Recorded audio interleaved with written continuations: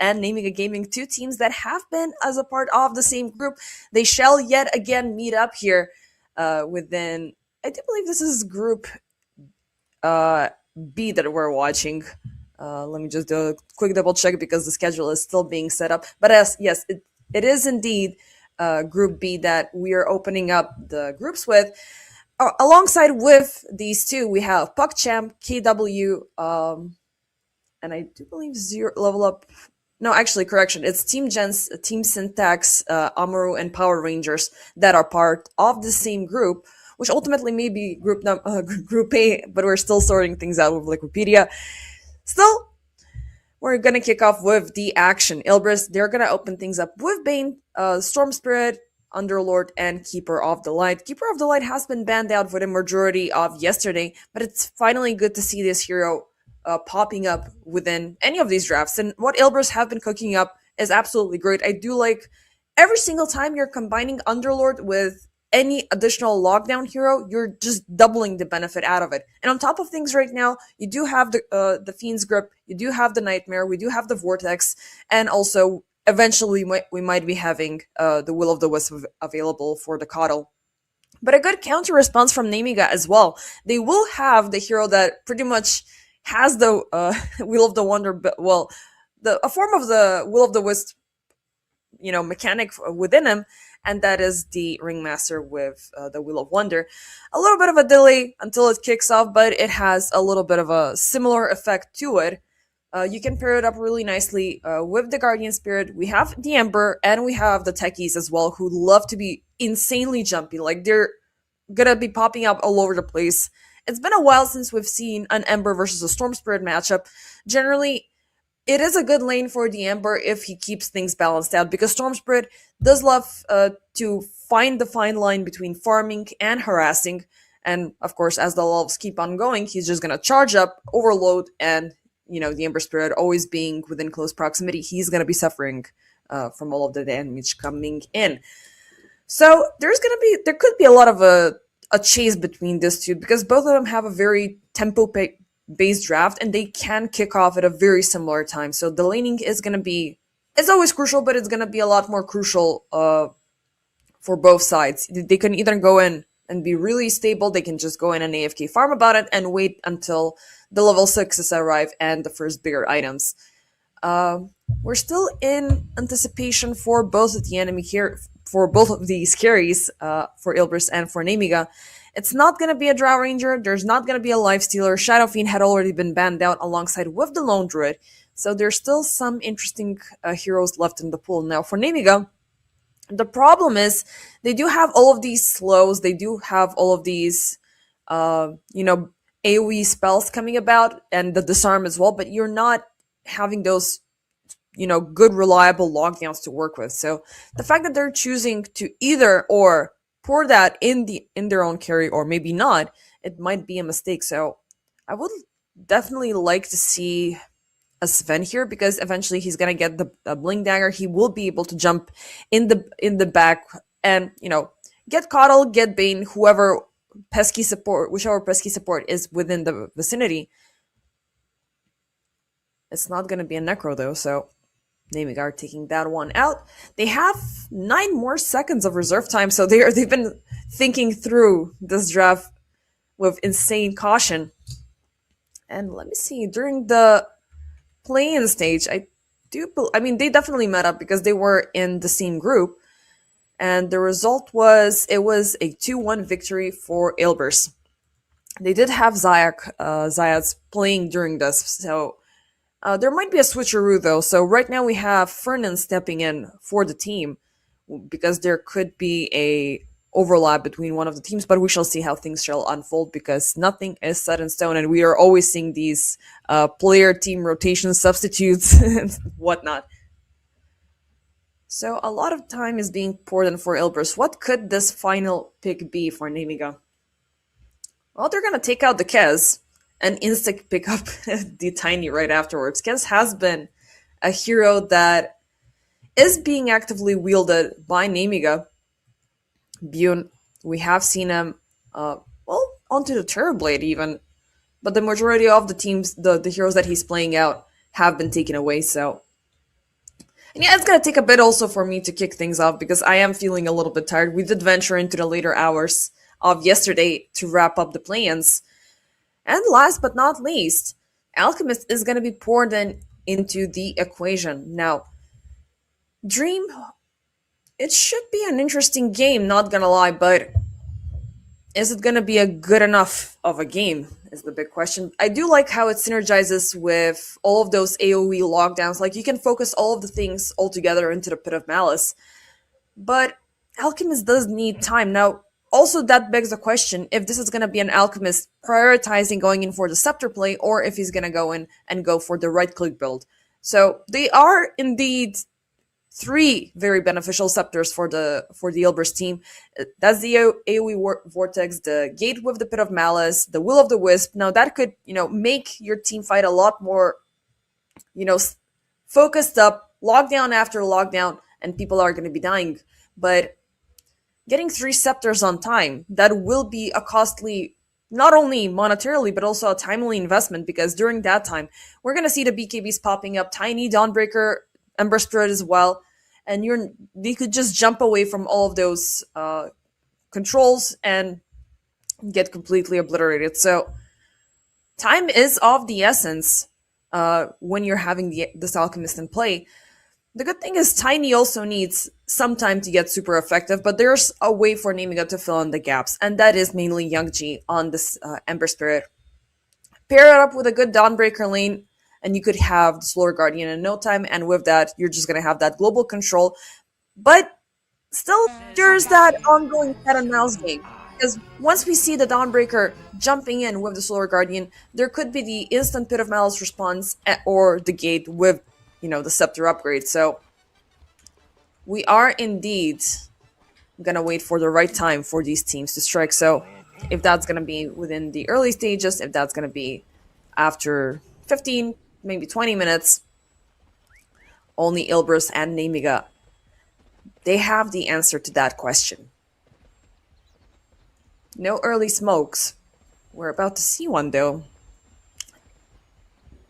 It's going to be Namiga. Ilbris had theirs on the ground temporarily, but they shall eventually pop it.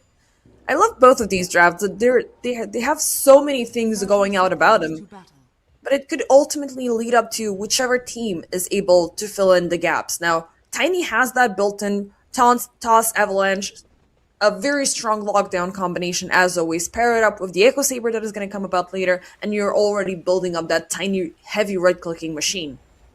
Now again, the question is for this Alchemist, which could be the strongest or the weakest link in the team. And there's already a catch, Pit of Malice, Janter, looking bad. He's going to be thrown back for a second time in the Pit of Malice, and there's your first blood, ladies and gentlemen. Out of which, Namiga, they will be getting one additional bounty rune, but at the cost of losing their support and losing the first blood. It is going to be Norma getting a side to the kill, so it's a good start for the Underlord, as his ongoing mission will be to punish the Tiny. So you have that benefit because both of these heroes are within the melee range, so there's going to be that ongoing conflict between those. Question will remain, how much of an aggression can the supports bring in? So having one lane with a Ringmaster present, it makes things super deadly, and it makes things super juicy for him to die. Because once level 2 or level 3 comes about, you will be having Tame the Beast alongside with the Impalement Axe at level 2, so that's a lot of damage. And during this, there's been a lot of projectiles firing on both sides. Alchemist feeling the wrath of what Namiga can bring in, while Fernand has been harassing Janter, Ponlo, Ariel. A little bit of a contest for the neutral creep control, as 3 sentries had died across both lanes. Mid lane, Niche versus Youngji. A contest, I feel like I've seen these two leaning against each other for an insanely long time. Like, I want to say even a year, because both Ilbris and Namiga, they've been frequent teams here at EPL. And it's always a very good contest. Like, they're always bringing out these spicy, absolutely insane heroes that not only that they will scale insanely around the mid game, but also they're just this pain train for aggression. Like, they're always going to be leading the charge towards skill potential, towards everybody jumping in from the group. And both of these teams, they do have the remainder of the drafts working around that mechanic. So, Namiga, they have at least two heroes, maybe even if they choose for the Dawnbreaker later on, to wield a Bling Dagger.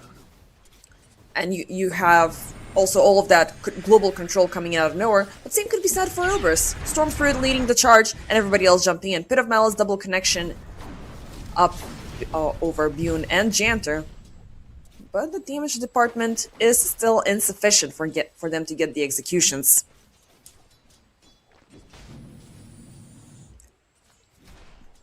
Bottom side, Dream is so far in a little bit of a struggle against what Kovis9 and Ariel have to offer. Techies, as always, even without the proximity mines, he's down to be super annoying. One single blast of connection onto two heroes and somebody could be dying. Now, you have this counter presence with the acid spell, so it's going to be a difficult terrain for him that he's not really yearning to jump in over, right? Because he is a super squishy support, and he is going to be losing a lot of HP during the blast off. But a single misstep, and it could be a costly one. Now, the Bane is there for the protection and for the aggression as well.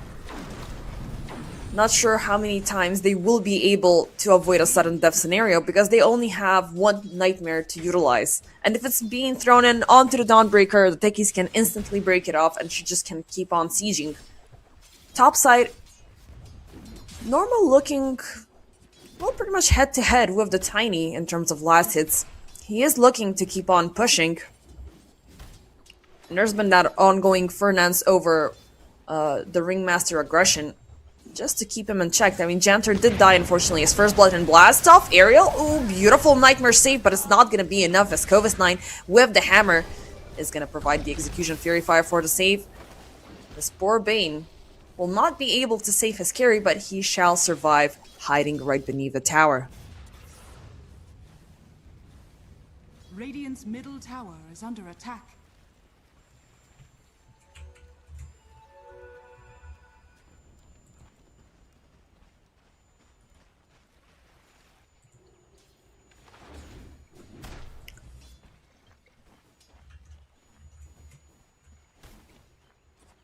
Yeah, with that takedown, maybe I will even out the score. It's a bigger fish that they caught compared to Ilbris earlier on.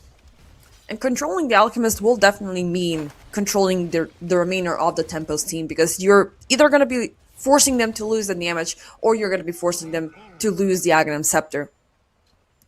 Now, the next wait for us here, ladies and gents, it's going to be which mid laner is going to be able to break out first. Now, in terms of last hits, we are having the Storm Spirit leading by 3, but let's see what happens down bottom. It seems like an overextension from Kovis9 might be costly. Dream charging up the Unstable Concoction, and it shall land at the edge of the Acid Spill, but Kovis9 is still tanky, still holding strong, and without any other ways to get a lock onto him, he's gonna TP back home and just, you know, shake off that deep dive. But it seems like we're not going to have the mid laners breaking out. It's going to be first off the supports joining in. Sticky Great, it's going to connect onto Niche.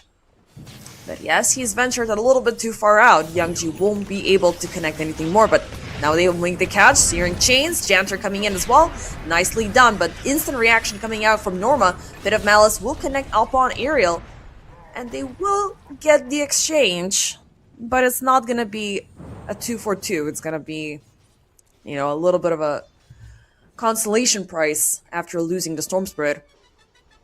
He did obtain level 6, so at the very least he won't be suffering too much with that lack of experience. Nice catch from Ponlo, but Youngji, he doesn't care that he's on high ground. Nobody's there to lock him down, and he's already got the Fire Remnants as well, so we should be seeing those global jumps around, refreshes back into the fountain, and just reinitiating out of nowhere.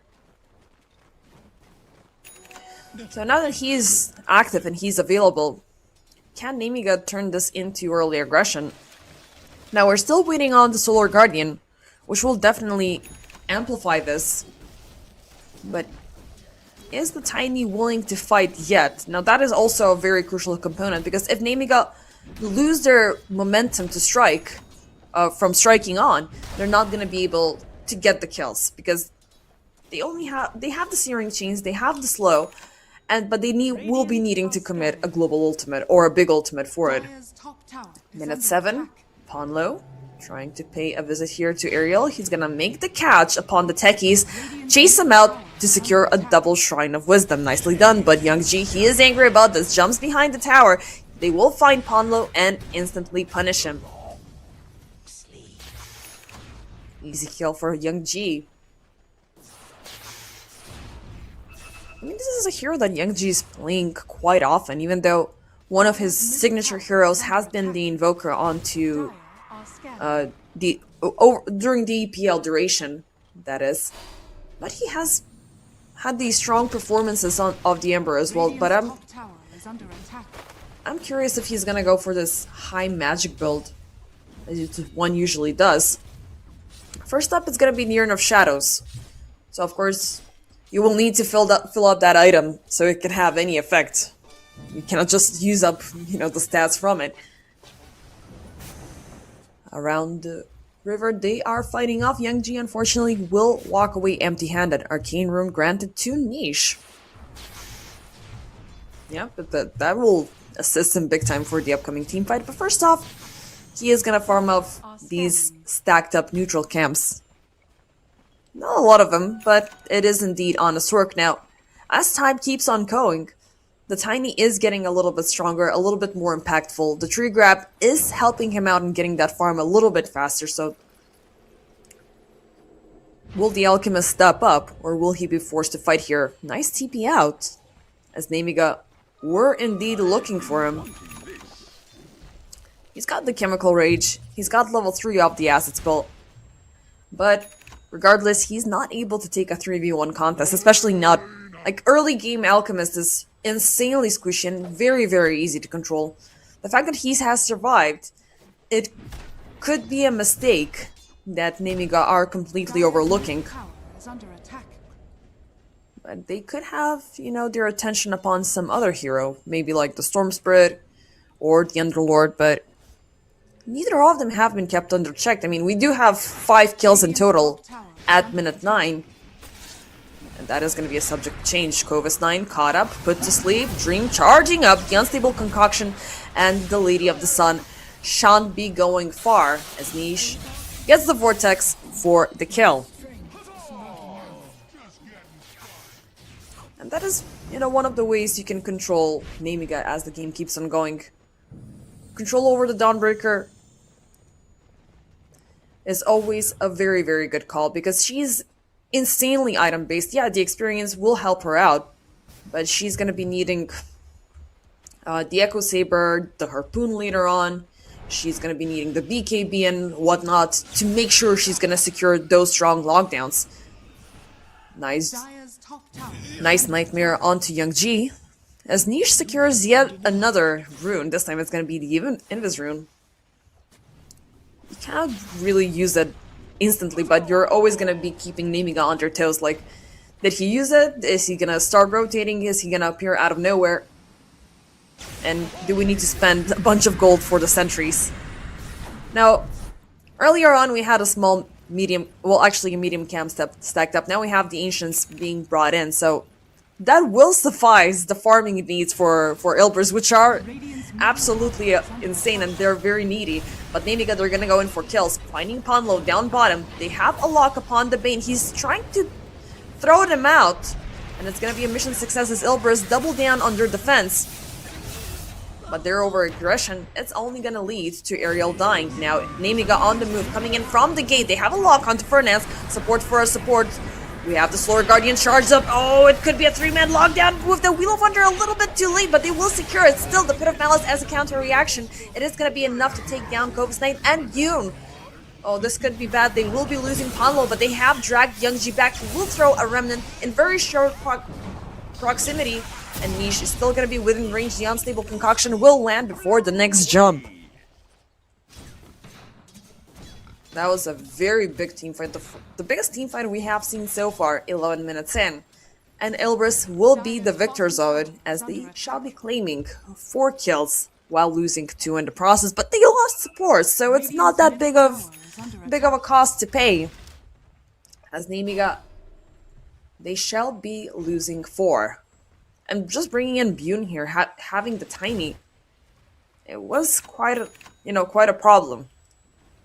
He doesn't want to walk away empty-handed. He wants to get them kills. Now he's going to be forced to just retreat and go AFK farming, a position where Ilbris can get a hold on him easily. In a similar way with what we've seen right now with Ariel. Or maybe they can do it. Oh, a little bit of a... There was a little bit of a lag there. And Ilbris, I don't know, I don't think that they knew they would have connected the Pit of Malice. But the follow-up would have been a very ugly for Young G. 8/5 so far, 12 minutes in. It's Ilbris leading by 3k. Dire's top tower is under attack. Dream, so far so good. On a pretty decent path of completing the Radiance on time. I mean, he already has the Sacred Relic. There is the Talisman of Evasion, so... I mean, until he gets it, it's gonna be like 13 minutes and 20 seconds. If he just calls up the courier. But yeah, it's a very good timing. This will skyrocket his farming. And... again, I really want to see what he's gonna build. Let me just do a quick check. So far is the Bling Dagger BKB, so he's definitely looking forward to double down the aggression alongside with Niche. And that is a good call, because he's not necessarily the strongest hero currently when it comes down to the damage delivery, but you do have the Acid Spill, you do have a very bloated hero that can soak in a whole lot of damage, and you have a very strong stun. But Nemiga, they want to put a stop to it. Nice jump coming in from Ariel, and they will commit the Solar Guardian, but look at that instant response from Ilbris. Norma jumps in with the gate. They have a lock upon Covis 9, and they will be not only even out the skirmish, but they will get one additional kill. And with that, with all of the heroes rotating down bottom, they could even keep up the push towards the tier 1, but the timing, actually this is a great timing. Second time they're securing the double Shrine of Wisdom. That's a whole lot of experience just granted to them within these first 14 minutes. They won't be sieging down bottom, but instead focusing their efforts upon Yangji, Will of Wonder. Oh, they are throwing Norma back, and they will lose the cash of Yangji, even though he did jump back into the lane, and they got the Unstable Concoction, but a tower dive is not something that Ilbris should be looking at right now, even though they have a solid advantage. But they could lose it all in one team fight. Nemiga, they are looking for yet another initiation. Last time they did commit on to Dream, but they lost contact. Maybe they can get lucky this time, and they're looking for him. They find him. Searing Chains. Oh, he's gonna pop the Chemical Rage, but the proximity mines are way too tough to handle. Under attack. Are scanning. Radiant's bottom tower. Yeah, with that, they are gonna take yet another tower. Nemiga, what they are losing in kills, they are compensating it with objectives. Ilbris, on the other hand, they don't have a single tower. Actually, they do have mid, so that's at least one. But you gotta get some additional area control. You gotta limit Nemiga, you gotta limit the Tiny, because the fact that he is actively pushing in as well, it will destabilize the farming, it will destabilize a lot more things, so... And later on, he's just gonna right-click towers to insanity. Still, net worth-wise, it is Ilbris leading. We're not seeing an ultra-greedy scepter farming alchemist currently. Maybe later on, as the game keeps on progressing, like so far they are looking to keep the aggression on par with what Nemiga are offering, as we just saw demonstrated. But look at that instant response. Maybe they will be just getting an equal result, but it's an eye for an eye. And with all of them being present here, they can still keep their jungle protected. And of course, they're killing off the techies, so that is making your life a whole lot easier. Where's the party? They're still not in a fit shape to call the initiations first. as they are still lacking on those stronger damage items. But they have the Guardian Greaves onto the Storm Spirit. They do have the Kaya soon enough to be Kaya and Sanj for niche, so that will lead to additional damage led by the Storm Spirit. Alchemist BKB is almost completed, but Norma having some troubles as the entirety of Namigar are gonna rotate in to take him down. And with that, it is gonna be yet another tier 1 tower. So with that, Namiga, they have a whole lot of open space to just keep on this harassment, keep up this aggression. Radiant's top tower Tiny, has fallen. in terms of his items, he already has the Echo Saber along with the Shadow Blade, so that is very good timing. Haste. Radiant's top tower And from this point on, he can keep on going in to make the Radiant BKB. are scanning. Eyes on Dream. Ooh, this could be tough. He is hidden, he is silent, and he will make the connection. Avalanche toss with the Tame the Beast. Dream did manage to pop the Chemical Rage though, so far it's gonna be enough to keep him alive, but he is taking from the Spirit Vessel, and they will claim the kill. Storm Spirit arriving way too late to the scene, and the earlier takedown on Norma, and the fact that he didn't have a gate means that it is a green light to keep up with the aggression. An unfortunate disconnect. Namiga, they have been stepping up in the past couple of minutes. Like, all of these group actions, these group activities have been earning them a lot of points. Like, all of the tier 1s... Actually, no, mid lane is still standing. I thought it was already gone. But nevertheless, they already have 2 towers. So that's a lot of gold, a lot of map control. They already got a kill onto Dream, which is also really great. So yeah, if they're controlling the resources, if they're controlling Dire's middle tower all of the is under farm attack. away from Ilbris, they're not going to be able to find this rollback tactic where they're just going to farm up their heroes and strike them back at the earliest convenience. They're just trying to suffocate them before they can do much about it. Dire's top tower is under attack. Even though both Radiant's Alchemist bottom tower and the Storm is under Spirit attack. are waging above that 10k mark. Bune he is around the corner, and we did see the Shadow Blade play earlier. And if he has enough information, he might as well do it again. And with that, like, when you're striking first, in this case as Namiga, you are going to be provoking Ilbris to deliver a response. So that is most likely going to be Norma jumping in, or you're going to have the Storm Spirit coming right after. But that delay until the gate goes through or the Storm Spirit closes the distance, somebody is definitely going to be dying. And if they're forced out to react as a team, then we're going to be having the Dawnbreaker arriving out of nowhere and the Ember Spirit arriving out of nowhere. We have seen what the Wheel of Wonder can do earlier on, so until Ilbris either get their big scepter upgrades to counteract that effort, every single time Namiga are going to strike, they could be winning the skirmishes. And Ilbris, they're not going to have any additional time, any extra time to respond to it. 19 minutes in. We are evening out the score alongside with the net worth as Namiga, they will finally commit. And I'm looking for that string to appear. The tier 1 tower is gone, but it's not going to be the case as Ilbris. They shall be pushing them out. Scanning. 2 heroes smoked up. Can they convert this into aggression? In the upcoming fight, they are going to reveal a BKB to Namiga. Well, let's see, Young G jumping in. Ooh. Just a split second. Nicely done by Young G. He's gonna get the shield rune and jump away in a swift second.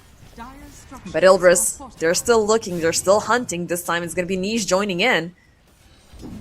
They're not gonna close the gap to Young G. Instead, it is gonna be the tier 1 tower taken out.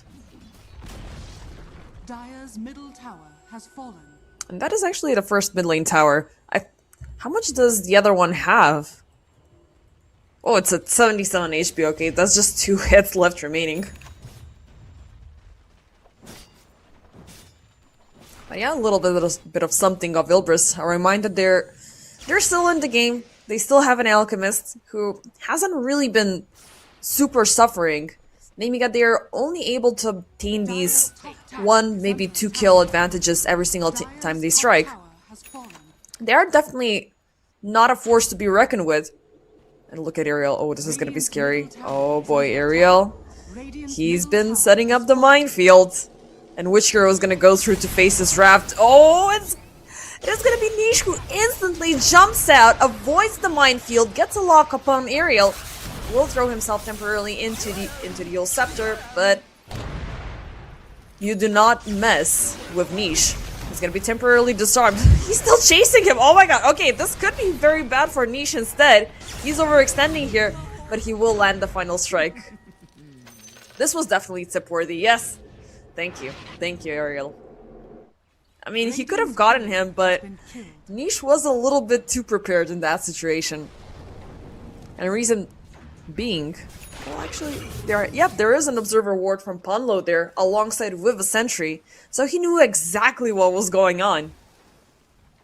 Ariel just wasted a lot of time, a lot of effort to set up the trap, but it just backfired at him, even though there was a slither of a chance. Thankfully, Ponlo, he did assist for the Storm Spirit to get the kill.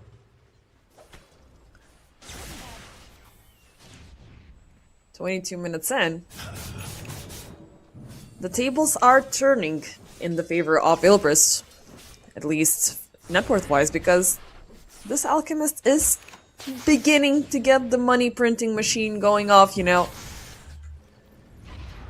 And I love the fact that he's going for this aggressive build, right in your face style. Like, I don't know, a lot of players, a lot of teams were liking the idea of getting those free scepters while the rest of the team can keep on carrying the game. But the Alchemist core is getting that right-click damage, that right-click insanity, which is not gonna happen, unfortunately. That's a beautiful commitment from Nemiga yet again, will lead to the Alchemist dying. But yeah, I do love the prioritization, even though he just got killed, which means he's gonna be active, he's gonna be present. There's not gonna be a need for Ilbris to overcommit as for. Now Nemiga, with that kill, they're looking for the Tormi. 23 minutes in, and Ilbris, not sure if if they're willing to do something about it. Sorry about that. I am surprised, by the way, just looking back at the play-ins. Having 5 series during the day has been excruciating, and I don't think I've ever seen a 1-day stream like VOD appearing ever in my life. A huge shout out to the casters who were covering the play-ins. But now we are in the group stage, so reaching to the familiar format that we've seen season after season. So Nemiga, a little bit of a downtime on their end as of now. So they were able to get Dream with yet another collective effort, but they have been compensating in terms of farm. So we have a triple BKB to reveal within the upcoming skirmish, which is going to be a very big problem for Ilbris, as they are going to be having the Storm Spirit completely shut down, as well as the Underlord. So Underlord, who still, well, he already obtained the Aghanim Scepter. He could either be looking to provoke those BKBs to be used very early on, or Nemiga is just gonna rush him through. And speaking of the devil, yet again, another smoke. This time it is gonna be Ponlo that they find. Dream, he is lucky that he was not the victim this time. Blinks away back to safety, but Bune, uh-oh, the Tiny is right behind him. Thankfully, Dreams' Blink Dagger is going to get off cooldown a little bit sooner, and Bune does not seem super interested in going in for a deep dive. Radiant are scanning.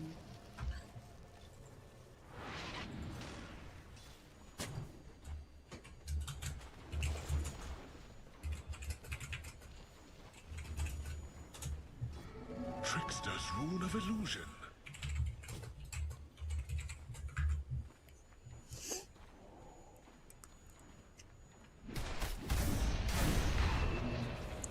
Goes 9. Harpoon's Blade has been completed. 9 seconds of a BKB, full duration. Naming of the fact that they have that big addition within their defense and not having the chance to use it, it is quite the good sign.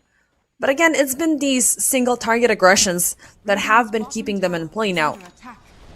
Ilbris, they're gonna be looking for a big fight. Unfortunately, if they're not able to survive those full duration BKBs for 9 seconds, they're not gonna Radiant's be able to bottom deliver. tower is under attack. So again, Norma is completely counteracted here alongside with the Storm Spirit. The Alchemist still doesn't have that strong right-click damage output, Radiant but let's are see scanning. which side will make the first strike. Ilbris coming up with a smoke, and they have an Orchid reveal onto the Storm Spirit, so if Youngji gets caught up ahead of time, it could be bad, but it's going to be a reveal for Namiga. The Solar Guardian is going to be jumping in the backline's caught up first, but the fact that the Storm Spirit has broken away, that means Niche is just going to be jumping around, instantly converting it into a kill upon Bune. Namiga on the run, they're going to use 2 BKBs, one for the aggression, one for the get the hell out of there.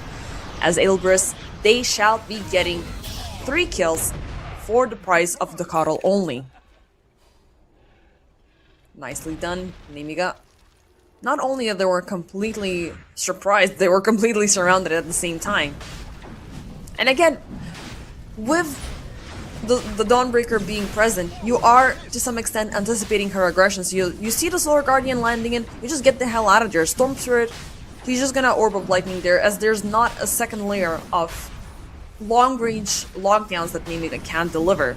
And only losing Coddle in the process, it's a small price to pay, but Janter, now looking for the Roche contest, throwing himself in with the Wheel of Wonder. Oh, it's gonna be Niche still securing it. He will get the last hit upon Roche, but he will be losing his life in the process, so... It was a commendable effort, it was a very satisfying wheel, getting a lock onto 3 heroes, but unfortunately, no follow-up. I wish there was a Snapfire here, you know, for the Murskises to fly in. But maybe next game. I'm not sure if Grandma was banned.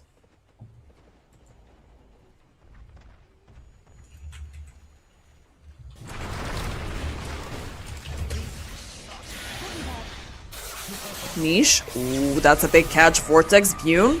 Silenced up, slow down, Pit of Malice. There's a reveal with the Scepter. Actually, it's been present for quite some time, but he will be forced to use the BKB so he can walk over the difficult terrain. And with him running off, that is the 9 seconds used up for him to stay alive. It is, you know, always a bad manner for you to lose the long duration for nothing. But he's gonna be getting the Harpoon soon enough, and now he's leading the siege for aggression from Namiga as, ooh, that's a very nice lockdown of Dream, even committing the Solar Guardian for it. It is gonna be 2 targets for Namiga after that Roche siege, which is robbing away some of the potential Ilbris can deliver here during these 3 minutes and 30 seconds of reincarnation for the Storm Spirit.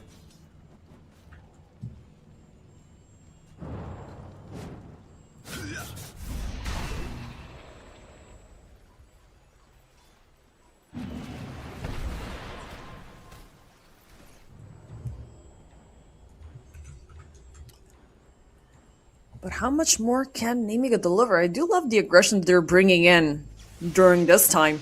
Dream being gone, they're gonna looking for more, but this could be a bad idea because they did use up some of the BKBs earlier. Yet another BKB used up for the defense. Jantor unfortunately does not have one, so he's just gonna die. Nice punishment from Ilbris. Look out for fallen rocks. Invisibility.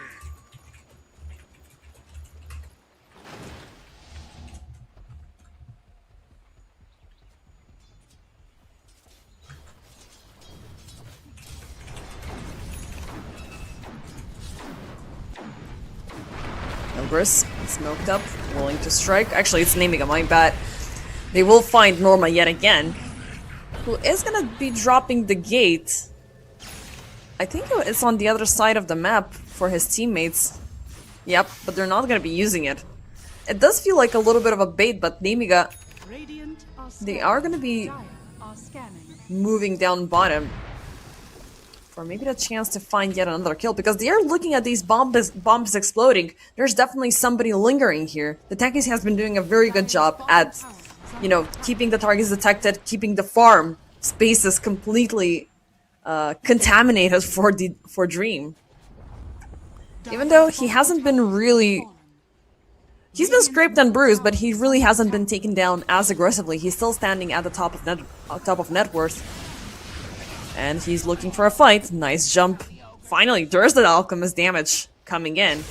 We do have the Basher, we have the full completion of the Assault Cuirass, which does translate into additional attack speed. And we already have the Abyssal recipe.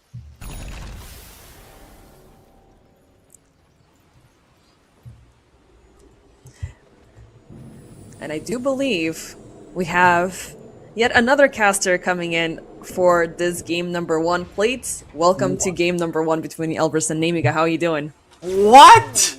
I Not was sure if you supposed can to hear be me here the because whole time. we need to jump in on Discord. But I assume we're in prod. You know, you would think that a professional would be here on time, but well, I'm not. So I'm just a guy, and you know, you come into a game like 30 minutes in, and you see that there's a 1,000 gold lead for an alchemist draft, and you're thinking to yourself, "What happened? What is I mean, a going lot on have here?" happened. Yeah, A I lot see have that. happened. Yeah, it's been a very fun galvanized game. stack Storm Spirit. You got a Coddle on your team with you. Holy smokes. Yep, 2 very explosive drafts, and they're not short on delivering. Namiga have been hyper-aggressive here with Young G actively leading the siege. Bune as well onto the tiny right-click damage, baby. And now we have... And also the Dawnbreaker on top of things, just jumping out of nowhere and destroying targets on the... Hi. For Namiga, I like the draft a little bit more just out of spite because I hate alchemists. Oh, see, I think you and I can't disagree more. I am a big Alch fan. I'm a big Coddle believer too, especially when you pair that up with the Storm Spirit. You can see when you're in these really weird situations, especially for Namiga, you don't really have the best tower push. At least you need to pick off first, and Beyond is going to find one. Oh, there it is. He's instantly going to find Niche and destroy him, and it's going to be a Fernand's follow-up. There are your galvanized stacks out the roof, buddy, alongside with the monster kill streak. Yeah. Yeah, and this bottom tower is going to open up a lot of that Radiant jungle here. They're just going to go through this backdoor protection here. The creep wave is going to come up. Curious to see if Namiga is actually going to kiss the high ground here.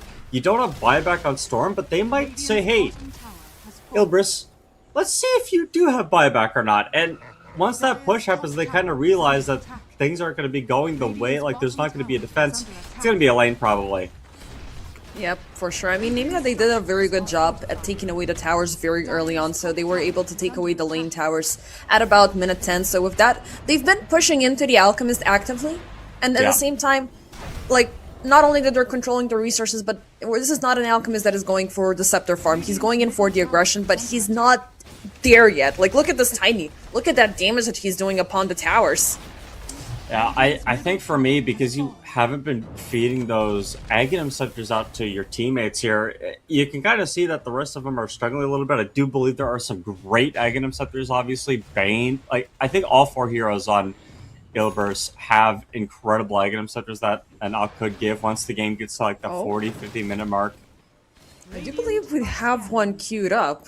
I'm looking at the courier, but it's gonna take just a little bit to complete the point booster. But yeah, everything is great that they have to offer. Like, I love all of the scepters. I love Wheel of the Wonder. I love the AoE Vortex. Like, the Bane just multiplying himself during the Fiend's grip, that's just disgusting. Yeah, I would imagine that it's going to be Ponlo getting the first Ags. I think this multiple Fiend's grip is like some of the only reliable stamina you have for this Ember Spirit. And you do have to be careful because obviously Box can't save from that Fiend's grip, of course, so you do have to prioritize really finding that backline hero. But once the Ringmaster's picked off, you know, World's kind of your oyster in that sense. But obviously, a lot of space was just taken up. You lost 2 tier 2 towers. Namiga split up the farm, and this could be something they're that they gonna can capitalize on. They will jump in onto Young G first, and with that, there's no tempo. There's nothing that Namiga can use to keep up with the siege. Eyes on Ariel, who's trying to blast off, get the hell out of there, but Niche closes in the gap and will take down the poor techies. But I do believe we also have a deep dive. Bane, Ponlo, he is looking for yet another target. Does have a close encounter to Bune. Now, this could either lead to the Tiny being baited out for an easy kill or Ponlo getting an instant nightmare into the Fiend's grip. Unfortunately, we're going to have a pause. No, They I don't have think no anybody knows that idea. they're... They have no idea how close they are. Yeah, I'll always have my fog of war disabled because at one point when I was switching computers, my keybinds were not set up. So mid-cast, I would misclick when we were doing our own prod, and I was like, okay, rebind everything so I can see both of the teams. So I Yeah, never added anything else. But we're gonna yeah. have techies back soon enough. Okay, Will let's see. Ponlo find Bune? They're not gonna find each other, but no, actually, Bune Oh! will find him. There's the jump, nicely done. But Niche will use this exposure to take him down, but it does this a little bit too late, and Bune will walk away with murder. Nemiga's Well, I guess chances we are finally looking got the pretty answer. good. Yeah, well, Yeah. we did get an answer, and it was not two ships passing in the night. It was Ponlo getting wrecked. There was that ward up in the river that ended up spotting him out, which is why he died there. But, you know, I feel like Dawnbreaker is a hero that can fall off really hard. We're starting to get to like the time when those middle game heroes start to loosen their grip over the game, and I think Alchemist is another hero that can tend to fall off. You lose your gold advantage if you had one later on as the game progresses, and obviously he himself has given away one of those Aghanim Scepters, so he's capped out basically. He's got the Swift Blink. Who did he give his eggs to? Could we figure out who that was? I don't know. I mean, Norma already had his completed for quite a while. Maybe Carl? Nope, it's not on Coddle either. Well, I mean, now he's got the point booster. He did have his courier with the remainder of, the scepter components, but He's giving it away to unless, someone. and this would be insanely stupid, giving the scepter to Norma already because he has the upgraded version of it. But he already had it in the game. Oh, I think it might have been for the gold. It may have been to give him an extra 4,200 gold here. I don't know, Oh my gosh. It doesn't feel What like a a good idea, pit! but that beautiful Pit of Malice catch locking onto 4, and it's gonna be the Vortex used up. I guess they went in for the late reveal. Niche, they're not getting any kills, but look at the grip. They have Young G completely locked down, but can they get the kill? He's still alive. He's gonna venture out with the Fire Remnant in the backlines, but they still have a lock on Kovis 9, and the Dawnbreaker's gone. And guess what? It's gonna be Bune that they're looking out for it after. Nice, beautiful lockdown. And with Furnance to seal the deal. 3 for the price of not Ilbris. What a powerful strike on their end, and they will put the cherry on top by getting Roche. The moment that you get that 4-man pit down, Nemiga it's the problem with that team fight. Nemiga get 4-man pit, and all 3 BKBs are forced at the same time. So the Tiny, the Dawn, and the Ember Spirit all forced to BKB at that same time. What a blast! Oh. Holy smokes! Attempts by the techies to snatch the Roche. I mean, last time they did have Janter throwing himself in. He got the Roche gold, but he did not secure the Aegis. But yeah, I mean, that's your idea when you're playing the Underlord. Like, you're either gonna be getting the kills, or you're gonna be provoking the BKBs. And now, when it's down to those 7 seconds duration, Nemiga, they're either gonna be... It's gonna be a fight or flight situation every single time for them. They cannot choose anymore. And when you pop the BKBs already, that's your time when you can't commit. You have to fight if you use your BKBs. You can't run away, and then Nemiga spent their BKB time trying to get out of that situation. No wards placed by them as well. I feel like if you're going to make the smoke play, and especially the moment that you get up into that jungle area, you should definitely pop a ward down just to see where everything's at and what's going on. But they lose the Roche. You don't give it to Storm Spirit. You give it to Alk. I feel like Niche might have been a bit of a better Aegis carrier. I think he could have played around a lot more, and you could actually have Coddle switch his mana prioritization over to maybe the Underlord for more pits, or Banes for some more nightmares. There might have been a bit of a better opportunity there to just kind of break the high ground, which I think is what Ilbris are going to be thinking about. Mm-hmm. But Bune obviously looking for revenge here with the Nemiga, and they might find something here. Oh, they are gonna go for it, but they're just chasing each other all across the map. Instead, it's gonna be Janter caught up first, him dead and gone. Second support on the strike. It's gonna be Ariel dying in as a package deal. Will of the Wisp in the back, but it's gonna be Ponlo being traded off so far. They still haven't wasted out the BKBs. They're playing like they're trying to take down one hero after the other before they can have any bigger impact. Clovis9 now on the run. TP BKB out is not gonna work out. That's a little bit sad. Really nice play had to by get the hell Alk. out of there. It was such a nice play. Alk was waiting for the BKB TP out of the BKB Dawn ulti out, and he, the moment it comes out, he's got his Abyssal Blade so he can cancel it. It's the only way that he can get that kill is if he waits, so. Yeah. That's And going nice. back to the Scepter subject, sorry for interrupting. So, I thought it was going to be a late reveal during that previous team fight, but it was indeed granted by Norma just because of that gold. Yeah. Coddle, meanwhile, bought his own Aghanim Scepter, and now recently we have niches available, so we finally have the AoE Vortex in play. I mean, if you thought that last team fight at the outside of the pit was bad, the moment that Storm Spirit gets that Aghanim Scepter, and it's especially bad, Nimiga have triple melee core, so they're gonna be stacked on top of each other, at least two of them. Really makes these pits, really makes this Vortex a lot more problematic.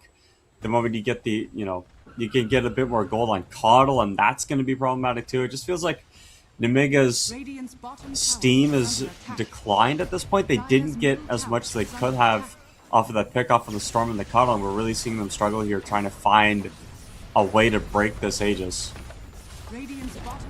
How can you approach this? Like, you were most likely going to be forced to wait it out for a minute and a half because you're not willing to be the one bringing in the initiation first, because Ilbers have this instant response every single time. It's either going to be the Gate, it's either going to be the Storm Spirit, it's now going to be also the Alchemist, who is very deadly with that Abyssal Blade being wielded. So, I don't know, like you're either going to wait out for a good high ground defense. I'm not really sure what you can do here. But yeah, going back, that there's 3 melees in this picture. You don't have that standard range. I'm going to stay up on high ground and snipe everybody down. You're going to be forced to go face to face. Yeah, you don't really want to man fight Underlord if you're a strength hero, is the first one, because Firestorm is just going to eat you alive and you can't kill the guy. So it's like, I think you really do just have to find this Coddle hero. I think this Coddle, the Coddle Bane support duo is so annoying for you to deal with. And you also have to be mobile during the fights. If you try to stick in one spot for the whole team fight, you're just going to lose. There's too much stuff that Ilbers can just throw on the ground. I feel like if you find a pick-off and then relocate the team fight to another area, it makes the fight a lot harder for Ilbers to do. You force Storm to use more mana chasing you, and that's probably the way I would think about it. They will be making contact. Niche finding off Ariel first, and with that, they're gonna realize that there's a Scotty present upon Niche. That entire game of cat and mouse was... it was a little bit scary because Namiga at one point they were sandwiched in between the Ilbris, but the fact that the techies was revealed a little bit too on allowed for the rest of the team to just back off. But yes, Scotty on to Storm Spirit. That's a very, very niche pick here. I feel like it's just because you're dealing with the Tiny and you're dealing with the Dawn. There's a bit of healing, but it's also 5 less strength than a Heart. And it does also give you, I believe it's 35 intelligence, which is kind of 35 ridiculous. to all attributes. Yeah. So, pretty niche. It's not something you see every day, but I think because you have the Coddle on your team, you're not so mana tense or stressed out that you can't afford to go for something that gives you more base intelligence. Mm-hmm. It's pretty neat. It's not an item I've ever built, or even I think this might be the first time I've ever seen Scotty on Storm Spirit, but you can see it's panning out, and with the way that Nemiga want to play these fights, it's burst a target, relocate. You can't burst a guy with 3,000 HP and the possibility of literally teleporting away untargetable if you don't get the perfect lockdown for him. So pretty cool, actually, in my opinion. That's pretty neat. I mean, the Storm Spirit is indeed living up to his name, so...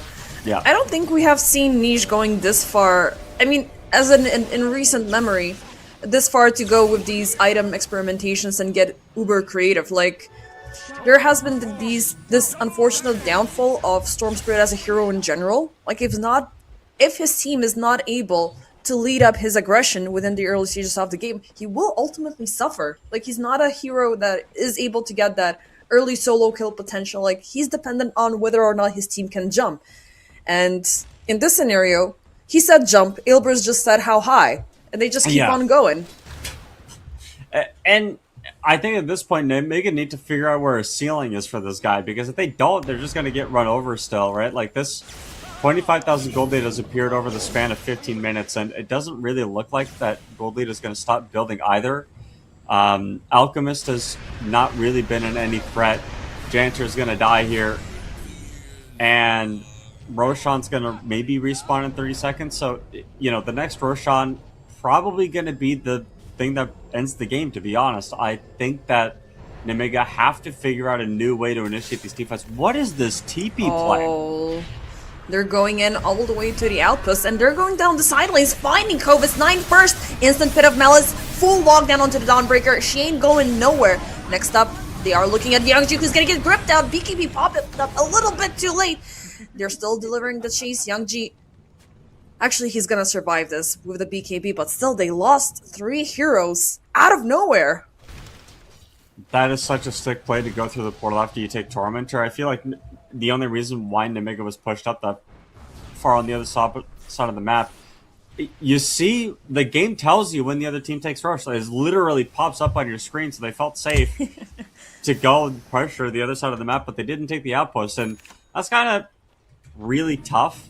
3 egg interceptors now for Alchemist. He's got Shard on the way.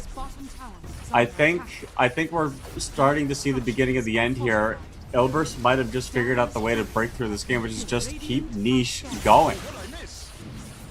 Yep, they actually are going to be dropping the banner from earlier, as they did take Roche number 2. Bottom racks completely cleared up at insane speed. Like, this is what you would expect from Tiny here. But Ilbers' team effort was so on point. Their draft was absolutely beautiful. The execution, we're looking at Niche going at it once again. Will of the Wisp getting a lock on to Bune. He is going to walk away, but now no Ember, no BKB, caught up into the Pit of Malice, and is looking like he's going to die. He's trying to get away with the Searing Cheese, but he's at the same spot once again. Gets locked out by the Pit for yet another time. Aerial chased up, gripped up, he's out. That's going to be 2 buybacks forced up on the end of Nemiga, as they're throwing everything they have to do the fight here. Solar Guardian popped into their bag. They're trying to get to the Storm Spirit, but he's not dying. The rest of the crew are still there. Bune is dead. He's going to force out a buyback as well. Kovis 9 on the run with the BKB, trying to get as far as he can with the hammer, but it's not happening. He's going to get bursted down. Niche still loose, still free, and there's the GG being called up. Game number 1 is going to lead. Nemega didn't kill a single person on Ilbers in the last team fight. Literally everybody was untouched. You're just watching Storm Spirit do whatever the frig you wants is the end is what's happening. Also, nice I am Dota. I know I'm played now. Wow. Yeah, you're played. You're back. Yeah, I'm played. I'm back. Yeah. So, you want to think about, hey, you had a really good position. You were hitting the tier 3 tower. So what happened? Well, you lost that one team fight, right? Like, when your game is so close, you get caught out in that last team fight. The 4-man pit from Norma completely destroyed the game, and I'm actually gonna give him my shout for MVP this game. The reason why I'm kind of a little bit hesitant to give it to Nishi, even though he was 14-2 and 21. He had a Coddle giving him mana the whole game, so he had like a Coddle buff. It's not really fair. It's not the same. Norma's out here trying to do it all by himself, and that pit literally won the game, I think, for Ilbers here. So Yeah, I think do if agree. you're Nemiga, you're looking at the next game, you're looking at the next draft. You can't draft triple melee core into Underlord. You just can't do it. You got to get that hero out of the pool, and yeah, it just ended up that the Storm Spirit had too much help. So Yeah, I mean, And given the also, limitations from the draft, like they didn't have the option to go either for Drow, either for SF, either for Lone Druid, which are your go-to ranged yeah, carries nowadays. So they were kind of pushed into a corner very early on to go in for the last pick, Tiny. So either it's gonna be, it was either gonna be him or somebody else, like a Sven per se. But still, they would have been in the same situation. I think the other issue is that Bune, his damage number is quite low. So would like to see a way for him to get into the game, be a little bit more active, be a little bit more threatening. Um, this is obviously game one, so you definitely have some more Dota to play, but I'd like to see a bit more on Bune specifically. I'm going to call him out and I'm going to say, hey man, let's see a new version of you here in game two because your team needs you. Yep, for sure. We shall see after the break if it's going to be Nemiga tying up the series into a game three or if it's going to be Ilbris walking away with a 2-0 victory.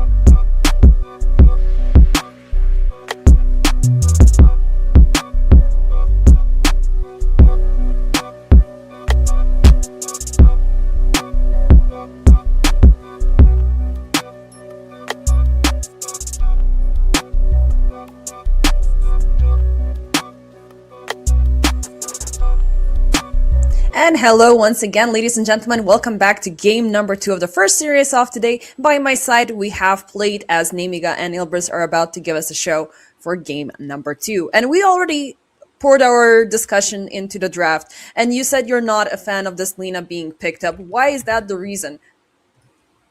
You don't do anything and you die, so that's why I don't like it. Simply Every put. time, every time I see this Lena hero, people pick it and they're like, "Man, I'm gonna dominate the Storm Spirit in the lane, and then I'm gonna buy these TP boots, and then I'm gonna TP to a lane with the Laguna Blade and get a kill." And like, how many times have I seen a Lena with TP boots go to a lane and TP and die? Like, it's so often.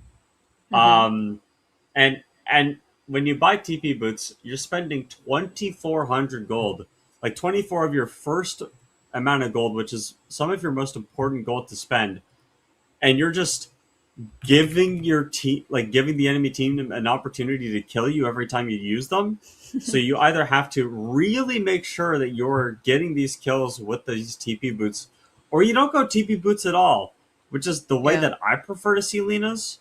But yeah, it's really like I think Lena is a bit of a once the first 15 minutes of the game, 20 minutes of the game, if you aren't completely killing everything that you see, it's so hard, especially when there's a team with as much jump as the Mega Gaming have. Like, there's an Axe and there's a Storm Spirit, so you have two heroes that can already dive on top of you pretty Yeah. easily.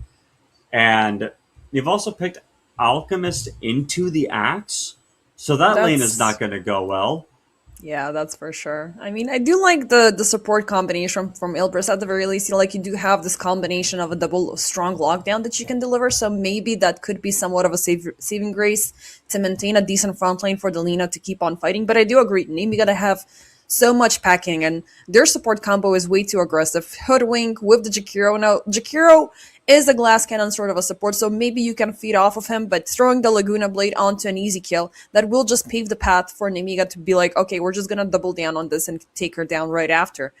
Yeah. Now, there has been a situation yesterday where KW they played the Lena as a carry on Turetsu and it didn't work out. But then later on, Team Links picked her up as a mid laner and it was actually flourishing upon Flocken. So in this situation, we are indeed seeing her as a mid laner, which is gonna Yes. pour in a lot of solo resources, a lot of solo farm, a lot of solo experience. But we're both rooting for the Boots of Travel not to be the prioritization. You want to amplify her spell amp, you want to amplify the damage that she's dealing, so we have seen that happening for the Alchemist, not going in for the passive play.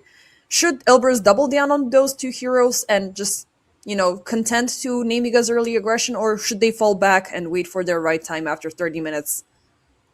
I think the Mega are spoiled for choice here. It does depend really heavily on what carry they go for. Mm-hmm. Um, you can either. I feel like Wind is probably the most obvious option in this at this point.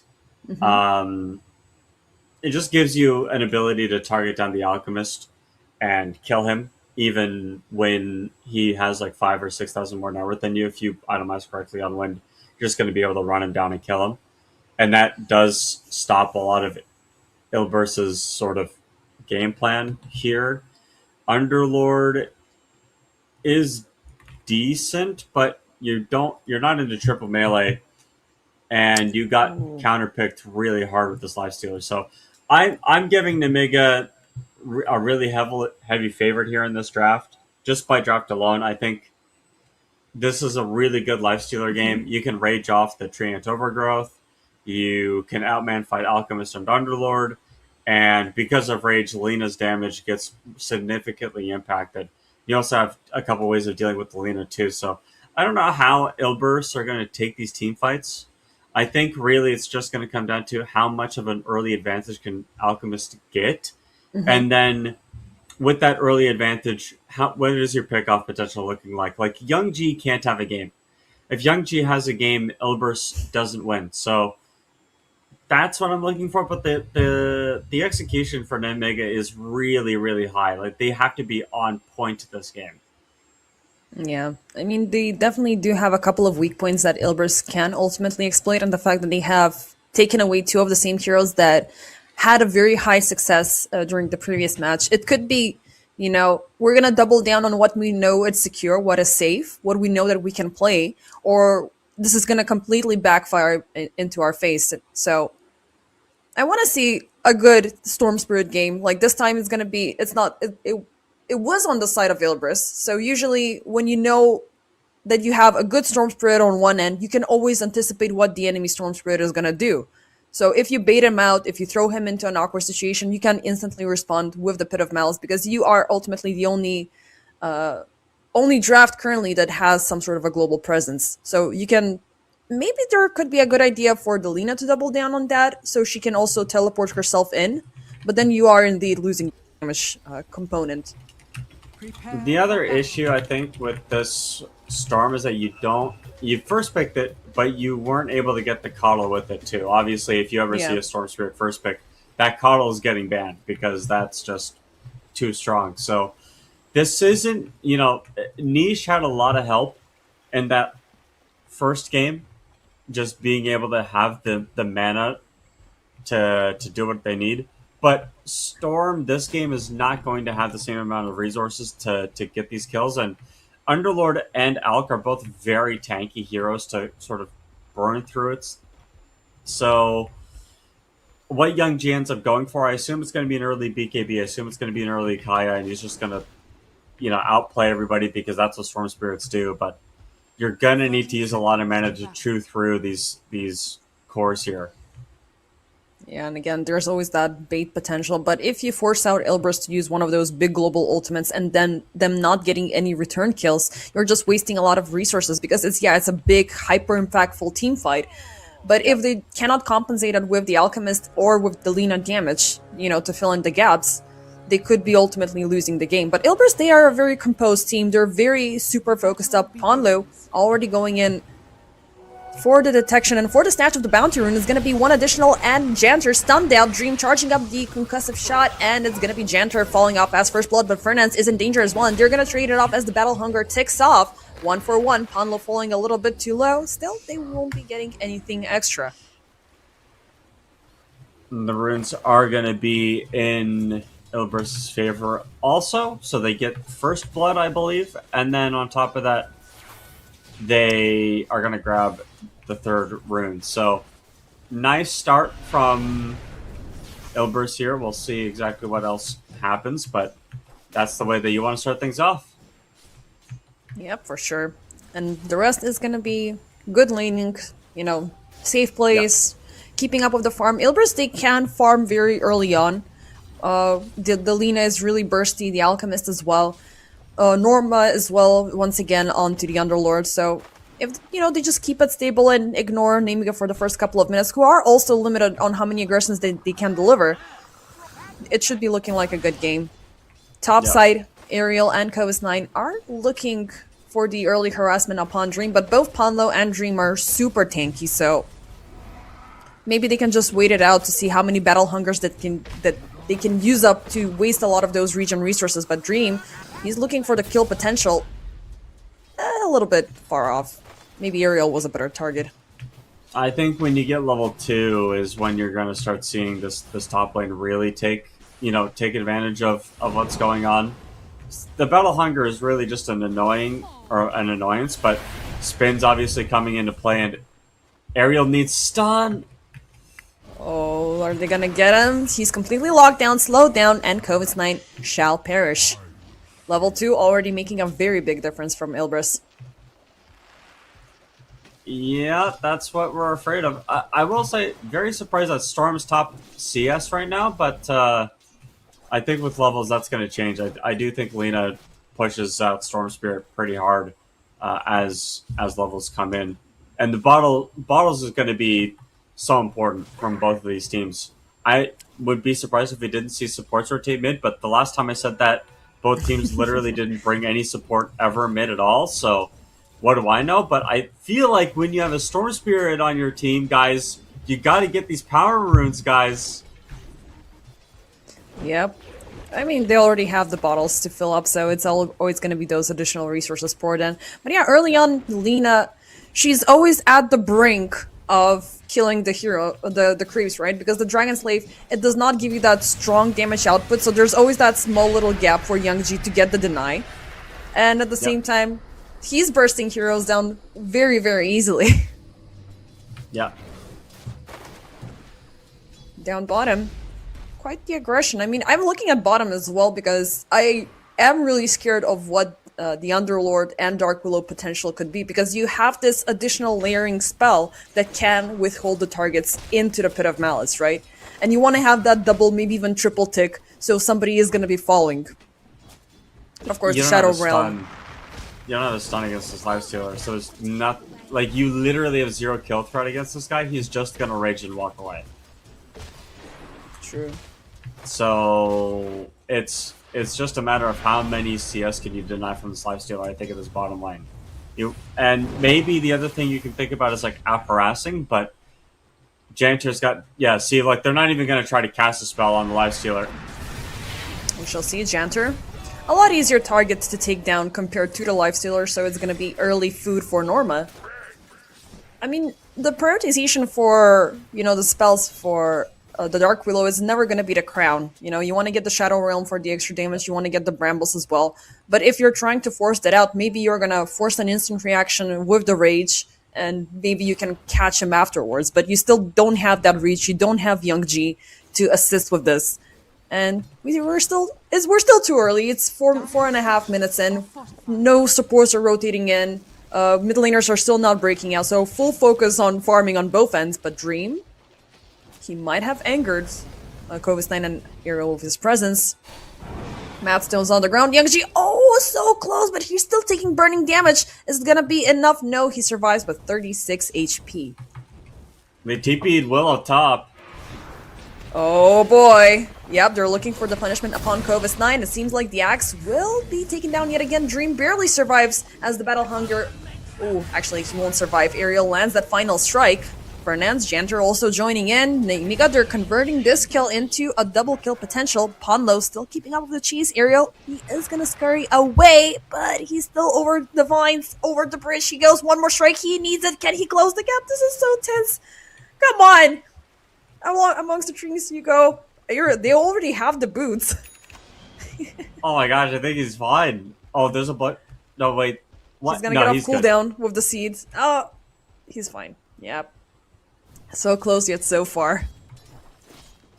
Still good rotation for Namiga. They are gonna call in Janter as well after Fernand shows up, and with that they shall be punishing Dream. And looky, once again, as Dream is all by himself, he is gonna fall yet another time. Ice Path, there it is. He's hiding under the tower, but the dual breath will take him down. And this is bad for Ilbris. They lost their carry 2 times in a row within a minute. Yeah, he's not gonna have TP, which is the biggest problem about that. Probably buy a smoke, or someone's gonna buy a smoke for him so he can run back into the lane. But 6 minutes in, and your Alk doesn't have Soul Ring. It's not looking good. It's already looking a bit bad. And you did pick the Alk into the Axe lane, so that is a big question mark for me still. Yep, if it's gonna work out. I mean, eventually they might break out, but let's see what's happening mid. Youngji. Niche did commit the Laguna Blade a little bit too soon, and it looked weird there for a split second, but with the rotation coming in from Fernand, they were able to seal the deal. So at the very least, they will deliver somewhat of a punishment upon at least one core on Namiga's side, but they lost top side, which will further endanger the life and the game of this Alchemist that you're very much depending on within the later stages of the game. So Namiga, if you're playing at this if they're playing at this pace, they might as well take things down in 25 minutes. And look at what's happening. Ponlo, thinking that he can be stealthy and quiet to snatch the Shrine of Wisdom, as Ilbris did twice during the previous game, but he will be ultimately signing off his demise. Ice Path for the lockdown. He's trying to TP out actually, and it's gonna be a success. Bushwhack goes on Living Armor is dumb. Living Armor is a dumb spell. It's so dumb. It's But so it's so dumb. good. Like a level 4 Living Armor blocks 600 damage or something ridiculous like that. Like, stop it. Get some help. Nerf this also, hero, please. It's the only left remaining like built-in ability that has some sort of a effect of your infrastructure. Like you're Yeah. saving your towers, you're making the sieges a little bit more difficult. But you know, topside was already claimed by Nemiga, but later on it's gonna be a little bit better. I think the only other hero that can do that is Lich at level 25 with the Frost Shield, and there's no one else. Remember the repair kits that they used to give out? I do, and I remember how dumb those were, and people were starting to kind of realize, hey, Tree Protector kind of does that by existing. You know how Yeah. hard it is. Like the tower push from the Nemiga is very limited. They do not have. Ooh, I guess the only thing you have Bushwhack. going for you is Right Jakiro. at the end of it, they're gonna get the Dream Bushwhack, but there's an instant response coming in from Milbers. This time they're bringing Norma from across the lane and looking for a punishment upon Clovis 9. Pit, right at the edge with the acid spill, the rain is coming in. They're gonna tick for a second time. Bushwhack for the save, nicely done, but he's still within range. Dream, is he gonna get the stun off time? Niche is coming in as well, but he's way out of reach to land the Laguna. Dire's Big bottom effort, tower is but under nobody's attack. dying. Well, that's three people, four people you forced to go top. Axe doesn't die, and the Lifestealer's still free farming. On top of all that, Alchemist is starting to, climb his net worth up, and he's going for, what is he going for? Radiance? Yeah, he's going to get his Should be. Radiance, but it really does come down to stacks. I think at this point, like I'm trying to find stacks here that Ilbris have been building, and I don't see any. So this is really gonna slow Dream's game down a lot, I think. For sure. I mean, the only stack that I'm seeing currently on the map is within Nemiga's Radiant Triangle, but it's just a double ancient stack. So maybe, if Nemiga pour in a little bit more effort, Ilbris could be looking to snatch it, but they currently have no information that is happening, nor do they have the chance to break over the tier 1 towers. Because they're still standing. So it's coming down to a race of which carrier is going to complete the Radiance first. Yoon having a very good course with getting the Sacred Relic, so 2,800 gold. The fact that the Alchemist, as you said, is AFK farming could just skyrocket him into closing up on that item and just give him the faster farm a lot sooner. But that is not giving yourself a fighting chance. Nemiga, they still have the upper hand with Young Ji able to dictate the tempo, but he's still not there. So one component of Nemiga's draft is missing, but they're still delivering with the rest of the course. Yeah. There is a catapult wave at the 10-minute mark has come around. I'm curious to see if any team is actually going to use this timing for anything.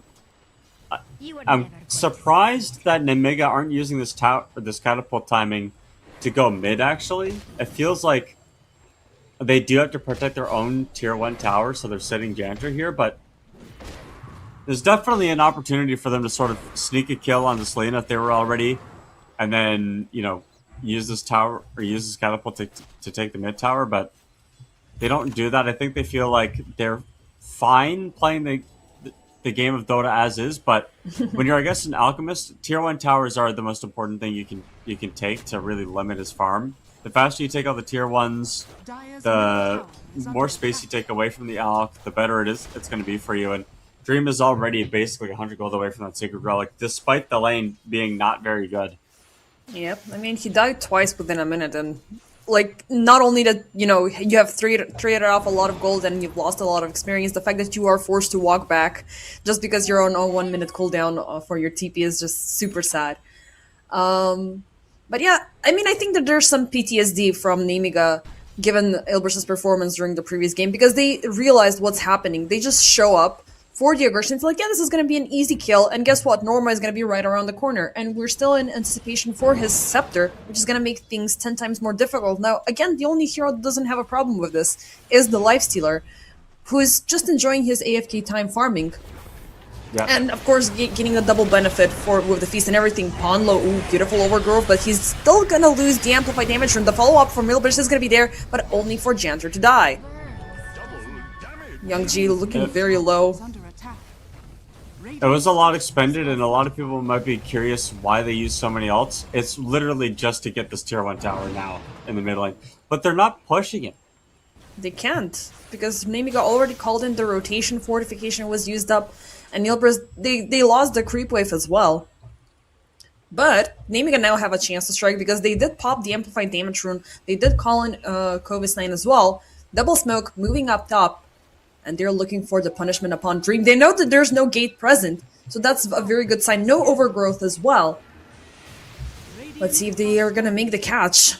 They don't have any detection of where he might be, but you know what Alchemist is gonna do when he doesn't have a tier 1 tower. Eventually, they spot him out, put down the tree, charge up the Oh. sharpshooter, and he's broken. Where's the dunk? Okay, that sneaky neutral camp. I still freaking hated that he does that, but they still will kill the Alch.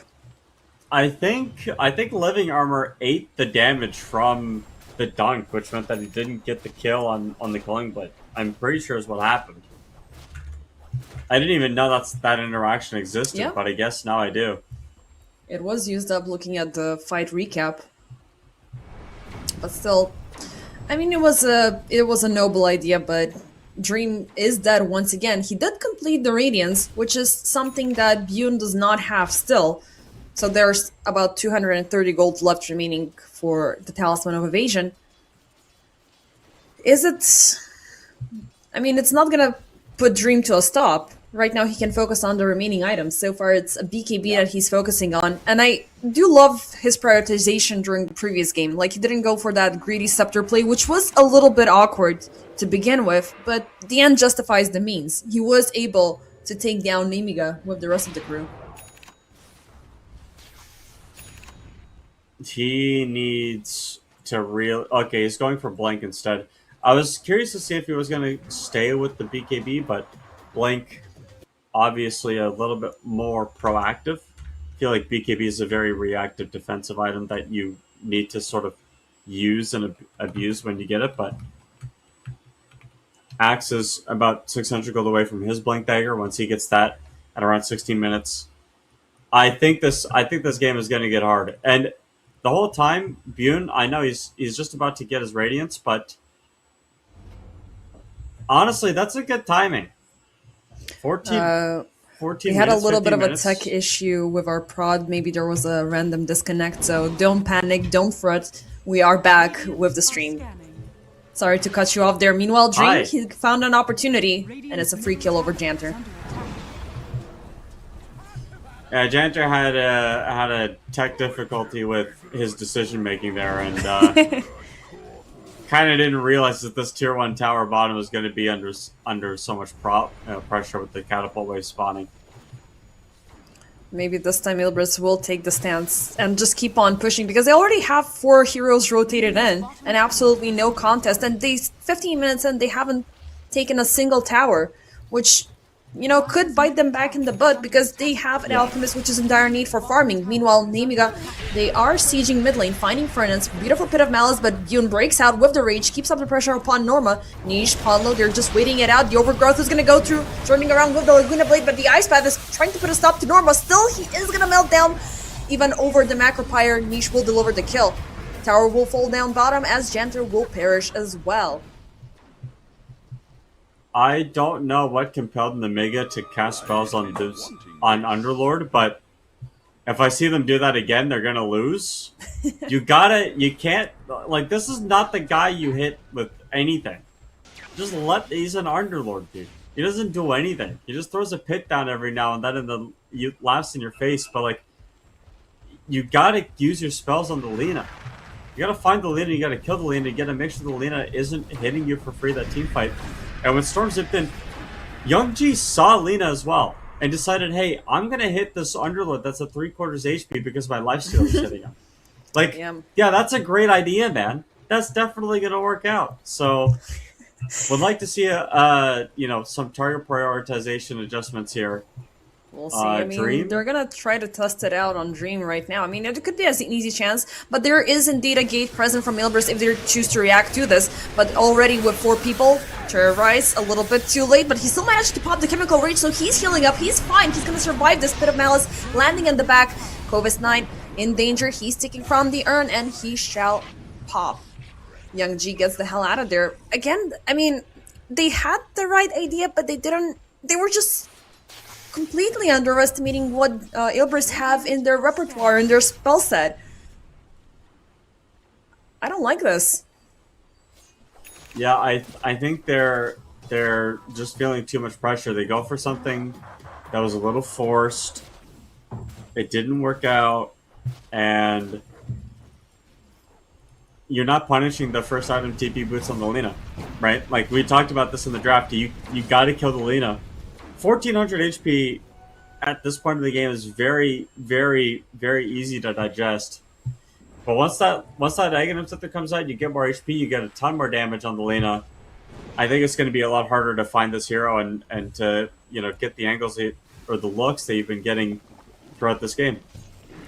Yeah, I mean, I don't know, like, you already have, like, the Hoodwink and the Jakiro, which can easily burst her down, but I don't know, like, a lot of poor decision-making from the Nemiga. I would argue that during the previous team fight, it was tough for them to isolate Niche to their own convenience, because she was still juking around the trees, she was playing around the Fog of War, so they couldn't have gotten a strong lockdown. But after what happened with the Axe right now, aka with Dream, now mistakes like that are just gonna start to spiral your game out of control, because you're doubling down on the farm that the Alchemist is gaining, because you're throwing the team fight right on top of him. Lifestealer, he cannot outfarm this, and already they're having issues. This time the Macropyre will land alongside with the Ice Path. Ponlo is going to be bursted down, the Chemical Rage is still doing his hard work, the Pit of Malice still will get a hold on to Janter as Kovis Knight again will die. Alchemist just walks away as if nothing had happened. Youngji at the very least will alleviate the tension by taking down a tower, but this is the third time in a row that Nemiga are pulling off these poor decisions and freely feeding off of the Alchemist. Tower is under attack. Yeah, I'm kind of curious what happened there. I think if Hoodwink actually ulted earlier and gave the spell damage amp. Dire's structures are Wait, no, it doesn't give spell damage amp. Is the boomerang? No, that was it's the boomerang. It's the boomerang Yeah. that does it. Okay, never mind. I don't know what the frick I'm talking about. It's okay. I mean, the boomerang should be a crucial item arriving sometime soon, but first off, it's a dive? Well, it's a push coming in from Bune, which did not lead to a tower takedown. He's gonna pop the infestation just to get the hell out of there. Norma will deny. Young G is gonna die by the Laguna Blade. 4 times in a row that they're making these super awkward mistakes, and Ilbers are using this as an opportunity to charge forward. Now, they will be losing Fernance in the process, as Janter will land in a beautiful Ice Path for the kill, but Dire you lost the support and you gained an enemy mid laner, and now Kovis 9 jumping in. He will secure the Arcane Rune, but he is a little bit surrounded. Dream keeps on fighting. The Slave is gonna take down Ariel. Yet another kill in the back. Kovis 9, he is definitely regretful of what just happened. Janter, nice Ice Path for the safety, but Panlo, Norma, Dream, they're still chasing. They're not giving this up. Concussive charge is charging up. He slowed down. There's the land. It will pop the Pit of Malice just a tad later, but it's not even gonna be necessary, as Jakiro is a ultra squishy hero. Make that 3 kills. Yeah, and you're starting to see the net worth really grow here for Elbrus, and this is what we did talk about in the draft, is that if the Lina can start using the TP Boots Laguna Blade to get kills, then and you can just kind of kill whoever you want on the map, it gets really hard, and that's kind of just what we're seeing, right? The Lina damage, the Aghanim Scepter, the Kaya's doing a little bit too much. BKB and the Asha is going to be picked up as well soon. Yep, and next up it's gonna be the Octarine Core. I love that flat 25% cooldown reduction, and on a hero that already has all of these low cooldown spells, you're just able to spam them up. Like, if during a team fight you're usually able to spam like 3 of them, now it's gonna amp up to 5. You know, that's just too much. Aghanim Scepter in play, Kaya in play. This Lina is slowly getting out of control, and also Dream is going down to the redemption arc. So he's got the Blink Dagger, he's got the BKB. Now he's gonna focus up on the Assault Cuirass, which will give him the extra defense, it will give him the attack speed that he requires, and he can turn into a Hyper Menace. Ariel gets caught up. He will provoke a lot of ultimates to be used up, but we also now know that there's yet another Scepter in play, and that is the one on the Underlords.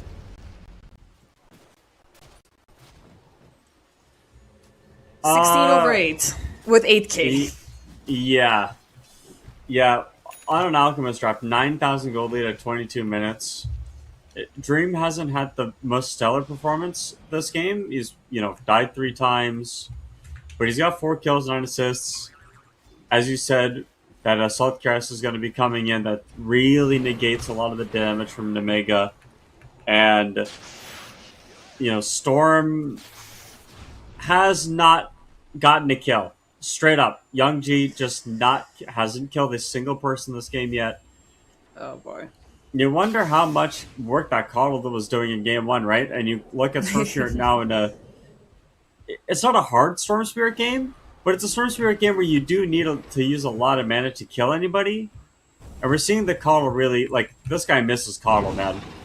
For sure. Young, I mean, Young G is given like a patched version of Storm Spirit, basically, when there's no Coddle. It feels like he's just nerfed. Yeah, I mean, the Coddle was like a cheat code for him. Yeah.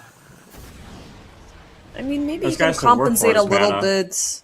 You're gonna compensate a little bit with the Guardian Greaves, but yeah, he only has 3 stacks. He's not able to kill, he's not able to farm, and farming is something that both teams are actively contesting currently in the game. You're allowing all of that beautiful gold to be thrown back into Dream, the person that you thought you've harassed back to hell, but it's like a situation where, be careful who you're calling ugly in high school. Because this guy, he's ready to strike back. He's ready to be aggressive, and look at the smoke infiltrating pretty deep in. They see Bune down the lane, as I guess they were kind of hoping that he had appeared down bottom.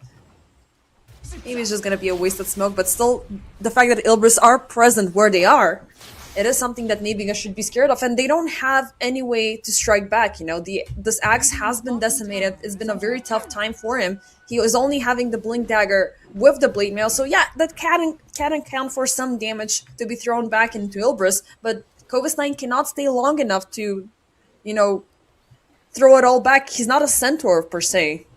Yeah. He will at the very least complete the BKB, so that's something against the Lina. I think the other issue too for Nemega that I'm starting to realize is you do have you have 2 good infest bomb targets, right? Like the Storm Spirit and the Axe are both heroes that you would love to infest inside of, but until you get Aghanim Scepter, you don't want to use infest that way because the cooldown is too long. So you blow out. You try to find a pick off, you don't kill him because you don't have the burst damage, and then you die because you don't have rage anymore. And you can't infest to save yourself, so that's kind of why we're seeing Bune pick up this Aghanim Scepter next. But he is the only saving grace, I think, for Nemega right now. Storm Spirit hasn't had... It needs his BKB. Axe has his BKB. He doesn't need any more items on Axe. He's going to be basically, this is a power spike basically, but he's just walking around not using it, right? Like he's trying to farm to catch back up, but they do at some point have to go. And at the same time, you also have this additional problem, given the recent failures of Nemiga to complete their executions. They will have the information, they will have the jump, but they don't have sufficient amount of damage to get the kill that they were yearning for. We saw Dreams how many times he was able to pop the Chemical Rage. And if that happens, and if you're throwing the Infest Bomb, you have 2 potential victims to be caught up into the Pit of Malice right after. Rose just obtained. Instantly, Ilbris are jumping in on the fight. Topside, they will be finding the poor squirrel, and Ariel will be barbecue for dinner. Janter, he is gonna get out. Yeah, but the Aegis was claimed, and it's not really a matter of losing the supports doesn't matter. It's really just a matter of you got the Aegis. And you can just keep on going. Like, you hit the pedal to the metal and they're going for more. Kovis9, he is gonna find an unwilling support on the other end, but Fernance, he was just bait. The rest of the crew were on the other side, and they will get yet another Axe execution. And without the Axe, Nemiga they don't have anybody else. They don't want to throw Storm Spirit first into the front line. The Lifestealer, he's still not in a fighting shape. I don't know what you can do, and also like these 2 supports that are absolutely insane when it comes down to the aggression, they haven't lived up to deliver it. Like, we've only seen maybe 1 or 2 sharpshooters landing, but not executing. Janter, Crown is gonna pop off. Fernance, I mean, it's a good day when in 27 minutes you have a Blink Dagger on the Dark Willow. alongside with the Essence Distiller. That's a lot of healing. Tower is under attack. So, the, tier 2 towers starting to go down 30 minutes into the game. That's not a terrible timing, but it's really just about this Alchemist being in the state of the game that they are in, and the fact that all these supports keep dying. Like, you gotta stop feeding on these subs. Your life is too important. I mean, one could argue that there's like, the space created, tactic that you're giving Lifestealer a bunch of time that like during all of this, Bune is alive and he is still farming, but are you gonna buy him enough time? Because Ilbris, they're still utilizing this Aegis advantage. They've pushed out bottom, they're pushing mid, they're killing heroes, they're killing on sight literally. And Namiga, they're short on responses. Youngji, he didn't have a good game. Kovis9 did not have a good game. Dream jumps upon Youngji yet another time. They're not gonna connect it with the Light Strike array, but it's already scary for Namiga. They will double down on their presence here. They're not looking to waste, well, potentially to waste time, as a 5-man smoke will be used up, and they're going down this Oh my gosh, long they're using detour. Nisha's bait. Oh, he is literally acting as bait, taunted up instantly. They're throwing everything, but Terrorize is going to go through. Thankfully, Kovis9, he did have a BKB. They will follow it up with the Overgrowth, but Youngji, everybody's breaking out from Namiga. Only Niche is the person who's dying. He does not have a buyback. Dream, Norma, they join in. Bune keeps up with the fighting, keeps on with the sieging, but he's gonna get caught up with the Pit of Malice now. There's the Aghanim Scepter reveal. He's gonna jump off, infest off of Dream, and keep up the pressure as he is looking for the Dark Willow, but nobody is dying just yet on Ilbris. Finally, they will get that down to support, but Kovis9, he is gonna fall right after. Finally, a good trade for Namiga, but the commitment was super big. I disliked how Bune played that fight. He infests, gets a big explosive play, like he's infested into the Alchemist.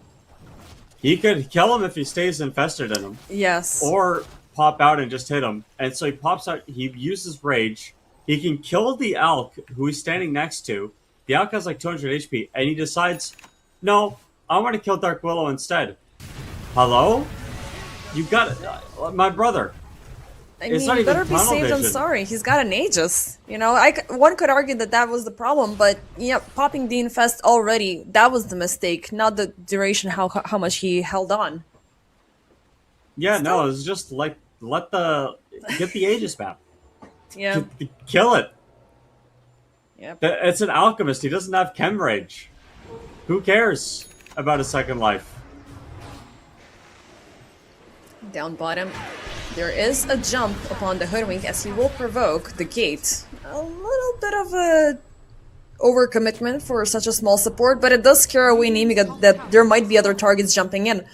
Top side, we are looking at a skirmish as Dream is being sieged down pawn low on the sides. There's the infest. This time he's gonna listen to you, but he's not gonna have anything else for life number 2 now. The Ice Path will instantly connect. BKB is gonna get from the courier right now, but he's not gonna have a chance to use it. Dream falls off for the first time. Youngji leading the siege. He finds Ponlo, Vortex Bag, the Treant Protector, and the Living Armor is not gonna help you out or anything. Kovis9 getting the double kill. Finally, a sign of life for Namiga. Like they were falling off 20 kills, 8 kills over 20. Now they finally went to double digits. Yeah, and they're starting to get this. They're starting to pull this game back. They've hit their timing at this point, right? They've got the Storm Spear starting to build up these galvanized stacks. Obviously, Axe has this Blink Blade Mail BKB, so he doesn't need anything else. It's really just Bune hitting his stride here. I think this Lifestealer is becoming more and more of a problem. Even at this point, they weren't putting enough pressure on him, and now he's reaping the benefits of being a Lifestealer. So Abyssal's coming up next. He's got the attack speed for it. But this is the one last team fight that you were able to take as Namiga, while Alchemist does not have the BKB. So during that team fight, the courier did arrive, but I think there was a little bit of an inventory swap, so he was not able to use the BKB on time. So it's still 9 seconds of duration. And Ilbris, given how they're performing, how they're playing, they will be trying to squeeze out the maximum off of it and completely disregard Namiga's advances in the past couple of minutes.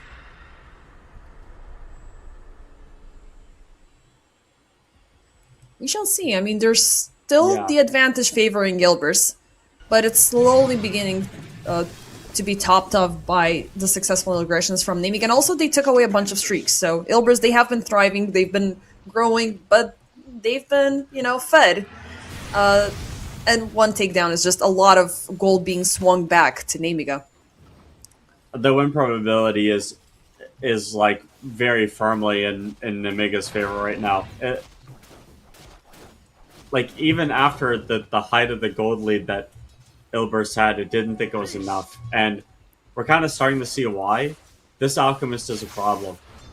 Well, I mean, Alchemist is a problem, but Lifestealer is a bigger problem for the Alchemist. Like Radiant are scanning. you got to kill this Lifestealer somehow, and I don't see how you're doing it. Let's see. There's a 3-man smoke coming in from Ilbris, but it seems like the first target that they are going to find is going to be Covis 9. Dream. Yep, there's the charge. But which target is he going to land it upon? He's got the blink. No, eventually he's just going to give it up. There's no vision for Ilbris there. They're not willing to overextend, and right now you don't know where the Lifestealer is, so he might be infested into somebody. Norma. Eventually, Pit of Malice is going to be used up. Covis 9 with the instant BKB usage, but guess what? Dream's got an Abyssal Blade of his own. And the Axe BKB is going to fall down to 7 seconds. A little bit anticlimactic. Yeah. But Ilbris, they're still moving as a unit.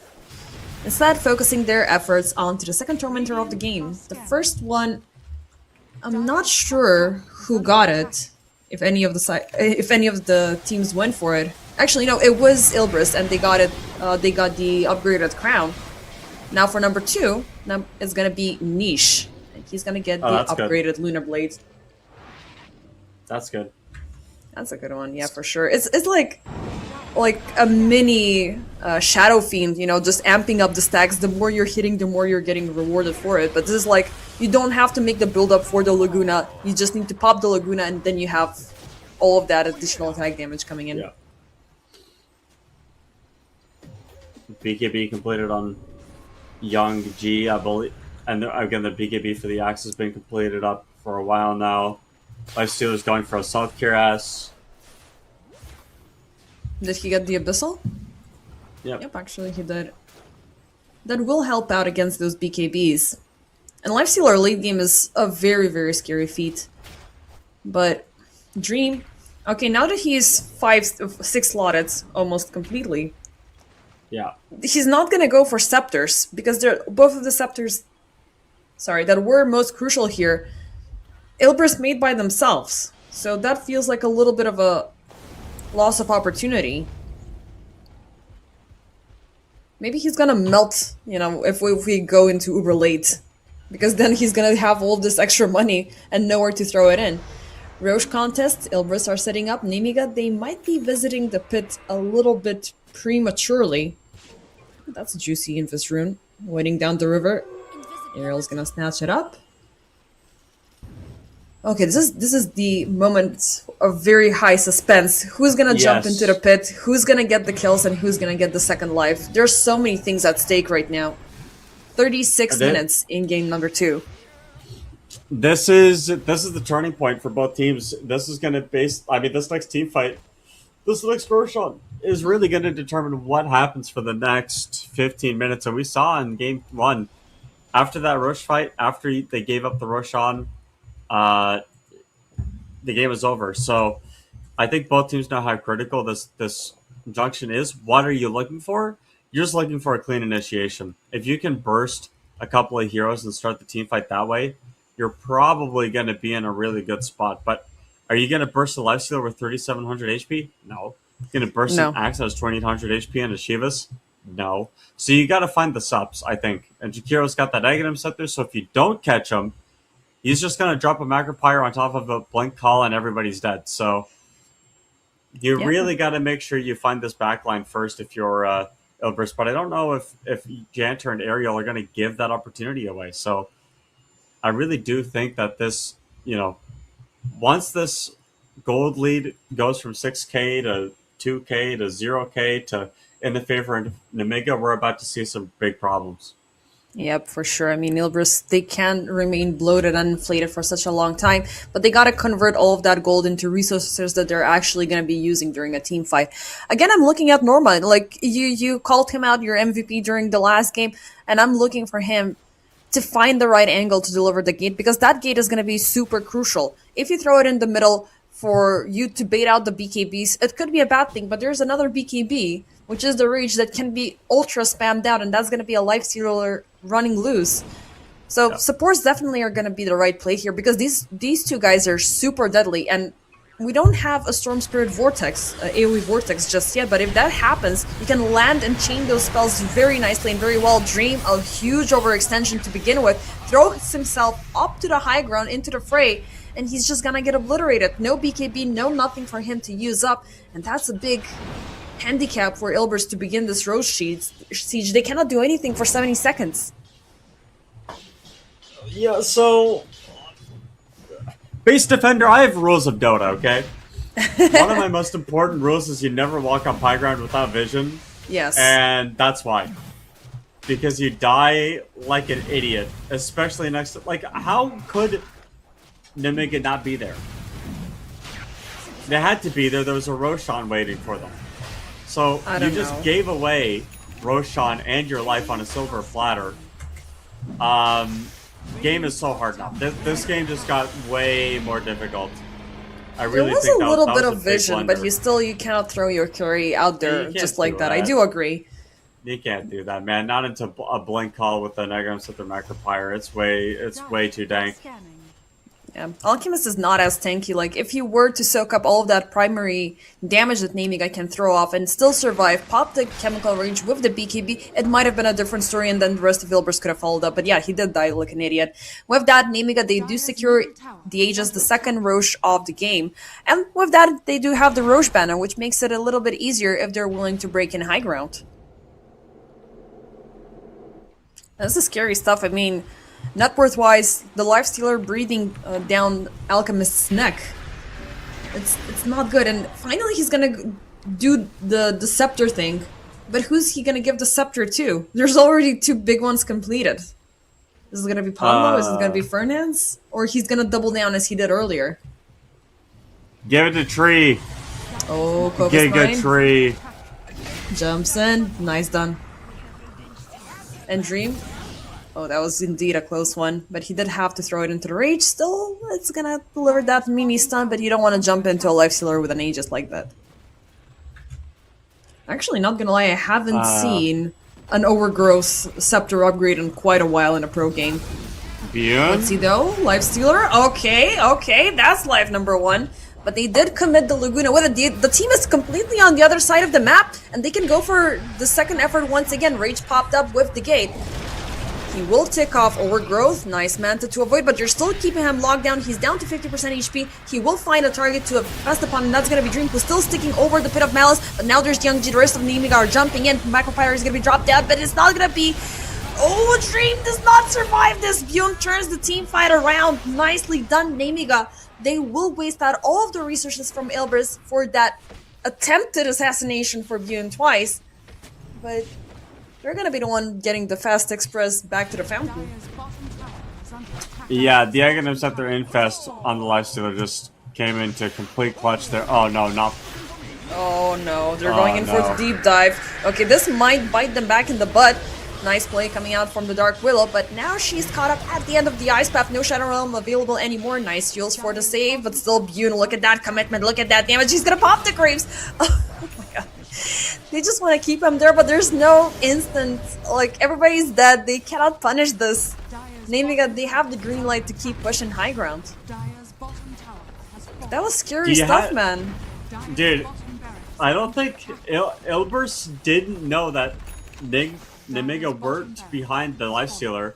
Which is the only reason why they didn't literally throw everything at the kitchen sink at Bjorn. He lives quite a long time on that first Aegis, and obviously the second one turns around with the Rage and open wounds and Dire's middle tower ends up has winning in fallen. that triangle team fight, and that's kind of just the beginning of the end here. We are likely going to be going to a game 3, but Dire's it's middle not tower is under over attack. yet. It just is really hard because you've given up that gold lead now. The Alchemist is now officially Dire's behind, middle tower is and falling. when the Alch is Dire's top behind, he tower is is very under sad. attack. Yep, indeed, it is sad. He is going to be back amongst the living to prevent the second set of Rags to be sieged down, but the damage had been done already. Namiga, they have bought him with Super Creeps. They have opened up the way if they want to take down yet another Rax once they do a successful team fight. Elbrus, they're definitely looking short-handed from this point of view. I don't know what they can do. Like, if they keep on extending this game, it's gonna bite them even further in the butt. I don't know, like maybe Dark Willow can start to turn into a semi-carry because we know what Dark Willow can do once she reaches those level 25s and but getting there is just so tough. I don't know, like Ilbris they need a chance, they need a miracle and they need it now. Uh, they need to start buying a lot of Aghanim Scepters on Alchemist and just hope that it's enough. Radiant are scanning. I don't know, man. That like those things cost a lot of money and you don't have any map space to farm it away from. Namiga, meanwhile, they're pushing and they're looking to continue where they left off. OS9, he is gonna be put to a stop, but he will provoke all of the entirety of Ilbris to get the hell out of there. Infest Bomb, Young G jumping in the back, they have a lock onto Niche, who will pop the BKB. So far, he's alive, but not for long. He will try to go with the cloak onto high ground, but it's not happening. He's gonna force out a buyback. They're still fighting. Beautiful Pit of Malice locking onto OS9. Young G breaks away. That's one hero taken away from Namiga. But look at that micro power with the Ice Path. 2 targets. It's going to be both Fernance and Dream. Yet another buyback committed for Ilbris to remain in this team fight. But they got to start getting wins because now they're throwing all of their heroes out into the fray without getting any benefit out of it. Niche, they have a lock onto the squirrel, but Yule Scepter is going to be enough for her to get away from the Pit of Malice. Norma, he did pop the BKB in a very awkward fashion, and now he's left vulnerable. Ilbris, they even pop the final dream buyback. And I don't know if they can do anything more than this. All of this just for That Covis 9 is to die. that is a lot of buybacks that you used. So there's officially a window to lose the game here if you're Ilbris. I did. I don't know if I've ever seen a more impactful Jakiro Aghanim Scepter. It feels like Janter is just dropping this Macropyre on Alchemist every time he sees him, and you're not getting any chemical rage HP um, because of it, right? Like Yeah. you're just sitting in a Macropyre dying this whole time, so you can't use that effective HP to your Radiant are scanning. benefit. And Dream hasn't been given a good game, I think, on this Alchemist here in this one to No. warrant that last pick. Kind of, well, not last pick. The last pick was It was the Underlord. Underlord. Yeah. Yeah, I mean, who he's also doing hasn't his really best. done much of anything. He's doing his best. I mean, he's the best hero currently at the side of Ilbris with a 519 KDA. So at the very least, he's been withstanding for long enough to prepare things for Ilbris, but the rest of the cores are failing to deliver. Niche is target number 1 every single time. Without the Lina, you don't have that long-range impact to try to contest the Lifestealer from afar, and then you're throwing Dream in the middle of things, and he just gets popped. So maybe there could be some sort of a saving grace because the next team fight, Ilbris are coming with 2 new items. One is the Refresher, the other one is the Hex on Niche. But they shouldn't be baited to jump into Namiga because we saw what happened last time. The Infest Bomb will go through, everybody will be stacked up, they will do the cherry on top with the Macro Player, and they're all dead. And now they don't have buybacks. They've Yeah. forced out 3 of them. And now they're down. Now they're down in gold. Young G hasn't died in a while. Dude, Young G has 1 kill, by the way. He doesn't Yeah. care. He's vibing. He's got a gem, Aghanim at the Parasma. He's playing Dota, dude. He's just playing, casting He's spells. just chilling. He's not Yeah. killing. He doesn't need the. He doesn't. As long as he's not dying, it doesn't matter to him. I don't think. Yeah. And Kovasline was able to finally compensate for his difficult game. Like, he's 8-7-8, but now he's got a Heart of Tarask, Shiva's Guard going in for the overwhelming blink, so a mini second infest bump on a shorter cooldown will be available. Meanwhile, Lifestealer is thinking ultra premium. He's gonna go in for the nullifier, so you like damage? No damage is gonna go through me. Like I am unstoppable. I'm impervious. I'm gonna do whatever the hell I want. And it's the your ancient that I won for game number 3. And this is game number 1 of the group stage. This is really a very exciting opener to, and I'm very curious of what's gonna be happening throughout the rest of the Masters.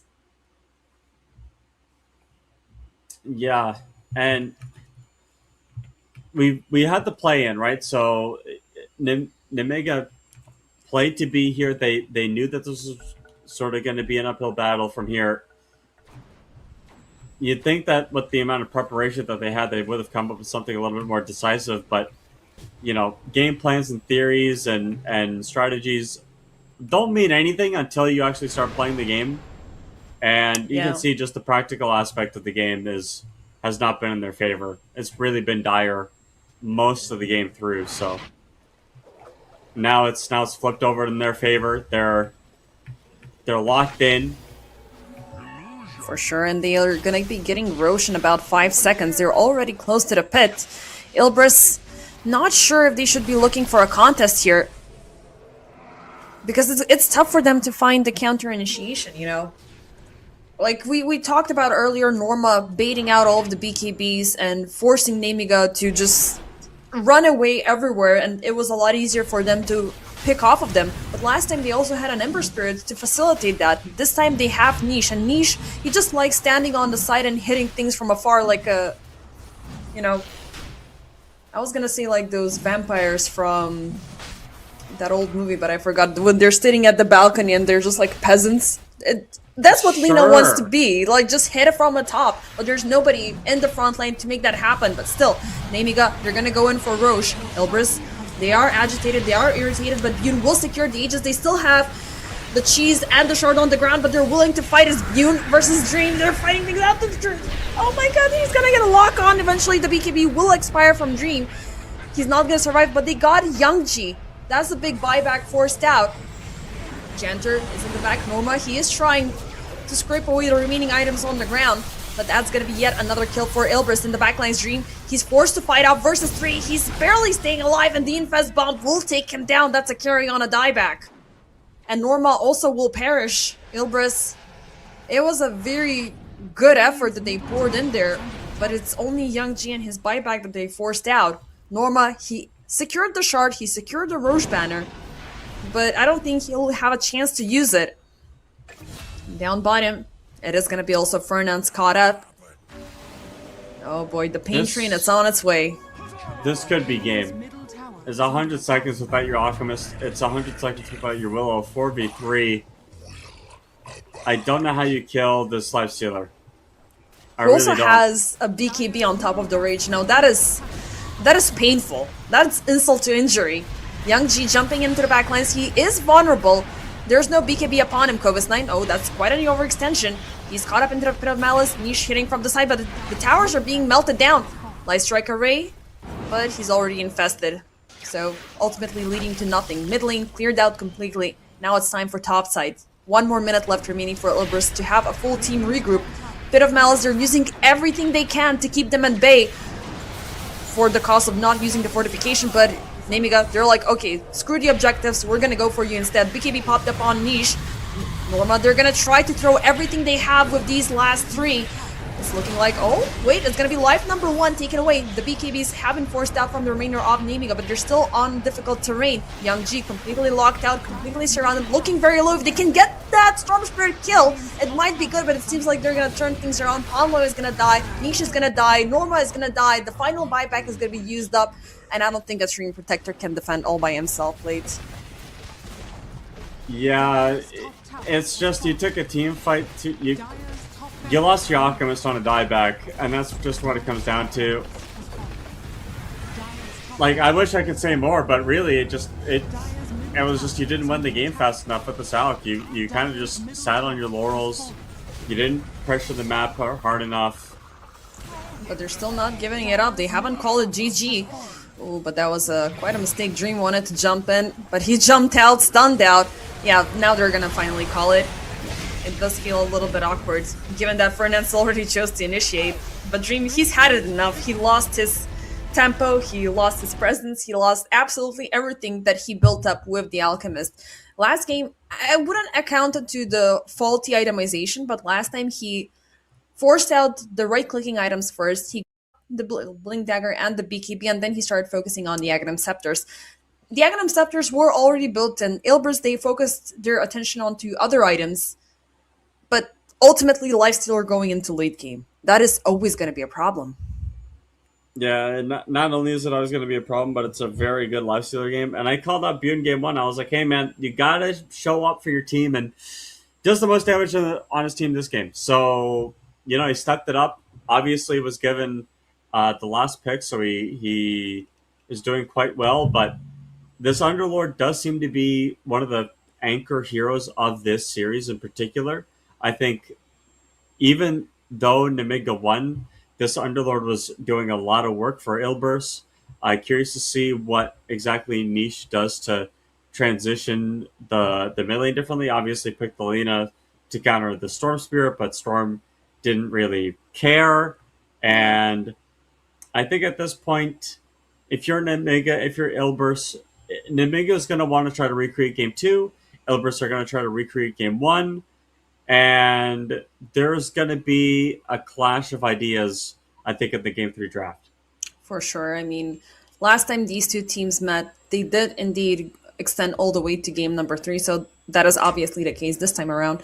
I did feel like, there was a loss of opportunity because the Drow was still present. Maybe that Ilbers could have compensated with her instead of the Alchemist, so you can have a little bit more of a early proactive play, and then later on with the hypothermia, she's going to be dealing a whole lot more damage and she's going to be able to control things. But then again, they missed out on Bune. They allowed the Lifestealer to redeem himself, to farm about. Nemiga, they had a beautiful 4 protect 1 strategy and it just bit them back in the butt. So Lifestealer definitely is going to be banned out for game number 3. As for us, ladies and gentlemen, we're taking a short break and we shall see which team will win the series.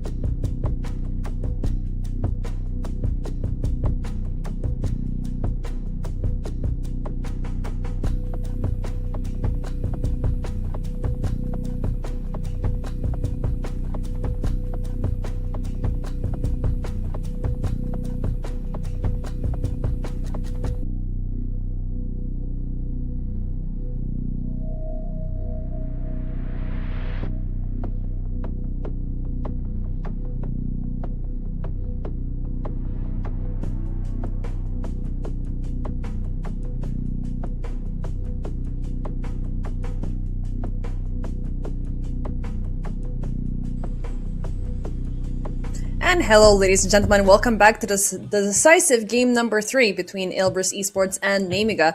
Already, we're seeing a very big change coming in from Ilbris, and that is the fact that they voluntarily decided to opt out from the Underlord and go for the Centaur instead, which does bring in a different type of a tempo within their draft as they pair it up with Hoodwink, Rubik, and Invoker. Namiga, they're sticking with one of the supports that was really reliable during the game number 2, but they are picking up game number 1 Tiny once again. So, Plate, what do you reckon? Which team currently has the better pick off?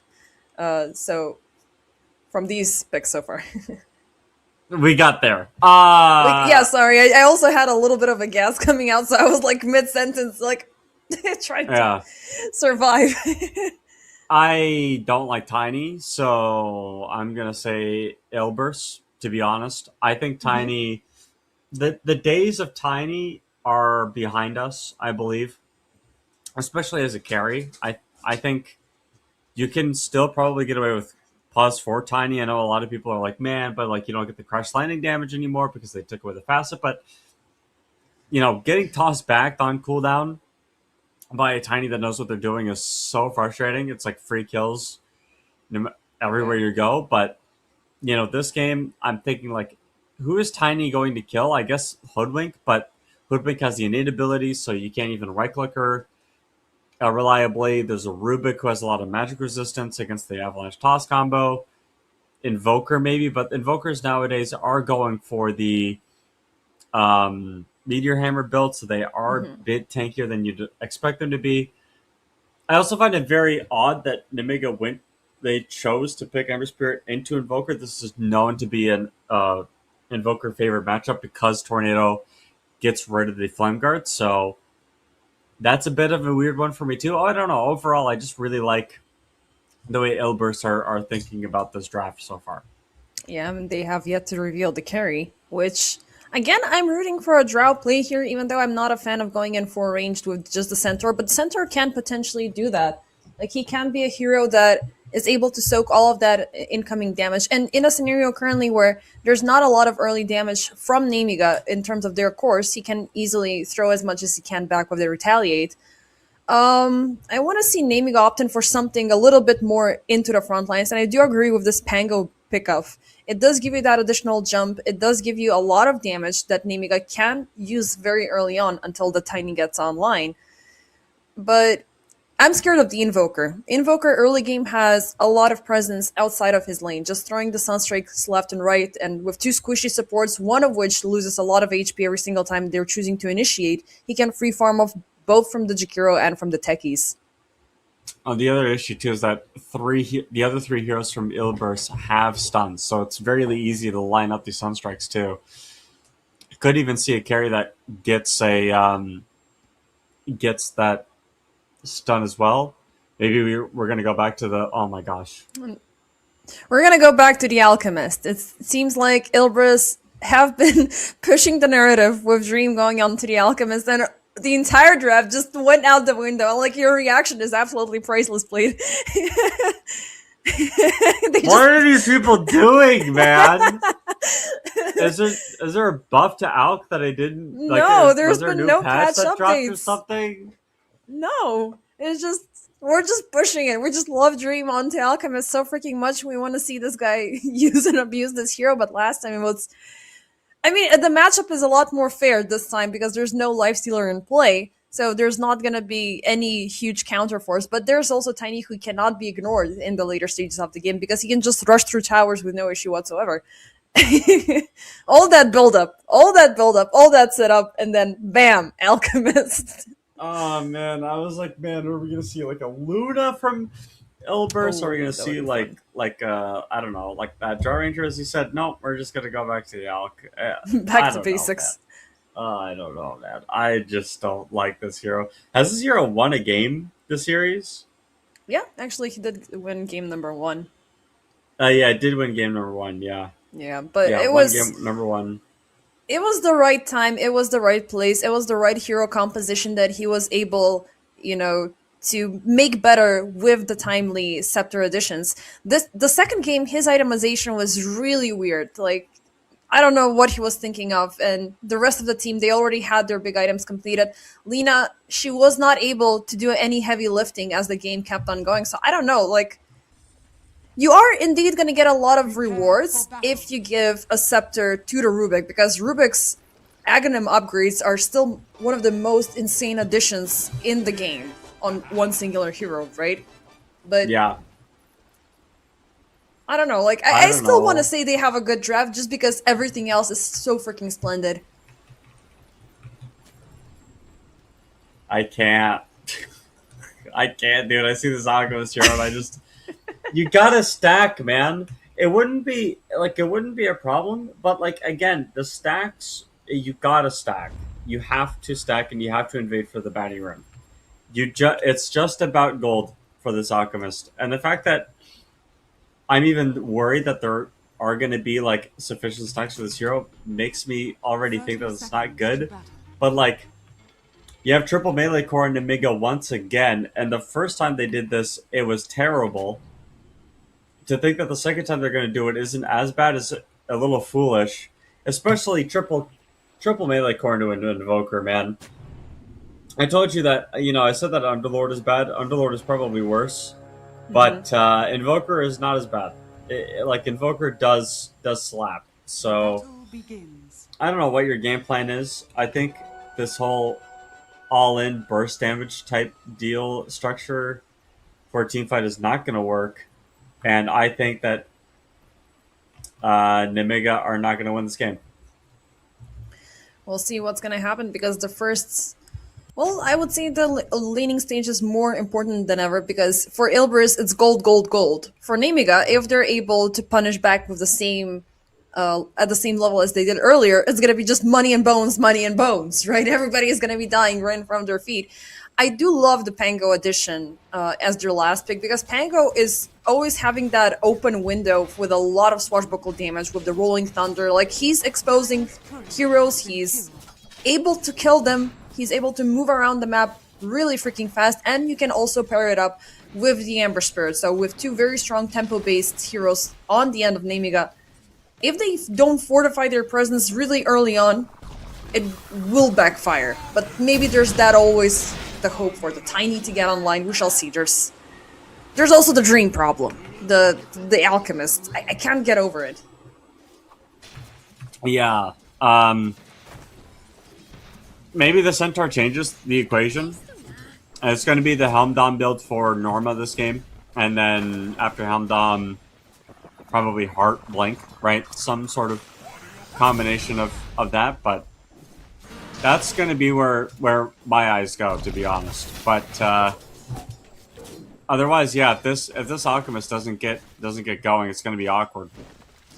A lot of aggression down the bottom lane. They were looking for Kova's 9 to die, but he hid behind the trees, blocking the fog of war, so the concussive shot is not gonna land. But I am hearing a Sunstrike, and that is gonna be down bottom as First Blood is indeed gonna be secured. That extra Invoker kick, it is gonna be enough to seal the deal. And you want to keep the Pago in check. That is gonna give Alchemist a very, very good lane. Ariel cannot do much aside from popping the taser and, getting him disarmed. Yeah, yeah. I mean, this is what we talked about. Every hero on the Radiant has a stun, and oh, what a bushwhack! Oh, that's quite the catch. And they are looking to follow it up. Yet another Sunstrike being charged up. This time it's gonna be Ariel. Almost popping. Come on, one more strike. Get it. Get it. Yep, he's gonna get it.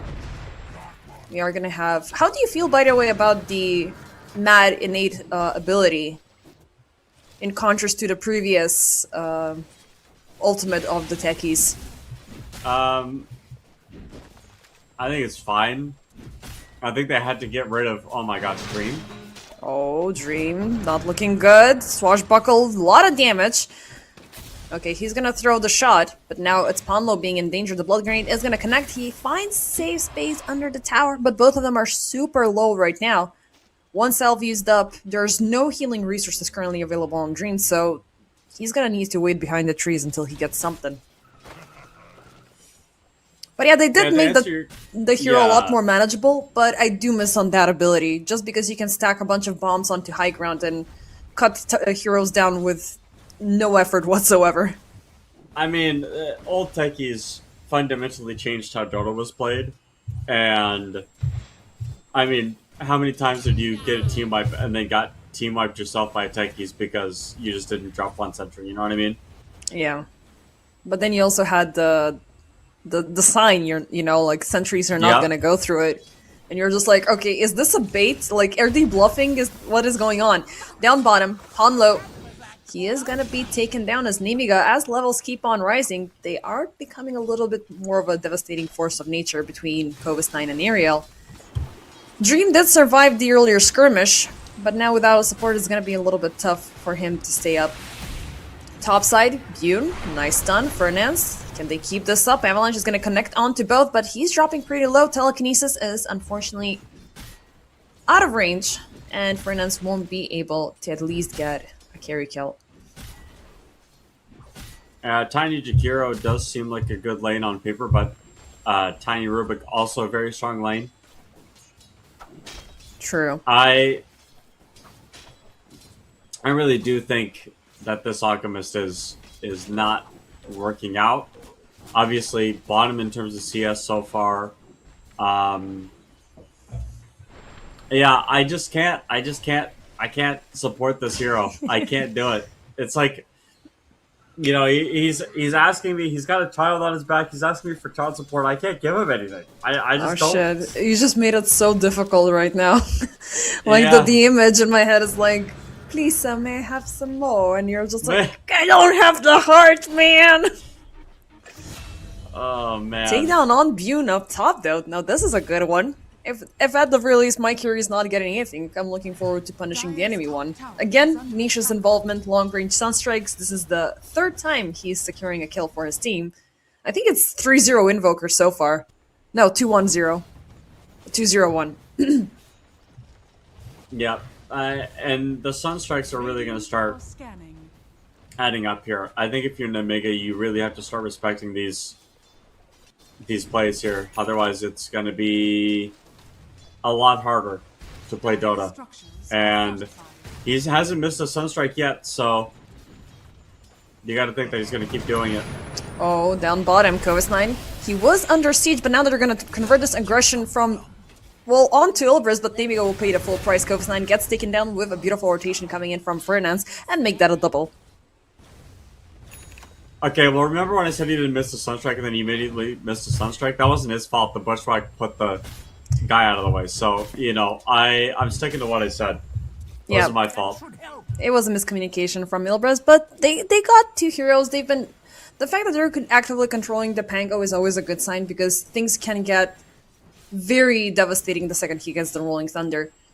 Young G, he's got the remnants, so he can definitely start using them. For Niche, getting a level 6 is just another level, so he doesn't really care about it. So far, he is focusing on the Quas and Exort, sort of a build. Let's see what happens with Norma here. Blood Grenade, they're throwing everything they can at the Centaur. It's 3 versus 1 Blast-Off coming in. And Hoof Stomp, actually, he's gonna turn things around, but they will soak up the damage from the Sunstrike, and nobody shall die in return. He didn't miss a Sunstrike. He didn't miss. He actually is net neutral now because he had 2 people with that Sunstrike. So that's how the math works. Yeah.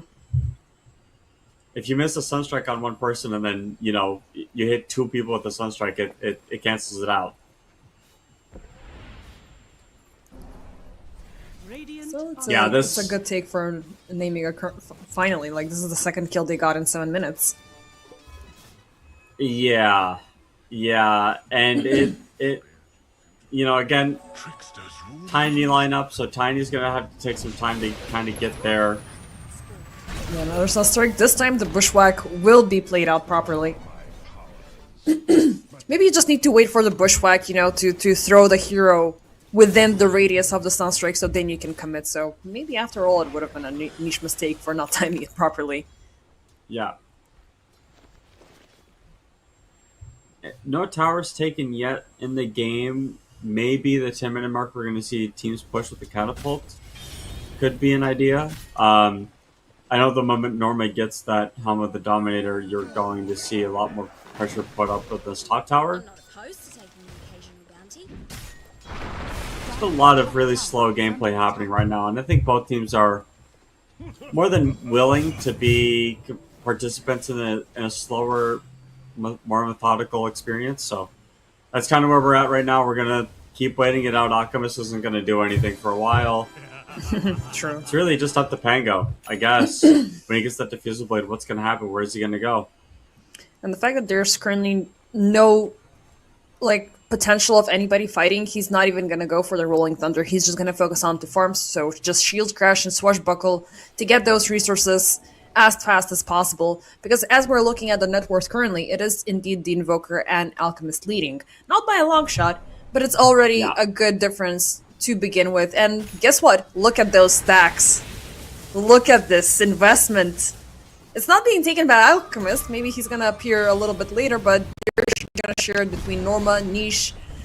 Norma did die earlier, and now he's got an extra Yeah. creep, so this is gonna be a very good way of him to close in on the Blink Dagger. Actually, no, he doesn't have a Blink Dagger queued up. Do you think he's gonna go for it instantly, or he could go in for a Blade Mail? I think if you're having a game like this, you go heart.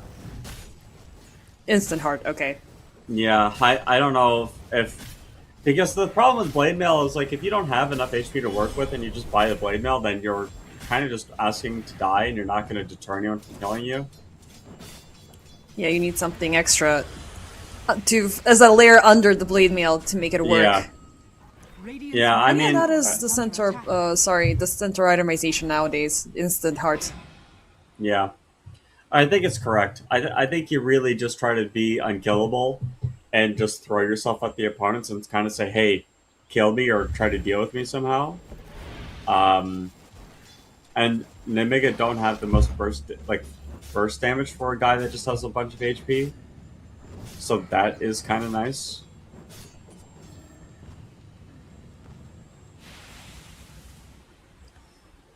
A little Ember bit of Spirit. a slow down. Ooh, nice courier catch. Yep.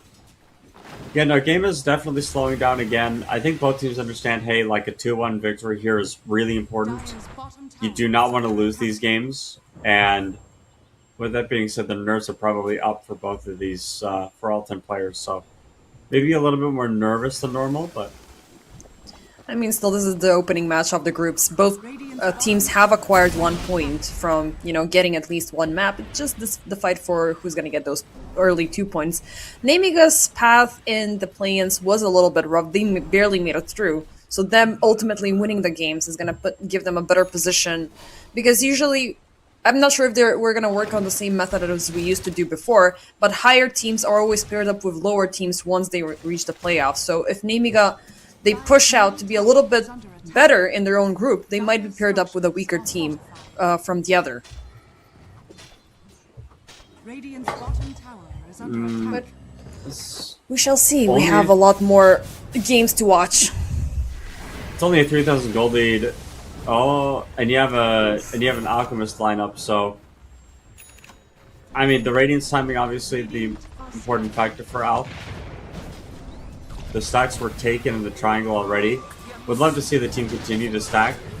Oh, Conlo. The I think- sharpshooter will buy some distance away from the Pango, but it's not going to be enough as Young G jumps in right after. And just take down the pesky support. Yep. Yep, to get rid of that hoodwink, but again, it's not really moving the needle. Yep. Like, sure, it's a kill, but the It is a kill for a hero that loves to go for heroes. Like, Young G cannot just go AFK farm, and he's also going to contest the Tiny, he's going to either contest the Pango. If he's getting the benefits out of just taking down small supports, it is going to put him in a stable position in the game, which it is going to be imperative for Namiga when they're willing to dictate the tempo even further. If Ember has enough items to just keep on pushing, they're going to be on the high horse. If he's just jumping in and failing to deliver, Ilbris will instantly counteract it. Yeah.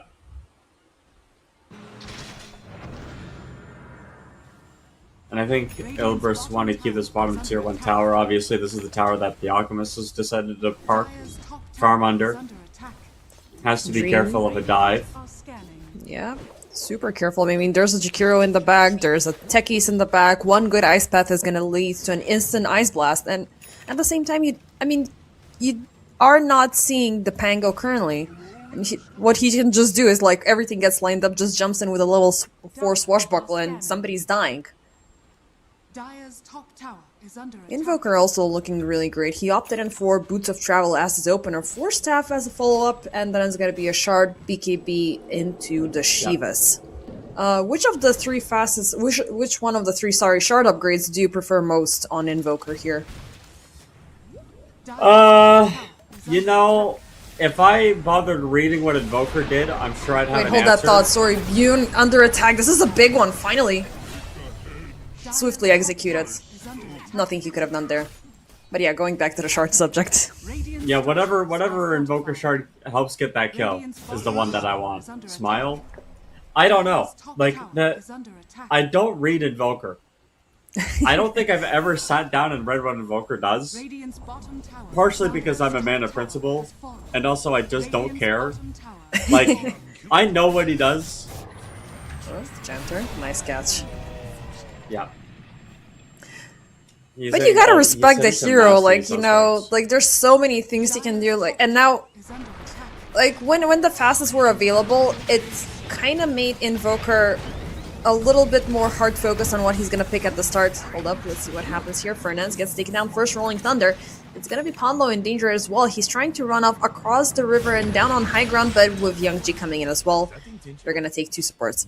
But yeah, I like current Invoker a lot because you have this ongoing flexibility of what your shard upgrade is gonna be, what your Aghanim Scepter upgrade is gonna be, compared to the fastest when you got the hard lock at the early stages of the game, and you just have to live with that decision.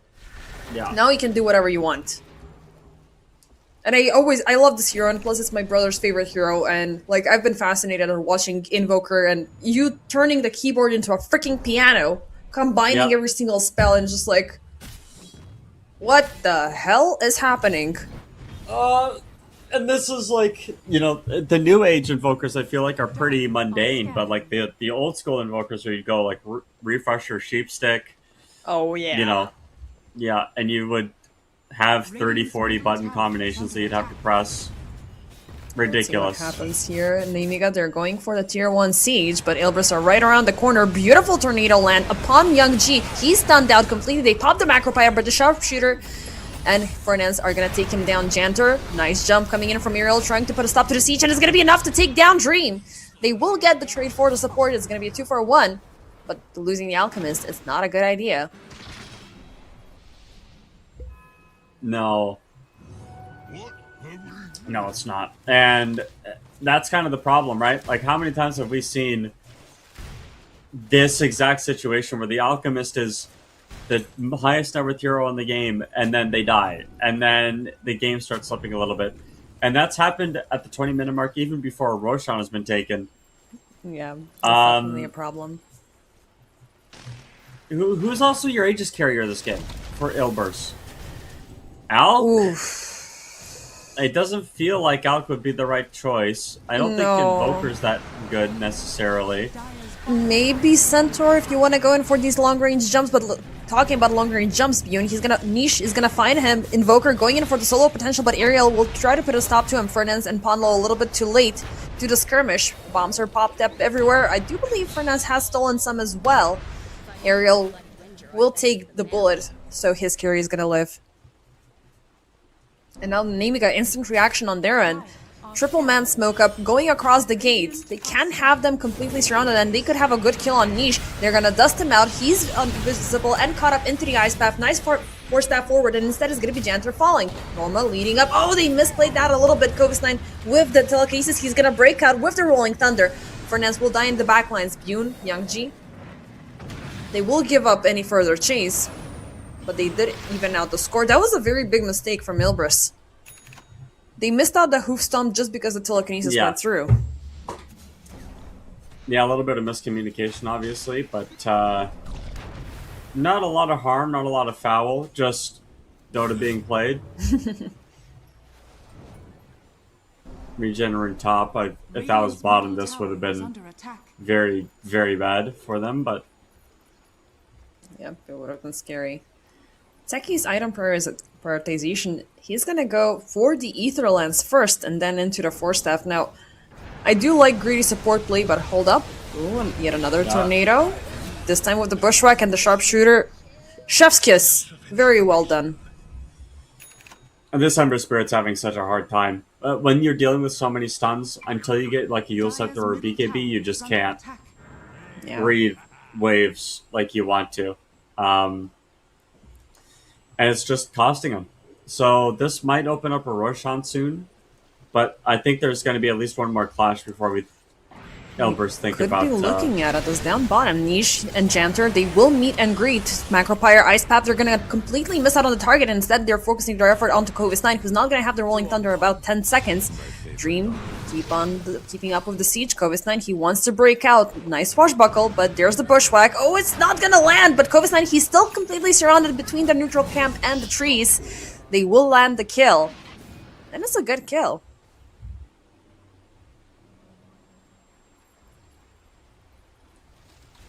I am okay. I'm not going to say I believe in this Alc because I don't. I want that to be it's very against clear. you to say that. I don't believe in the Alc, but it doesn't look horrible, Yet. which is a compliment. Yeah. Yet. Okay. This is the problem.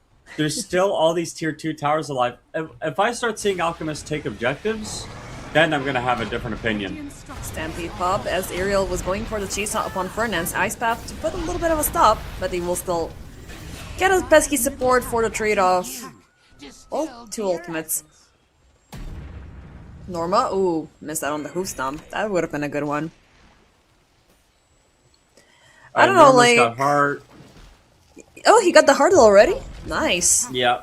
That's Yeah, a big upgrade. it's, dude, I don't know how you're chunking through this centaur, to be honest. I don't know, we're just...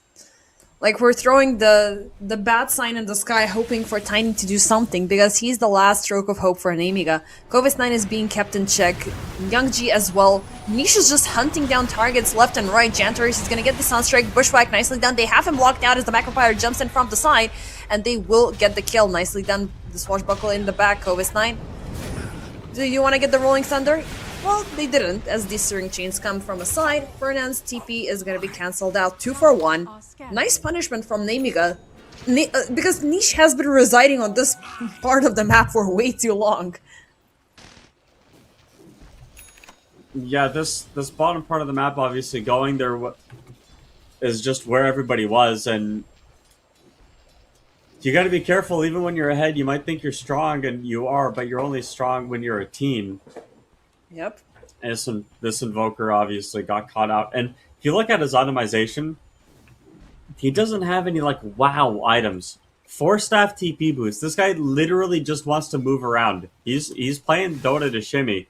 He's not playing Dota to sit there and kill someone with the Meteor Hammer or sit there and tank with the BKB. Like, he's trying to get some stuff going, but this flavor, I would say, of Invoker definitely a little bit more unique than what I am used to seeing.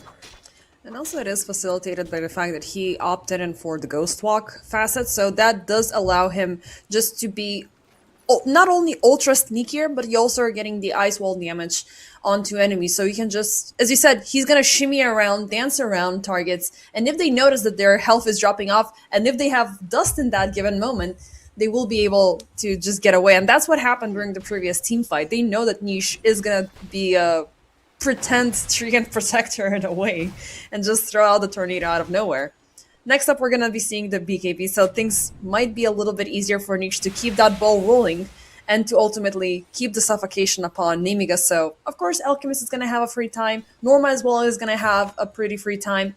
Who finally got the Blink Dagger, and next up it's gonna be the Lotus Orb for him, alongside with the Shard, and Shard number 1 is gonna go to drumroll. Well, it's gonna be a pretty long drum roll. Oh my gosh, huh? Oh, Ariel jumping in! That's a very ballsy move. And also Kovis9, they will lose Ariel, but they will trade it off against Fernandez. The Tormentors still standing.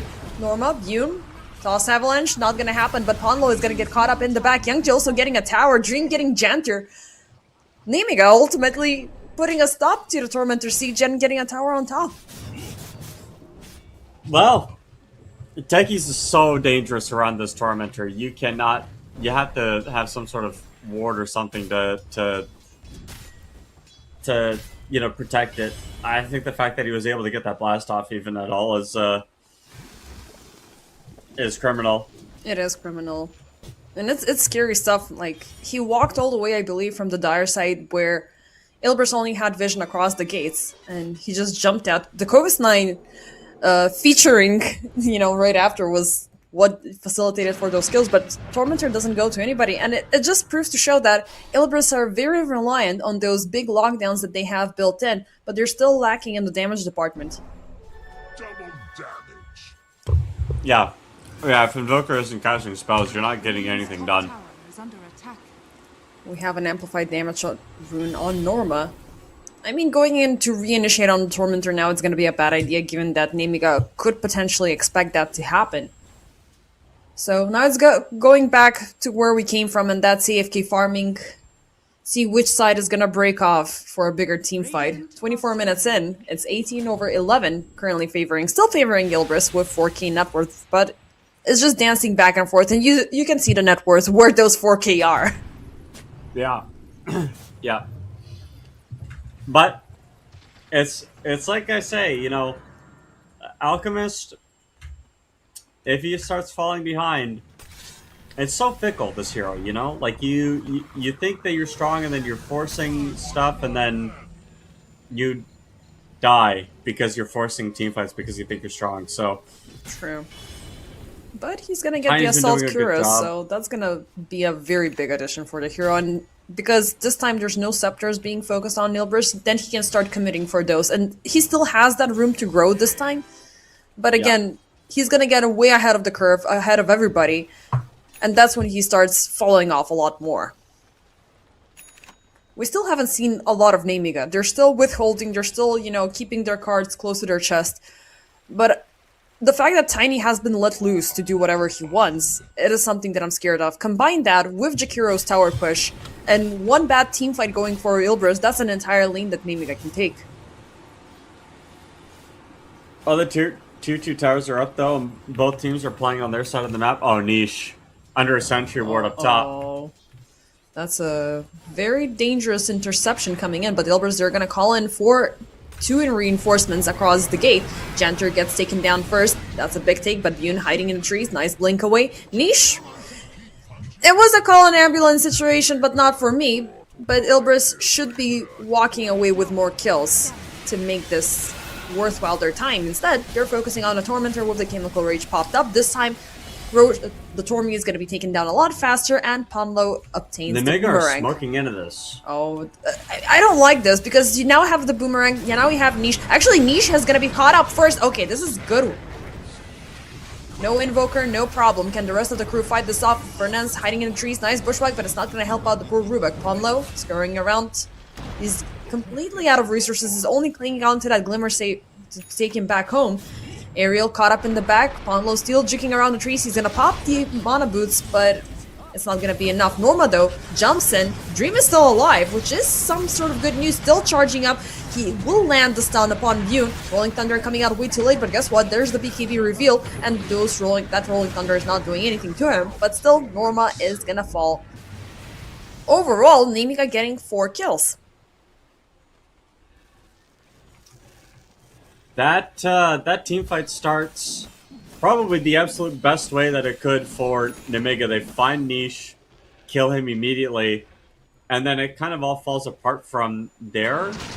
Though Alchemist not dying is the only saving grace of that team fight. Radiant Um, It's becoming obvious that the rest of the team are starting to fall a little bit behind, and Dream has a lot of work to, a lot of responsibility on his shoulders. If he dies, game is hard. So again, I know it looks like, man, this Alchemist is so strong and he's really in a powerful position, but let me tell you something again.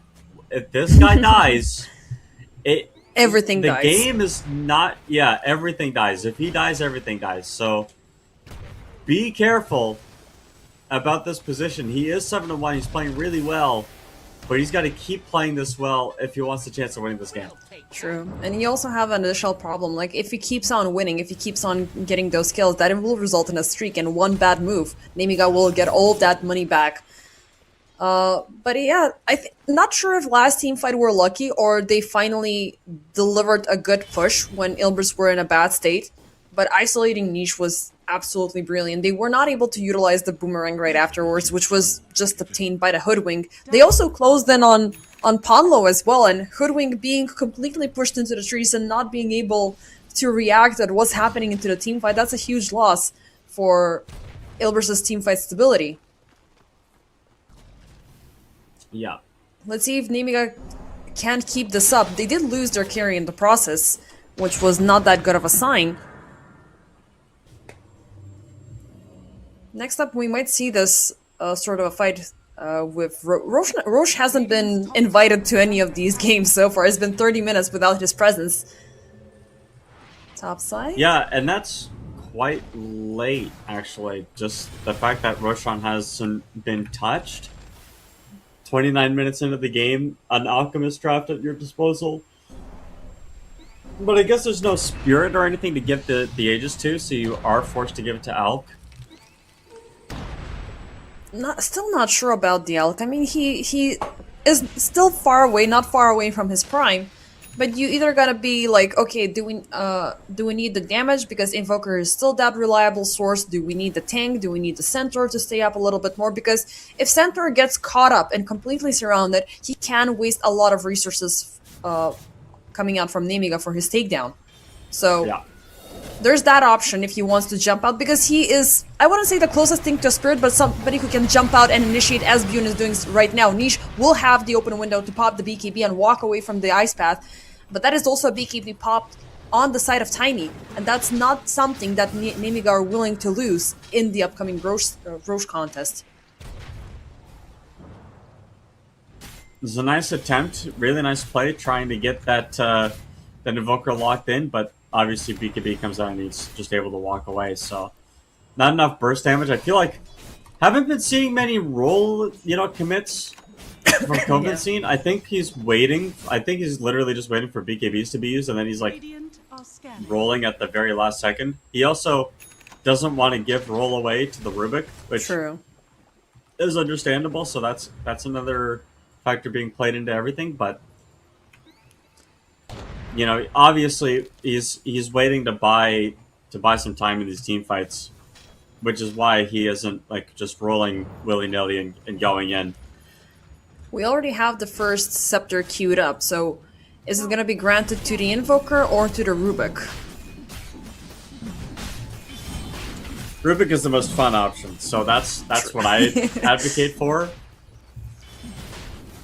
But he's completely unprotected, like he doesn't have a BKB or anything. Jenter jumping in, Ice Path versus an Ice Path Sharpshooter will land on top of him, and there's your Rolling Thunder. The Pinball Machine will be activated inside the Roche pit as Norma jumps in to secure Roche, and Kovis 9 jumps out.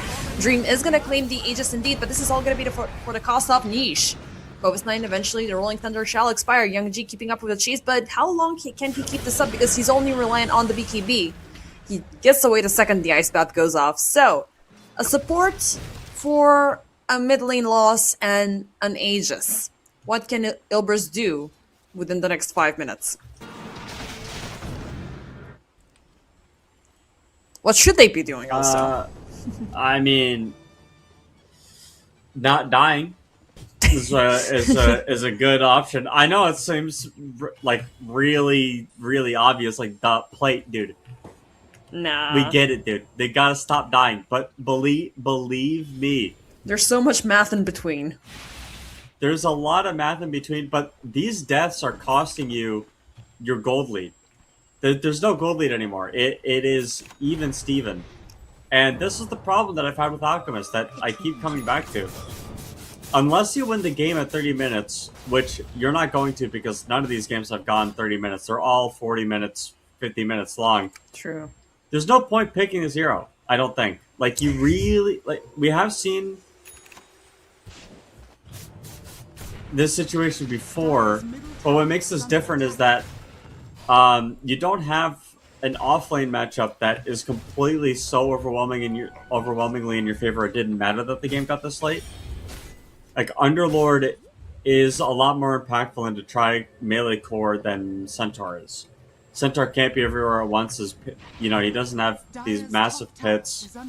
Yeah, but he can survive a massive hit at the same time. By the way, 20k club is gonna be the second member of the 20k club is gonna be the Evoker since he got the Aghanim Scepter, and I really want to see the Cataclysm in play. Tornado, Yeah. they have Young G locked out. Norma, he's still lurking down the lane. Eventually blinks out, back to safety. Now the chase is upon Rubik because they want Furnace. They want to fight without a Rubik. Nice avalanche, but Young G, he's still committed. He's not. Well, he's gonna get the kill eventually. Those final burning embers will be enough. But 2 losses for Ilbers during the Aegis timer. These are those costly devs that you were talking about. Not necessarily on course, but the lack of these supports are preventing Ilbers to do anything more here. Farming is still a good ballpark for them, as we can see Dream, he's still working things out.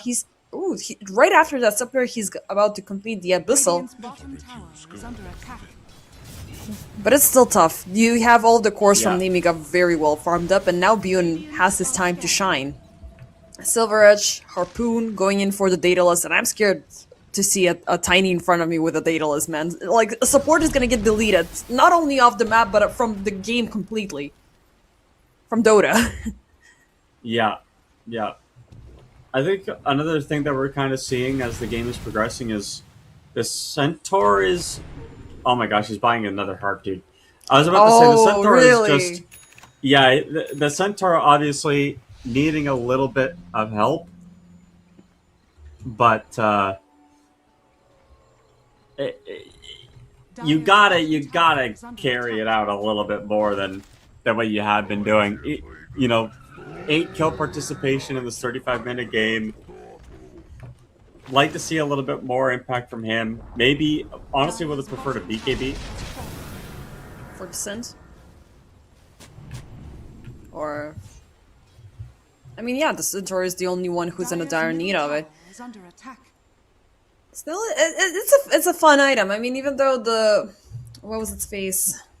The Behemoth's blood is not stacking, so you're not gonna get that regeneration, but you're gonna get the extra HP.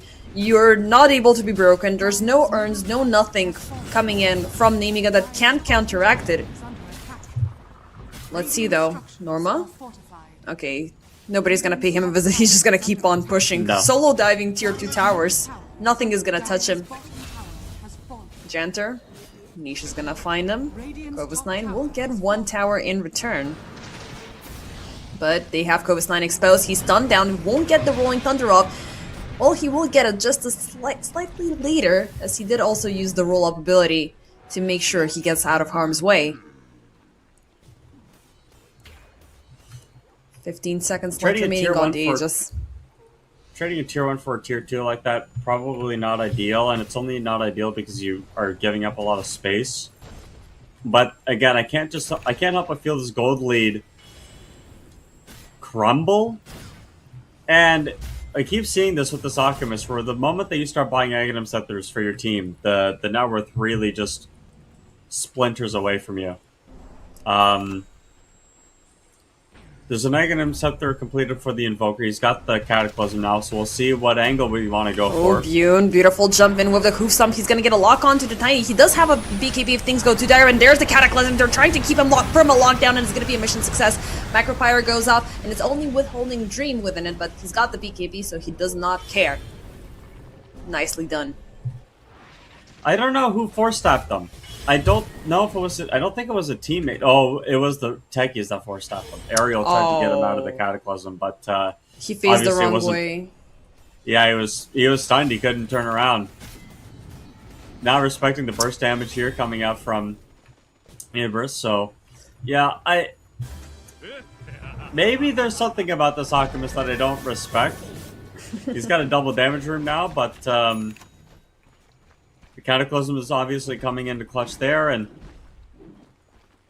Nemiga just need to start doing more than what they have been. At some point, you do have to start playing real Dota, like this whole pushing and pulling and being Cheesing. cute and being funny is cute, haha, teehee. But the tier one teams in Dota do stuff. You know what I mean? Like they smoke out, they look for kills, they drop deep vision, they play around their wards, they keep the lanes pushed out, yada yada yada yada yada. And all of Nemiga are in their base right now. They're literally just waiting for the game to end. Like this is just not conductive to creating a good winning chance. So would like to see them just play Dota a little bit more, stick to the basics, figure out what your strategy is going to be for the next team fights, and execute on them. I mean, we're talking about a guy who made what's his face, a Scotty on a storm spread, right? Like there's still all of these insane shenanigans happening in EPL, and it just rolled me back to the comment that Nine Class made when Puppy came in as a coach for Paravision. Like Nine Class was a type of a player who walked away with getting Morphling as a support and playing it as a Rubik on steroids, and now he's like, no, he bashed me back in to play normal heroes and to do the maximum with heroes that are actual supports, you know? Yeah. So one could argue that there's a lot more creativity and shenanigans happening in EPL because there's always that, okay, I'm winning this game, now I'm just gonna make this fun for myself, which could double down on the fun and on the effect, or just could bite you back in the ass. Dune, nice find, is gonna be Ponlo, who is gonna glimmer and scurry out. It's gonna be enough time for Fernance to TP out, and yep, Bune just wasting a lot of time. This should have been easy for the Tiny, but it's not. I'm telling you, dude, this hoodwink innate ability is so ridiculous. Yeah. It's just stupid, man. Meanwhile, down the mid lane, Youngji gets caught up. Norma, they're gonna stun them down, prevent this siege. Bune jumping in, Kovis9, Rolling Thunder. He's keeping up the siege. He wants Niche. He wants this Invoker dead and gone, but he's gonna Ghost Walk and waste the big ultimate, only for Fernance to fall. Nemiga, they're looking to double down on the siege the second the Rolling Thunder expires. Norma jumps and reinitiates, but he's not gonna get a lock onto Kovis9. Ponlo, instead, he will perish in the back. Beautiful Macropire with everything thrown in onto Dream, but he breaks out with the BKB.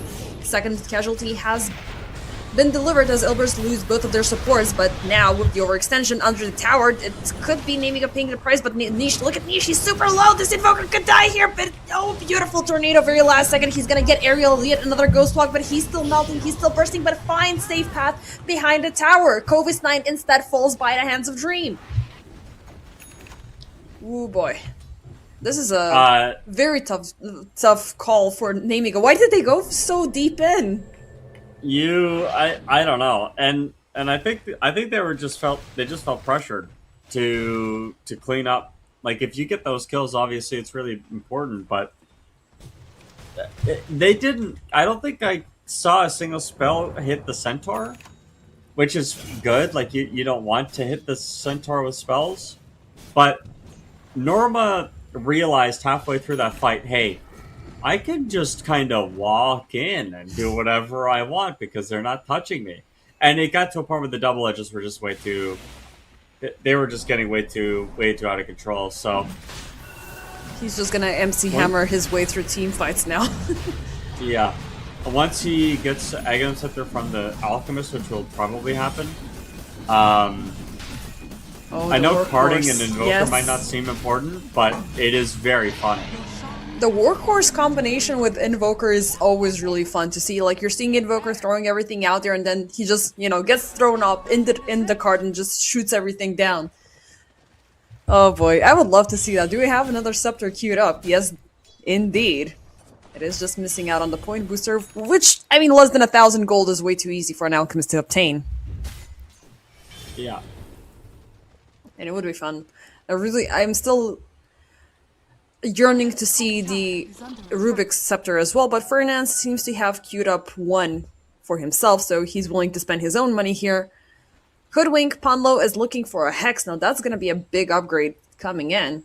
What are the responses from Nemiga? Their supports feels like they're falling off. I love this Jakiro within the early stages of the game. Now, regardless if he's landing those Macropyres and Ice Paths, now there's nobody dying in it. And they're not dying in it because they're not capitalizing on the roll plus the Micropire, right? Like, Yeah. haven't really seen a Panga roll hit more than two people with the roll, and I know it's hard to hit these players at this level with it, but at some point you do just have to do it and make it happen. True. I mean, they don't have like the one thing that I hate in hero compositions that have a Pango in play. Like he wants to divide the team fight, throw targets out there, make it a lot easier for you to proceed with the single target pickoff. When you have these big AoE spells happening, there's a very high chance that he's gonna push targets out, he's gonna push them out of harm's way, and then they're just gonna walk it off like nothing happened. So he can throw them out from the macro pyre, he can, well, not necessarily throw them out of the avalanche, that is gonna, you know, Yeah. stack up, but it's gonna make it a whole lot difficult for the rest of the spells to come by. And on the end of Ilbros here, they don't mind it either way. They have global control, they have long range shots, they have short range stuns, they have telekinesis, they have Rubik. I mean, I still love Rubik. Like he feels like one of the most broken supports, especially since he got these upgrades. Radiant are Big smoke scanning. play. Oh, they could If they find can Young get this, Chi. and if they can get this guy, Yep, it's looking like a Cataclysm instantly popped up. They're stun locking him permanently, and he's not gonna do anything. No BKB used, no nothing. He does have a buyback, which will give naming us some sort of a defense if Ilbris are willing to overextend, but they still have 2 more minutes on the Aegis. Look out for fallen rocks. there's Bune, just meanwhile, too just much. farming. Yeah, Bune has decided that he doesn't want to play Dota. He is hitting creeps. In fact, he's hit 500 creeps so far in this game. But I want some more. Like, my dream has 576. I just want to get on his level, you know? But I'm not able to melt through scepters. And we did see the workhorse in action, which was obviously a very big reveal for Ilbers during the previous team fight. Yeah. And they are looking to siege high ground. Norma jumping in, nice catch on Takovis 9. They will pop the Aeon disc, and he is forced to pop the rollback and just get the hell out of there. Beard jumping in, reinitiation, nice double avalanche, lockdown in the macro fire. They're standing, they're gonna die. They lose the alchemist, but it's just life number 1. He still has the BKB. Norma just fends off eventually. The rolling thunder expires. Kovis 9 is out into the freight and destroyed. Next up, ooh, beautiful double stun. Ariel gets caught up. Youngji trying to avoid everything, as he did force out a buyback here. Kovis 9 did the same thing. Bune is still alive, but now we are gonna have a Tiny without a BKB. With that, Ilbris and everybody standing up strong, they will continue with their commitment to push high ground. 26,000 gold lead for interest at this point, and I'm starting to feel like this Invoker is doing a little bit too much work in these team fights. Some buybacks were used, and it's getting to the point Hold now up, that the speaking game of the is getting devil, hard. he's gonna get caught up, and there's the BKB reveal. He jumps off, reinitiates with the Shivas. They have pushed Bune off on low ground with the Sharpshooter. They will take down the Tiny. 100 seconds on a buyback. Norma, workhorse, coming in on high ground. They find Jenter, and, well, it's a little bit of a dangerous play, but he will take down one support. And they're, okay, this is a statement play. You're standing strong in the enemy base, and now everybody Yeah. else is gonna join in. Kovis 9, he's gone, and I think it's GG. But at the same time, it definitely is. yeah, at the same time, I think you are giving Niche the credit that he requires, because his Invoker gameplay from minute 0 to minute 47 has been impeccable. It has been absolutely on point, but at the same time, I do believe you're avoiding the credit to give to the Alchemist as well. No, I can't. I can't give, I can't give this guy his flowers, man. He can buy his own. He's got the money for it. Yes, he's No, got the but scepters and the flowers. no, but dude, the Alk did the least amount of damage on his team. Like, I'm not making anything up. It's literally just the fact that this niche popped off this game. Um, Norma was unkillable, and yeah, Dream had a lot of money, but again, like, it. How does it translate? Well, Alchemist already doesn't have a very efficient net worth to damage ratio, but True. I guess you could argue that like the economic pressure that Alchemist put on Nemiga this game was a big reason for Ilber's success, but ultimately, I do think it just comes down to Nisha's spellcasting here in this game. He had a lot of stunts to play around. He had a lot of timings that he had to hit, and he had a lot of responsibility not to die because he is the most killable core on his team, right? Yeah. And ultimately, Nemiga go back to the Bune life or the Bune Tiny. It doesn't work out. Young G gets countered in the mid lane because that's just how Ember Spirit works nowadays. And they tried to give Janter this Jakiro again as an answer to the Alk, and it doesn't work. And ultimately, I just think the ideas that Nemiga had for the game weren't coherent with a winning playstyle, and Ilburst just made more money and won the game. Yeah, and also it was really tough to pinpoint like who's your target because what like for example you would focus niche once and you're gonna get a good team fight out of it. Then Ilbers know that okay, if they're gonna go for niche, we're gonna use that against them. Then it's Fernandez being the target, then it's Pablo being the target, then it's Dream being the target. Like they're focusing so much effort onto taking down one hero and then Ilbers just strike them back. And it seems like the center on Norma was far more effective compared to the Underlord. Like you always had that global pressure, but now you had this huge pincushion that is able to soak up all of the incoming damage from Nemiga, and they never even got the chance to show for it. Like Bune, yeah, he got the Daedalus at the end of it, but he was not able to use it. There was no room that Nemiga could have provided him with for him to proceed with the takedowns. Still, it's gonna be Ilbris ultimately winning the series, pretty much making the Nemiga matchup ending the same way as it did during the play-ins.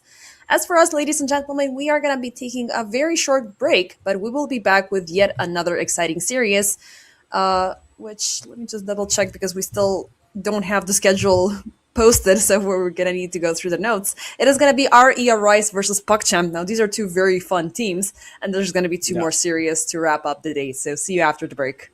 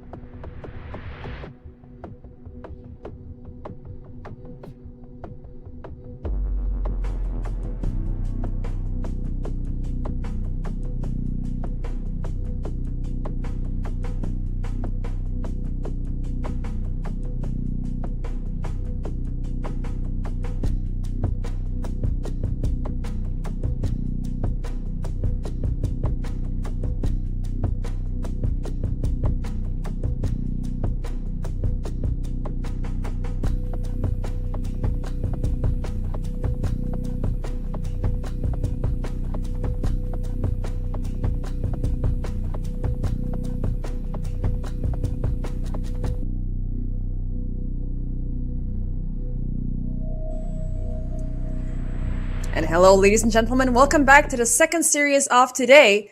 A little bit of a zoom in issue coming out from Played Side, but we are ready to kick things off with Ari, Arise, and PogChamp. This is even funnier than chasing your dog out of your room. It's not. I gotta. I'm worried about it later. I'm right Yeah. now. I'm peripheral plate. I'm the guy that you see. You get like one double take of me out on the train, and that's all you're getting. Yeah. Where you're Yeah. gonna see him a little bit clearer with the upcoming drafts. But for this draft, we are having a lot of interesting picks already kicking off. Arya Rice are gonna open things up with a Nature's Prophet, follow it up with Rubik Tusk. Very annoying, very explosive combination. Puck's Champ's response so far is Dawnbreaker, it's Snapfire, Puck, Winter Wyvern, and ooh, Husker. Okay, Arya Oh Rice are my gosh. putting the pedal to the metal. They want to end this ASAP. So I've played Dota. I played like amateur level competitive Dota with a guy that was a Huskar one trick, and if we ever got Huskar, we would first pick it. Like we would literally throw it, and we didn't lose with it again. We didn't. We never lost with it. I'll, Something you got to learn about Huskar players is that these guys are freaks. They are not to be trusted. If you know one, offer them Good luck. therapy. You really need to figure out your priorities. And if you are on a team with a guy like this, it's probably too late for you as well. Like there's some introspection that needs to happen for you also. So Yeah. every time I see Huskar, I'm thinking either this guy is going to go 22-1 and dominate the game, or he's going to go 1-22 and rage quit. Yeah, I mean, thankfully, Rage Quit is not an option here because it's a full series that we're gonna need to Yeah, focus on. But yeah, obviously, like Husker players are built different, and I still have this play at the back of my mind. Like, I think it was Yandex playing versus Navi Junior on Blast, and they brought in a Husker mid, and that guy destroyed the game for everybody. Like, nobody had fun. No fun was allowed. He just jumped in, threw the freaking Fury Spears, and he deleted everything on the map. Now, so far, PuckChamp's heroes are susceptible to being taken down as the only reliable source of stability and somewhat of a healing is coming out from the Dawnbreaker this early on and from the Winter Wyvern. You have the problem of the Cold Embrace possibly landing very awkwardly and just setting up somebody to be like you're setting up somebody to be helped out, but ultimately you're signing off their demise, and Husker is going to be like, I'll just keep on hitting because it is the spears are magical, right? They're not physical.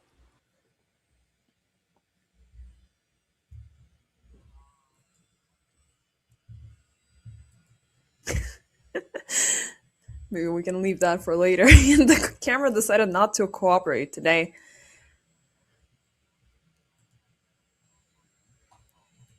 Yeah, you're stuck. I hear you, but you're stuck. I don't think you should be touching anything until the end of the draft and hope for the next one. Yeah.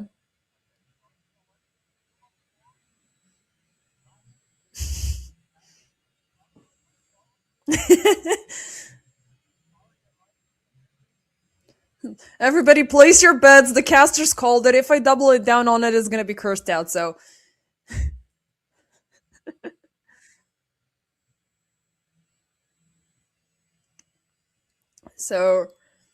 a lot of burn damage, a lot of spell damage amplification, Tusk count in the play, Nature's Prophet in play, Arya Rise are treating this as a pug game. We're gonna go Leroy Jenkins on this one.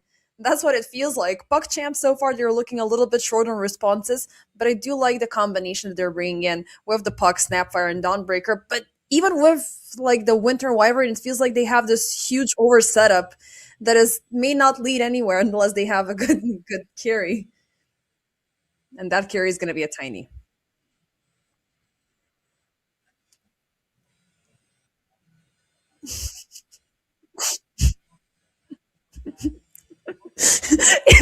Even the prod guys are laughing in the back because they had no other choice.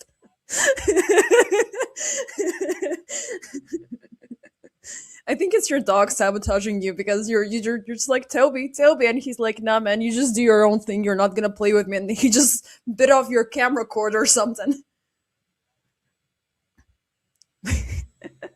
But But we can still hear you. I hope that the stream, the people on stream can still hear you. So Yuragi is gonna go with last pick Tiny. I don't like it.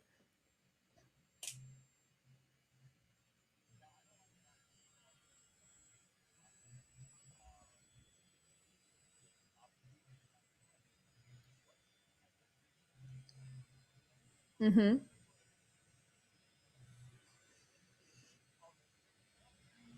Oh, okay. So I'm talking a little bit by myself. Maybe you can do a refresh. I'm gonna keep the stream going for the time being. So yeah, unfortunate technical issues have risen, which, it can happen to everybody. It can happen from production, it can happen from the team. So unfortunately, the curse did land upon Plate this time. And hopefully you're going to hear him in no time. But looking at these drafts, Arya and Rice are definitely driving up the tempo. They're driving up the aggression. PuckChamp, they have this very tight draft, this very super Hello? composed draft. Hello? Are Am you I back? back? I Am I can hear back? you because Production? Am we're I back? talking via Discord, so I know everything. I hear everything, but not sure if it's going through on Prod. Production? Am I alive? Yay! Yeah! He's here! Welcome back! Woo! I'm back! Let's go! And you can also get Finn there Oh. and give him a hug as well, because I do love the Finn plushie in the bag that you're having. Okay, so. No! Prod cut you out! Okay, Prod No! decided to do you Production! dirty. But it also did Ethereal dirty right now because he was in the middle of this insane yawn. And I'm not sure if, like, a Huskar that is supposed to play a very explosive game should be in this type of a state. But Ethereal he's an insanely good mid laner. And this is the guy that I was talking to you about who is able to pull off a Largo mid. Why didn't they do it this game? Because it was banned. Oh, well, that would be why. That's, you know what? A base defender, that's a great reason why you wouldn't do it. Well, you take out my stability, you take out my bardic inspiration. Do you know what? I'm gonna double down on the aggression. Yeah. I mean, the thing is about this Doom, now that we're locked in again, um, big Doom fan. I play Doom carry all the time, and when you have these really pesky heroes or things that are channeling that you just need a kiss of your Doom from, you blink in, you drop the Aghanim, set their Doom on yourself, you walk in, you destruct all these channels, you stop a lot of the combos from happening.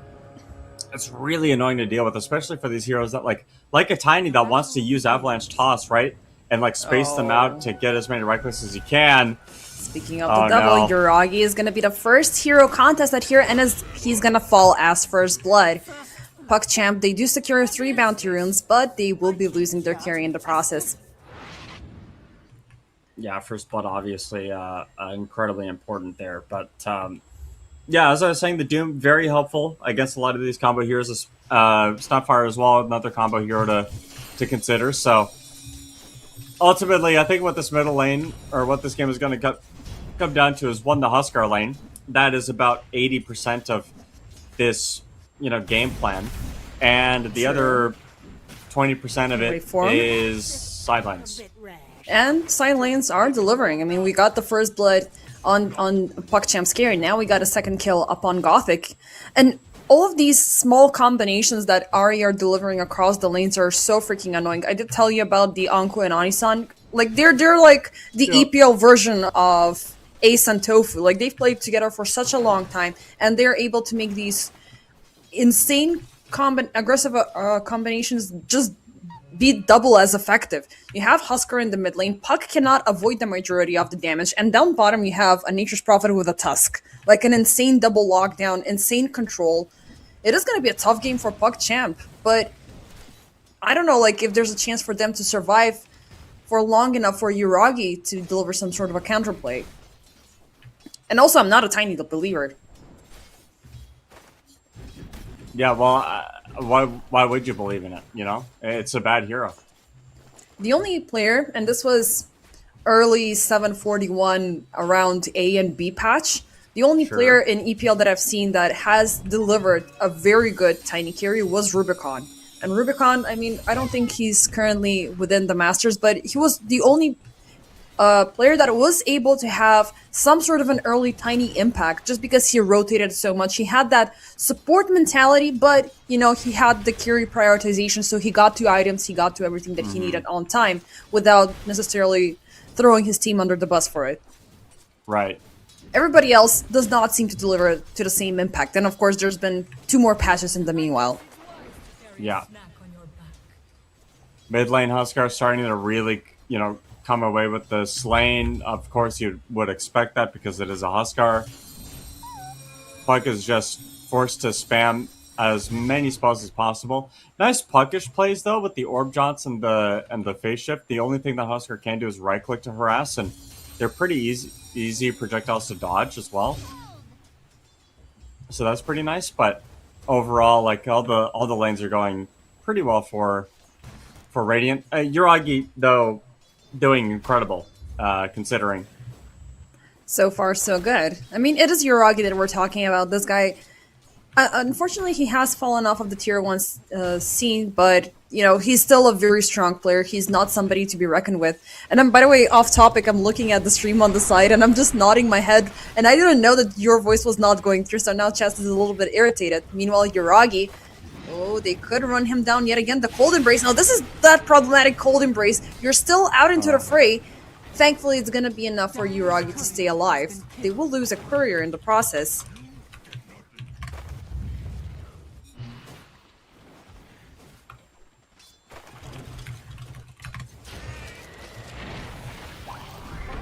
Did I lose you one more time, or you're just speechless? Oh no, sorry.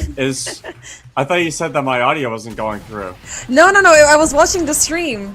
And it was like this moment where Prod just put my face in, and I'm just nodding, and I hear you, but they don't hear you. I see. Waveform is gonna die down bottom, and it's gonna be the first kill PuckChamp are obtaining. But Krolgash, he fell insanely low at the same time. No, you're good. Sorry. Okay. No, I got super psyched out. I've been cursed every time I'm doing like a first time with a new co-caster. Technical difficulties are just coming in from every shadow possible and ruining my experience. So it's like, I knew it was going to happen, and that's why I didn't fight it. That was like an inevitability, Yeah, it's just something you had to deal with. And honestly, I could deal with technical difficulties. How do you deal with this Huskar that has 14 denies, 24 last hits when your puck is getting shut down like this? You're just happy Armlet to be is alive. going to be coming soon. Yeah, I guess. That's like the only thing you can do, huh? I mean, you have some uptime at the very least. You are gaining some of that experience, but yeah, you're not gonna get a lot of experience because of those freaking 14 denies. Huskar is an absolute menace, but it currently feels like a little bit of a bloat until he converts all of that into kills. Topside, Anku looking a little bit bad. Hyuga, they keep up the chase. He's gonna pop the cold and praise to save himself, but do they want to commit? As this is a juicy target for you to take down. I mean, prolonging the Doom is a very, very solid idea. But it's not happening. Double bracer on Doom is a little bit too much beef. I mean, that's how you open up things with, Beef? The double bracer. Oh. See, you and I are not the same in that case. I don't know, it feels like a little bit of a classic opener for these ultra tanky melee heroes in the offlane, because you are getting the passive region, you are getting some stats.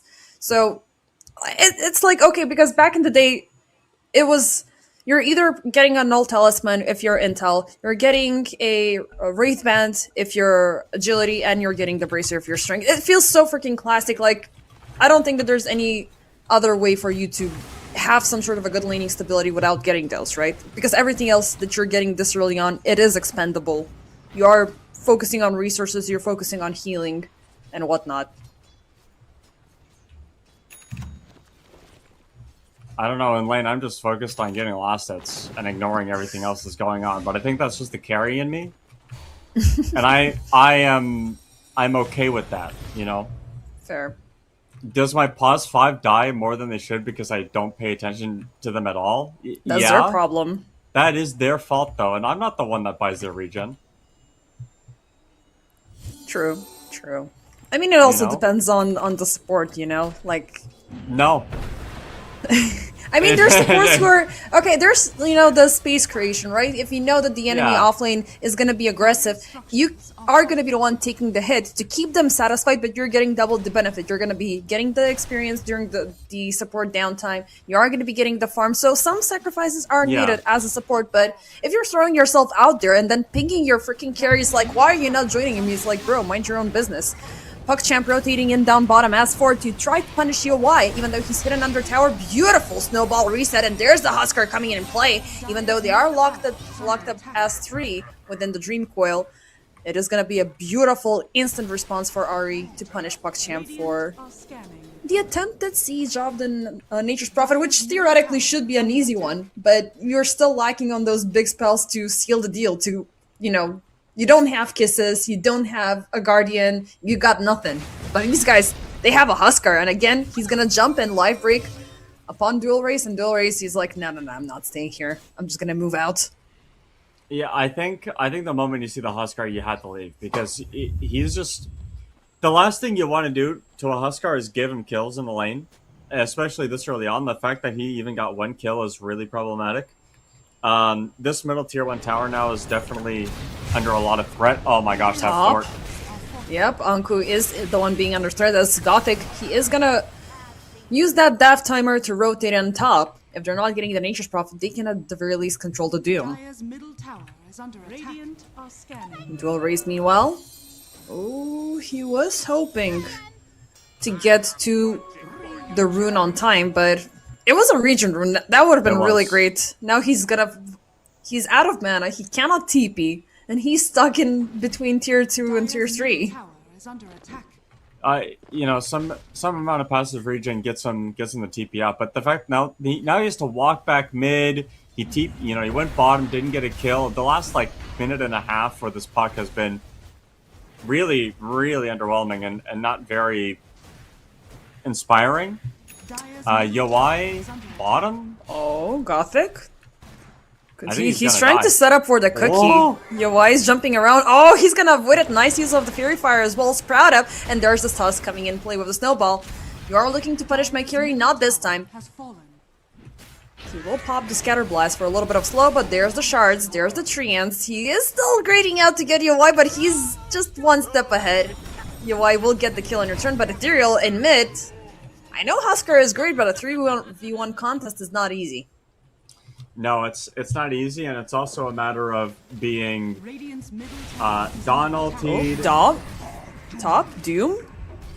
Oh, could be a big one. They already used up the Wrath of Nature, though. Can they kill him?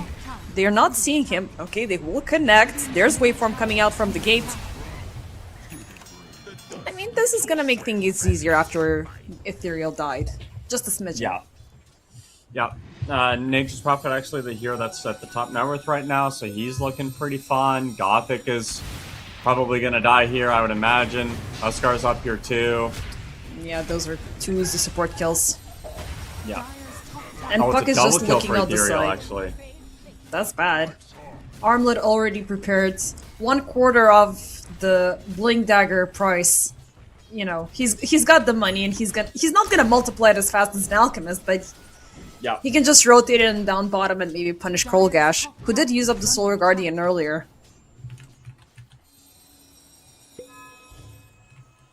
Maybe using the Solar Guardian to get that pickup on the Huskar wasn't worth it. Maybe you had to save it for a team fight like that. But yeah, True. hindsight's 20/20. I think as long as you're getting a kill with your ults early on, you shouldn't really be that picky. But the ease of execution becomes a lot harder the more the early game matters to you. And I think because of how important the early game is for Dire to shut down the Huskar, you really have to be accurate with your decision making here. And so far, Huskar halfway towards that Blink Dagger already. The smoke play on the back line isn't going to catch the Huskar. That's the target they're looking for. It is gonna be a Tusk reveal though, and he's gonna be happy about this. Like, that trade is not hurting Arya Rise, not even on the long shot, and they will turn around to reinitiate. Waveform dies down, they bait out the Solar Guardian. Okay, this is gonna be a trade between Gothic and Ethereal. They will be taking down 2 targets, and Rubik left remaining. Now, this was an overextension that could be costing Ari greatly. They lost the streak. Krolgash got a lot of farm. as well as dual race, so maybe they just should have let the Tusk slide and then just walk away because they wasted an ultimate. They will be wasting the Amplify. Now they just threw in a lot of benefits and some extra bonus and tips back to PuckChamp.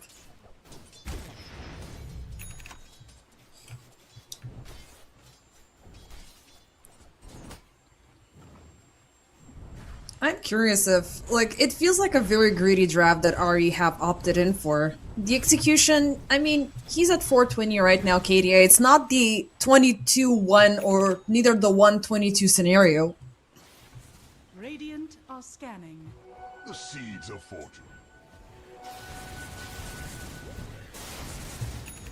I think if you were to ask me, Illusion. hey, Plate, let's Plate, how do you translate this Doom into a winning position? This is exactly what I would say. Just bring Huskar.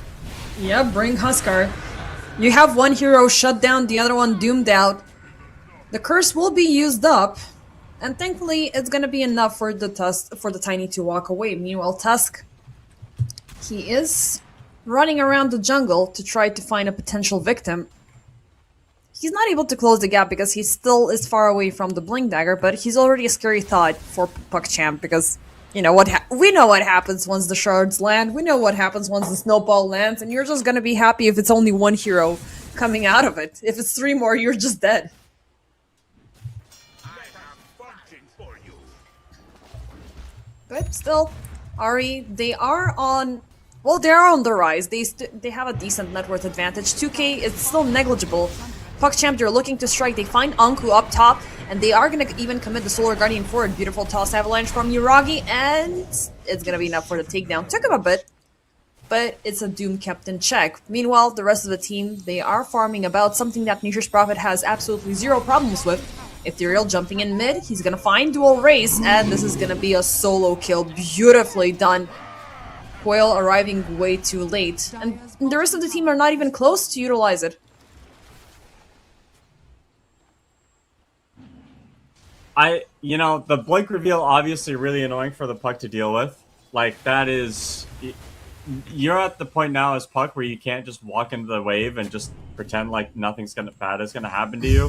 That's kind of what the Puck has been doing this whole game, is like, oh, I'm a Puck, I can just ignore everything. Tee-hee, let me kill this fruit wave, tee-hee, and then you get blink ulted by Huskar, and you're like, well, frig, man.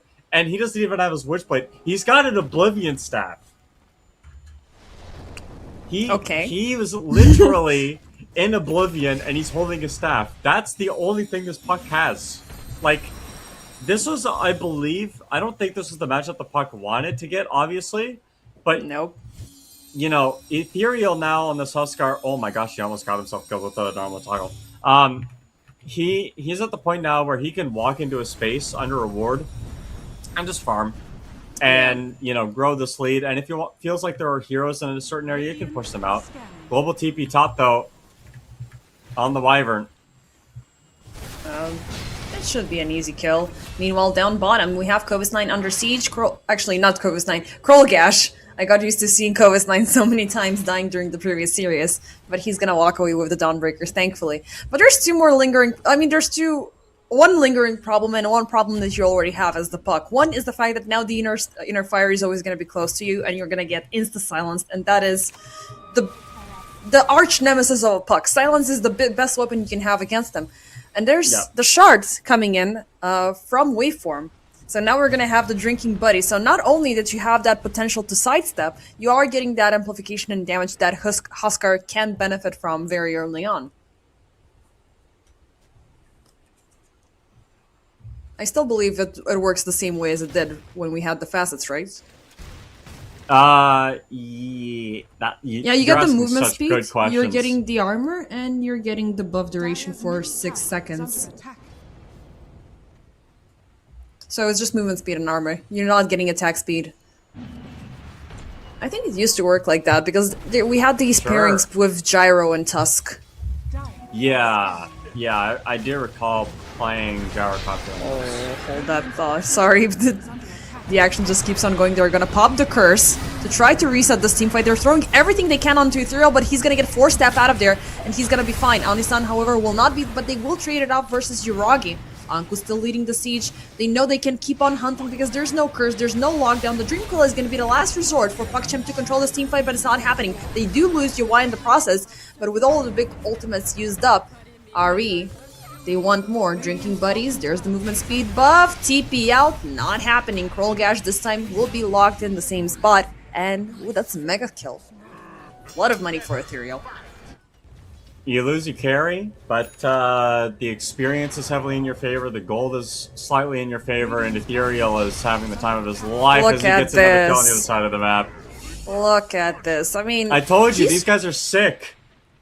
These guys are obviously built different. You know, like once you get that bloodthirst, once your eyes turn red, you're just treating heroes as creeps. Yep. Yeah, I hate it. I don't want to say I love a good Husker game, but at the same time, I hate a good Husker game because it just robs away the fun from everybody. Like, you're not able to do anything. He's here, he's there, he's jumping, life break here, blink dagger there. And you're still... We still have the Nature's Prophet lingering in the background. Anku, he's gonna get the blink dagger as well, and you did mention earlier about the Doom Scepter. I love the Doom Scepter. It's the best thing in the game. But the prioritization is never there. Doom always opts in for some other items before that. Yeah. Well, you do have to. Otherwise, if you go straight blink Aghanim Scepter, what normally happens is you blink in and you die, which is not ideal. So that's what the drums is for, to help a little bit. Wait for him. Nice Invis Snatch, but an instant sentry is going to be the death of him. The other really nice thing about Doom Aghanim Scepter in this game in particular is that Tiny has Insurmountable, which, you know, he's going to have a lot more status resistance than you're normally used to. And especially if Yuragi decides to go for a Sanjin Yasha to really help against the Doom, the Aghanim Scepter, when you Doom yourself, you're no longer you aren't negatively affected by your own status resistance, so you can have the full duration Doom onto the Tiny, even though Tiny has a fair amount of status resistance. Yeah, and also the movement speed as well. But there's already like a lot of movement speed coming in from Ari as well. We did speak about the Drinking Buddies earlier, and you also have this like the global mobility coming in from the Nature's Prophet. So, and the good thing that you have with NP is you can always pick and choose. Is it if a team fight is favorable, you're gonna join in to soak up the experience and get a couple of those last hits. Let's see though, Ari. They have their eyes on PuckChamp. Gothic. Ooh, that's a nice cookie. The second the blink goes through on the other side, but guess what? This time we have a BKB reveal. The Solar Guardian is going to be used up in the backlines. Ooh, that's a beautiful jump, but the Morgan's Kisses are going to get locked on two targets. Rubik, he's going to steal away the Solar Guardian, get some healing back on his team, but Ankus, he's still in a bad spot, and is going to be the only victim of PuckChamp. Felt like Dire were ready for that initiation, and I mean, this was a team fight for the Tormentor that you now have to sort of give away. True. But is it like looking at, you know, the shortcomings of this team fight? You are gonna have a Doom who will eventually respawn with a Doom available, but you're not having a Winter Wyvern with the curse. So which one are you happier to have left remaining here?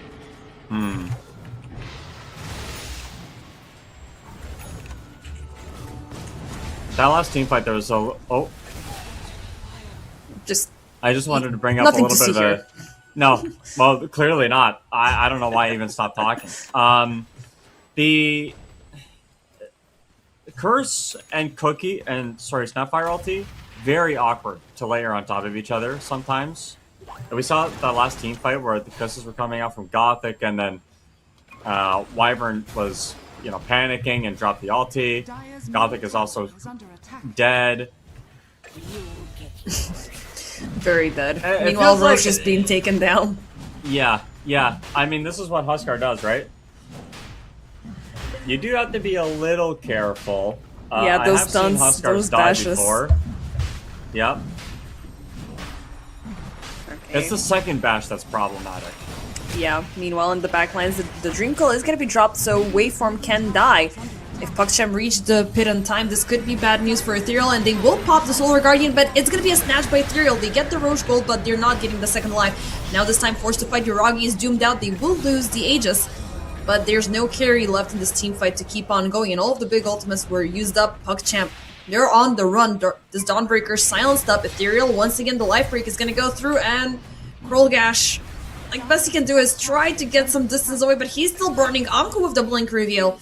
It's 3, ultimately for the price of 1 support in the Aegis. So the gold will favor PuckChamp, but this was a very awkward team fight to begin with.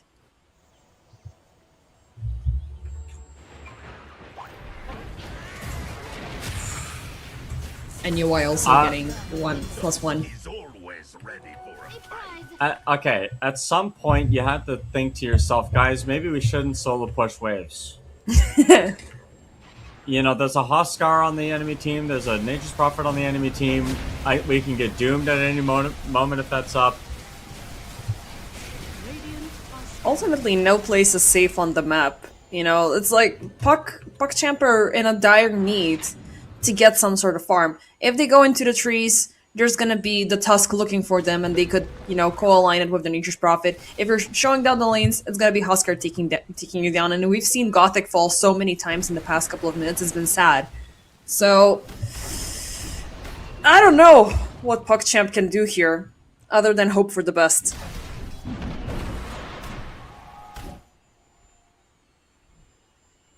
Wait, is that a... Did I see a Moonshard on the Dawnbreaker? No, it's just... okay, it's the Assault Cuirass, because it looked for a split second like she bought a second Hyperstone, and I was like... Right. You don't make Moonshard in 23 minutes? Well... No? Well, not on this hero. Well, I've seen it. Did it work? No. Okay, thank you.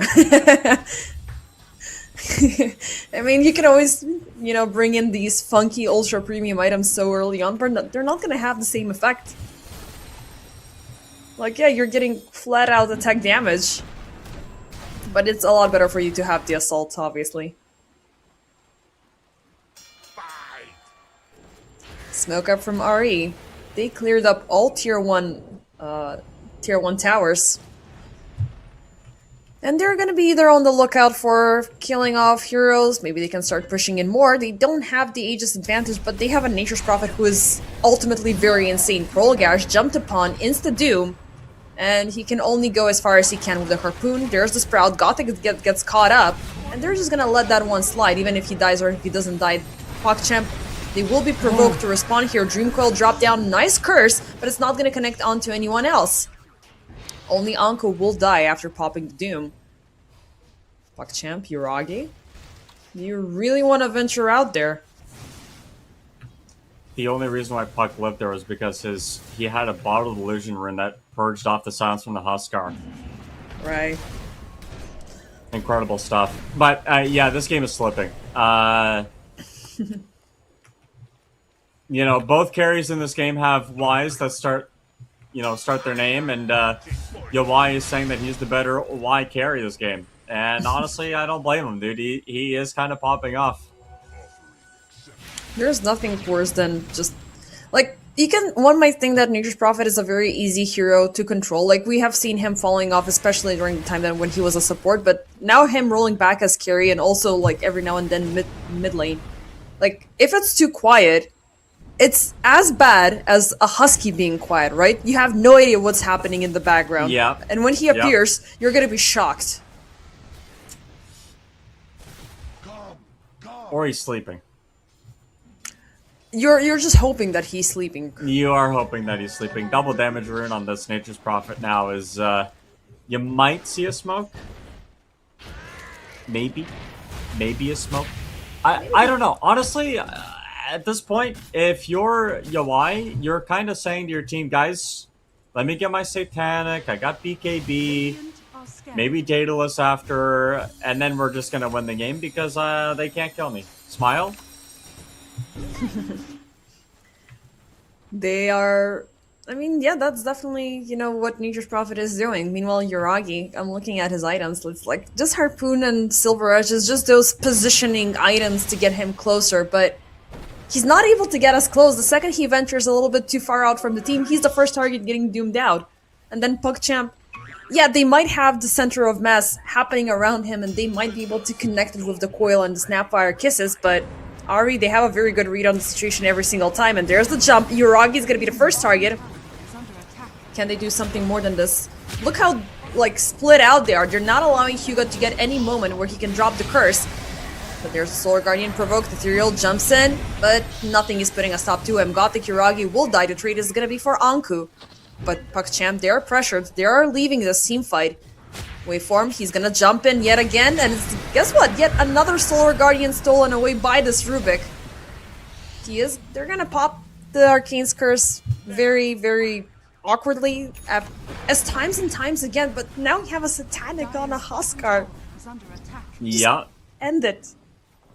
Yeah, it's feeling difficult, base defender, and the problems are Doom did his job so well that team fight. He drops Doom on Tiny, and then he makes the decision when he drops the Doom. He's not going to stop walking at Puck. Literally just A-clicks Puck the rest of the team fight, and forces like 3-4 people to cast spells on him and to try to peel. But what that does is it creates separation between Tiny and the rest of the team, and nobody can help him. So Uragi is isolated, gets picked off, the Huskar finds him, kills him, and then obviously you're going to take a Doom for a Tiny trade every chance you get. So in terms of how exactly you're going to defend Uragi at this point, maybe buy a Lincoln Sphere or something on like a Puck and help him out, or you got to figure out a way to stop him from getting doomed, because he will continue to be doomed as the game continues to progress. Bottom side, we are having rotations coming in as PogChamp are looking for at least tier 1 tower, but the Rubik, who has still stolen this Solar Guardian, he's gonna jump in. They will provoke the rest of the team to respond, but it's just gonna be converted into 2 kills. Scrollgash still out into the fray. He's trying to hide out, he's trying to get away, but these guys are equipped with a bunch of blink daggers. They're gonna put a halt to all of you.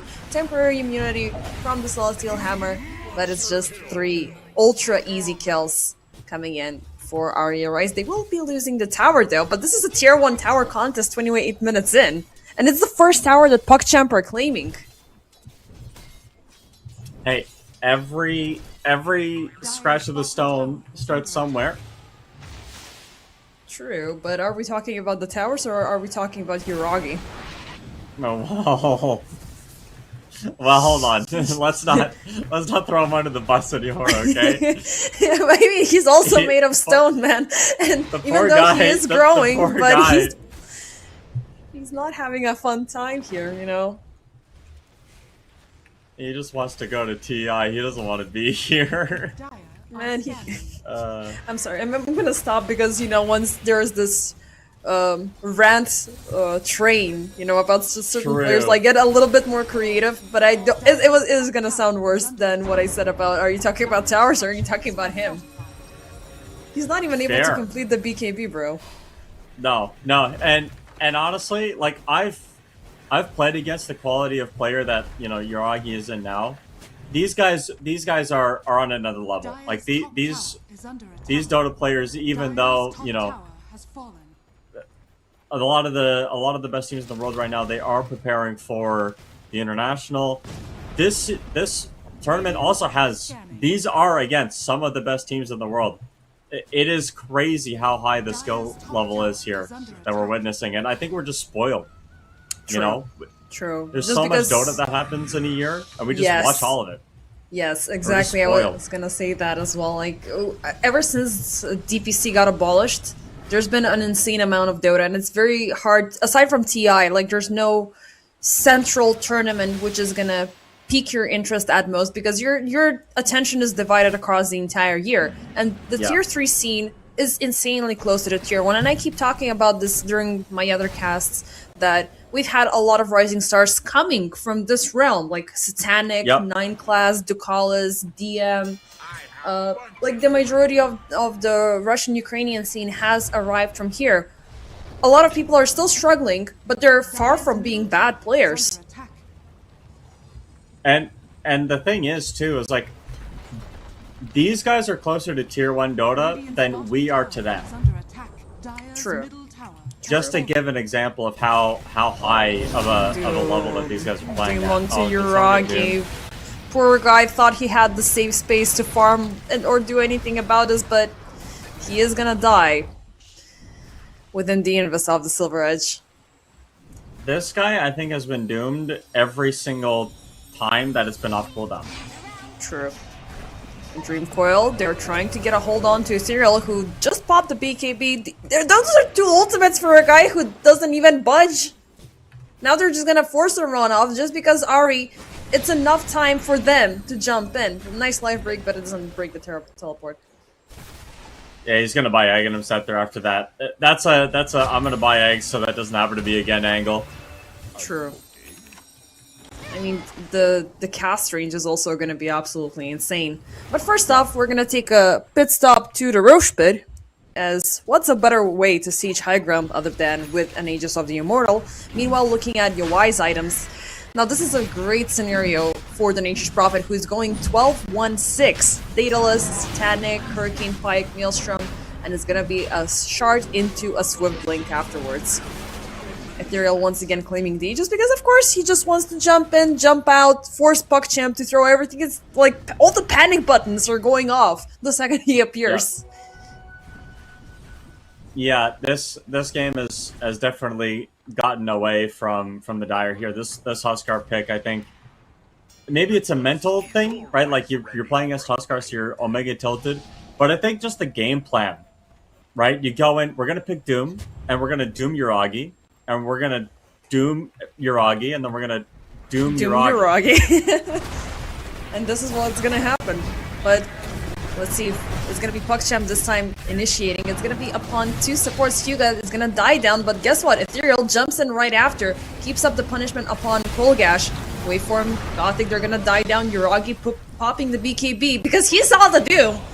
And he could have been yet another target doomed down. Still, regardless of the outcome, the Doom was actually on cooldown, he still will die. It was. Yeah, and now that Doom is not on cooldown, the next time Anku sees Uragi's gonna get doomed. Yeah, And Uragi's gonna get doomed. And it's gonna be easier because no BKB. Dire's bottom tower Yeah. Not that, I mean, it's really just a matter of finding this Tiny and doing him. Like, if that's... And normally Tiny is not a good Doom target. Like, normally this guy just doesn't care. Like, he drops his... as long as he has a tree in his hand, it doesn't really matter to him. But it's the fact that he's getting doomed and then the Huskar finds him. Like, Yeah. you know, Anku is like, okay, my job is done. I got the Doom on the Tiny. Sick him. And then Ethereal comes in, rabid dog moment on this Huskar, and is like, I want to eat this rock. He's a Huskar player, of course he eats rocks. That's kind of the thing, you know what I mean? But he turns them into lava first, like, you know, he's gonna True. melt them down to make it a little bit more easier to digest. But regardless, now we have a problem that you need to take him down twice, and already they're at the siege. Snowball going in towards Pearlgash. They will be getting Gothic first. This is the first time we're seeing a good Arcane Scourge that is gonna lead to a kill, but it's only gonna be Waveform dying. Life number one taken away from the Huskar, but in the backlines they're fighting off Pearlgash, and it's gonna be a buyback that should be forced out. Second buyback that PuckChamp are using for this high ground defense. Gothic slowly melting down. He's walking all the way back to the fountain. Uragi, there's the BKB used up, but he's gonna get, guess what? Doomed. And he's gonna die down. Mortimer's Kisses arriving way too late to the skirmish as Krolgash falls off for yet another time. All of this for life number one of the Aegis and for Waveform to die. Yeah, and obviously Nature's Prophet can TP. He's got that global teleport facet. No cooldown, so he, you know, the Nature's Prophet is everywhere. Literally everywhere. Yeah. And, I mean, it's somewhat reminiscent of, you know, Tinker from back in the day when he was jumping across the map, popping the March of the Machines, and then you realize it's like, yeah, that just pushed down the lane all the way to tier 3, now it's back at me once again. And I do love the fact that the prio for Natures nowadays is the Treants. But there's nothing more satisfying than looking at them at level 25, because I still think that they have the times 3 HP and damage. Yes. But yeah, he went in for the teleport instead. Better be present. Yeah, the teleport is a bit more helpful. Jump in once again. Oh, they have Hyuga. They also have Dual Raise very close by, as he's not gonna die, but it's gonna be Gothic, yet another hero on a dieback. I'm Meanwhile, surprised they haven't called it yet, to be honest. It feels They're like you could call believers. it here. I don't know what they're believing. I think the only thing I'd believe in if I was on the Dire is that Uragi's gonna get doomed. Like They that. believe That's in probably life the after only Doom, thing. man. Yeah, I don't know, man. I think this Doom is gonna. I think he's gonna show and get doomed again. They're sieging down the final set No, of ranks. they The don't even second do that. Uragi appears instantly. Everybody onto him. They did follow it up with a nice Dream Coil setup, which is really satisfying to watch, but there's no nothing, there's no teammates, and there's finally the GG being called up. I mean, we were expecting this to happen looking at how things were set up ever since the drafting phase. Ari, a little bit shaky at the start, but the Husker was a hyper menace. Everybody else was the hyper menace, and Finn is on the chair, so we have a +1 on play stream. Not sure why he played left wing. Well, no, it's because he's talking now. He wanted to give his assessment of Okay. the game, which is Uragi got doomed, and that's what he thinks. That's what he thinks about that game is Uragi got doomed. Anku doomed Uragi, and when Doom was on cooldown, Uragi was the target of the Doom. So thanks for that, Finn. Appreciate it. Yeah, thank you, Finn. I didn't know that he was a Dota player, and I'm really amazed to see that. But his understanding of Dota is quite on point. He's a But Doom yeah. expert, actually. I think you dropped some sort of Adventure Time lore there, but I haven't show, so I don't have anything to throw back at you. I've never watched the show. I've never watched it. Okay, ladies and gentlemen, we're going on a break. But anything to wrap things up with for this game number 1? I mean, Aside from Doom, and Uragi getting doomed, like what else was think- happening here? I think the biggest issue for PuckChamp wasn't even necessarily that Anku was dooming Uragi on cooldown. It was the fact that like normally dual raise you'd be able to like do something with that. Like typically you'd be the target of the doom if you're the Puck. But because Puck got shut down in the lane so hard by Ethereal, you didn't have any follow up on these team fights. And you know, Hyuga, Krolgash, Gothic, 3 big team fight ultimates that have no synergy with each other. Literally none. Like, Snapfire Kisses want people to run away. Krolgash's ultimate wants people to run away. And Hyuga forces people to sit there, but they don't take any damage when they are sitting there. So it's like really, really, really hard and complicated and convoluted to play these team fights. PuckChamp just have too much going on. And for Ari Arise, it's literally doom Uragi and kill everybody else. And like it seems simple, but that's sometimes how you play Dota even at the highest level. They made it look insanely simple, like their commitment, their flexibility, and everything that they did from the drafting to the playing stage was absolutely on point, with which they will be obtaining the first map victory. And yeah, maybe PuckChamp will need, like, they were thinking a little bit maybe grandiose, like we're gonna have this princess treatment for Uragi, just set everything for him on a silver platter and he just deletes everything with one single tree swipe. The reality of the situation was not as such, so definitely reconsider the draft and let's see if game number 2 is gonna be better.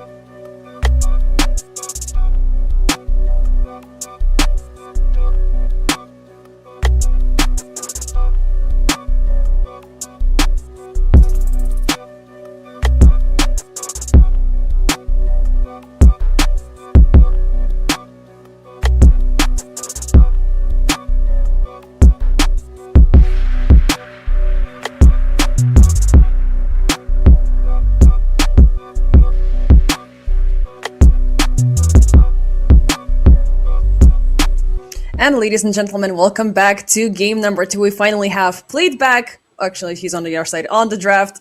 And are you not blinking or are you okay? You're blinking. You're just mimicking. Why did they put Okay. me away? They put me Oh away. no! You Production didn't confused the like that. pod, guys. Production's been bullying me all day. It's okay. But he also said like every single time you kick off with a new colleague in casting, like you're gonna have the technical issues, and right at Oh this yeah, point you're completely impervious to it. I But am. let's see if PogChamp are going to be impervious with this SF pickup. So we're discussing that this is going to be a Bane going in as 5, which will facilitate for a lot of raises, a lot of early pressure that Shadow Fiend does thrive on. Center on the other side, Arya Rise, they're bringing a lot of fun picks as well. So they have Treant, they have Hoodwing, they have Enigma, and I love a good Enigma play, and Kling's on top of things. So taking a little bit of a page from Yataro's book here. Yeah. So I have a confession to make here. I can no longer be unbiased in this game because there's an Enigma, and I have a golden rule that I follow. Whenever a team picks Enigma, I have to cheer for them. So Rhea Rise are my team to win this one, and that sucks for PugChamp. It really does. You're already locked in. Arya No, Rise I'm are going already to locked in. be taking this I series to literally 0. don't care. Well, hold on a minute. I'm not talking about the series. Well, I guess I am saying this series is going to be 2-0. But it's just like, you ever just like cast a 5-man black hole? You're just like, Yes. get Yes. it? You're screaming your Oh my heart out. It doesn't goodness. matter like what the aftermath is going to be. It's a 5-man black hole. Everybody gets sucked in and destroyed. And PugChamp were to some extent trying to prevent this from happening because they are taking away a lot of the favorable heroes that Arya Rise are playing. So we had the Largo taken out. Darkseer is also something that they're bringing in, which is like a mini Enigma with the vacuum. But this is the full blown commitment. This is the real deal. Yeah. Faceless Void So maybe could put a halt to it because of the remnants before the BKB can arrive, but I still like it too much, especially paired up with the Treant. So this is going to be a carry SF for PugChamp. Uragi is going to be playing at the Mid Void Spirit, looking for a pause 4, I think, for PugChamp at this point, or a pause 4, and you put the Bane with the Centaur. Mm-hmm. So what what we know Rhea Rise are doing, what their game plan is that Anku's job is to shut Uragi down in team fights. Yeah. We know that's his job because that's what he was doing game 1. So this time they opt not to go for Doom, and instead they're gonna black hole his ass this game every single time they can, and it's gonna be up to PugChamp to stop it.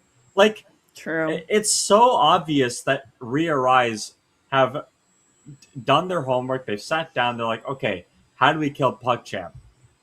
Well, let's BKB piercing disable Uragi, and then we're just gonna take the fight. The rest of the fights 4v4, and it worked really well in game 1.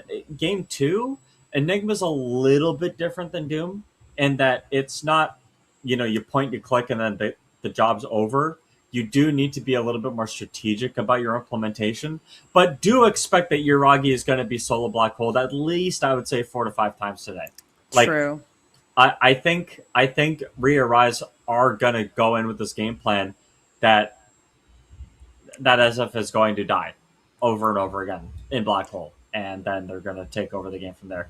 Which is why I really like the transition over for the Wind Ranger. Actually, at pause Mm-hmm. 4, you can build that as a carry and have a decent amount of impact, even if your true carry is, as you say, getting roasted.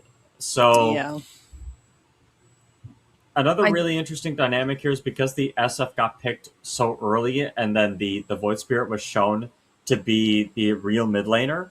It opened up Ethereal to pick up Ember Spirit, which is a really nice pick at protecting Enigma because you can get onto the people that would be able to catch it or stop it and dive onto them and force them to use their disables on you instead.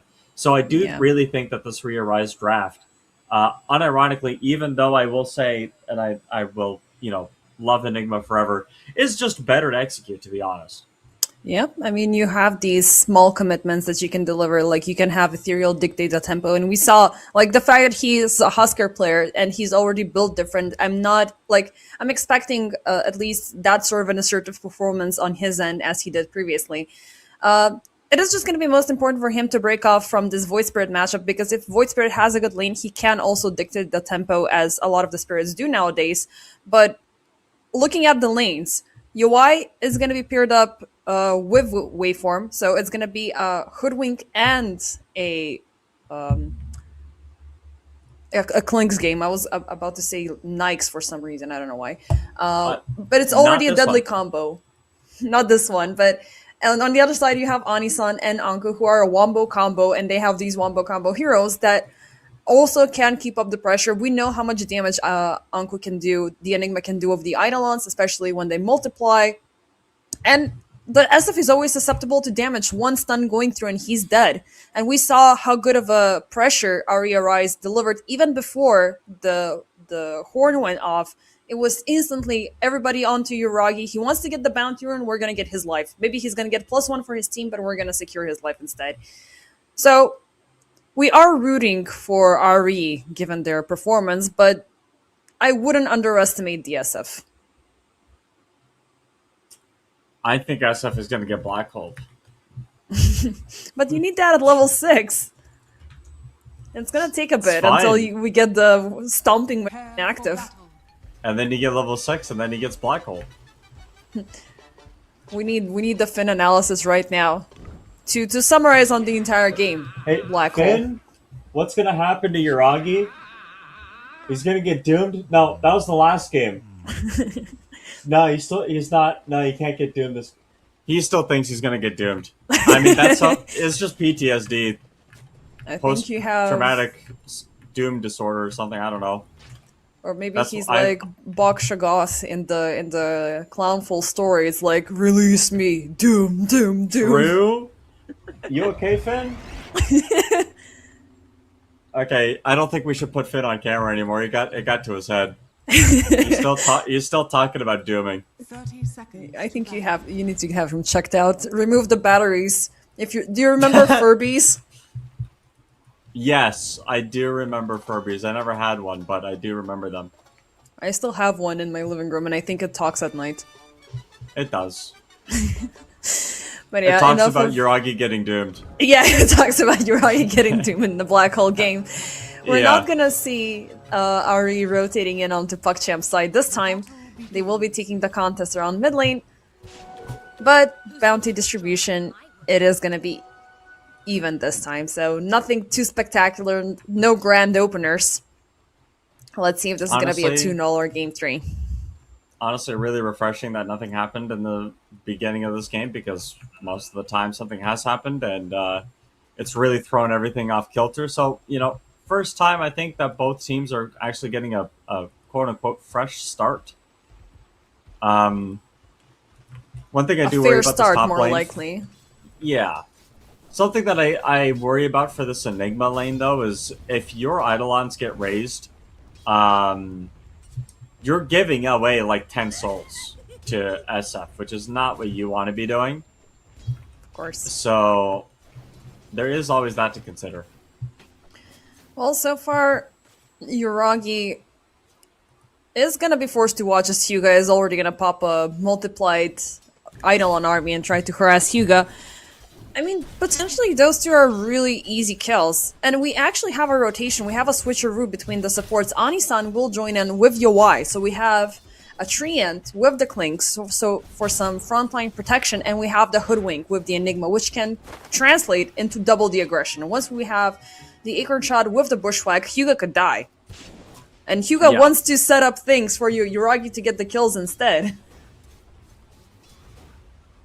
And obviously you do want to just use that Nightmare to lay the foundation for that first raise, but against all these Eidolons it's really difficult. And oh my gosh, I forgot about that. I forgot that Eidolons can eat Nightmare. Never mind, this Bane pick is gonna do nothing. That's Yeah, tough. That's tough. That is indeed tough, and we're gonna have the Malefice later on, so you have well, not the most reliable stun in the world, but it's a tough stun to deal with very early on in the game, and a double stun potential Bushwhack. One small misplay for PuckChamp is going to be punished mid lane. So far, the Spirit Brothers are chilling, they are farming, but Ethereal, He's always gonna be feeling a little bit more aggressive, a little bit more all over the place because he likes to burn down targets, burn down heroes at the same time that he's farming. And Void is also a melee hero, so he's gonna be forced to stay within it. But between the Void and Ember, and out of this context, I do like a Void a little bit better. I don't know why. I Maybe think it's because of the pretty- silence. I think it's pretty even, but Ember Spirit is just a lot more. A lot of these guys are a lot more comfortable on the Ember Spirit, and I think it's just because Ember Spirit's been around longer, and a lot of people will have way more games on Ember than they do Void. Has been killed. I think it's really a comfort matchup. Like most Spirit matchups, if not all of them, are skill expressions, so it's True. not really To future loss. whether one is favored more than the other. It's really just a matter of which player feels more comfortable on their hero, and I think I normally give that edge to the Storm or the Ember because those are very comfortable heroes for traditional mid players. Ember and Earth were thrown in the same patch, right? With the 3 spirits. It was only Yeah, Storm there at the was- start. Yeah, But it feels like I didn't play at the time, so I didn't, or at least not regularly enough to know. I do remember when they did the reveal. Like it was a very big patch upgrade. I mean, it's vague in my head because if you start focusing on every single patch in Dota and you see a lot of these back and forth, you're gonna get lost completely. Sacrifice Yeah. used to be a thing for Lich. It got taken out for so many years. Now it came back once the facets were removed. We had facets, now we have innates, and yeah. It's best for you to take a break from Dota every 2 years and see how the game is gonna evolve and be like, okay, now it's time to play, and then you stop playing for quite a while because your brain will burn. Yep, I've done that before. It sucks.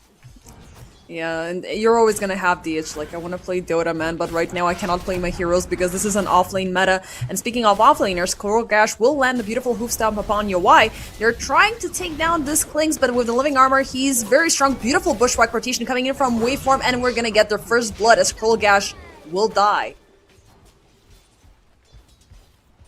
Does it remind you of last game when they were doing the same thing at Nature's Prophet and, Ari Yeah, insta-rotated? yeah. I mean, I told you that this Radiant lineup had their game plan set in stone even before I think the picks were made. So Waveform is going to die here up top. Yeah, a little bit unfortunate. But Ethereal, meanwhile, now he's looking at it as a huge beast. Dual Race will try to drag him back under the tower, but Ethereal, he does not give a damn. He did do what he had to do. He's currently at the top of CS. And we have another casualty. It's gonna be down bottom. Onisan gets killed off by the power shot. UI still looking very low. Gothic is just gonna tower dive this, but thankfully the wind run is available. And he's gonna back off.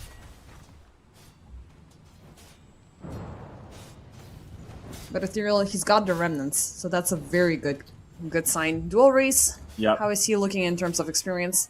Just a little bit more until we get the Astral Step in play, but like the Fire Remnant is a lot stronger of an upgrade compared to that. It gives you, for the Void Spirit, a little bit of a better chance for close encounters, but this guy is going global. Like, he's going Mr.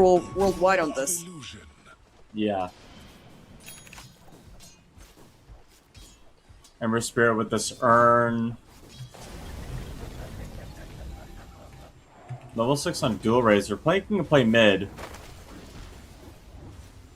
Dire's middle tower is under attack. There's a little bit of a skirmish happening around mid lane, and finally we're gonna see what's happening. Ethereal, that might have been an awkward overextension as PuckChamp, they are waiting for a kill attempt, but the supports are still not in a, like, you're counting on the power shot to land.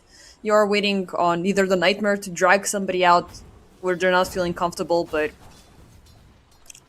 again, Ethereal is gonna break out. Top tower It's not a problem for him.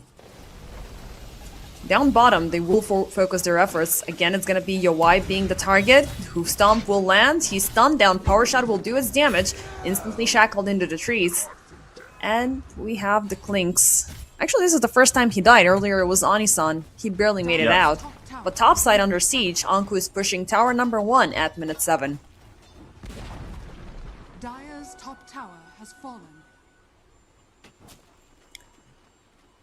This is one of those games where you have black hole up, so you'd expect that, you know, it's burning a hole in your pocket, you want to use it, but even sometimes the threat of black hole is more than enough. And, you know, when you have drums, you're free to farm and hit as many creeps as you need to, and, you know, you got to bring people up to Enigma to sort of deal with this pressure, otherwise you're going to lose the game. And Do you believe that they've opened up RE Arise, that is, with yet another hero that just gets in your head? Like Huskar has that sort of power. Enigma, does it have the same effect? Nope, I hear a black hole actually. It's gonna be down the mid lane, dedicated for the Void Spirit as Dual Race is dead and gone. Nicely done. Looking for more Gothic. He will reveal himself down the mid lane, and he will join his buddy Hyuga. Is it gonna be a 3? He's taking from the urn, he's bushwhacked into the trees, and just a little bit more, one more snipe, one more strike, Ethereal is gonna get it. And yet another tower. Oh, these two fell before the 10-minute mark. Now this is quite an opener for RE. this is the problem, is that there's too much tower pressure with the Clanks and the Enigma. Searing arrows plus the boys. Tough stuff. PuckChamp are to some extent successful in pressuring this bot lane, but they've lost 2 lanes in between now. SF, he's falling off 3rd in terms of net worth. Ember being at the top of things, it is a thing that, you know, PuckChamp should be worried about. He's got 3 charges on the Urn of Shadows, and he's not going to be afraid to use them and, you know, refill it up with yet another skirmish. Yeah. He is jumping bot though. While PuckChamp, they are paying attention to what's happening topside. Waveform, he's gonna get revealed from the smoke. Hyuga jumps in with the Nightmare, dual race. They could just throw this Hoodwing under the bus, it's not that big of a problem, but the Bushwhack will throw him back into the trees. They have provoked Uragi to be present, but guess what? Ethereal is coming around from the corner. The Eidolons, the Urn, they're gonna kill off dual raise yet another time. Hyuga, still within range of the fire. He is gonna try, well, yeah, he's not gonna do anything. Look at those Eidolons in play just breaking the Nightmare. Is under attack. I am really worried about the state of this game because for Dire, for PuckChamp, Radiant's middle tower is under that attack. was with that black hole. It just kind of feels like you're not really thinking about the fights you're taking. You know, you're just kind of walking in, trying to make something happen, dying, and the objective pressure on this Radiant team is really high. Eidolons plus Radiant drums, structures are fortified. a helmet with the Overlord, maybe, or Dominator at the very least. Enigma is top net worth right now. Maybe he won't even bother with it, like he gonna go in ultra aggressive Blink BKB, and PuckChamp trying to push him down bottom is gonna be put to a halt as yet another. This is the 3rd time that Dual Race is dying, Radiant's and it's the same amount that PuckChamp have kills in total, and they're looking to Yeah. add yet another one to the count. Gothic, temporary shackle, but yeah, you cannot do anything. That Urn is so freaking powerful alongside with the Flame Guard. Level 4 Flame Guard, man. Like, this guy has been tower diving for the past 3 minutes. I'm scared as well, Blade. I'm not gonna lie. Yeah. Like, you having 5k net worth in your favor 11 minutes in, and you still have a carry that hasn't shown his true colors. Dire's courier has been killed. And they're losing I- couriers. Oh, shit. Yeah, it really is not good. And they got a stun on Bane too, so Yep. He will finally get level 6 for the Fiend's Grip, but he didn't even have the time to process it being present, let alone use it. yeah. Is under attack. There was also a little bit of harassment of Ethereal upon the Void Spirit yet again. I don't know how Dual Race, like, the fact that Ember is currently at the top of things means that Ari can just keep on dictating the tempo. PuckChamp, not sure if retreat, farm, and hope for the best is the best idea here because Ari are gonna use slash abuse their absence, but this is a good catch. They will punish Ethereal's aggression here, and finally it is gonna be a kill for PuckChamp, but the Stampede is gonna be popped up as Krollgash is in danger as well. Waveform getting the kill. If Ember managed to get that wand off, he was gonna get a triple kill. Probably with triple remnant if he full committed it. So True. we're starting to sort of see some of the problem that I was worried about in draft. Yuragi is doing well, but he can't show reliably, otherwise he's going to get blackholed. And everybody knows it. Everybody in this game knows that Yuragi is going to get blackholed if he starts showing up to team fights. Yeah. And so you're actually not playing with 6,800 gold. You're playing with an extra 6,800 gold deficit. True. And that is what is really the issue here right now, which is Ethereal can play whatever Dota he wants. Because you're so far behind. Like, look at how far DP's going. Yeah, he doesn't care. I mean, he's literally going 1v1 versus the enemy mid laner, making it look like he just took down a pos 5. It is tough stuff. I mean, this is a hyperactive hero. And again, just you inserted that thought in my head that Huskar people are built different, and They are. like having that mentality, you can convert it onto other heroes. And Ethereal is just doing the same things, even a little bit more better compared to the Huskar earlier on. Yeah. Hyuga, second he shows himself, he's gonna get obliterated by the Eidolons. Like, these little guys are too strong. The sharpshooter is gonna miss, thankfully. It is gonna be enough for him to survive. Now we have Treant in an awkward position, and he's a little bit too squishy, so no overgrowth is gonna be present.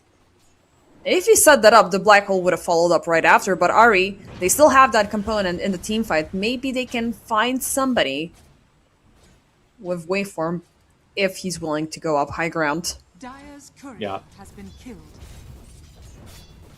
Meanwhile, Ethereal has a completely different agenda. He's pushing out, he's getting the Kaya, he will jump back in the Dire jungle. Dual raise this time. He will jump away. Bushwhack will miss. Okay, so far so good, but Ethereal, he's closing the gap. The chains will connect once again with the sharpshooter, and he's gone. They will set up with the Fiend's Grip, but there's no follow-up. There's no Yuragi. Yuragi jumps in the very last second, and there's the black hole landing. Unfortunately, Anku will be the one to purge because Gothic, he did throw the focus fire upon him. Ethereal just 1v4, gets shackled into the trees. He's trying to run up. Remnant is close by. They still have him within range. Beautiful bushwhack. Waveform will secure his mid laner. But they're not stopping, Ari. They're looking for more after the pause. Anku, that explains how he may have died. But there was, he already committed. Yeah. Well, the moment that he saw Yuragi, we all knew it was about to happen. And it didn't even matter that he was going to die or live in that situation. It's just kind of what you have to do. And there's just no follow-up. Like, Clinks wasn't ready, I guess. Clinks doesn't feel ready. I feel like even with the Desolator, you can definitely get something. Get a kill or figure something out, but didn't, obviously. And now we're looking at Yoi just hanging out, waiting a bit. Shadow Fiend has the Manta style now, really nice against the Clink specifically. He has a purge for the Ember Spirit. Ember's going to get the BKB soon. And yeah, ultimately, even though it's not a great situation, you did still lose your mid. So Anku is probably going to be fine with this. You don't have Black Hole to threaten anyone with anymore, but you can still just push down lanes with Eidolons and be useful that way. So, and yeah, I mean the team fight was 4v5, and already getting the equal result is, it's good stuff. But they keep on picking on the Void Spirit. which still allows DSF to have a chance to prosper. Prolgash down bottom, Anisan Yawai, they will make the jump, commit with the overgrowth, and at the very least, like, that's two cores being kept in check, not gonna lie. Dire's Dual bottom race, tower is under it's gonna take quite a while for him to get the Witchblade. Again, this is the same situation as earlier. He's oblivious with an Oblivion. Waveform dies by the Requiem. You know that the Hoodwink got into your head when you gotta commit a big ultimate for it. Yep. They're moving in mid. Yuragi? Oh, Yuragi, that was a insanely poorly timed TP. No Requiem, no help, no nothing, and an insanely easy kill for Ari, so any chance for redemption, I take it back. He's got nothing. middle tower has fallen. Yeah. Don't look at the net worth. I did. The net I worth did. is It's making my the net- eyes bleed. the net worth is not good, and that's really just the beginning and the end of the story here for this game. Like, you can't be 4,000 gold behind your counterpart and expect to at 17 minutes and expect to have meaningful impact. Radiant's top tower is under attack. I mean, well, look at this army of Eidolons, man. I don't know if it's hard for me to see what's happening, or is at the same time very good to see. Fiend's Grip, everything used up for the poor Hoodwink to die, but he had it coming. He threw himself out Yeah. there. But this is the second time a Hoodwink baits a big ult. And it just puts PuckChamp on this downtime. It's like, yeah, we are forced to farm, but it's not because we want to, it's just because we can't fight. All down bottom. Hyuga. This was too easy. Dire's bottom tower is under attack. Dire's Yeah, the I don't tower know. push is strong. I don't know, Played. What can they do here? They have the tower push. They have the hero kill, like the potential as well. Dire's I don't know if bottom tower PuckChamp should is take under attack. take the fight into them, or if they should wait for a good moment.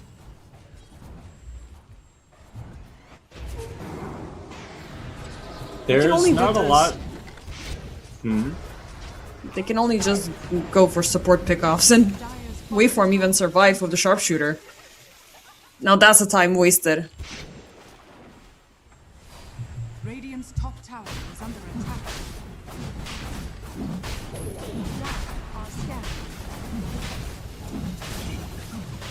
Played. I hope Finn didn't doom you. Nah, he didn't. Okay. I'm Is just he okay? watching Roche die. Finn? Nah, he's doomed himself. He can't talk. Doomed and muted. Yeah. Roche, fresh off the shop, UI is gonna have life number 2. 11,000 gold lead here. I mean, like, it just feels futile. You know? What are you gonna do? How do you take a Resistance team is fight? futile. Dire's bottom tower is under attack.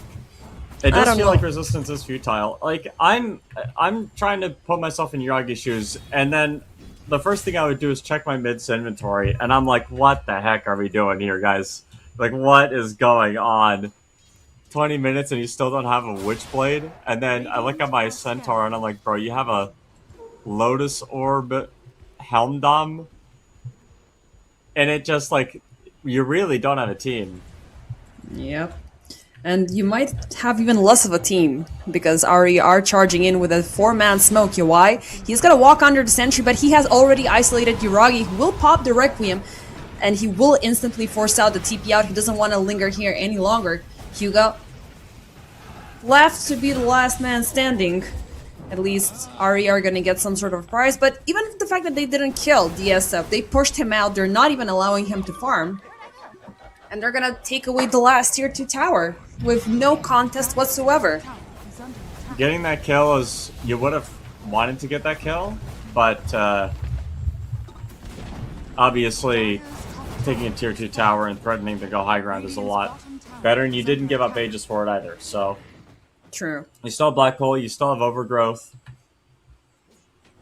And they don't have a Requiem. Dire's top tower Yeah. I Yeah. already used it up. Mercurium is a big part of this. Fiend's Grip is ready on the Bane, but I don't think he can use it. Radiant's Like, what are you gonna do? You're gonna focus on your Y just to deplete his life number 1? The rest of the crew are just gonna charge in without any Yeah. hesitation and take all of you down. Enigma is just waiting for that one big grandiose moment to seal the deal completely for this game. The rest are just filling in the gaps, and look at this melting of the top range racks 20 minutes in. 20 minutes in! Yeah, this is 20 minutes in, and the Enigma's got Black Hole locked and loaded. He's ready to go, dude. He knows, hey, Yuragi. Guess Yuragi. I'm waiting.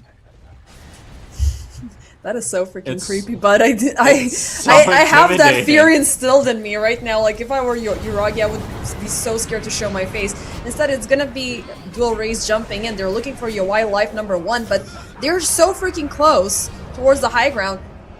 Sharpshooter will land, Lotus for the protection. is under attack. It's just a little bit, but Ari, they're still here. They're still, knocking at your door saying, Yuragi. I love that. It's so freaking creepy, He's man. waiting. He's just waiting, dude. He's not even casting Death Pulse or Oh anything. gosh, jumping in. Oh, they're gonna get the grip off, but that means everybody else will jump in. Beautiful overgrowth. Hugo will die Black Hole just for dual race and Requiem in the back. But Yuragi's got nobody else in the team. He's gonna get bushwhacked and destroy. As Ari, they don't lose a single hero. Yuragi. Okay, well this is Yuragi. Dude, he didn't even get Black Hole. Nope. Anku was like, I can't not Black Hole this. And they were bringing in the meme hammers. They're bringing in everything. Yeah. This reminds me of my bot games for Clownfall. Dire's middle barracks. I don't want to be that harsh, but this is what happens. Getting ridiculous. Yeah. By the way, that Yuragi call. Have you ever played Fallout? I have not. Okay, there was this NPC who was just creeping around and saying, Gary, Gary. That's Same what it vibes. feels like, Yeah, like somebody creeping around your base and calling out your name. Oh, blind bushwhack. They didn't realize they caught him as well, but it doesn't matter. The damage had been done. Megas are secured. They're still here, and they're smoked up, waiting for somebody from PuckChap to arrive to destroy them completely. 20/8, 23 minutes in with 22k net worth in the favor of RE Arise. Point of no return has been... That checkpoint has been unlocked. The win probability is sitting at 99%. So there is, Dire's courier. we could be in the 1% of games that doesn't end in a loss. I don't think you can come back from a 24-minute Megas, man. No. And especially because you're so weak you can't leave the base.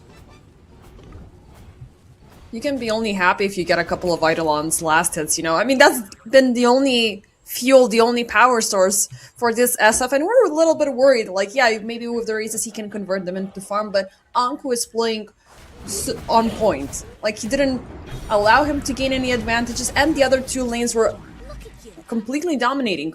This is the only kill that PuckChamp have obtained in the last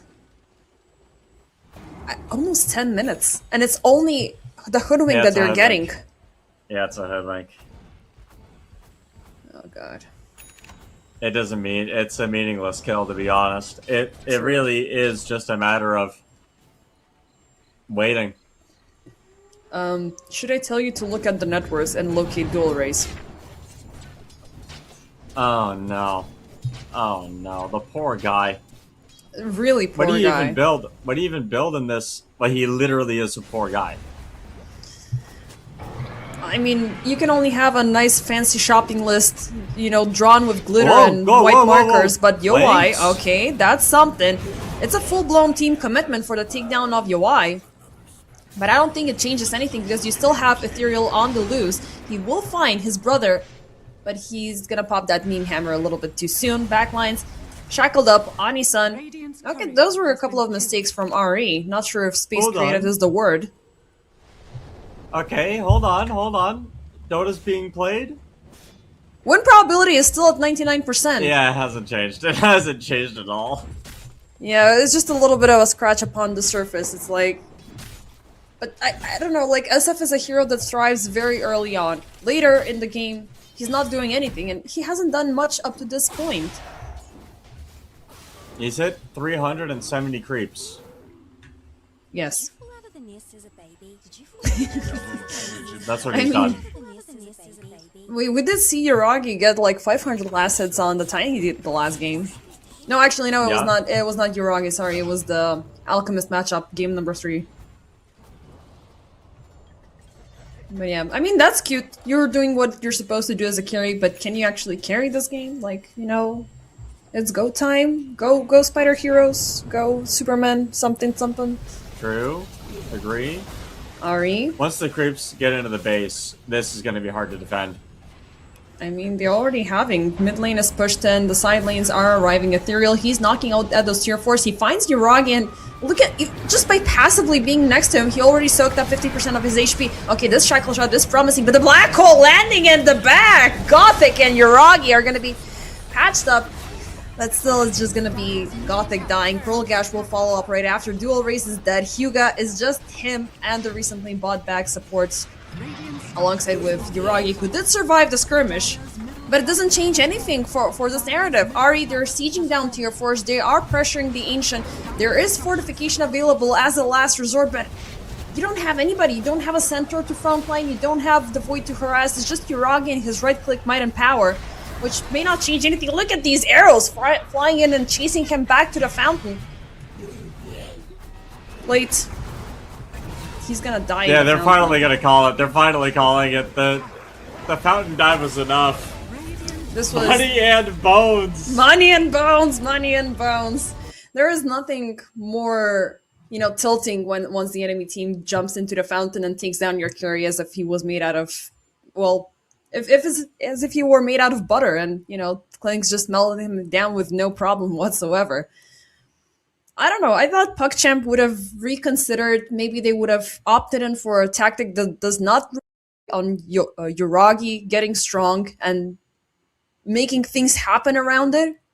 It feels like there was so much accent on his heroes, and we're gonna Yeah. work for him, but we got completely obliterated on all sides. They're killing us on two fronts. Yeah, they didn't have a single lane. I felt like that really panned out in this game, and you could feel the despair. I think there was tilt. I definitely this is one of those games where it's like you are playing SF, and the last game you got doomed like 7 or 8 times, and then this game you are going to be black holed every single time, and he was black holed all but one time, and like it's a good strategy. If the enemy carry is that important to their game plan, just kill them. And I think this was just a. I think what we got to see was a very clear indication of a preparation mismatch. I think Ari Arise came in with a very clear idea, and they said, "Hey, let's destroy Yuragi and not give him a game, and everybody else can just outplay the one-to-one matchups." And Ethereal outplayed that one-to-one matchup with Dual Rays. Anku just straight up outplayed Krolgash in a lot of moments, and it didn't really feel like PuckChamp gave themselves the best opportunities to really lock and load.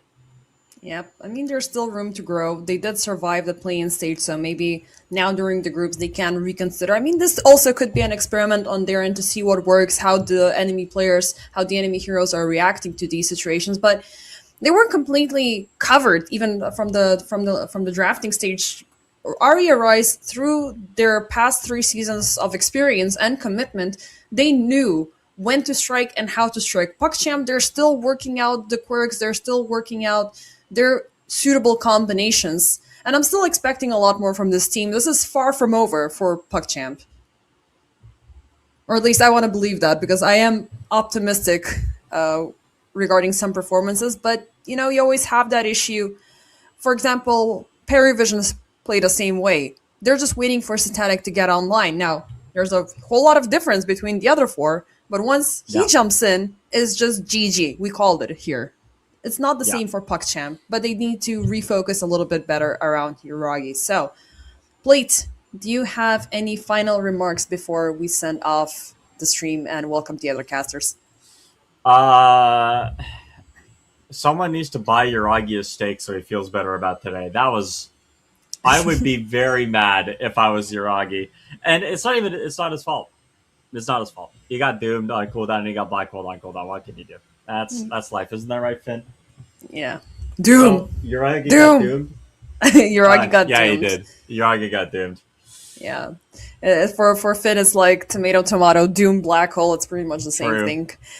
So yeah, Fleet, thank you very much for this beautiful kickoff into the group stage of the EPL Masters. We are ready to hand over the mics to our other casters. You're going to be taken care of by Waxen and Tultras as they have two more series to wrap up the day with. One of them is going to be yet again Aria Rise that are going to be playing off against KW, and then last but not least, Team JENZ versus Team Syntax. So see you after the break.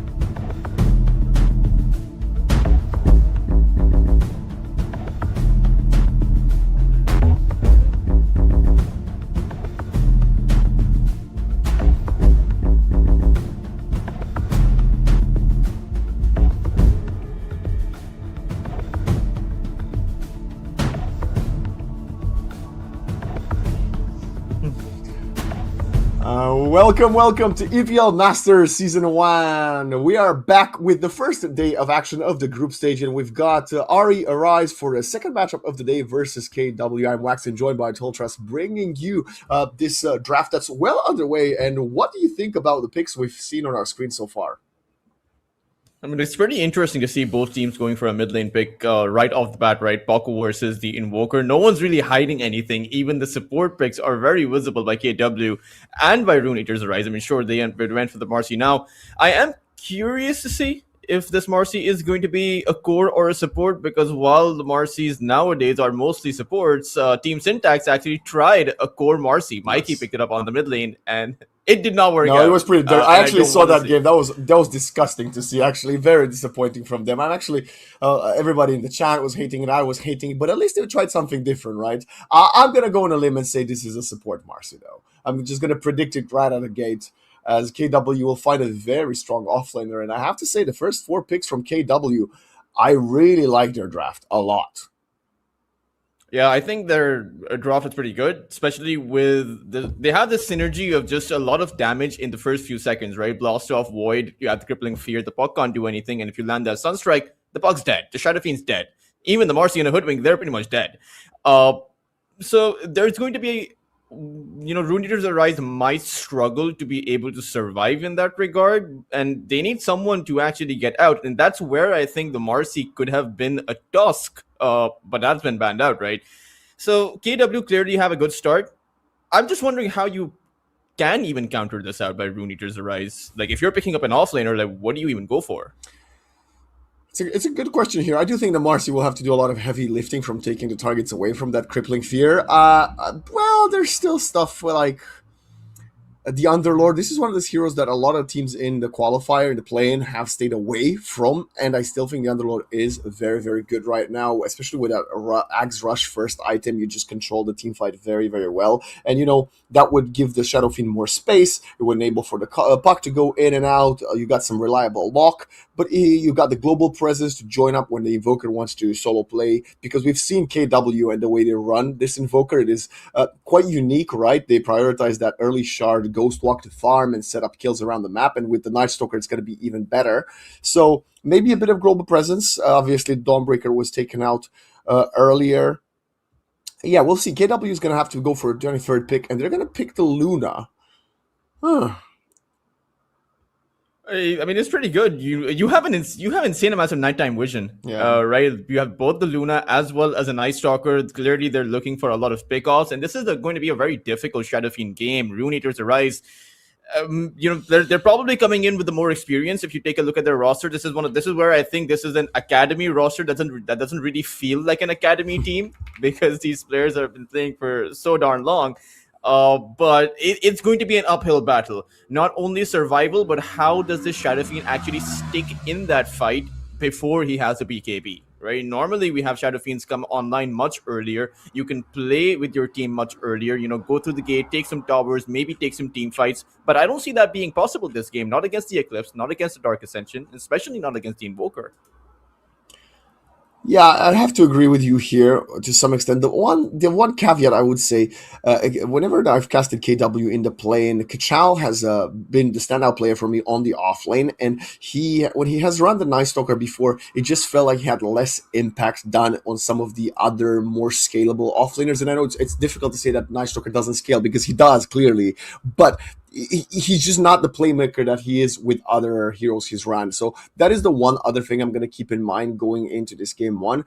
Rune Eaters, now, the Tide Hunter's in the pool, right? You throw the anchor onto someone, you slow them down. I know it doesn't see as much play these days, but you need to figure something out. And I don't think putting Marcy on an offlane would work here either.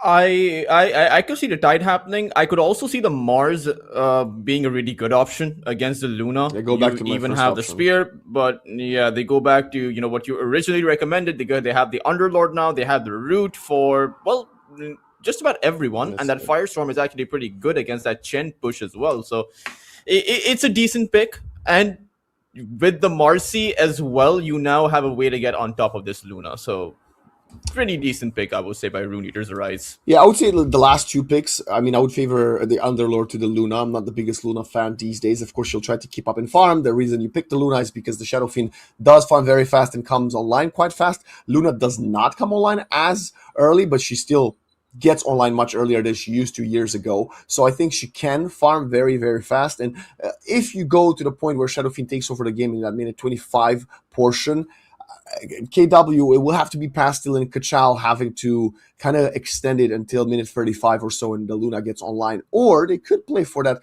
rather strange build where they go for the Aghanim Scepter Luna and Kachal goes in and tries to deal the damage.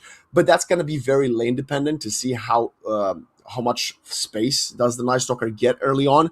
With a Techies and a Chen on the map, they will probably have sufficient space to do so, but it's going to be interesting. I think the draft is very even, but I myself kind of put Ari or Rise a little bit on a higher pedestal than KW, so I think they are the favorites going into this series.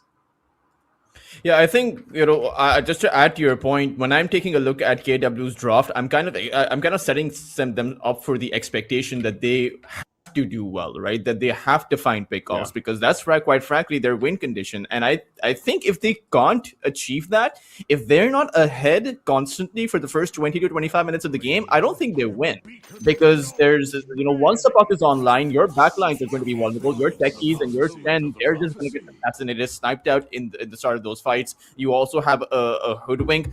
Luna versus Shadow Fiend just in a 1-to-1 matchup. The Shadow Fiend is going to pack in more damage at that late game, especially if the Luna goes for that alternative Aghanim Scepter build. So Rune Eaters, if they make it past that 30 to 35 minute mark, maybe that 45-minute mark, I do favor them in the late game. And if KW can't build up to an advantage from the very get-go, then I'm going to be pretty afraid for them. Looking at the 4 Grandmasters we got on the server, the Puck, Invoker, the Luna, and the Chen. And this might actually explain to us a little bit why they went for this Luna pick, because, you got a Luna specialist. He saw the opportunity there. Why not go for it? I can kind of respect that, of course. Yeah, it's definitely a hero that I would say, in some way, a Middle Eastern players really like. We see JENZ also prioritize the Luna for Lenny quite a bit.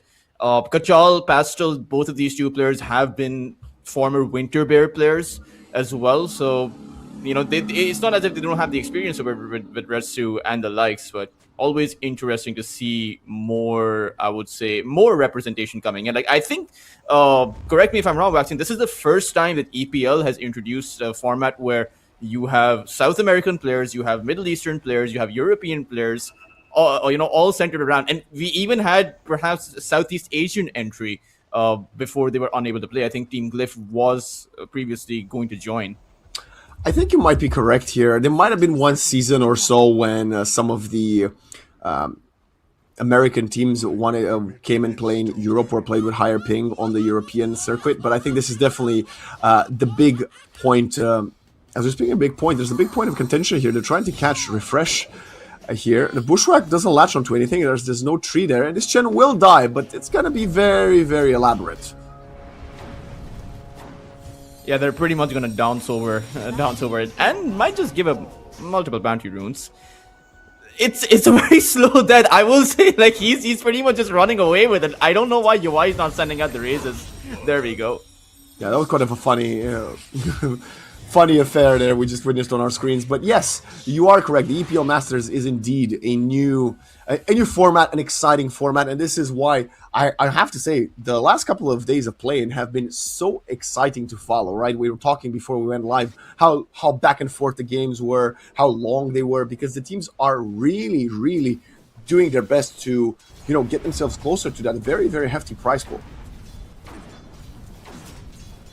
Still have to get through, I would say, the invited teams. Normally, a tournament of this scale, I saw an interesting discussion where it was you go through, a play-in into the playoffs. But over at EPL, there are multiple stages to this, that what I would call the testing ground, where you come in at 4. Oh, Lupsi? I think he's pretty much just dead over here. It's great to see that from the Marcy, because I kind of hate this Techies reactive armor level 1, so I'm glad that Waveform will get to punish him. I do say that the techies might just get out. Oh, walking around, try to dodge the raise, but will still die to you while. Yeah, the techies was trying to not die at the hands of the Shadow Fiend, but then why would you walk up high ground then? Is under attack. Yeah, I would actually have. I would have thought it would be better just to die to the Marcy 100%. rather than walk up high ground and get raised down by Yowai, who already has who already got the first blood. Yeah. Right? You're just giving him more of an advantage.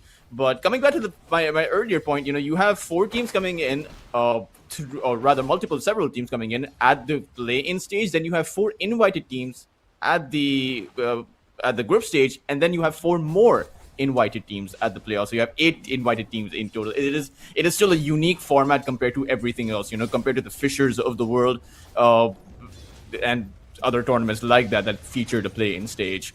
But taking a look at this laning phase, I am a bit concerned how this is supposed to be a good lane by this Night Stalker and this Techies, but this Marcy's presence over here, with that rebound, it means that you may never have the opportunity to go on the Shadow Fiend unless you commit significant resources. Well, the one thing we do have to keep in mind is that the Chen can, rotate as well, and they don't need to get on top of him fully from 100 to 0 if they can slow him in long enough for a Sunstrike to come through, as Retsu is taking a ton of damage top, but the heals will keep him alive for longer. Yeah, so they just need to get him low enough and slow enough for that Sunstrike to connect, and then maybe you don't go fully in, or if the Invoker is ready, he can Sunstrike post-rebound. Like we see it right now, Autumn. I don't even know what the Sunstrike was. Just IUI just find a 3rd kill as they were just using... what was the techies out of position so bad? Yeah, especially since it's a range versus melee matchup, right? Techies having one of the highest attack ranges in the game. If you want to pull creeps, then you can do that very effectively. But we are seeing KW get pushed not only on that bot side. I mean, bot side, they're just losing, quite frankly, right? 3 deaths now, yeah. 2 in the lane and 1 first blood. But even on that top side, we're seeing them get pushed back, and even the Luna doesn't have a bodyguard. He doesn't have that typical babysitter, because what is a Chen really supposed to do against multiple disables that are flying out towards the Luna in specific? It's a rough time for them. You say that, but Retsu is managing to keep ahead in last hits, which is good enough for Luna, right? The higher level she gets, the more the glaives will get the job done, and she'll be able to even sack the lane if needed. I'm actually surprised with how well Pastil on the Invoker is doing mid versus the Puck. I thought the Puck might have a little bit more of a lead. 3 last hits only for now. Before that, before we talk about that, Waxen, I do want to bring your attention to the fact that Kachal, the off-lane Night Stalker, has 3 CS. Oh, just got a 4th. He just got the 4th. Yeah. But, the Chen is out farming him. That's impressive. This is not good. I told you, it's not his best hero. I don't know. I think they've run it once before. At least I've seen it once before in the group stage. Sorry, in the play-in rather. And Sunstrike mid Ethereal tries to dodge it. Nice, jointing out of the Sunstrike. They both go their own way. But I was saying, Kachal has impressed me a lot for KW, especially in their victories. But they haven't won when he's played this Night Stalker, and you can clearly see this laning phase. He is kind of showcasing a bit of what I said. It's going to be a rough time. I mean, mid lane is expected to go in the hands of the Puck, right? And to be fair, the Invoker doesn't really want a kill because he... Oh, waveform? That's at least, at the very least, something that's going to go their way. A few breadcrumbs maybe perhaps. But mid lane, you just want to get to that Meteor Hammer, because that's where you can pick up the pressure. That's where you can always be a threat towards that tier 1 tower. And as far as kills are concerned, you can look for kills with the Sunstrike. The only problem with that is that they don't really have many opportunities for kills on those side lanes. They're just completely shut down. So this Puck, you're not going to be able to gank him. Like, who's going to make their journey there? Only the Techies has a disable. Well, the Chen is going to be most likely a casualty as he gets control. Loopsy goes in with a nice deep stun. The Sunstrike could come in now. They don't even need it. They just get the instant trade kill. And I don't think this Hoodwink's looking too healthy. Bushwhack misses again. Anisan has missed them severely so far. Going to try to go for the Roshan deny. He's going to succeed in that one. Waveform also shows face. The Invoker does not want to rotate to assist his team, but it's a Pretty dubious attempt there at a rotation from Rune Eaters. Now Ethereal is going to catch the puck with a coil. Oh, they don't need it. Nice dispose. Rebound actually onto the high ground. Loopsy dies to the puck. And in the end it ends up being a 2-for-2, but the puck did have to leave the Invoker on the mid lane to farm. Good recognition there, despite, I mean, they had the Observer Ward, right? So they didn't have to expend the coil for it. Now you have the coil. Maybe Waveform and Ethereal can get a kill on that mid lane. It's going to be hard. Invoker has a lot of HP, to be fair. And in fact, he's teleporting bot side. Waxen, this could be a kill. He needs some help. Hoodwink is coming. He needs to hit the Bushwhack, and he misses it again. Actually does catch the Invoker, which is going to make for the turnaround. Pastel does not have enough mana for anything else. Just gets caught by the Acorn shot, and he gets tipped. And I have to say, rightfully so. That is awkward. They're going for more fights. Bottom. Shadowfin is here, and I think they just have to fully abandon the Shrine of Wisdom. This is a disaster for KW, as Rune Eaters are destroying the first 7 minutes of the game. Like disaster. I mean, it's as big of a disaster I've seen. I think this is the most one-sided affair throughout the EPL Masters. Of course, there's been quite a few series that I haven't seen, but they've not gotten anything done on the map. Even the few kills that they have, even the 2 kills that they have, were also even exchanges at the minimum by Rune Eaters Arise. They've lost their, frankly, they've lost their bot lane. The Chen and the Night Stalker are competing with net worth as we speak. We don't even know who the position 3 is. So it might be their the supports are not even hitting their It might be the techies at this rate. Yeah, no, don't worry, guys. The Night Stalker playing from behind is definitely a good sign. The 5 to 10 minute mark, that's supposed to be the power spike. That's supposed to be where you go like, okay, I'm gonna get some kills now, at least one. Invoker shows up and Invoker just dies because he doesn't have mana. Yeah, that was a very, very strange play there from KW. As we see, they're trying to catch Night Stalker. This time, Anisan hits a nice long-range bushwhack. They're body blocking him. Kachala is gonna die. He's delaying time, but he will fall to yet another long-range right-click from Yovai, who is 4-0-1. And all this time, Ethereal is stealing the triangle stacks. It's, they don't have the space to do anything, quite frankly. Even the techies at this point, where do you even go for a rotation? They'll commit to a Smoke of Deceit, but I'm not sure about this. I think at best they get one support kill, but Yovai could be the target, and he possibly might actually stick to the neutral camp over here, so he could go down. They just need to connect with a tornado. It's there. Perfect. Now the Night Stalker shows up to the party. Yowai gets stunned. We have the ultimate coming through. Shadowfin will not get out of it. And this is sort of what we talked about during picks when I was suggesting the Underlord. If you have the global ultimate, you can come and help, but he didn't have to come bottom and help. They're just going to find a trade kill on Retsu. Yeah, they're going to be easily able to find that kill using Retsu like a punching bag. Still you good. do find a kill on the Shadow Yeah, Fiend. still worth it. It's worth it. I think it's the best kill you can actually find. But you need more of it. Right, this doesn't change the lead, which is going to aggressively grow in Rune Eater's favor because they're going to look for twice or thrice the amount of players that KW are able to make. But do you know what? So you need to pick up the pressure. It did give the Night Stalker the ultimate. Now he has the Dark Ascension, so there is some potential for him to go for a rotation. I know the state up coming up, but you know he's going to pop the ulti and he's going to catch the opponents by surprise, maybe. There he is. Oh, he's going to do exactly that, Waxen. The puck. Okay, well, Retsu about to solo kill Anku as well. This is a huge mistake from the Underlord if he somehow dies to Luna. Nice juking and driving, going up north. Retsu tries to chase, TP coming out, and he's gonna die. The Luna makes it in time, and KW. Well, we said a kill on the carry wasn't enough, but how about another couple on the mid and the off lane? Yeah, now Retsu might still get punished for it because there is a Marcy zoning in on him. Oh my god. And so he will go down, but I mean, Waxen, it's a solo kill, right? Yeah. That your carry is making on the offlane hero. That is completely worth it by KW. They find a kill on the puck. Luckily for them, the power rune happened to spawn on that bot side, so the puck jaunted over there, thinking that it was an easy rune pickup. He would have been, but they started bleeding. Overconfident there. Yeah, it was completely overconfident, right? Because they quite frankly realize how far ahead they are. I would imagine even the Underlord was a bit overconfident, but just unable to run away during nighttime. And it was a few seconds for nighttime to expire, so he could have potentially made his way out too. But this game, it can come back. Like, I think the magical damage available from KW, you think about the Blast Off, Void, Luna's Lucent Beam, Invokers, Meteor Hammer, Sunstrike, and the likes, they have the damage to, until that 20 to 25 minute mark, kill anyone. And it's just a question of who they actually target, if they actually find those targets. Top tower is under attack. Dire's top tower has fallen. Chen. No chance in hell for him to escape. Tower is under attack. As I find it fascinating that the win probability is still around 50% even. Well, never mind, it just jumped up to 64. I think it took a second for me to update.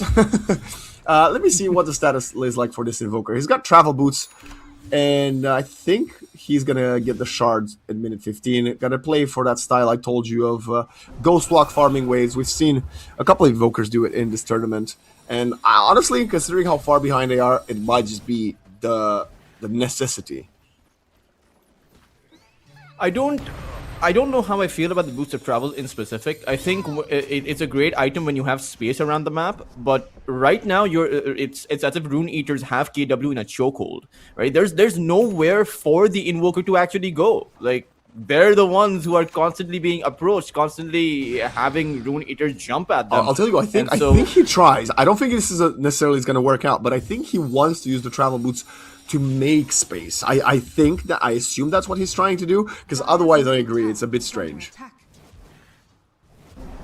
And I get the concept of the farming with the Ghost. Oh, Loopsy. Okay, I think he's okay. Okay. Oh, did he jump forward? Oh no, he goes back in. Jump forward. Well, at least they're gonna be fortunate enough that the Marcy will be leashed yet again. Oh no, Retsu. Wax and Retsu, he's so deep. He's got the Eclipse though. Can he turn around? I don't think he can. Nope, he's just toasted. Tries to run away. They expend the coil as well. They could give them about a 40-second timing window now, as soon as the Luna responds, to go for a smoke with the Dark Ascension and the Eclipse. Bottom tower is under attack. Problem is that it's just a Dark Ascension. He has a Bracer and a Belt of Giant Strength. He has less HP than the Shadow Fiend at this point, and that's without the Lotus available to Shadow Fiend. But maybe towards that mid lane you can make something happen. It's still hard. Sunstrike. This Marcy's way too speedy. Phase boots, Wind Lace, and she gets out. It would have been good kill for this Invoker. He definitely needs it, but they're gonna continue farming elsewhere. As I'm looking at the Shadow Fiend, and he has 3,000 net worth ahead of Luna. Yeah, he's pretty much the combined net worth of the Luna and the Night Stalker, right? The Pause 1 and the Pause 3. And ahead of the Pause 2 and Pause 3, if you put those two together. But it's still, I feel it's a lot of miscoordination, because just now we saw over on the mid lane, the Invoker blow everything he had to try and take out the Marcy, and only after that did the Night Stalker show up. Yeah. I feel like you want the Night Stalker there when you go for a play, but if you've already made a play and it doesn't work out, there's no point of bringing your Night Stalker in.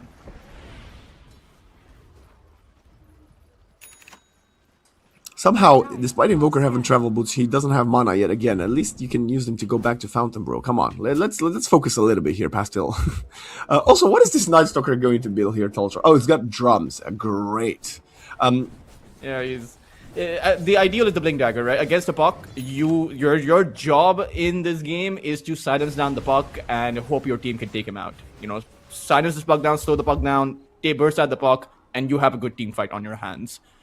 The only problem is you're gonna have that capacity past the 20-minute mark, which is ideally. Ooh, what about now? This is a good chance. Kachal watch them. This could be everything. They go for it. They're both standing by each other. Blast off on top of them, and the Eclipse comes in. The Shadow Fiend's dead. Hoodwink will also be obliterated, and that is a huge misposition from Yowai and Annie. They were hoping someone would come to push the wave, and they were planning to jump themselves, but Kachal, with great game sense, goes on the cliff and sets up for another perfect double kill. And maybe even a tier 1 tower, but people are teleporting in. What is Waveform thinking? This is a big mistake here. And they're gonna punish it right away. And with 3 back-to-back kills in the span of 30 seconds, KW are gonna find this tower mid, like you said. They're gonna go back to farming, and I know we kind of disagreed over this in the draft phase. I think KW might have the late game. I don't know. I just, of course, this Night Stalker is still not a hero. But if the Night Stalker can get to the point where he has some items, I think they could outscale Rune Eaters. I don't know. I know the Puck is a beast in late game, but so is the Invoker. Invoker is definitely, but we have a team fight on our hands, and Ethereal, I think he's just dead. There's that silence. There we go. Oh man, this is looking rough. I mean, KW, this is the power of the magical damage, right? When it finally comes in together, it is very overwhelming, especially with Rune Eaters being this overconfident. Yeah, it's comeback time, as the Hoodwink did find the techies, but he will pay with his life. They're trying to go on to Pastil. Waveform goes in, Unleash in hand, but the Ice Wall does so much work. This Undying cannot do anything. Underlord, sorry, not Undying. I'm used to seeing Undying so much, but he gets Sunstrike. That was a perfect Tornado from Pastil to interrupt the TP out. And the gold deficit is definitely falling back towards more even line, and I gotta say, there's been 6 kills from KW for a single Rune Eater skill in the last 5 minutes. Yeah, included, not even counting the towers, right? Because they're applying pressure on sorts of the map. Oh no, is the Puck gonna die again? No, damage.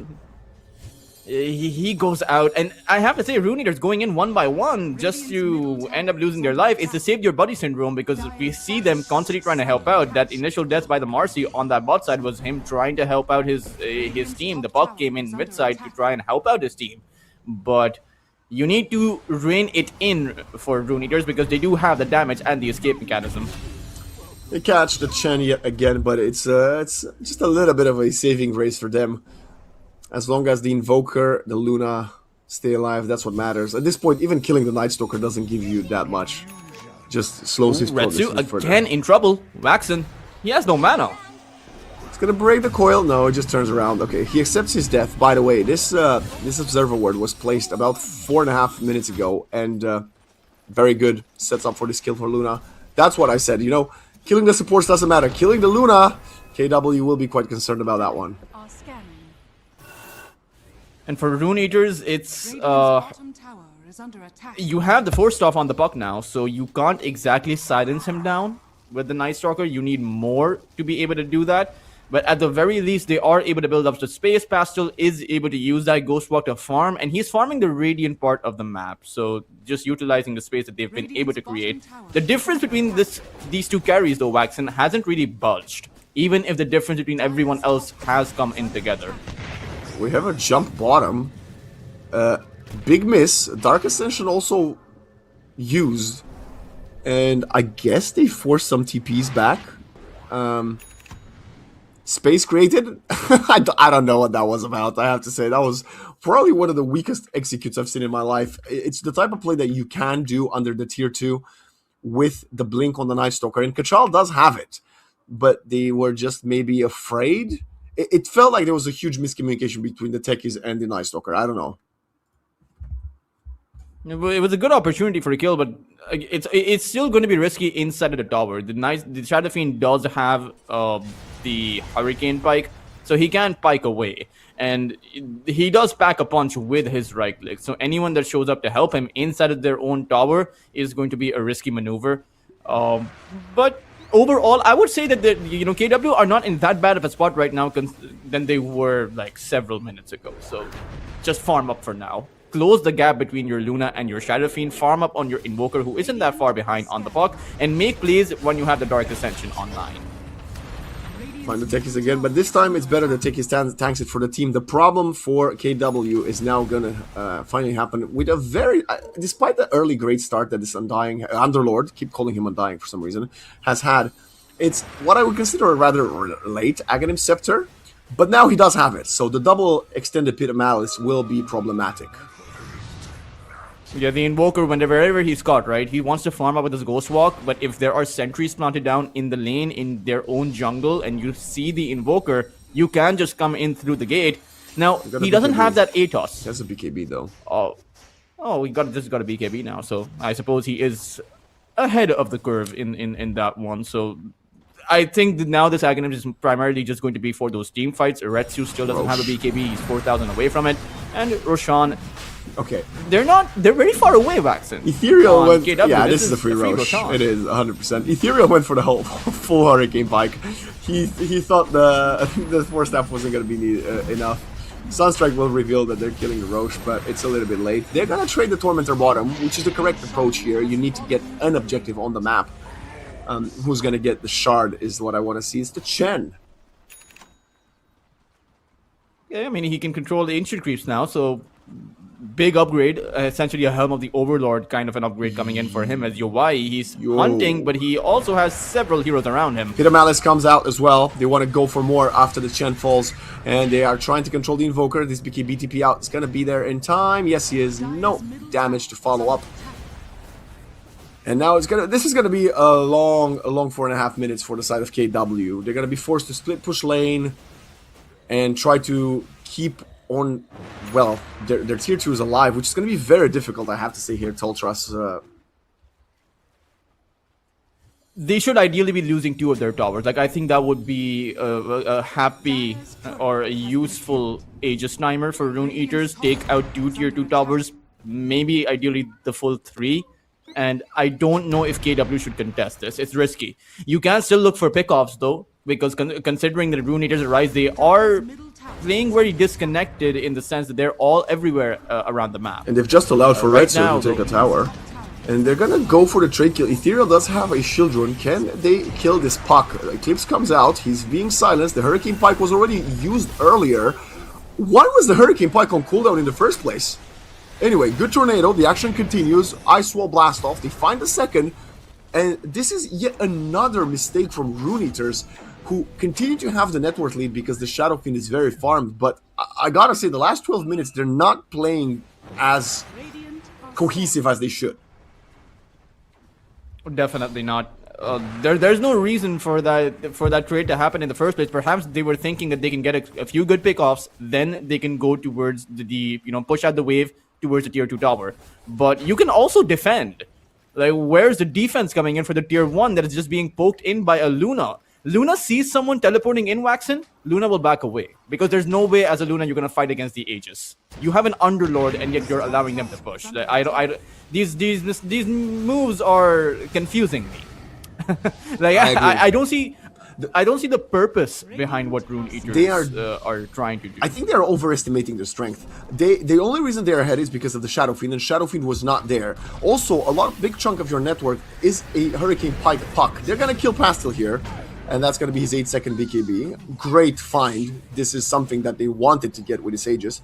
But yeah, I think they're just overestimating their strengths. That's kind of what was happening there.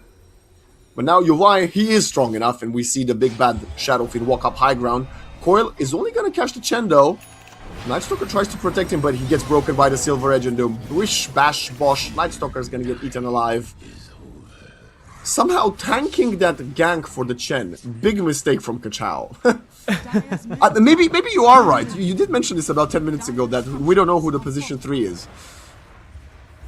Yeah, it's no one can take the hits from the Shadow Fiend, man. Not with the Silver Edge this early on. 17,500 net worth. It's 200 movement speed cap for about 5 seconds is more than enough time to take out even the Night Stalker. You desperately need BKBs on everyone, on the Luna as well as the Night Stalker, but he's going to be so far away from it. He barely has the one component. This might just be a 27 to 28 minute BKB. That coincides relatively with the timer of that Aegis sticking out. So right now, they need to play it calm and steady. Yowai is going to catch Pastel again. He just respawned. The problem is the Shadow Fiend does not have a dust. Oh, the dust from waveform is missed. So Pastel will continue walking elsewhere. There's a dust on the Puck, though. Oh, they're going to go up. John's up high ground. Ethereal could get caught here. They just need a little bit of a silence or something to kill the Puck. Where is my techies? Oh, they waited for Night Stalker. Nice Hurricane Pike. Ethereal, though, managed to get out of there. Turns around with the coil. BKB from Retsu wants to fight. Eclipse is there, but they get jumped in. Rebound from 2. Retsu mans up, but he's not strong enough. The blast off, though, turns things around, and the Shadow Fiend loses the Aegis. Kachal continues to separate the Hugin from the rest. Retsu waiting for the Shadow Fiend respawn. Silver Edge in hand will still kill the Luna. Or will he? Reactive Taser. Enough to delay some time. Luna dies in the raises, though, and now Shadow Fiend and Hoodwink. 2 versus 3, isolated by the ice wall. Pastel has to run away. The right clicks are hitting hard. And Yoai finds a triple kill now, wants to pop the record. Kachal jumps into him and he wants to find them both, but look at the proximity mines, gonna get the final kill. And it's a full team wipe plus an Aegis victory for KW. Radiant's top tower is And I have to say, if that Puck wasn't so overly zealous, overly ambitious to phase shift, or rather jaunt towards where there were 3 mines, like if you see 3 heroes with your illusory orb, you see the Invoker, the Luna, and the Techies, right? And the first reaction cannot be that I want to join in. And again, I think I agree with you. Rune Eaters simply think that they are much further ahead than they are. They think that they are invulnerable because they have this big beefy Shadow Fiend that can dish out so much of that damage, but they have to realize that this Shadow Fiend does not have a BKB. And even there, we saw him try to man up against the Luna. I mean, he gets a BKB now, but he took that full duration Eclipse. It's one disable that comes in from KW, and the Shadow Fiend can't fight the Luna, not to mention the Taser that comes in.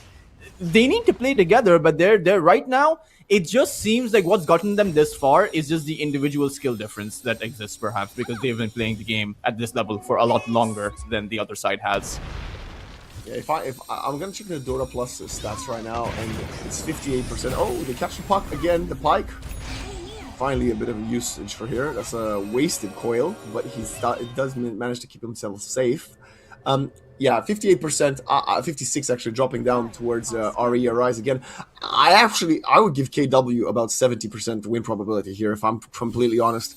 I think this 5.3k investment, or whatever a Hurricane Pike costs these days, it's around 5k net worth. Other than this one escape, has been pretty redundant. Yeah, the Hurricane Pike for the Puck, especially so. Yeah, that's I don't know why he upgraded. Oh, Retsu? I don't know if they see him or not, but they're just gonna back away. The 4-staff was just enough. He's not Maybe backing you out, should he have even went fast gotten the enough. BKB. He overextended. He got greedy. He wanted to farm the Ancients. His BKB gets forced. That's the 8-second BKB. The chase does continue. There is no coil. Turns around. BKB from waveform on the Marcy. When did that happen? Comes in. A final punch is more than enough as Yoai wraps around the tower. Sunstrike onto the Hoodwink. Doesn't get the kill. Barely clips him, but he survives with 40 HP. And now they're going to use the Fiend's Gate right away to reposition. They're trying to catch the Techies, who's cutting waves. I'm very surprised, Waxen, that no one came to help out the Luna. He made it all the way from the entrance to his tier 2 tower to behind his tier 2 tower, and every single person on the dire side had a teleport. And the Luna had a BKB. I think Invoker might have had his own cooldown, but the others, yes. They're trying to get another kill though, and again, Hurricane Pike doesn't get him quite fast enough, because look at what he's got, Teltras. He's got that AoE extension item that you might overlook, of course. It's a rather new thing in the game. No, he does. Wait, I'm so confused. What am I seeing in... Huh? Am I losing my marbles? He has a chasm. Wait. The Underlord, right? No, never mind. Never mind. Abort mission. They find Lupsi as a trade. I thought the Night Stalker had a chasm, which I thought would have been very creative, you know, because that would have covered the Hurricane Pike area for the Crippling Fear. But no, he doesn't. I was getting excited for nothing. Sorry. Would be still good with the, I would say, shard. You know, if you were to experiment a bit. Absolutely. Chasm plus 440 AoE on the void. I think it's a great shard to actually get, since Rune Eaters want to fight in a vacuum. And their BKBs are getting lower. Huddles together. The Shadow Fiend's BKBs are already like down to 8 seconds, so there's no BKB on the puck yet. Underlord. Oh, speaking of Shadow Fiend. Tornado, nice, her 4-staff to the high ground, but the problem is there's 4 more heroes around that area. Also, how did the Hoodwink die? Did he just get caught in the combo? I think so. I didn't even see he was there. I think he got hit by the meteor. But a very, I would say, simple pickup, right? The Invoker is just running around, and despite of that being a 2v1, his team was able to show up in time. Blink Daggers are up, and maybe they even head high ground. They realize there's 21,000 net worth missing on Rune Eater's side, and they have a Luna. So might as well go high ground, but I don't think they're gonna fully commit for this. That would be slightly risky. They also see that the Crystallis was purchased, so let's just assume the Shadow Fiend might not have enough money for buyback. They opt against it. Oh, they see the puck mid. That's why they fell back. Look at the Invoker blinking forward. Pike is in cooldown. The Marcy wants to go in instead of helping the puck. This is a very, very overzealous commit yet again. Sunstrike will not clip anybody, and I guess the Marcy aggressiveness did manage to scare KW away. But my gosh, I gotta ask you, have you seen any rebound saves from the Marcy? Because I feel like Waveform has only gone aggressive this game so far. I've seen rebound engagements. I've seen the Marcy jump in head first. I don't think I've seen any saves come out by this Marcy so far. No, and it's not even just the saves, right? It's the fact that they don't have any glimmer capes. They don't have any force stops. Like normally in a game against a Night Stalker, you build a force stop as a support to try and get your core out. How many of these situations have we seen where the puck is caught in an awkward spot and a force stop will just save his life, but his is on cooldown? You need an additional one to get Ethereal out, and or maybe even to get Yowai out. I feel like that would change so much for Rune Eaters, but they're just thinking about how to take the other side down. They're not thinking of how to save ourselves. Radiant's bottom tower Smoke. under attack. Who are they gonna find, if anybody? We have a Parasma ready. They see that Luna, she doesn't have BKB, and look at the instant turnaround from Kachal. The Pit of Malice comes in, tries to slow her down. The Silence is doing a lot of work, and they find the first opening kill. Oh my gosh, the Underlord goes through, commits to this TP. They will find a kill onto Lupsi Tekis as the BKB of the Underlord allows for that. Kachal on the high ground gets right-clicked by the Shadow Fiend Luna. They also want to turn around. There's a buyback from the Hoodwink. The action continues, and they will find a second. Still, a bit of a favorable one there for Rune Eaters. Puck goes forward, Ethereal could get caught. Dust comes out, spots Pastel. Thanks. That did come at the back of a buyback. Now for KW, they need to be careful. No Night Stalker available. Invoker is going towards that bot side to push out, or rather, put some pressure around the map. But the problem is, Roshan is up. And you might give away Roshan if the Night Stalker is not here. So it's a very tough decision. Do you fight Roshan? Or do you let it go because you're at a numbers disadvantage? It's a risky decision either way, but Anku is low. They gotta go for it. They're gonna find a double kill right away with this Invoker. This Underlord just needs to TP out, and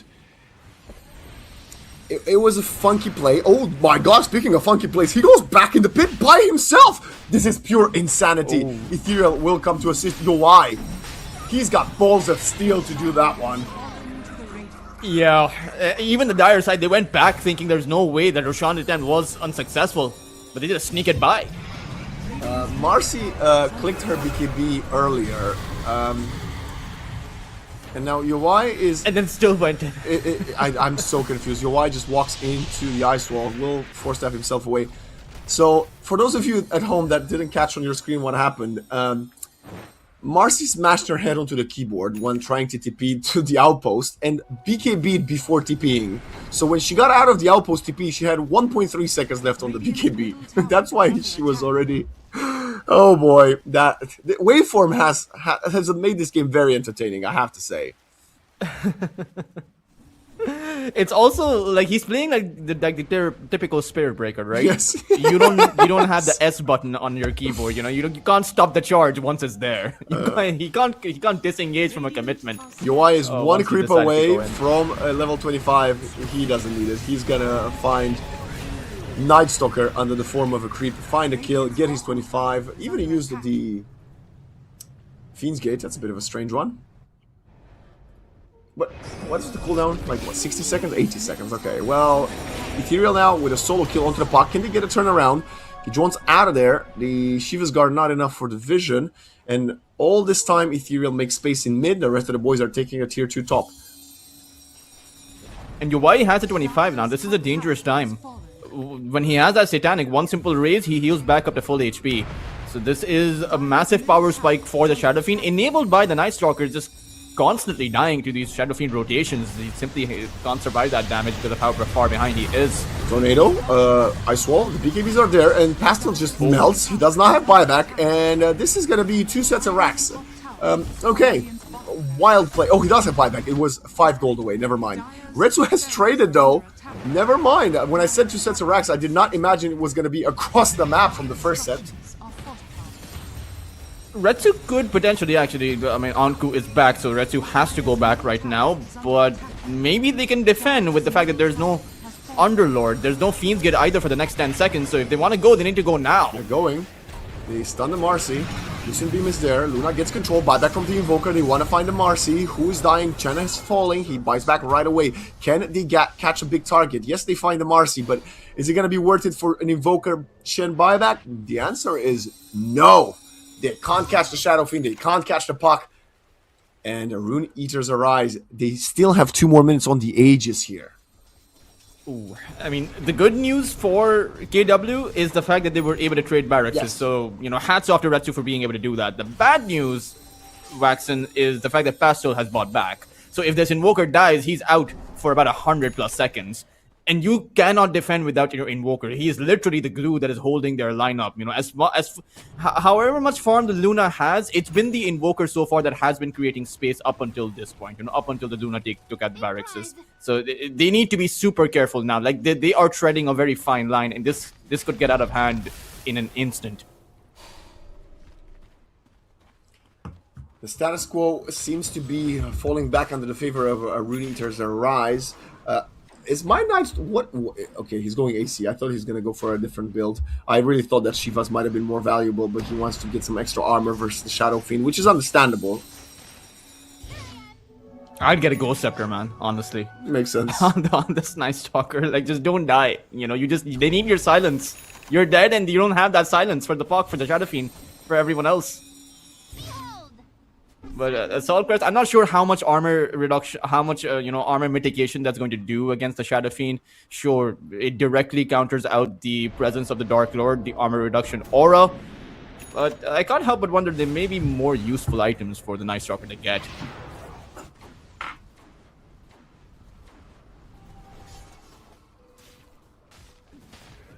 Kachao did finish the AC. He will not have buyback. Nobody on the Dire side has buyback here. And with 30 seconds left on the Aegis, Yovai does not seem to want to go siege high ground. I think they should have. I think they should have used those extra 2 minutes to do so. They find 2 courier kills. And Luna, at least, I think has they the are going to siege now. After the Aegis is gone, that's a... Okay. I mean, they have 10 seconds on it, and you can possibly take out this barracks. The only problem is there's backdoor protection because the Invoker, look at the Force Bearers, is just cleaned out the mid lane. So now you do have to go back. Shadow Fiend also does have the Flares Boya, so when he's gonna hit, he will destroy people. The big point, I think you're right, they should get Ghost Scepters or as many tools as possible to disengage from the Shadow Fiend. Especially when that break kicks in, man. 5 seconds is way too long to be stuck underneath the Shadow Fiend's right clicks. But Luna?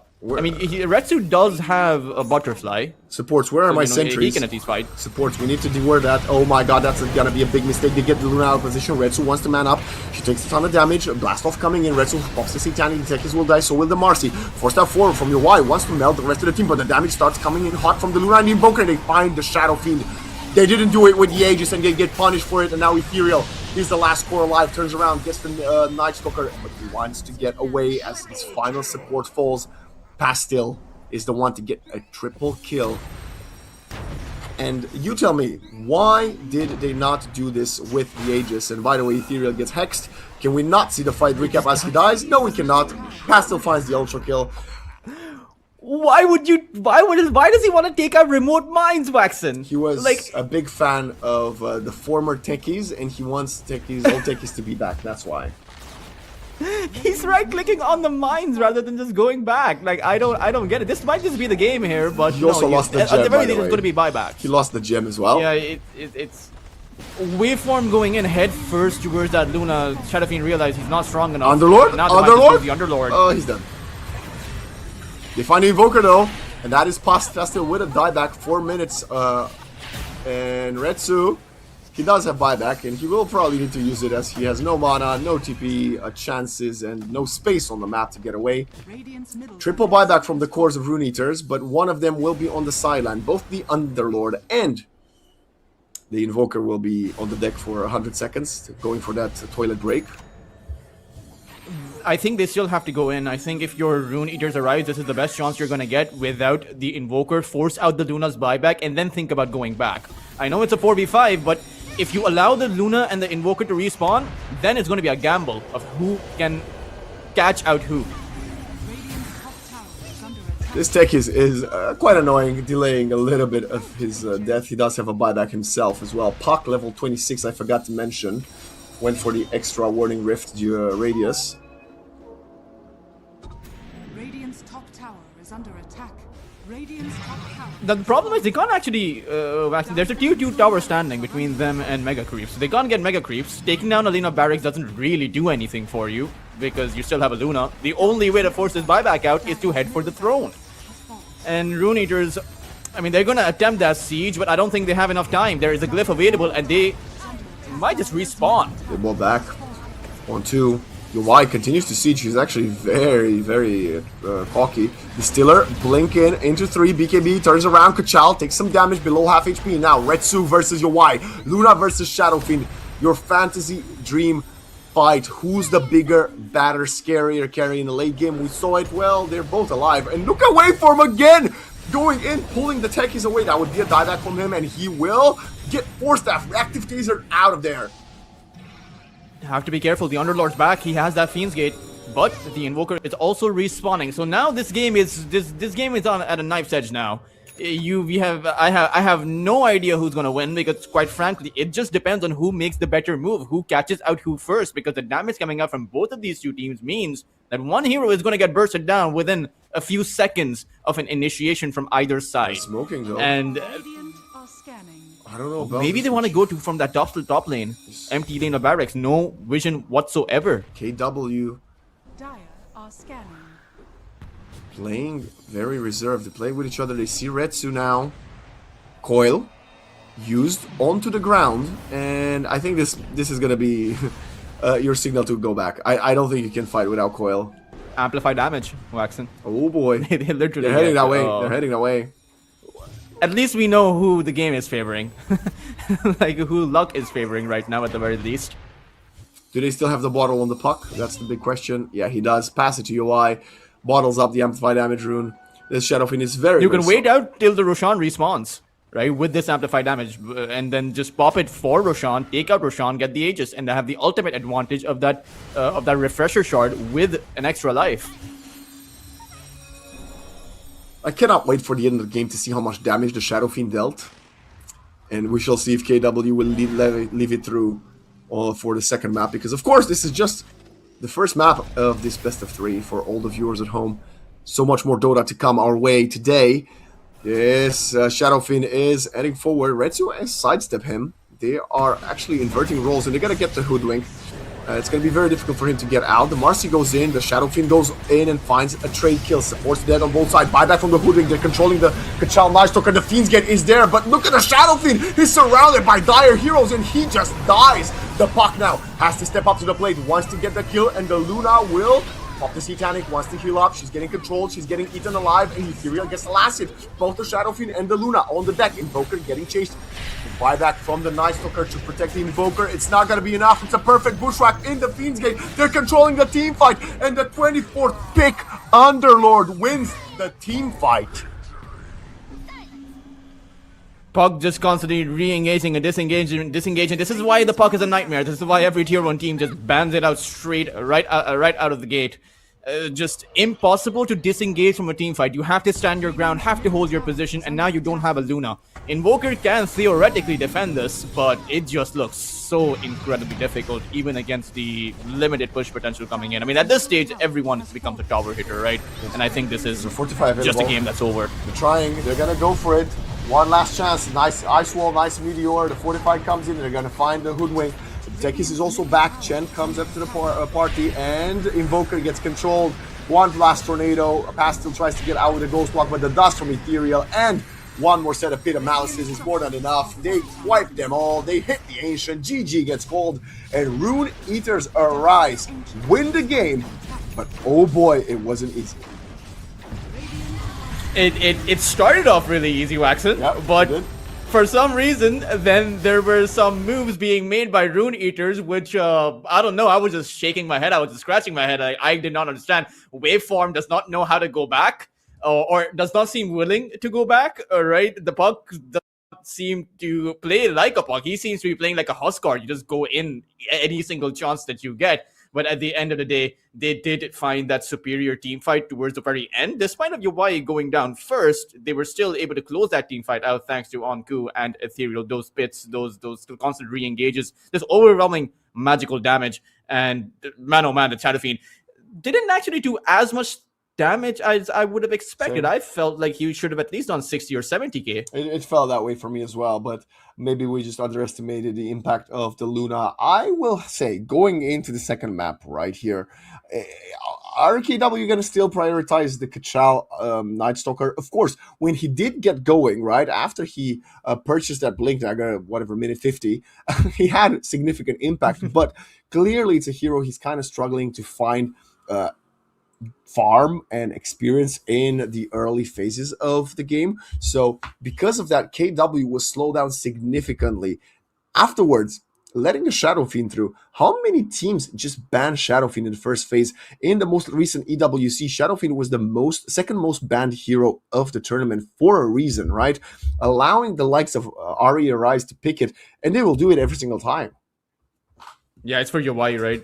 It's the Yawai Shadow Fiend. If there's a Shadow Fiend available, they will pick it up for Yawai any chance they get. And speaking about Kachal, I do think that his Doom is amazing. Like, Yep. he has a really good Doom. So that would have been actually a fantastic pick over here. You Doom up the Shadow Fiend, you Doom up the Puck, or even the Underline, like really anyone. So maybe they do go back to that. A hero that no matter what kind of lane he has, still has a spell that can change the dynamic of that team fight. But very rough start for I can't help but think, Waxon, had that off lane not gone so terribly, right? I'm not saying they should have won that off lane, but even if it went even, this game would be so different. Absolutely.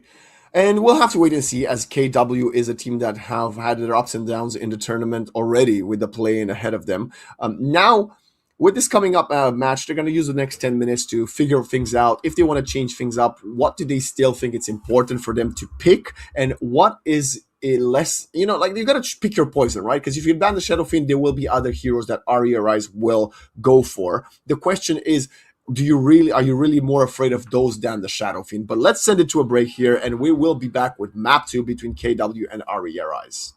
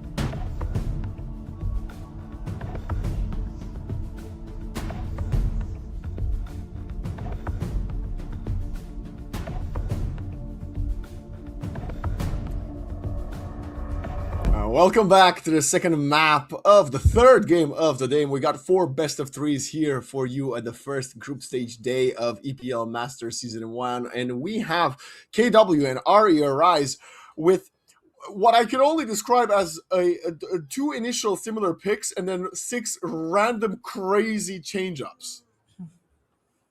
Yeah, those were some very interesting picks come out. But it was interesting how I was making the comparison with of Ethereal playing like a Huskar on the puck, and he actually went for a Huskar right now. This should be more suited to their playstyle, I think, if they want to just charge in. I would like to see an adaptation if Waveform is playing this Marcy, if it's not a core Marcy, and it's a support like that last game. Sometimes you gotta know when enough is enough. Sometimes you have to, take a step back. But he did win the game, so he's not gonna change anything. Yeah, most likely. But I do think that KW have, a scary amount of magical damage this time around. They also have a lot of control. It's going to be a tombstone game, which is great against, I would say, quite a few of these heroes. Even the Huskar just stealing away his strength. So will be interesting. Between the Snapfire and the Earth Spirit, though, I would prefer the Earth Spirit on that mid side simply because I think Earth Spirit is a much weaker support hero than he is a core. They got 4 supports. That's what they're doing. It's 4 supports. They're Undying support, Snap support, and they're gonna pick a Meepo to farm the entire map. That's it. KW has figured it out. New meta incoming. 4 supports, 4 protect a Meepo, who's technically 4 protect 4. So yeah, it's a new tactic. This is it. Honestly, looking at this, I would have said, oh, maybe it's a Snap offlane with an Earth Spirit mid, but you've got Undying, and I'm not sure if that's the case, right? Wow, Aria Rai is going to pick up the Enigma. There was an Enigma in one of the earlier games today. And a lot of teams are picking up the Enigma, actually. Yeah, it's very strong, especially if you've got an Enigma player, right? Because I've seen some teams play it, and they're just like, their offlaner is not comfortable with the hero. I think it brings a lot to the table, but... Okay, well, I was about to theory craft about a counter pick. It doesn't matter. You just instantly go for the tiny. Fine. Yeah. I was hoping for more flavor. It is going to be an Undying offlane. My only worry right now here for KW is that they've picked 3 melee cores into an Enigma offlane. Well, you don't know if it's Earth Spirit is a core. You do not know if Earth Spirit is a core yet. He has yet to pick. That is true. It's gonna be fast. It is. Okay. It is. Yeah. So now you have 3 melee cores against an Enigma, Wax, and the downside is obvious to anyone watching this draft right now. You get all of your cores stuck inside of that black hole. There's really nothing you can do because that Requiem is going to drop down, the rebound. Even the Huskar has some decent amount of AoE damage in those close quarters. But at the end of the day, KW have a phenomenal draft in the way that they can play their side lanes much better. Like, I will be so surprised if this Undying plus Snapfire loses the lane to the Shadow Fiend and Bane. Can I also ask, does the Snapfire just destroy Huskar in mid?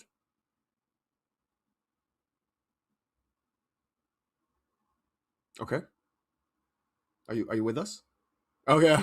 Yeah, I thought... I went back. I was just asking, doesn't the Snapfire just destroy a Huskar in mid? It does. I mean, a Snapfire mid is not bad, right? That we see a lot of teams trying it out. I just think an Earth Spirit position 4 is kind of useless. But is he gonna be able to fare enough versus the Huskar, or is Huskar just gonna like destroy? And you basically have a situation like last game where you have two position 4s. Yeah, I think that can very, very realistically happen. In that very specific scenario, you're right. I think the Snapfire mid should have been there. The Earth Spirit mid is really not going to be able to do anything. But you can still pull the creeps away from the Huskar. You have that rolling boulder, so you can get out at the very least. There are a few options available, not to mention you can come up with some fantastic ganks. Techies plus Snapfire, great with those rotations. You can take out the Huskar if you're able to kill him once or twice, because Huskar... Or you rotate yourself because you're a Earth Spirit, right? That's also something very possible, right? You prioritize you getting your early level 3 and then maybe trying to hit. Of course, you would prefer level 5 before going for those rotations. But looking at the draft, I find it so hard to, well, bet. I'm not a betting man, but like to predict against Rune Eaters now. They've got the Shadow Fiend that iterated game 1. They got a Grandmaster Huskar. And like you mentioned, this Enigma that is going to have a fairly good game. Like, what can stop the Black Hole? Geomagnetic Grip, and Avalanche? Blast off, maybe? Well, typically, your geomagnetic grip and your avalanche are going to be in the black hole. Because Yeah. if I were the Enigma, I would prioritize the Tiny and the Earth Spirit, and both of those two heroes, back they like to go in, right? They're boxers. They want to get up close and personal. The Earth Spirit is going to rolling boulder in. The Tiny is going to blink in or use that Shadow Blade to get in, and that's going to be the opportunity. So realistically, I would imagine it's the blast off that cancels the black hole. But even the techies, even the blast off is an ability you have to initiate.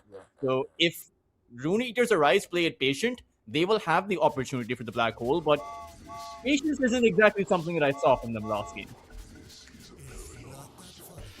Well, it's going to be a difficult one, right? But if this is the moment you've been waiting for, you are KW, you came in through the play-in, so you've already faced a lot of strong opponents to get to this point, and it's not going to get easier anytime soon if you want to go make it further, or, well, the distance in the tournament, as we sadly have a quick disconnect. Hopefully it's not going to take a long... I got to say, so far in the tournament, we haven't had the biggest tech issues, which has been great to see. Yeah, it's always been just a couple seconds, pause maybe at the start of the game. Yeah. I'm of the opinion that a pause at the start of the game is completely fine. Like at the start of the game, a draft is complete, right? You're 0-0. You haven't even walked out of the base. You can take a minute or two to sort out any potential Discord problems, any your mouse isn't working or the sound issue or anything like that. I think that's acceptable. Like I wouldn't mind that.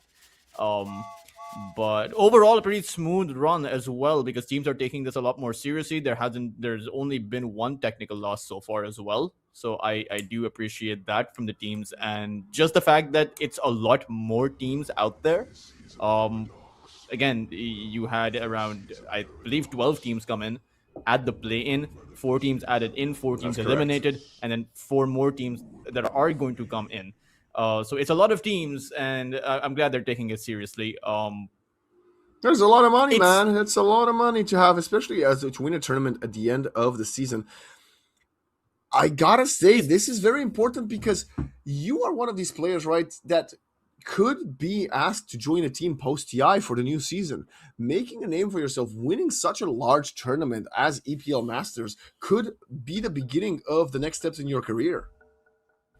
Oh, definitely. I think, especially for some of these non-European rosters out there, they're playing in the European tournament where the spotlight is on them. If you're Kachal looking to get back into it with a team like he used to be in with Winter Bears, if you're, for example, Parker over at Team JENZ, hoping to get back properly in the Tier 1 circuit, or Mikey even, who has played at the Tier 1 circuit with Nigma Galaxy. It's definitely was Nigma even Tier 1 when he was playing for them? Enigma's always Tier 1 in my heart, man. There we go. Yeah, there we go. The fanboy's out. yeah. I got it. I have it in for Sumail. I'm a hater since Kuroki retired as a player. I'm a hater. I don't care anymore. We'll see a smoke from Rune Eater's Arise. And just to add to the point, I'm sure there's a certain part that Rune Eaters want to live up to the legacy that has been set by the main organization. Waveform? That made it to EWC. They're not catching him. Yeah, they knew what happened last game. Like they don't want a marathon just to be able to get the kill. Well, this is a good point you're making though about the academy team trying to make a name for themselves, because we've got a precedent. It was maybe 2 years ago, it might be 3 at this point, where Navi Junior just fully replaced the main Navi roster, right? So they beat them. Yeah, I remember there was a Tier 1 event, and in the qualifiers, Navi Junior beat the main Navi roster to qualify for a Tier 1 tournament. I can't remember which one it was, but it happened, and from then on, they became Navi. And they guess what the best part overtook is? the Masters. Oh my god, they're you know what? Maybe we don't know what the mid laner is, because it's a 3-player mid. I haven't seen this in years, and it's needed to give Pastel a bit of an early lead in XP at least, as the Huskar gets sent back to the afterlife. It's a good kill. It's not going to mean the most because Huskar is just going to come right back. Normally, this I would appreciate a kill on the Huskar in the middle of the laning phase. You know, maybe when he's level 3 or level 4, that would be more valuable. Because right now the Huskar doesn't lose out on much gold or on a lot of experience. Maybe he missed about 2 creeps there, and he'll be behind. But it won't change the dynamic of that mid lane. The Earth Spirit is still likely to get crushed right now. Well, he's got 4 denies.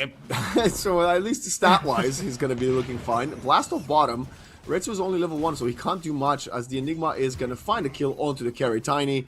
And now a few more right clicks. Luckily for the techies, the Eidolons are gone. Pastil tries to turn around. Ethereal, he needed 2 more tower hits as he had the Fairy Fire. Good attempt there from the Earth Spirit, but not enough. I'm not sure why Pastel decided to use the Rolling Boulder to go in rather than to get back. I imagine he wanted to bait the Huskar in.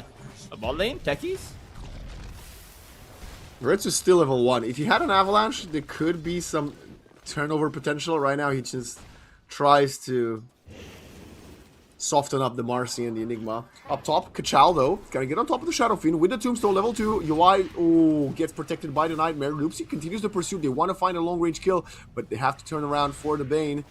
Shadow Fiend gets out of there safely, and the Bane is also not gonna get caught.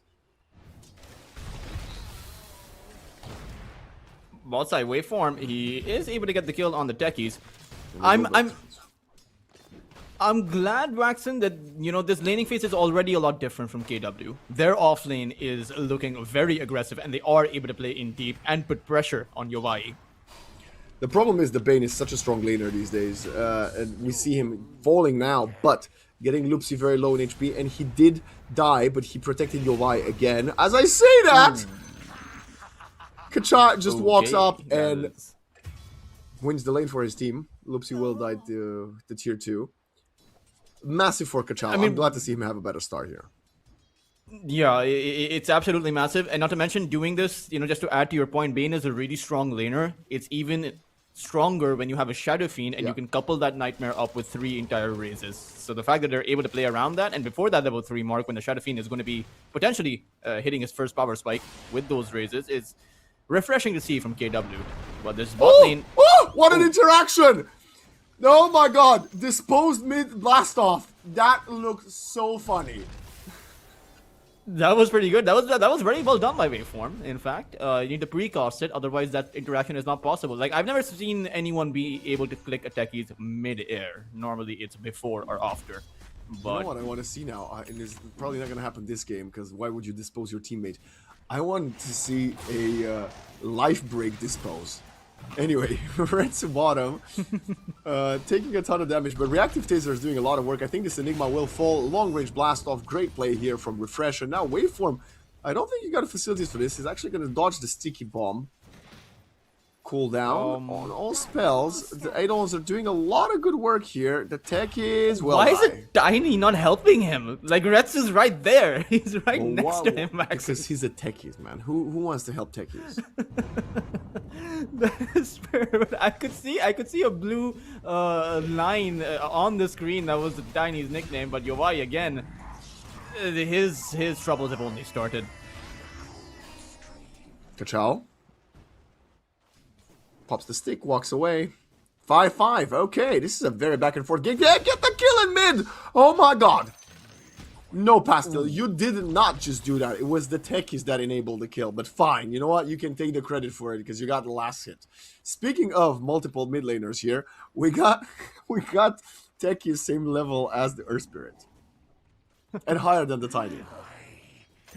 But to be fair, you know, it's working out really well for KW. Not just that top lane, but even on that mid side. Huskar is built on momentum, and if you can't get strong enough momentum, you're going to be pretty much useless as a Huskar or Retsu. I don't know about this. I know you're a Tiny carry, but I really think using the having a toss point there would have probably allowed him to survive, actually.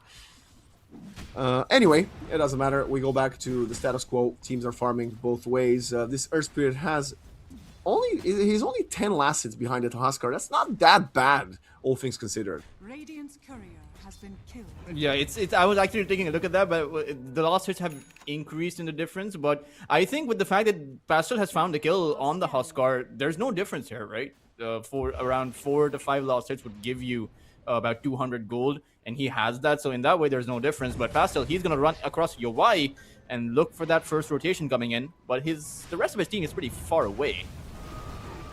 Okay, the Bane is probably still gonna get caught. Oh, nice blast off. I didn't even see Refresh come here through a twin gate. He's so far ahead. This tech is almost the highest level hero on the Radiant side, which would make him the highest level hero on the map other than the Huskar.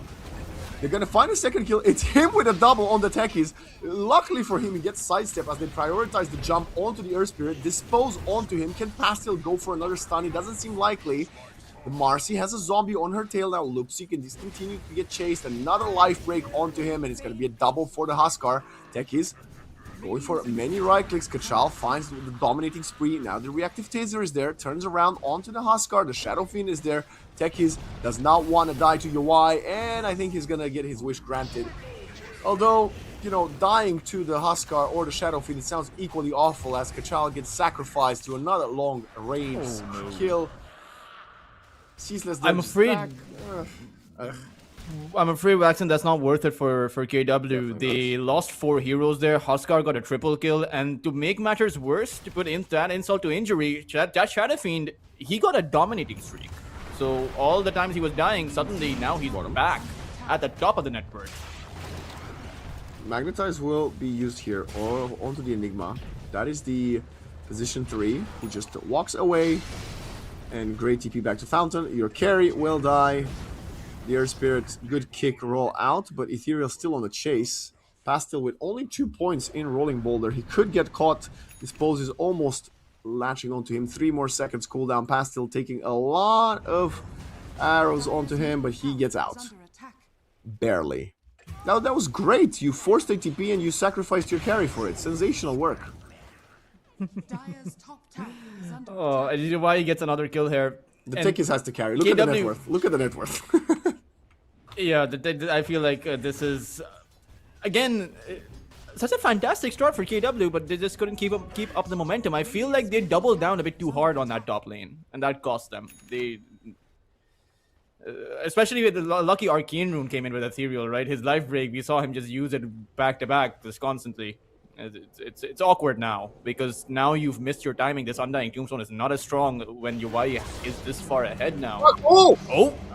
Bottom, it's the tiny Indian dying. Can they turn around? Loopsy is there, but look at the team coming in. The cavalry through the twin gate. 4 dire heroes here on the bottom side. Kachal, those does man up, but DK onto 4. He is very beefy. He's got a lot of HP. Rolling Boulder misses, but the pursuit will continue, and they will find a second kill onto Waveform. Ethereal very slow on the low ground. We have an urn on top of him, and I think the long range blast off is going to be enough. And what a turnaround team fight. Back and forth we go, but KW prevails as the Bane shows face. They're going to go for the Bane up on the high ground. Can he hide? He's getting scanned. Can we see the action bottom on screen? That would be great. Bane is still there. under attack. Okay. I think he's tucked away safely. He doesn't have a tele. No. Oh, they caught him! They caught him! Pack still got him. He's going to roll in. 3, 2. No, he doesn't need to roll in. The cookie's going to be there. And it's going to be 4 dead for RE Arise. Yo, why? Your wife shows up to the party as well. So does the Enigma. Okay, this is the longest team fight ever. The proximity mines, the blast off. So much damage. The Shadow Fiend gets caught by the Scatter Blast. It's another triple kill. Almost an ultra here for the techies, but it's going to be allowing his mid laner to find a measly kill. 7 dead in a row. What is going on? Oh man, I mean, they walked up again. They just it's again that brute force mentality that we're ahead, so we can just walk up to KW and take them down, and KW can't do anything about that. And you're walking up high ground against a Techies who has that level 6. You know the Techies is pretty far ahead. He's the highest farm support. In fact, he's more than net worth than the offlane Enigma at this point. And for Rune Eaters, you don't have your ultimates up. You have a Shadow Fiend, and he can, you know, there are 2 options for you. Farm up on the Shadow Fiend or take awkward team fights, and somehow, for some reason, they're choosing the latter. By the way, Ethereal just dies here. He's got a shield, but it's deceivingly low. And yeah, he's just gonna lose his life. I know it seems like he's surviving, but the armlet toggles are not gonna keep him alive long enough. Forces out the tombstone, but it's another big mistake from RE Arise. They go for a tiny. KW are... This is a relentless fight, but the Avalanche is now there. And if Eretsu has a toss, he does not. Dispose gets wasted early, and no stun from the Enigma for a second TP out. Oh boy. Pretty well done for... I mean, a Tiny getting out is great. The Huskar dying, this is Rune Eaters who had the opportunity to come back after the Huskar died twice in the laning phase. But now it's a 2,000 net worth advantage for KW. And for Rune Eaters, they don't have a choice right now. They can't play aggressive with that Huskar, especially since Onku has had a terrible game. And your Huskar doesn't have the kind of farm that he needs. He is even in terms of net worth compared to an Earth Spirit. And there have been 8 kills in a row that have just all gone in favor of KW. Keep in mind, it's only going to snowball. Like if you force the issue on Rune Eaters, it's only going to get worse because that Earth Spirit, Bastel has that Spirit Vessel built up. So your Huskar is really not that strong. No, I think this is going to be a very difficult next 5 to 8 minutes. They catch UI again. Undying on top of him, and this is one of the strengths and one of the reasons why we see Undying be played as an offlaner. He's second in net worth right now, and he's got a blink. This is the way to build a hero currently. He actually TPs all the way to mid. He wants to go for more action as he does have the tombstone available.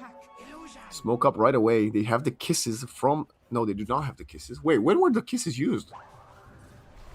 Anyway. They go for the bait, though. Wait, this is a pretty simple kill. Nice, I'm not like sure where the Mortimers were used, but I think plenty of duration on the Flesh Golem, right? I really like this. Teleport towards that mid lane, you have your Flesh Golem still up, drop the Tombstone, take the tier 1 tower. And there's nothing Rune Eaters can do. Like, I actually think there's absolutely nothing. There is no move to be made. And when you're playing a lineup with that which has a Huskar, but no move that you can make, that is the most awkward spot to be in. Because you realize that your Shadow Fiend has a target on his back. They will target the Shadow Fiend. How do you defend him? How do you make space? How do you make aggressive moves? It really feels like, the world is KW's oyster right now. Oh, nice rebound. Perfect catching the Earth Spirit on his way out. He did purchase his power threads, but it's going to be the first kill going RE Arise in about 6 minutes. Not to mention, it's Waveform's second time canceling an animation. First one on the techies, second one on the rolling boulder. It's pretty nice to see. It's a life break. It's a Mortimer. But the realistic one he can cancel right now is that Snap Fire Cookie, Fire Snap Cookie. I would like to see that this game. How about the Black Hole cancellation? Does it? It actually does, right? If you rebound the Enigma, he cancels the Black Hole. It definitely does if you dispose him. I think rebound should also work similarly. Right? It's like, yeah. But they dispose 100%. I hope he doesn't do that for the sake of his team, but they're making a move again, and there's nothing to counter this out. Enigma is there. Rebound, nice save. Magnetize and Kisses will both be expended. Reset of the Magnetize, but not good enough to find a kill. Even Tombstone was used. What is the Shadow Fiend doing here? He wants to fight?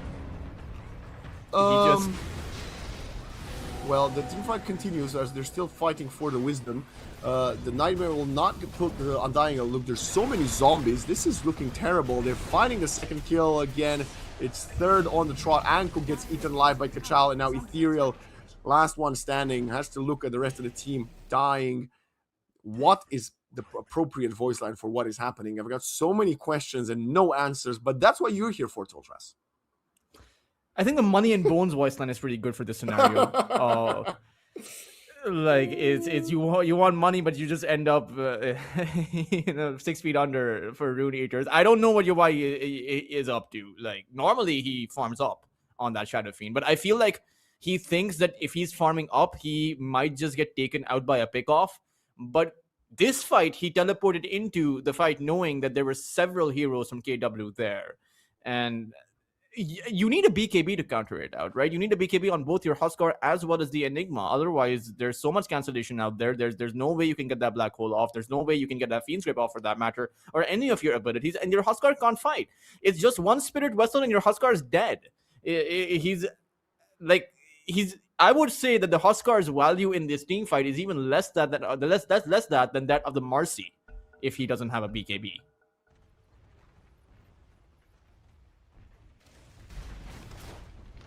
Alrighty. Is this an Undying? Oh my god, what is going on right now? You know what? That's why I kept calling the Underlord last game, because I wanted to see an Undying. He's got something big on the courier, and when I say something big, I lost his courier. Never mind.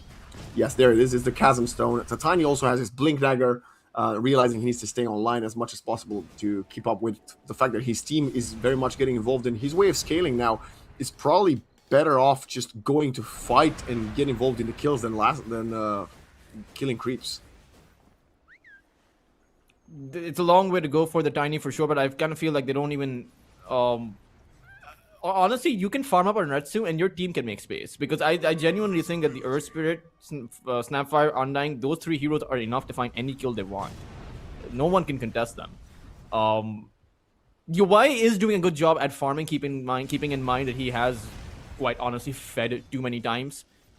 But Pastel, he is in Wisp.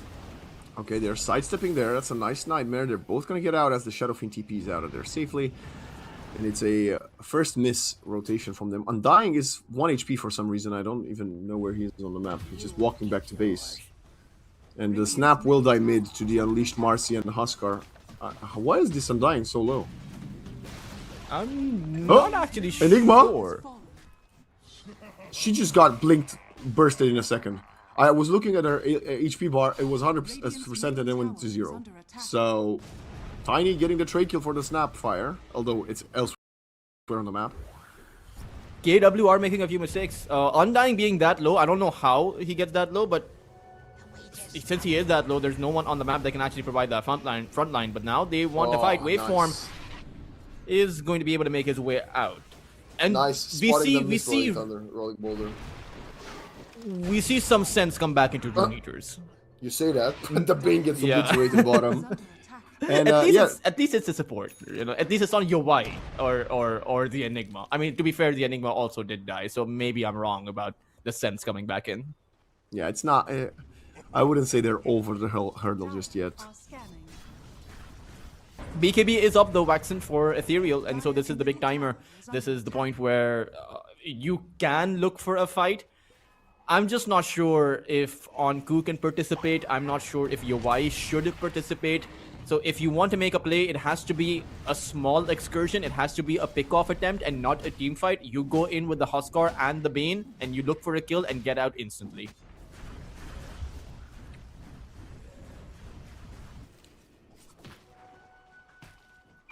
BKB first for a waveform. That's an interesting choice considering how far, how underfarmed he is right now compared to first game. I am a bit surprised, Waxen. Like, you know, this Earth Spirit's farm, it's not as if he's had a bad game. He's 3-3 and 12 assists, right? Sure, assists is less now. Catch top. As a Snapfire, he's dead. Yeah, no way in hell he gets out. Yes, continue. Tell me about the Earth Spirit, please, as we see Loopsy just die. I don't know where his farm has gone.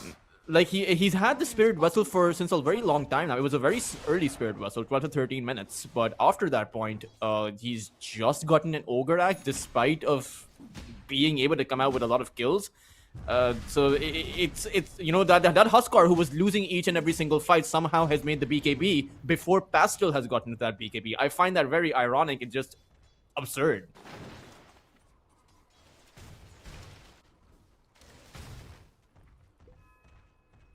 Radiant's top tower is under attack.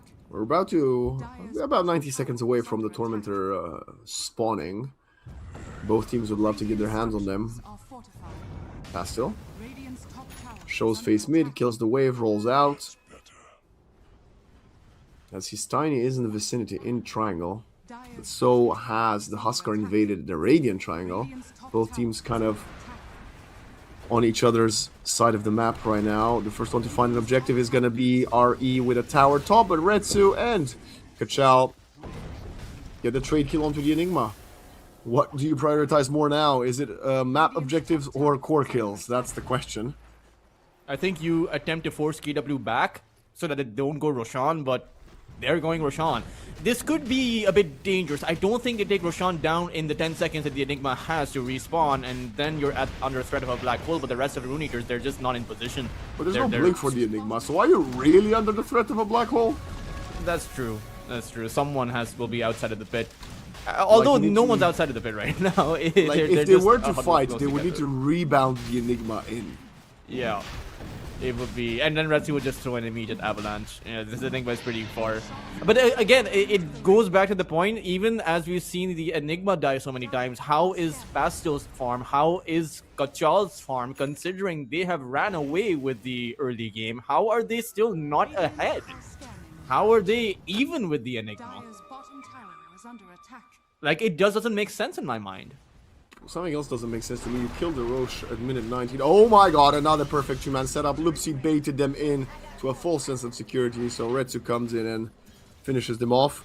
Yeah, this Anko Enigma has been, to say underwhelming is an understatement.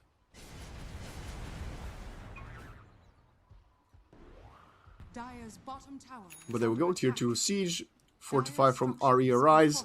I think KW should most likely also go for the Tormentor next. I have the answer, Vaxen.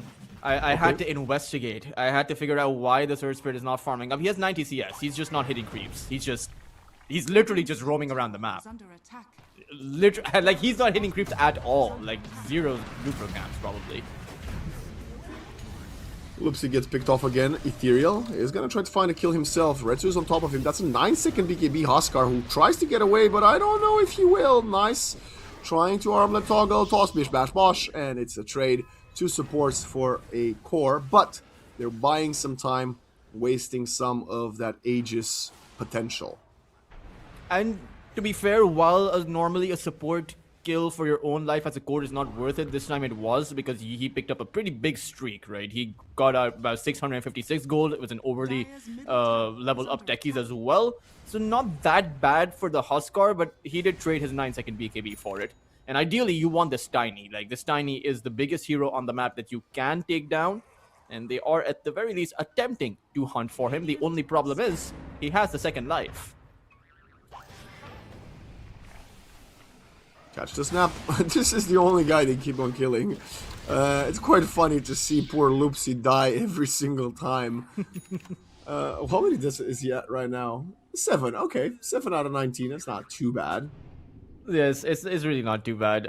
It can be a lot worse, I feel, if he doesn't adjust in his positioning, because he, as a core Snapfire, you want to play for maximum damage, so you want to play close quarters. But as a support Snapfire, you might want to hang back, because your primary use is your Skookie and is your Mortimer. But with KW not in a position to want to take too many fights, you know, they're happy because they're finding great pickoffs. Like, the Tiny's finding a pickoff every other minute right now, so why commit to a fight right so far? Eventually, you will need to push because you are on an Aegis timer, and I would imagine that you at least attempt to take 1 tier 2 tower with this Aegis. Otherwise, it's kind of a waste. As Ethereal, he has that big item. He has that Aghanim Scepter. That will take out 1 disabler for your black hole. You know, if you land it on the Earth Spirit or that Tiny or the Techies, you can take away KW's ability to stun you down. Maybe it'll be enough, probably not, but we'll just have to see.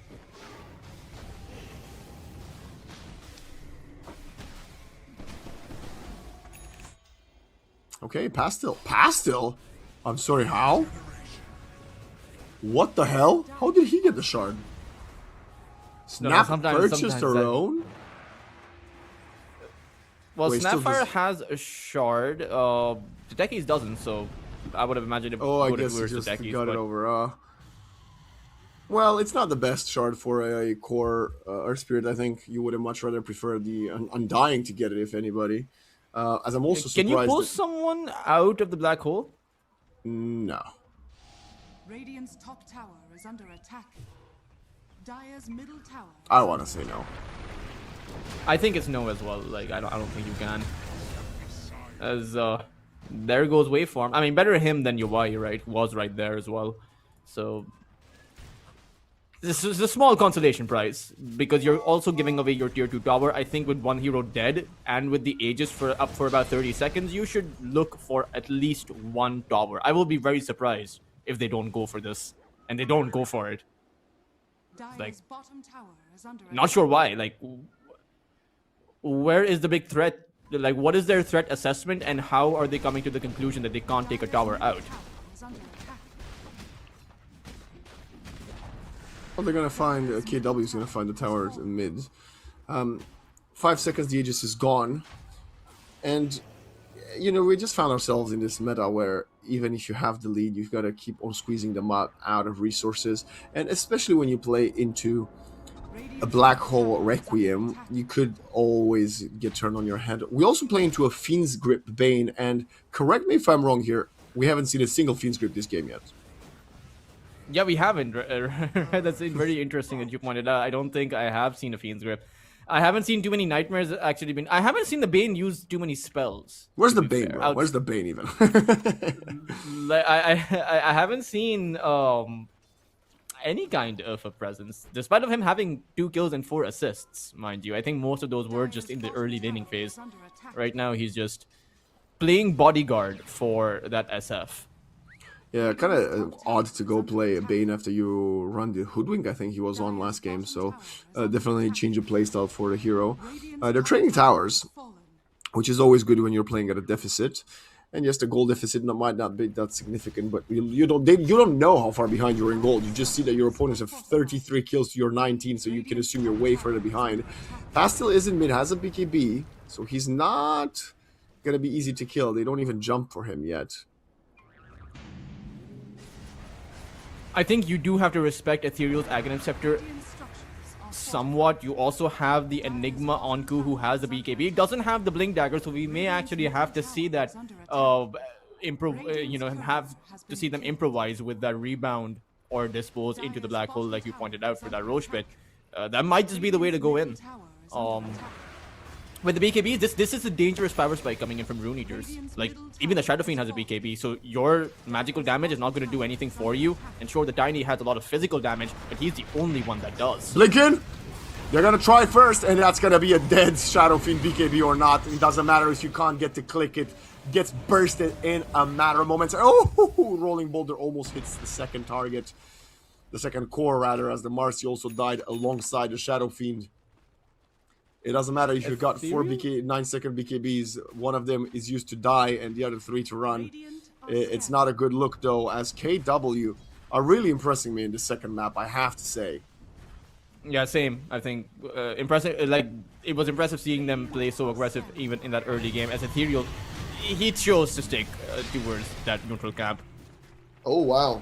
He life broke the zombie, and now they're just waiting for his BKB to run out. It doesn't matter. He's gonna kill the Tombstone to get some gold for his trouble. He might even find a Snapfire kill, but who cares at this point? Loopsy, all he does is throw cookies and die. Proper grandma behavior. I feel like he made that same mistake last game as well, Ethereal, with the puck, right? He stuck by to take out remote mines. This one is, I guess it's better because at least he gets some more farm with the neutral camp. I don't know, but you don't want to, like, you see someone chasing you, you see them leave, but then that doesn't mean they're no longer there. That doesn't mean they're no longer on the chase. If you close your eyes, the Babadook is not there, right? I think that's his mentality. It's just awkward. And Rune Eaters, for that Shadow Fiend, they were kind of prepared, but I think what caught them off guard was just that absurd amount of damage coming Fiend's out. Grip! Oh, it's alive! It's about 2 seconds before he gets interrupted, and now Waveform tries to walk off. BKB runs out, and it's going to be a second kill in this engagement skirmish from the Tiny. 10, 4, and 7. Actually, wow. There's 3 Radiant heroes that have 10 kills. At least we know the button works, Waxen. At least he knows the button works as well. So we have the confirmation as far as that is concerned. But now the snowball, or rather the lead is beginning to snowball. 7,000 of a lead now. Sure, not the most at that 30-minute mark. The problem is, what we just saw, or rather how quickly UI just died, not sure if he can fight. Oh. Good bait there from the Shadow Fiend, forces the techies to jump in, but now that Undying follows through, throws the Tombstone down. Ethereal is below half HP, but it's a Huskar. He'll be fine. And it's the first favorable exchange for Arise in, I don't know, 20 minutes now. You do have a Blink Dagger up now for this Enigma, and I feel like there's a lot of pressure on this Enigma who hasn't had a good game to be able to get at least 2 or 3 heroes in that black hole. You need that Tiny stock so that Shadow Fiend or the Huskar can finish him off. Otherwise, I don't see this Tiny actually dying.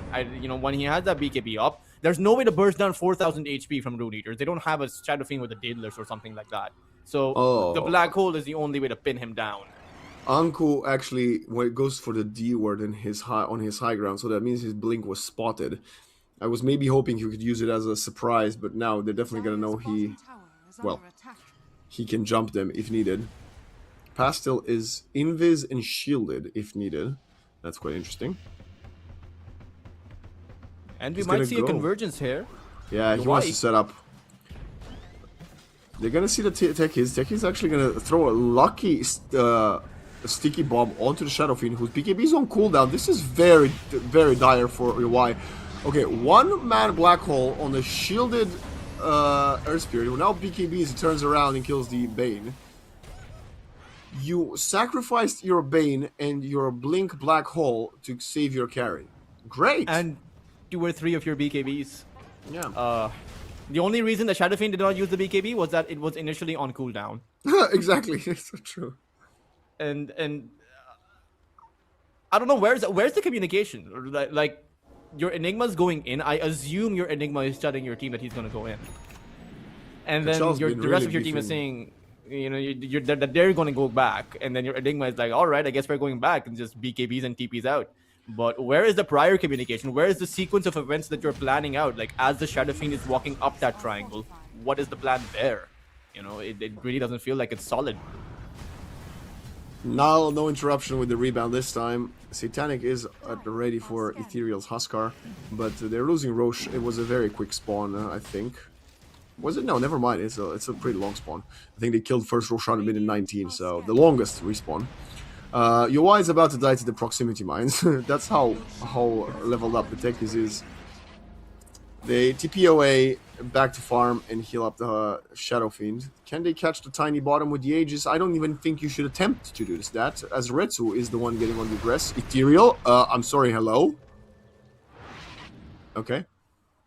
Life break, BKB, teleport back. He does have a Satanic. He can stand his ground. I would actually think that normally where a Huskar likes to go in first, I think in this game, Rune Eaters have to sacrifice one person. They have to sack the life of their support. Maybe use the Enigma as bait. Who knows? But the Huskar is most of their damage output, as UI can't hold his ground. Well, they sacrificed the Bane. I don't know if that's what you meant by it. Oh, jump in. They're going to sacrifice the Marcy as well. All right. There's another 40-second cooldown. I take responsibility for this. Another 40-second cooldown on this Enigma. Fortify is not going to do anything other than delay, because the banner is there protecting the creeps. And this is at least one set of racks.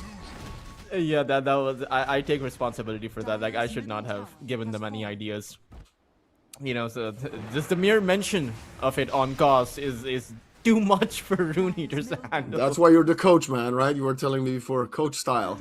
They listen to the coach. This is the good quality of a player. And I don't think you can stop this high ground. The black hole is going to be coming off of cooldown in about 5 seconds, but it's just so hard. There's an Aegis on this Tiny.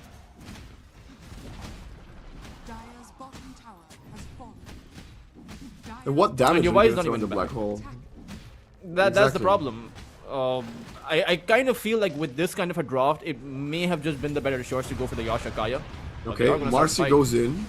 She takes, loses half of her HP. Blink in, save from the Undying. A little bit early. They jumped onto the Shadow Fiend. The Black Hole's there. Perfect onto 3 players, and the Shadow Fiend gets to work as a turret smashing through 3 hail pulls. Techies wants to go for it around, but the Reckless Soul's a little bit early. Retsu shows up to the party with a BKB toss. The Team Script does not do enough to lock him in place. And look at the Tiny punching away, but the Satanic from Ethereal is more than enough to keep himself alive. Another life break, and the Tiny found a few kills, but not plenty enough to stay alive. That is the kind of team fight that Rune Eaters desperately needed. They needed to be able to take down that, find that good black hole, at least 2 or 3 heroes, and then lay in the hits from that Shadow Fiend. That was slightly lucky by them because KW did group up and they should have expected that black hole timer. It was used before Roshan got taken down. So much time had passed that it would only have been reasonable for the black hole to be off of cooldown. And they, I think, overestimated Rune Eater's ability or tenacity to actually take a fight for that second barracks, because when you push high ground, you take one lane of barracks, that is a sacrifice that teams are willing to make. But when you go for the second lane, then teams start to think that, hey, maybe we can't give this one up and maybe we have to go for a defense even if we're behind. And somehow it works. It was also Ethereal that dealt most of the damage in the teamfight. They probably overlooked his damage as well. 12,000 damage in that teamfight was from this Huskar, who is now the second highest level hero on the map, right behind the Tiny. Speaking of high levels, they're gonna save their low level supports, as this Marcy is trying to get really cheeky with it, but the BKB, her running out means she will get caught, but she did pick up the Shrine of Wisdom. Level 19 Marcy, not bad. Also has another fire and the BKB, so... Yeah, she also got rich after that team fight. And so has the Enigma, by the way, who has the full Aghanim Scepter, my god.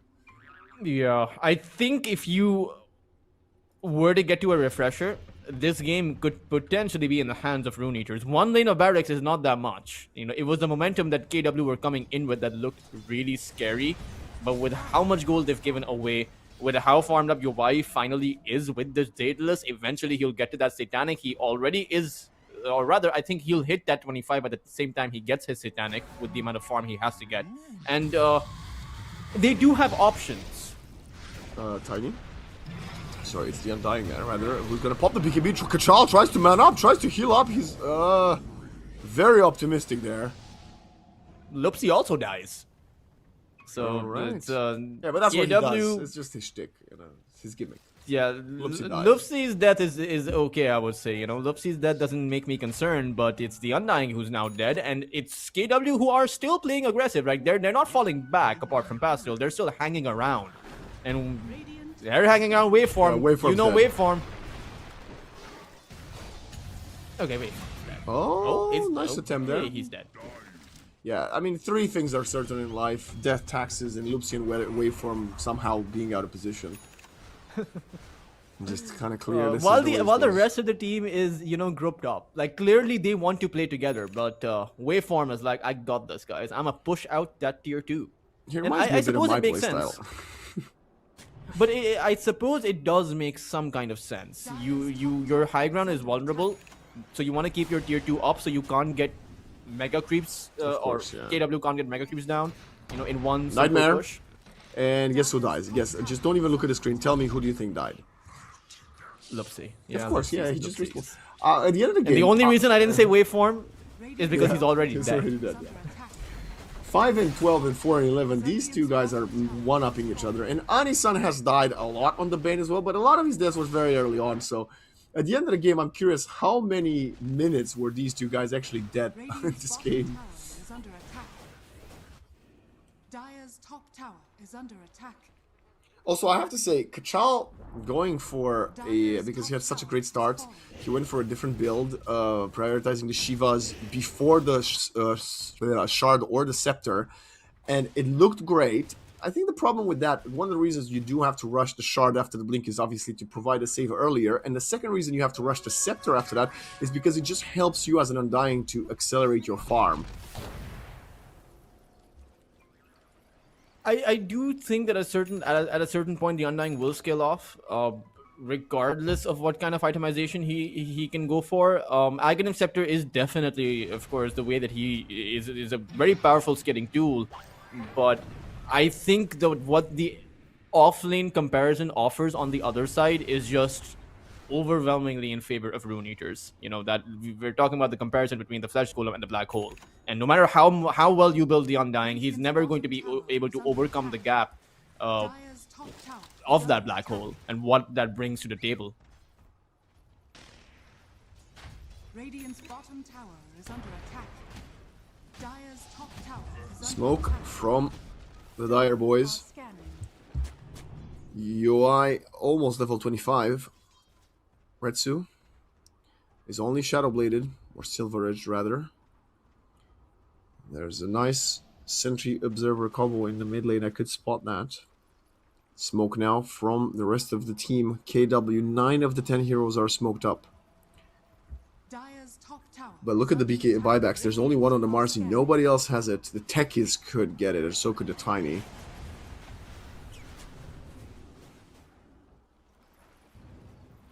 Oh boy, Lux's smoke breaks. He's jumping among four of them. They get the jump onto the Huskar below half HP, but the black hole turnaround is there. The Satanic from the Huskar can come in. The Tiny! Obliterated by the long range damage. Is out of the server. It has to buy back right away. Blast off 44. It's not sufficient, and the Tiny is now alone versus 4 opponents. The Magnetize and the Zombies will get the kill onto the Enigma. But what a triumphant fight from RE Arise. Yeah, it only takes one black hole to turn the tides in your favor, and now Rune Eaters Arise, they have the advantage in their favor after so darn long. Something here. He's camping by the proximity mines. He's got to go for the Bane in the back line. Does the support. Can he get out of there? There was an Invis rune he could have taken. He's actually going to opt to Harpoon onto high ground and bait Yovai to walk into the proximity mines. Shadow Blades away. 1,000 HP. And he is going to farm that jungle though, so the Shadow Fiend could go in after him, but Yovai decides to not actually approach. These players do certainly like to play in trouble, or rather just too close to trouble. As good. Oh, JENZ kill, I suppose. With predicted. Oh! That was perfect. It's trying to chase. Okay, no, never mind. The Bane's courier was trying to chase, and it does actually find it. Nicely done. The problem, action, is that now you're just one death away from losing the game entirely. Right, Retsu is their entire physical damage. Can he kill the Shadow Fiend though? Oh my god, he's taking the outpost by himself. The Tiny just needs to walk up high ground. This is a disaster. Yovai does not stop. He's gonna get chased. The Kiss is flying out. The Tiny is there, but Ethereal right behind him with the Aghanim BKB. Gonna catch the Tiny. He has no follow-up. Retsu tries to get away, gets forced out, but he's gonna burn to the spears. It's a complete disaster. Proximity mines deal some damage, but not sufficient. And RE Arise with 1 foot over the finish line. It's always so risky going on a Shadow Fiend because once you pop the Satanic, you use one raise and you're back up to about 80% to 100% of your HP. So if you're going to make a risky play like that, you better make sure that you're able to find that kill. Because I feel like KW, they just gave away any chance they had of winning this game, because right now, Rune Eaters, they're going to, at the minimum, take down 2 lanes of barracks. Maybe they just go for the throne here because 80 seconds is just so long. And you have a black hole in about 20 seconds, Waxen. A very difficult hold here. Can they do it? Let's find out. No Tiny for a minute, and you don't have the luxury of an AoE teamfight ability such as the black hole. How are you going to hold this? Have the Rune Eaters Arise managed to push it over the finish line? That is the question on everybody's mind. They are going for mega creeps, so maybe you can buy enough time for your Tiny to respawn. It's just so hard because anyone that tries to defend is just going to get picked off. And at this point, if I was the Enigma, I just drop down a black hole on one target. Make sure it's a 3v5 instead of a 4v5. They tried to cut the waves, but they didn't quite work out. This is the final fortify. 30 seconds. The lifeline seems to be fading, and the Shadow Fiend is gonna keep on hitting. Blast off onto the Shadow Fiend. Proximity mines. Reactive Taser down to half HP. Kisses coming in from south. Can you manage to sidestep them all? Nice rebound for repositioning, and the black hole catches too. There is no save in position. This Earth Spirit has to magnetize. Will only find a kill onto a measly Bane. Can buy back into the game right away. Ethereal, though, deals with the supports in the front line. The Rack's still standing. Tiny's here in 2 seconds. They're going to get the range racks. Can they find the melee? Yovai turns invis. Needs a 4-staff. Needs a rebound. It's the disposed to take him to the low ground, but the Tiny continues to chase. Anku does not have a black hole. He just jumps up for posterity, but the damage onto the Tiny. It's more than enough. They cannot find the Shadow Fiend, who mans up to them and kills them all. And I think that's just the game there. Mega Creeps have come out. They used all of their buybacks. We're not able to take him down. Yovai is simply too big to fail at this point. It's one Satanic and everything just changes. And I have to say, as bad of a game as the Enigma has, at the end of the day, he makes up for it. Onku, one singular black hole, turning the game around at that very one position over on that bot lane. Had that not happened, this would have been KW's game, and we would have been heading to a game number 3. But man, oh man, that was a fantastic play he made under probably so much pressure, because I'm sure his team was also thinking that the black hole is the only way they find a comeback in that scenario. Not only they win the game in a 2-0 fashion, Waveform also wins the battle versus Loopsy. Both of them with 14 deaths, but Waveform dead for a solid 70 seconds longer than his Snapfire counterpart. And I think KW has a lot of things to take away from this game here, Toltras. I think one of the big ones is we cannot play into Shadow Fiend. Honestly, this game was effectively lost because of the Shadow Fiend. There's an argument to be made that even last game they would have won if it wasn't for the Shadow Fiend. As KW has played impeccable Dota. Sadly for them, they always end up in the same position. Also, huge shout out for Ethereal's Huskar. He fell off a cliff tremendously in that mid game, but somehow, some way, stuck to being relentless, got so much farm in the jungle, and then was one of the key components of that comeback at the end. Yeah, each and every. I would actually say that everyone from Rune Eater's Arise, they had their redemption arc of this game. Even Anisan, who wasn't really a factor on the Bane for the majority of the mid game there, he did come out with some decent fiend drip towards the end. Ethereal, like you pointed out, he came up with a comeback. Onku came up with a comeback. And Waveform, he was doing his thing on the Marcy, but he does have plenty of damage, right? 25,000 damage dealt overall in the duration of that game, as much as the Enigma with the Black Hole and the Scepter. So everyone did participate, but Waxen, I will point out that Rune Eaters, they made, it wasn't a clean game. They made a lot of mistakes, and against some of the better teams out there, these mistakes won't be forgiven. Like, other teams will punish them really hard for this. Yeah, this tournament is a marathon, and you were mentioning time and time again, if you want to actually get into the prize pool, you got to break top 6, and there will be a lot of teams that will not be making those mistakes. I'm just looking some of them in the group stage, not even talking about the playoff seeds. You got the likes of Ibris, Amaro Gaming, Team JENZ, of course, and they're all in this group. Level Up, even PogChamp or Team Boldo Zero Tenacity. Those are, what did I say, like 7 names that will probably be playing a little bit cleaner than RE or Rise. But you know what is lucky for them now? The luck for them is that they've actually managed to kick things off with 2 2-0 victories, including versus PogChamp. So they have kickstarted off this group campaign very successfully. As if they can defeat 1 or 2 of the other top seeds in this group, they will be in with a shot to make the playoffs. Yeah, that would be pretty good. I mean, they must be feeling very good about themselves. And at the end of the day, in a game like this, you brush it off. You go to sleep or something, or just have fun. The next day, you take a look at the replays and see what you could have done better. And I do think there's also going to be an element of Rune Eaters Arise where, as they play against some of those teams, like you pointed out, some of the bigger teams who do play more consistent and cleaner, then I think Rune Eaters Arise are also going to play a lot more careful. I think there may have been an element over here where Waveform was playing incredibly ambitious and incredibly aggressive because they felt that they were just maybe the superior team. With that being said, getting 6 points out of these 2 first matches is going to be very important, because that means you will be able to maybe get a map here and there victories, even if you lose the series, but you will have the buffer of getting 6 points from these 2 matches that some could argue were the easiest you will have in this entire group stage.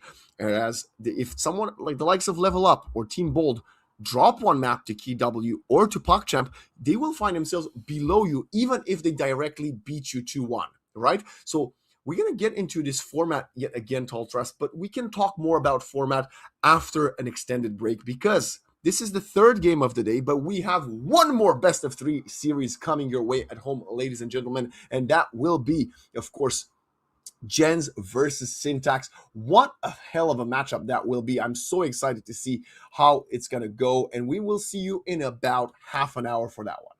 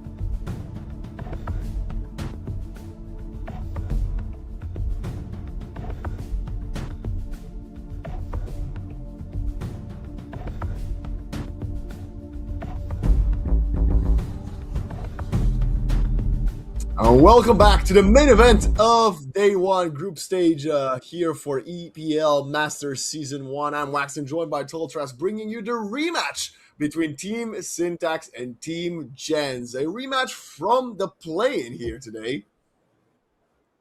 Yeah, it's going to be a very interesting one. I happened to cause that series. It was fantastic. I mean, Syntax and Team Gen's going at it more than, I believe, 40, 50 minutes. That last game, although I will say, Waxman, there's a point at which Parker loses his patience. In game number two, he literally he died. He bought back immediately, came back into the roach fight, and just took everyone down, went for the throne, and ended the game.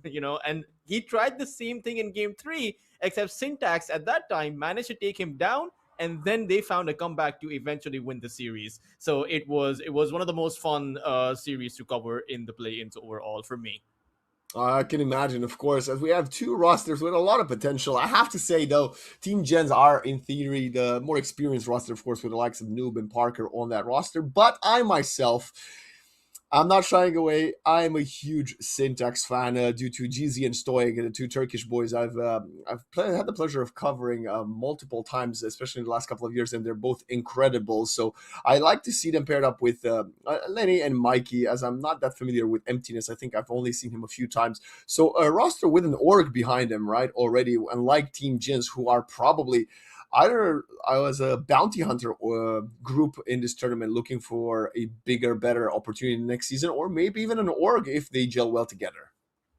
Yeah, definitely. I think I recall a post by Parker suggesting that he really does want to play Dota. So, and he's already proven himself. Noob has already proven himself at the very big stage. And then we have the likes of an offlane like Russell, who is very stable but has yet to make it towards some of the bigger stages out there. And over on the other side, it's very interesting how I for the past 2 or 3 days I've been casting Syntax in the morning as they're also competing in Southeast Asia, and then at night I'm casting them in Europe. I practically seeing them on the same server every single day. But Lenny, like you mentioned, new representation coming in from Turkey. I was a huge Team Turkey fan in the Esports Nations Cup qualifiers. I was watching their matches. I hoped that they would make it because Turkey, you also cover Counter Strike, right? Yeah, of course, of Waxon. course, So yeah.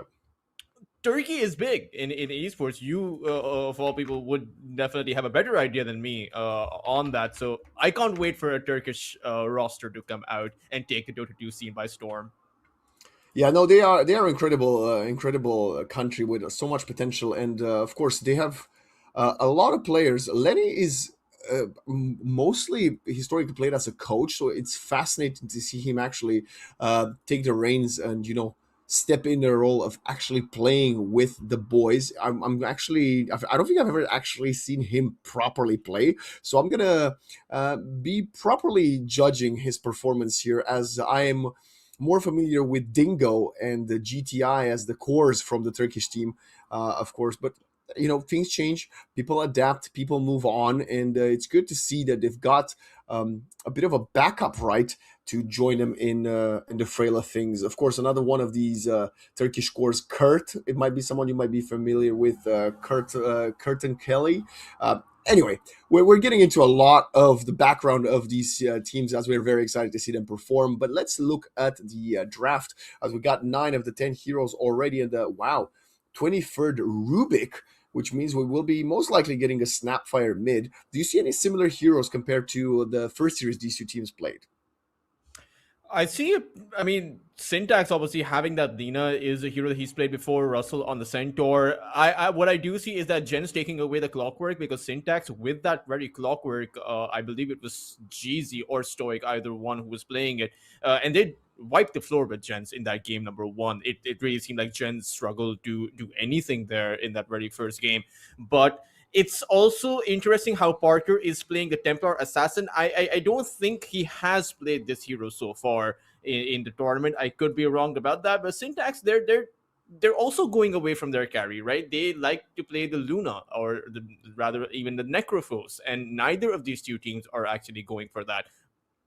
We do see them pick up the Darkseer, but again, it's not a lot of similarities. I will say that, like outside of a few picks coming out, it's not a lot of similarity. In fact, it's Mikey on Syntax who does play the Snapfire, but Noob also has played it. And to be fair, Noob has played fantastic with the Snapfire. He has dominated teams in the play-ins through that. This is going to be a very, very highly contested matchup here between these two Titanic teams.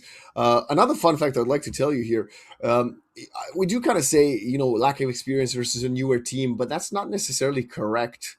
As Jeezy, Stoic, and Mikey have played together as a trio for about 2.5 years since early 2024. I think that's very impressive to think about. And there's clearly something among these three players that they like playing with one another and understand the potential they have. Of course, we've seen them play with the likes of Pastel that we had last game.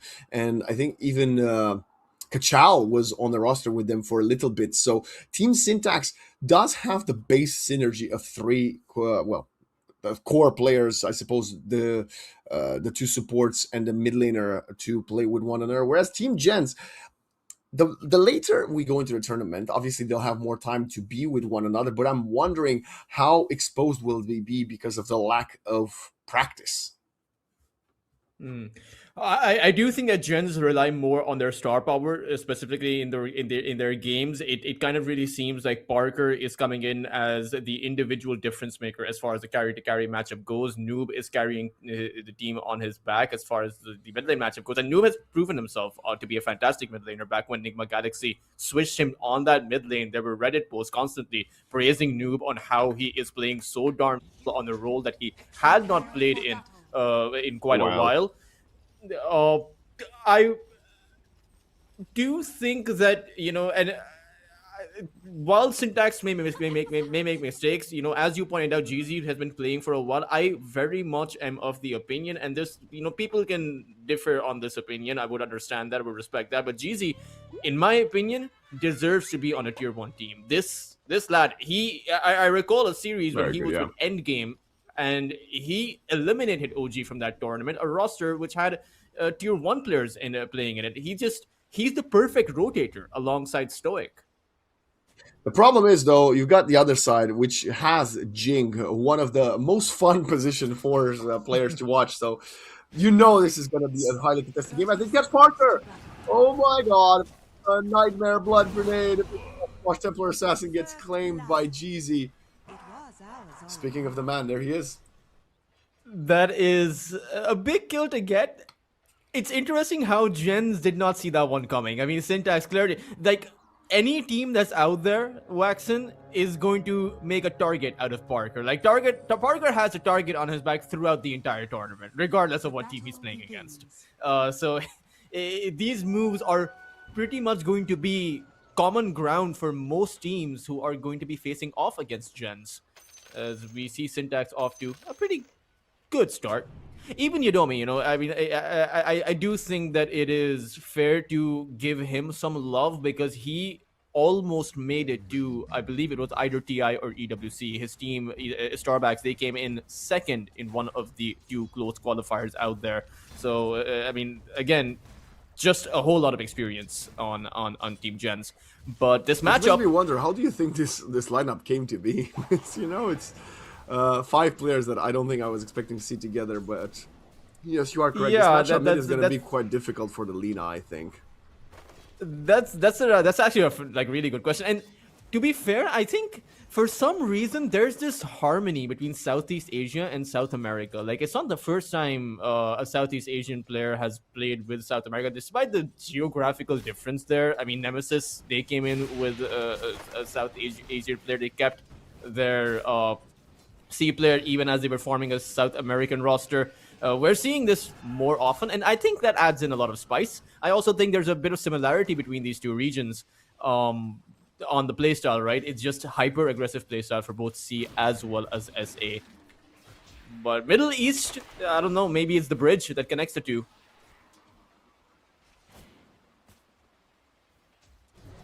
We were seeing Parker and Yado pursuing Jeezy. Nice arrow to slow down the clock from getting on top of him.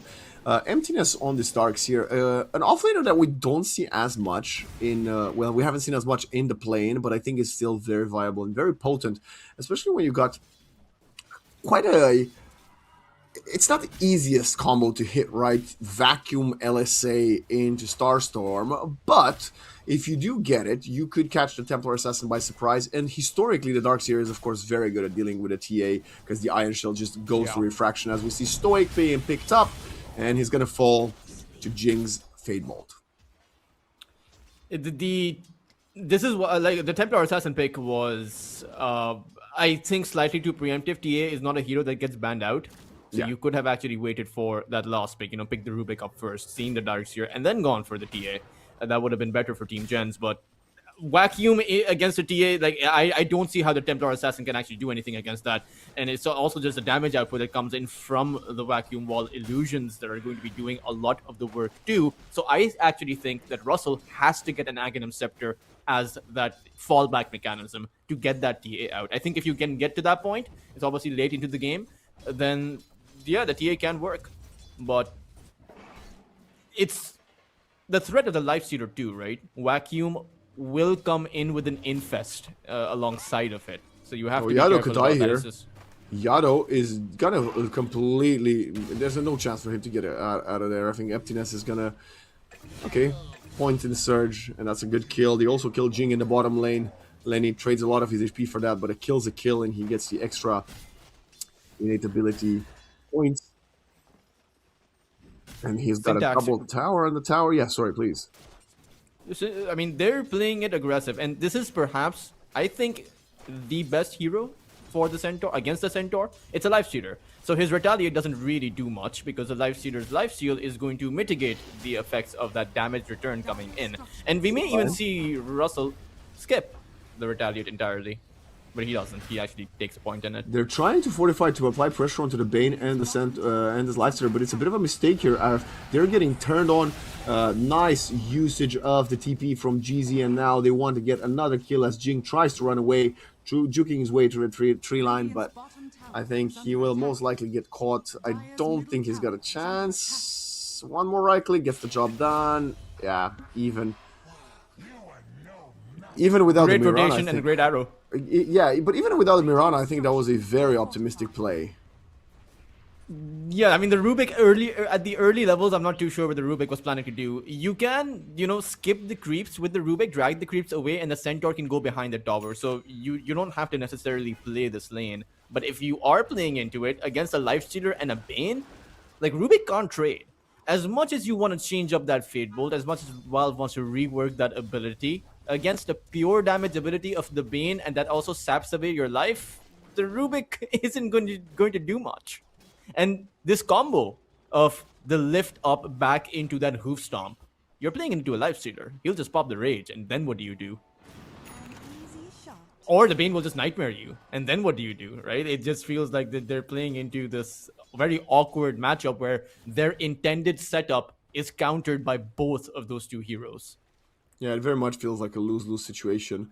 I have to bring highlight to this mid lane where both Mikey and Noob are pushing each other's wave and then farming jungle, which it means we will get a Laguna Blade before we get the kisses. An earlier level 6 for the Lina versus the Snapfire, just slightly ahead of Noob.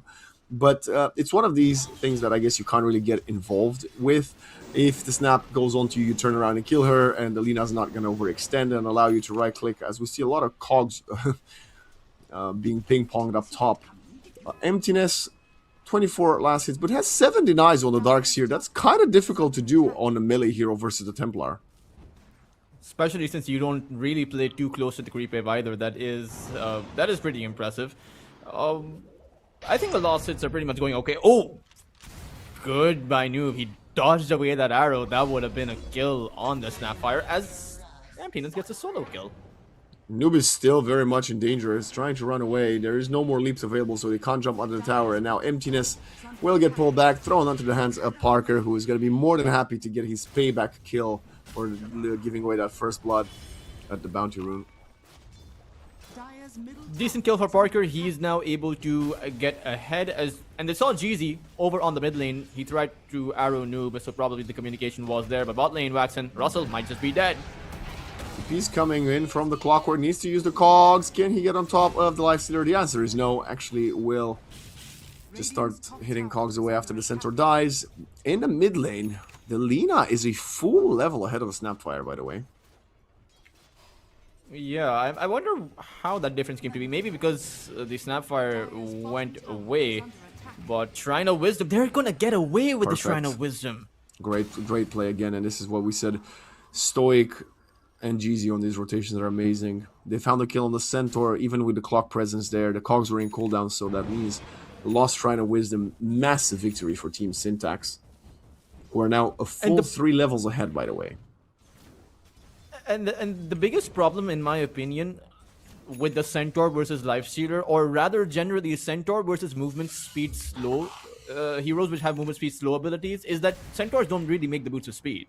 Right? It's counterintuitive because you have that Stampede for that max movement speed. So when you have a hero on the other side as a carry who can slow down your movement speed, it really feels like if you get caught and you're low enough, like 50% HP, you're just going to be a sitting duck for whatever move Syntax wants to do, for whatever move the carry wants to do. Look at Russell. He has to just stampede and get away because he doesn't have the MS for it, regardless. Oh boy, Jing is baiting Mikey and it's working out. The kiss is flying in from Noob Mikey. No chance in hell he gets out of there.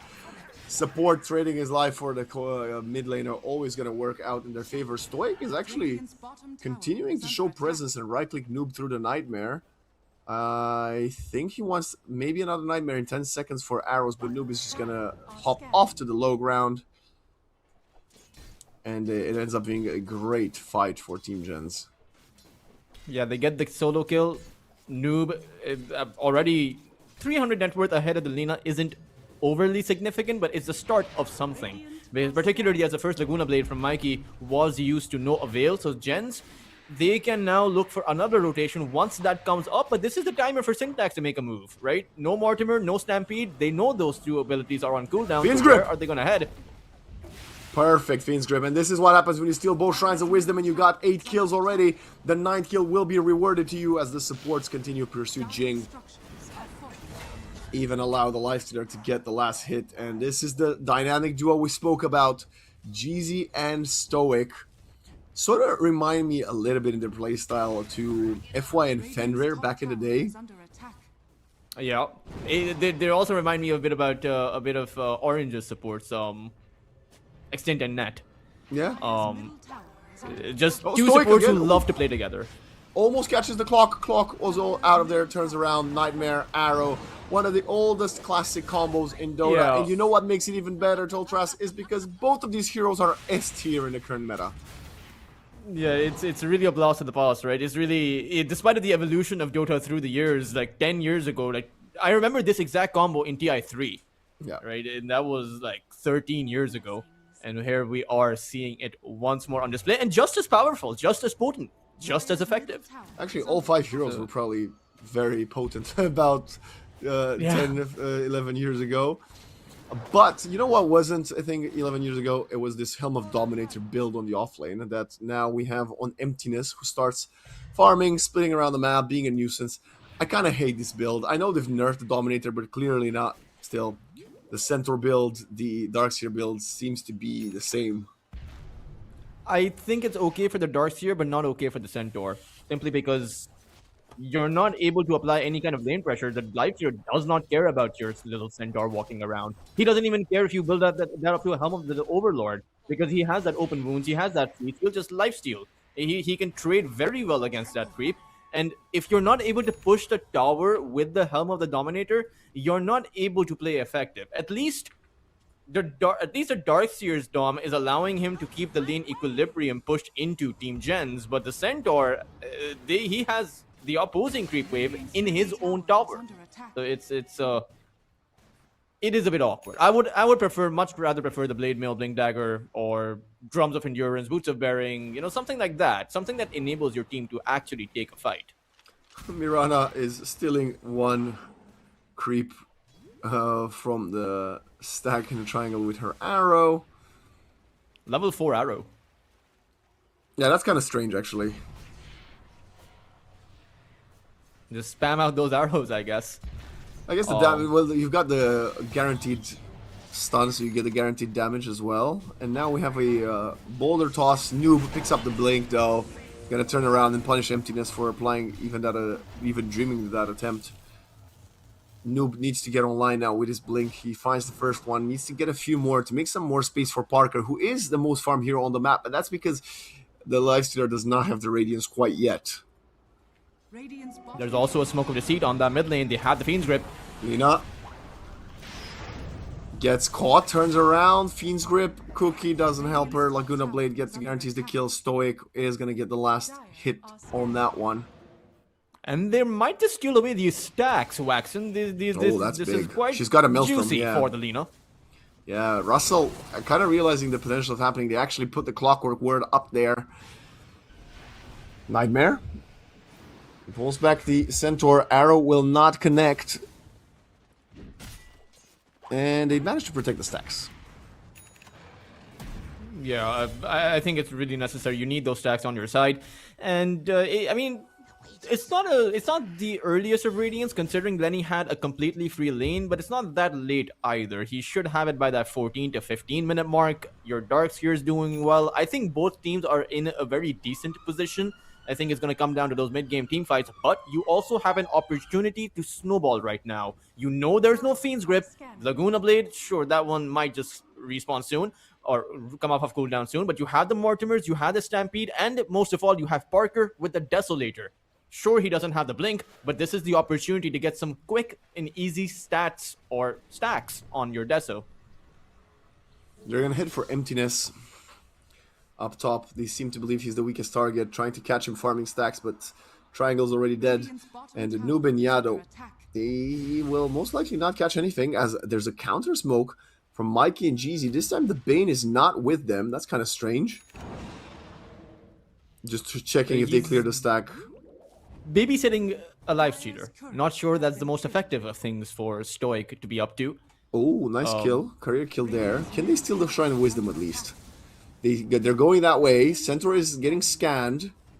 On top of him. Lenny. Under the Moonlight Shadow, and they're going to get it. 4 Shrines of Wisdom in total for Team Syntax. Yeah, I don't get that move by JENZ. Like, why did they not contest that Shrine of Wisdom? Stampede, Mortimer... Clockwork, Hookshot, Jing even has his You see the Lifestealer doesn't have the Radiance. Yeah, I agree with you. Who knows? Team JENZ is maybe just playing for different timings. Yeah, that could be it. They know that Parker will outfarm the Lifestealer, right? Even if it was a different matchup, Parker is probably the most stacked carry in this group stage. Just in terms of farming. He hit 20 plus GPM on his Luna. Or rather, sorry, 20 plus lost hits per minute almost in one of his games. In the play-ins, I found that to be just absurd. He had 800 CS at the 40-minute mark. So on some level, he will outfarm.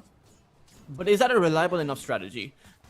Because it's clearly reliable. The question is, if it's reliable, we're not necessarily questioning that. We're wondering if it is reliable, is it going to be sufficient? Yeah, exactly. If it's going to work out against Syntax, who on all 3 of their cores are ahead, is Parker going to create enough of a difference between himself and the other 3 cores that he can out-carry them? Because even Noob, with his successful rotations, is still considerably behind that Lina. I mean, successful rotation, he has 1 kill, so he hasn't really been successful, to be honest.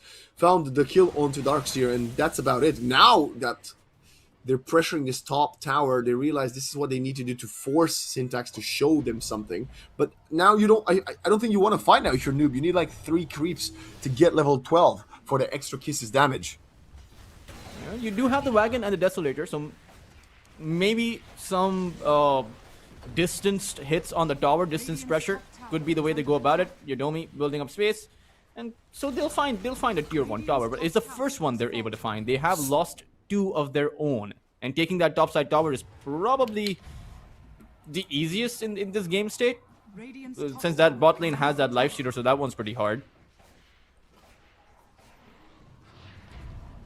GG sees Parker. He doesn't know there's an observer ward actually catching him. And Hookshot's gonna be there. Laguna play, no! They're turning around, Parker blinks out. GZ throws the arrow, Clock. Nice sidestep, barely found the grass between the cogs and the cliff. Fiend's Grip coming in pitch perfect, no more interruptions, the cookies are way too far. Even with a shard on Noob, it will not be sufficient. As Team Syntax, somehow, some way, they keep all of their players alive and they find an exchange kill. I do like this move by the Bane, using the Fiend's Grip to take out the Clockwork, making sure that JENZ have to get back. The only question is this something that JENZ is going to be afraid of? Like, is this going to deter them? It does seem like it, because Parker, he's just going back to the fountain, or rather the jungle, rather than pushing on forward for that tier 1 damage. So 3,000 of a net worth advantage by Syntax. The Lifestealer continues to farm, almost has his armlet up, and overall, it's going pretty well. Now, the bigger My second question, Waxen, I've got a question. How did the Rubik not steal the Fiend's Grip? that is a great question. Thank you. But I feel like I'm the wrong person to answer that. I feel like every series we should have like questions compiled Yes. and asked. Oh, Stoic, Nightmare catching mid. The arrow's gonna come. Parker gets caught. Even though the Nightmare's there, they're both there. The kisses have to come in to separate the Temper Assassin. It's fine. Yado doing a little bit of the waveform special. But at least Parker gets out of there. And they're able to take the tower down, so a win is a win. Position 5 for a tower, I would sacrifice my position 5 for that. I would not regret that at all. Wow, you're one of those. I see how it is. Yeah, it's the objective, man. It's gotta get it done, and I'm glad Idomi took the hit of that arrow for Parker, because I would rather him go down than Parker. All right. But the question is, Waxen, if both teams are choosing to play it not necessarily passive, but a lot slower than what is expected from a typical Dota game, then who has the ease of execution? Clearly, Vacuum can be a difficult spell to cast. Also, chaining it with the Light Strike Array, Fiend's Grip finding that position, Arrow finding the right target. There are a lot of skill shots on Syntax's lineup. But they also have a Lifestealer who can just straight up man fight and doesn't have to care about that Mortimer or the Stampede or any of the magical damage coming in, outside of maybe the hookshot, which pierces his rage. Or is the ease of execution with JENZ, who can just Stampede in, can just blink from Templar Assassin, Mortimer's from the Snapfire, or the Rubik with the lift. No mid catch solo here from G's. No, never mind. Jing had wow, fully charged ones. Despite the infused raindrops, he still took in a lot of magical damage. I am a bit surprised about that. When he blocks 120, I believe that was a max range arrow, so it's a lot of damage. 540 magical damage, oh my.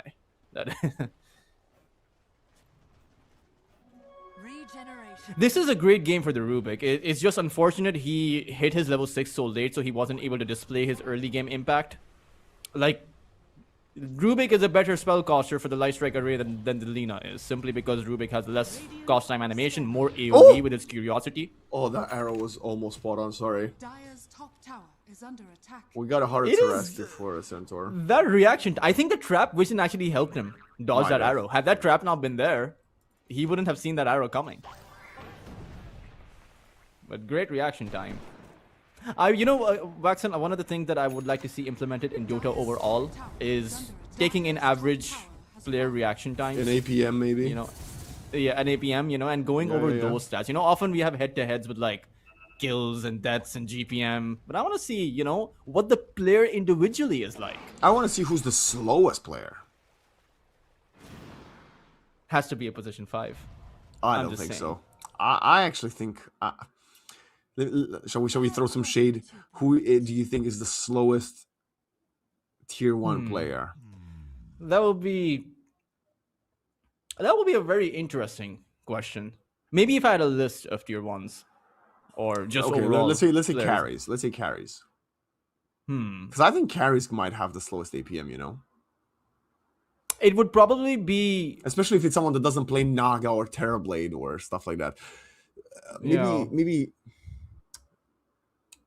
Skitter. Someone could be. I would say that European carries wouldn't be there because they play a lot more active. I think Southeast Asian carries like to farm. So maybe someone like that.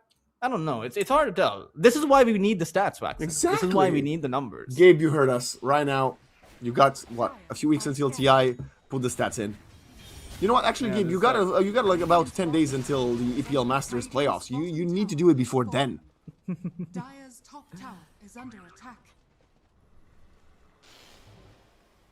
I like how Parker's camera says no camera.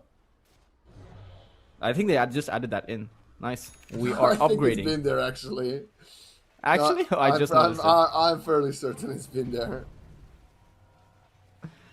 Oh, JENZ, they go for a smoke of deceit. There's just no one here. Or in fact, they might want to go towards that Tormentor. But considering Syntax are not actually targeting a Tormentor right now, they're about to be pincered, and they only have 3 heroes here. Lifestealer's not present. Or rather, he is. Lina is not there though, and they catch the Centaur. This is a big target. Fiend's Grip goes there. They're body blocking! Yado gets body blocked by the clock. Centaur still does not die. Now it's the stolen Fiend's Grip. I've been wanting to see it, but it goes back onto Lenny, and they can't get a meter. The only one to fall seems to be the measly Clockwork. Yet again, Yado, the only casualty. Jing, though, will dodge the arrow. The problem is he's going to walk onto the hands of the Seer and Lina. He's going to find a kill. Double there. And those might have been 2 of the worst Fiend's Grips I've seen in my life. They tried to burst through the Centaur, but they didn't have the damage. Maybe if Mikey showed up earlier, they could have had that, but perhaps his boost of travel was on cooldown. But in then end, the other way around, they stole the Fiend's Grip, which is what we wanted, and they threw it on the Lifestealer, which is by far the tankiest hero on the Radiant lineup.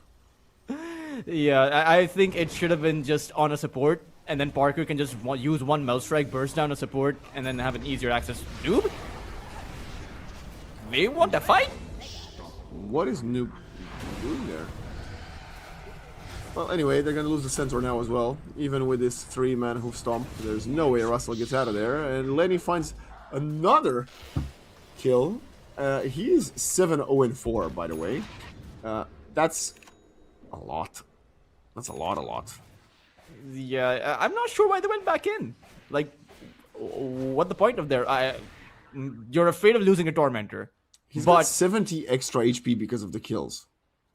Yeah, he'll probably have about 500 max HP by that 35-minute mark at this rate, assuming he doesn't get more kills, right? Which is always you have to give the benefit of the doubt that he will probably get more kills going in.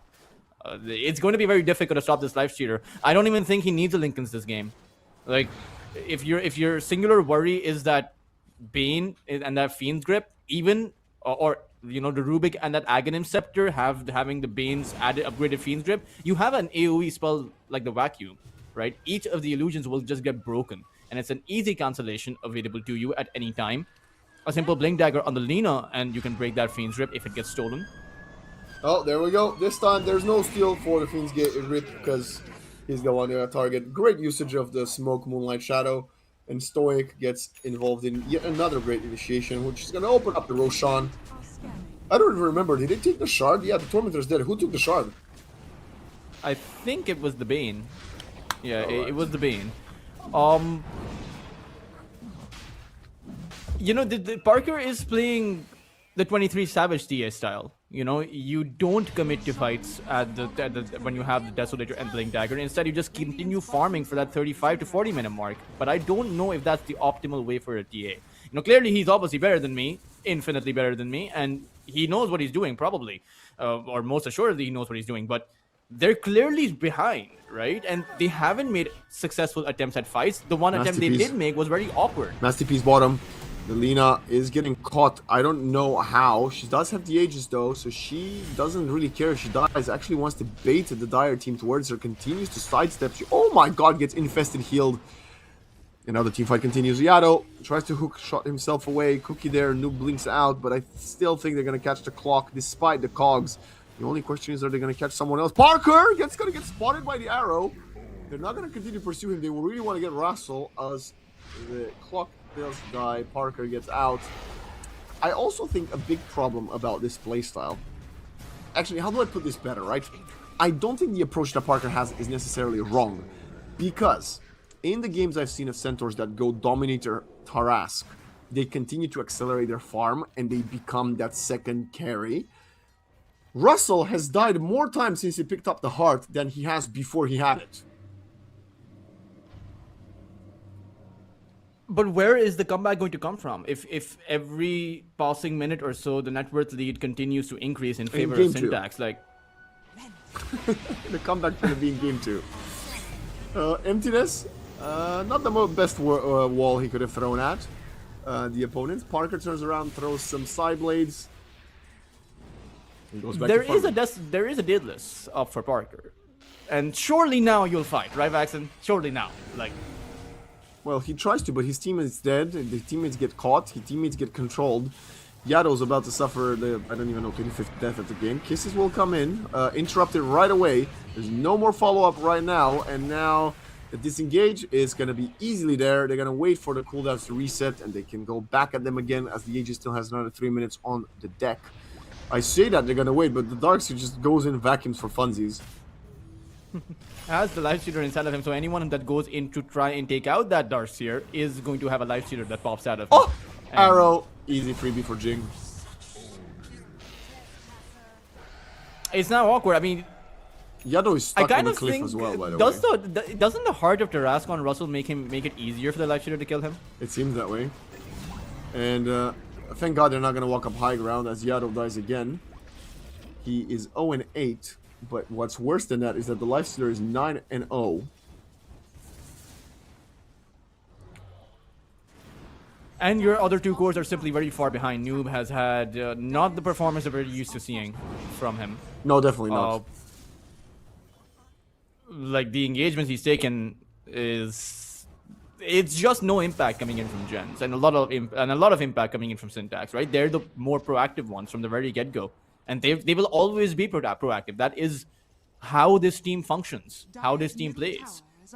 If you're expecting to isolate Syntax and try to find out take out a few heroes, that'll happen once or twice, but not consistently. Loses the Aegis now. Noob, that's his 9-second BKB, I believe. Can they get the Lina? No, they can't. She's already blinked out. Arrow comes in, grants him the vision, and the Moonlight Shadow will protect the retreat. Oh, well, that's that. The Aegis was going to expire in about a minute anyway, so not the biggest loss here for Team Syntax.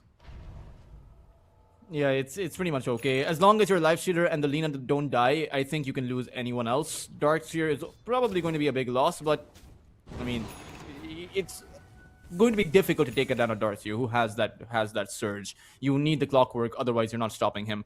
I would say overall, Syntax are in a very good position. They don't need to end because I don't even think Gens scale up better in the late game. Right? It's a TA. TA's maximum output is going to come at that 35 to 40 minute mark. Yeah, level 25 for her when she gets the Meld Bash hits, I suppose.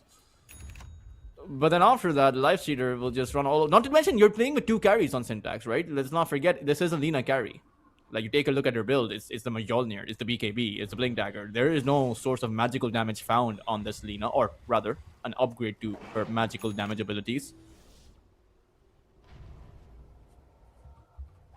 Another smoke. Oh boy, they're gonna catch Parker. They're not even waiting for anything else. They don't even throw the arrow. They just jump in, hop, bish, bash, bosh, and Parker is dead.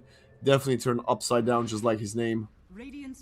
Mirana is also going to finish her Aghanim Scepter before the next engagement. By the way, Noob has been a non-factor. He has 1, 2, and 1. I guess he's been involved in half of their kills. Because I just realized the score is 24-4.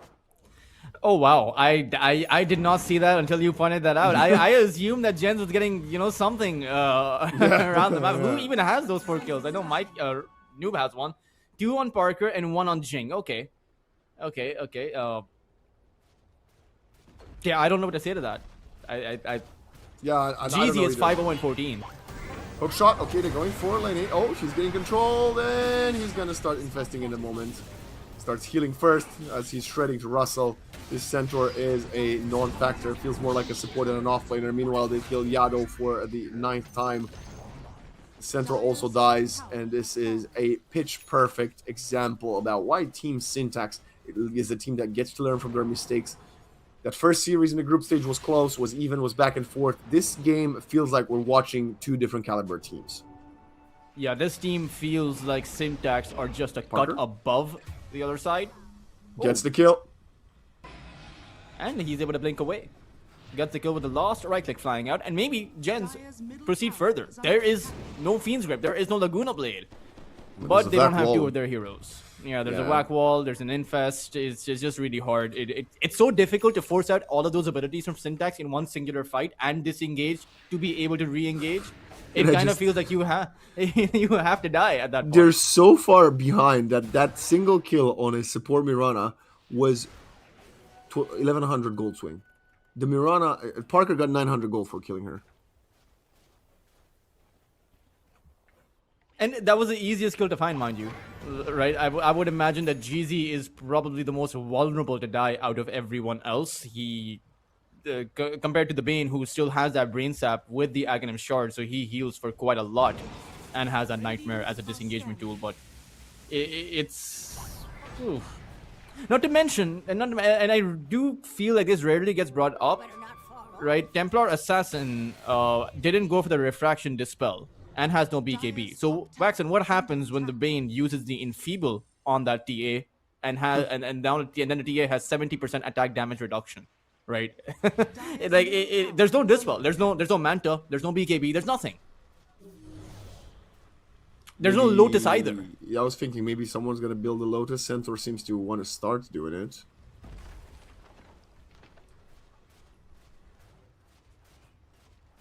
So it's literally just one Enfeeble and you're useless. Right? The Centaur's made of hard, but makes him easier to die.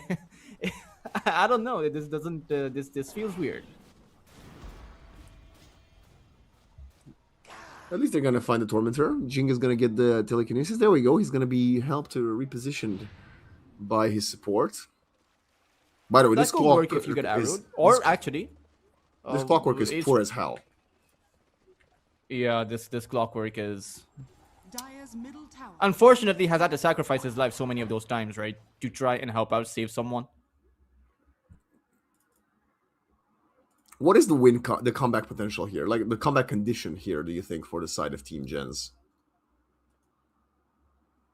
I think if they were to be able to get a good high ground defense, maybe then, but getting a high ground defense, someone has to be on the front line, right? Someone has to be brave enough to dish out the damage.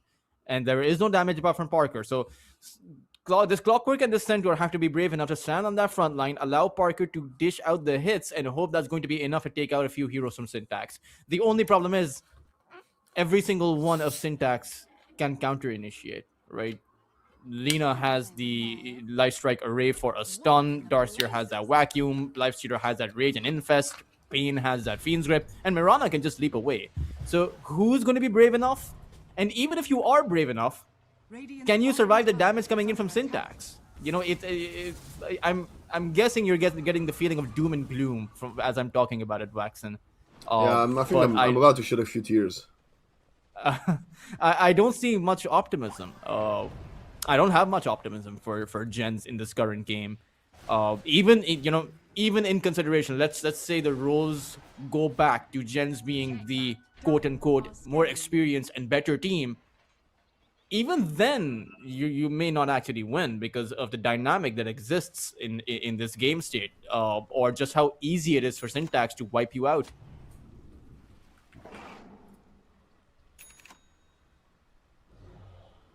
MKB is now up for Parker. Is there a point?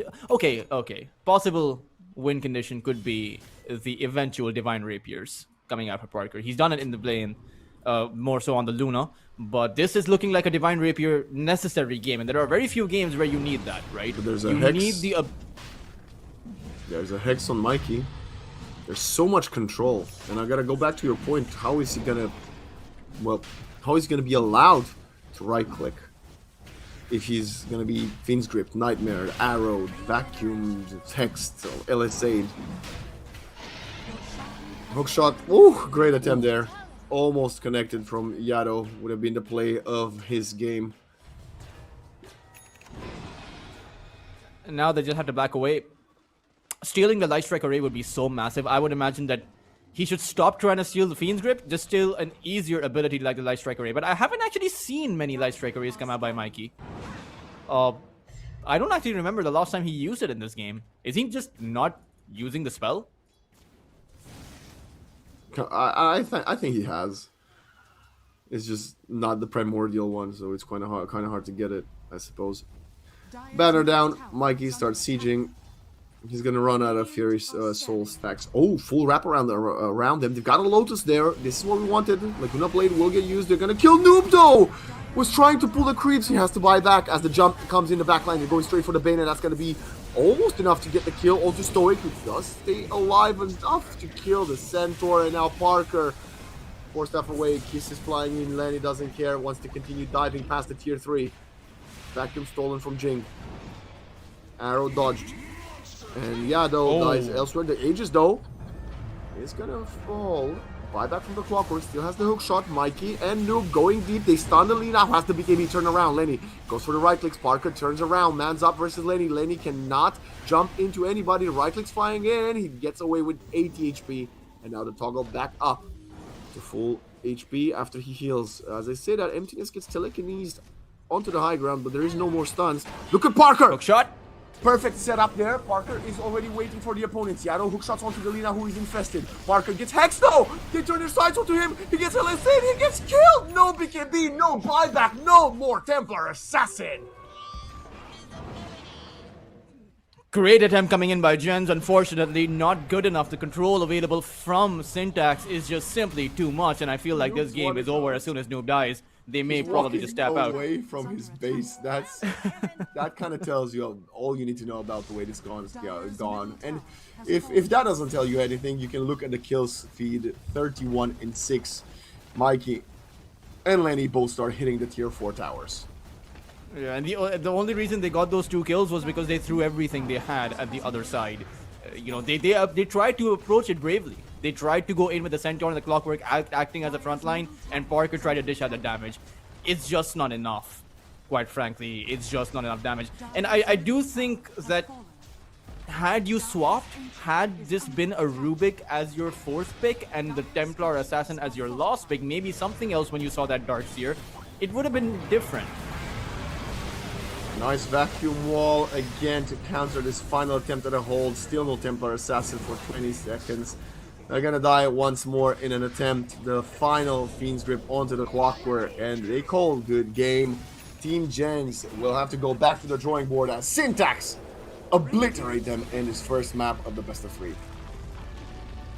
Yeah, I think I think JENZ may need more than just a drawing board. I think they need a think tank. I think they need to sit down together and talk about what went wrong there, because that did look like a very uncoordinated response by JENZ. That looked like how they played in the play-ins, where each and every single player was doing their own thing, and that may have carried them this far, but it clearly did not work out over here. Syntax played like a team. They played like a unit, and I did not see that from JENZ.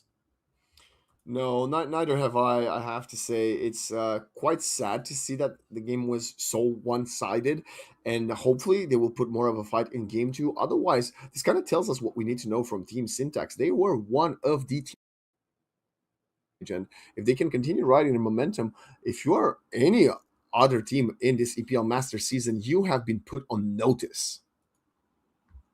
Oh yeah, I think Syntax have a very good chance. Like, if they can actually defeat JENZ right now, twice, mind you, if they beat them here, they have beaten them in the play-ins as well, then they're a very viable contender for the very playoffs. And sure, it's going to get harder and harder, but this is a massive upgrade. Like, they're playing consistent is the thing. Tier 2 and Tier 3 teams often struggle with consistency more than they struggle with good performances, because every single Tier 2 team, Tier 3 team out there, every once in a while, is able to shine. But if you're able to stay consistent, that is the pathway forward to making it to bigger stages. And I hope they can. At the same time, I do hope that JENZ, quite frankly, there's no room for I wouldn't say they need to necessarily improve, because you have Noob, you have Parker, you have Jing, Yodomi, Russell, so they don't need to improve. They just need to get their act together. Absolutely. They need to lock in, as the younger ones say it. Jeezy, Stoic, 10 out of 10 performance from them. So have Lenny and Mikey impressed. Emptiness, it's a Darkseer. There's not much we can say about him. We're going to send it to a break, and we will be back with the second game of Team JENZ versus Syntax to see if they can start mounting a comeback.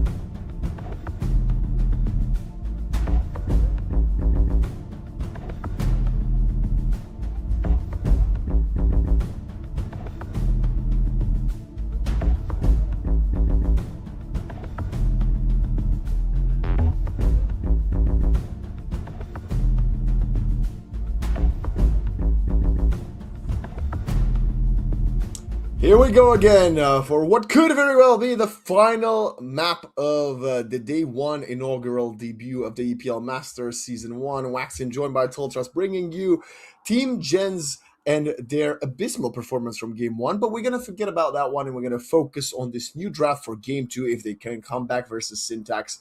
And my, I gotta say, Team Syntax say we obliterated you with Alina. Team Gen say that we got obliterated by the Lina. We're going to steal it from you guys. And not only are we going to steal the goddamn Lina, we're still going to keep our Snapfire as well. Yeah, this could be a Snapfire on the support position. Although a mid lane Snapfire versus an Invoker is pretty good. I will add that. Noob did not have... Yeah, exactly. I mean, Parker has played the Carolina in the plane, so there we go. You could run that. At the same time, I mean, a Noob didn't have that much impact on the Snapfire. Literally no impact. Outside of the one kill on the Darkseer, I did not feel it. That could be a one-off. If it's one thing about tier 1 players, it's that their ability to recover is just on another level. Losses don't hurt them or mentally or emotionally as hard as losses would hurt a tier 2 team or tier 2 players. But Syntax, this is really good. Emptiness, as good as he was on a Darkseer, his Mars, his Axe is phenomenal. And now you have to be careful of that Berserker Call Invoker combo. I say Invoker because it's usually the Sunstrike that gets called out, but it's everything else as well, right?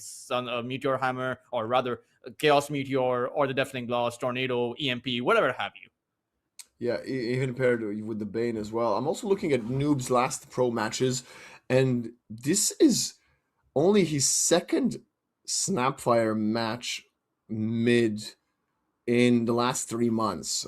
Lina, though, he's played a fair bit of that one. He's got 1, 2, 3. He has yet to lose with Lina. He actually has, in the last week, 4 with Lina dubs. So it looks highly likely like he'll be heading that way. Yeah, I mean, mid lane Lina is pretty good against the Invoker. It's so much attack range that Invoker is probably not going to be able to land some kind of sneaky Chaos Meteor combo on you. You still do have to be careful of the arrows flying in towards the Lina mid lane, but I think that applies to just about every mid lane hero. Team Gens, they go for the Lycan. And again, it's a Dominator build. Again, it's a hero without the boots of speed. So Syntax, are they just going to pick up a Lifestealer once again? Or go for something different? Drow Ranger is available in the pool, and so is the Clinks. Now, normally, if you're able to get on top of the Drow or the Clinks with the Lycan, you can take her down.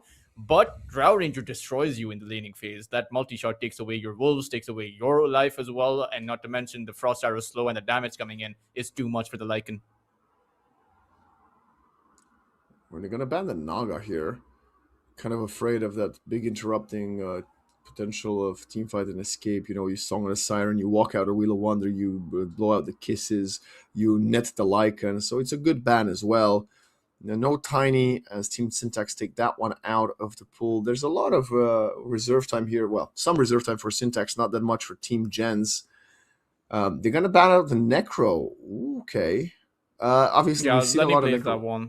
Yeah, he's scaling a lot. He has very low cooldowns. He just becomes such a reliable hero in the mid to late game, and he's quite self-sustainable in the laning phase. I think the one thing I would not have liked about Necro, your lineup would have had a lot of single target spells, but the Necro does deal AoE damage as well. So Team Gens do allow for the Drow and the Clinks to stay in the pool. No Lone Druid, somehow made it pretty far in the draft. Usually the Lone Druid gets banned quite early. There's also something like the Nature's Prophet, and that could work quite well with the global attempt here from Team Syntax. Of course, they will have the luxury of overall last pick, so we shall see, as Team Gens have to show us their hand first. Lenny does also play the Nature's Prophet, so a lot of these heroes that you're mentioning are played by Lenny. Gens, I'm not sure who they should go for as the carry. Nature's Prophet wouldn't be that bad for them either, so you'll have a lot of push potential available with the Lycan. You're stealing the Lifestealer. Wow. What a statement. They're like, we only lost because of the draft, guys. We're going to steal all of your heroes and we're going to beat you. The problem is, they haven't stolen the playmakers of Bane Mirana, which I don't know. I mean, was banning the Clockwork as much of a priority instead of this Bane? I myself, I'm not sure. Not to mention the axe, right? You have multiple rage piercing abilities Yeah. on the other side. So Life Shitter isn't exactly a great pick in this scenario. There's also pure damage going through. So Retaliate may not affect the Life Shitter as much, but the counter Helix definitely does. So the axe, it has a much better time against the Life Shitter than the Centaur.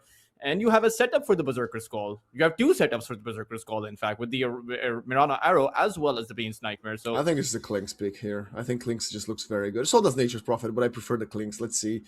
Oh my god. I was thinking about the TB, but I thought he would be the third best hero in this scenario. Maybe it's a preference thing, right? They wanted the TB to guarantee themselves that ultra late game have the refraction. Yeah, I mean, he's going to refract Noob's, Lina, and Parker's Lifestealer. That's pretty good. I don't even know if Lenny will be a factor in this game. I think he's just kind of that safe pair of hands if the team doesn't get it over the finish line. At that point, the other four heroes are the ones that I'm very much looking towards converting the victory here for Syntax.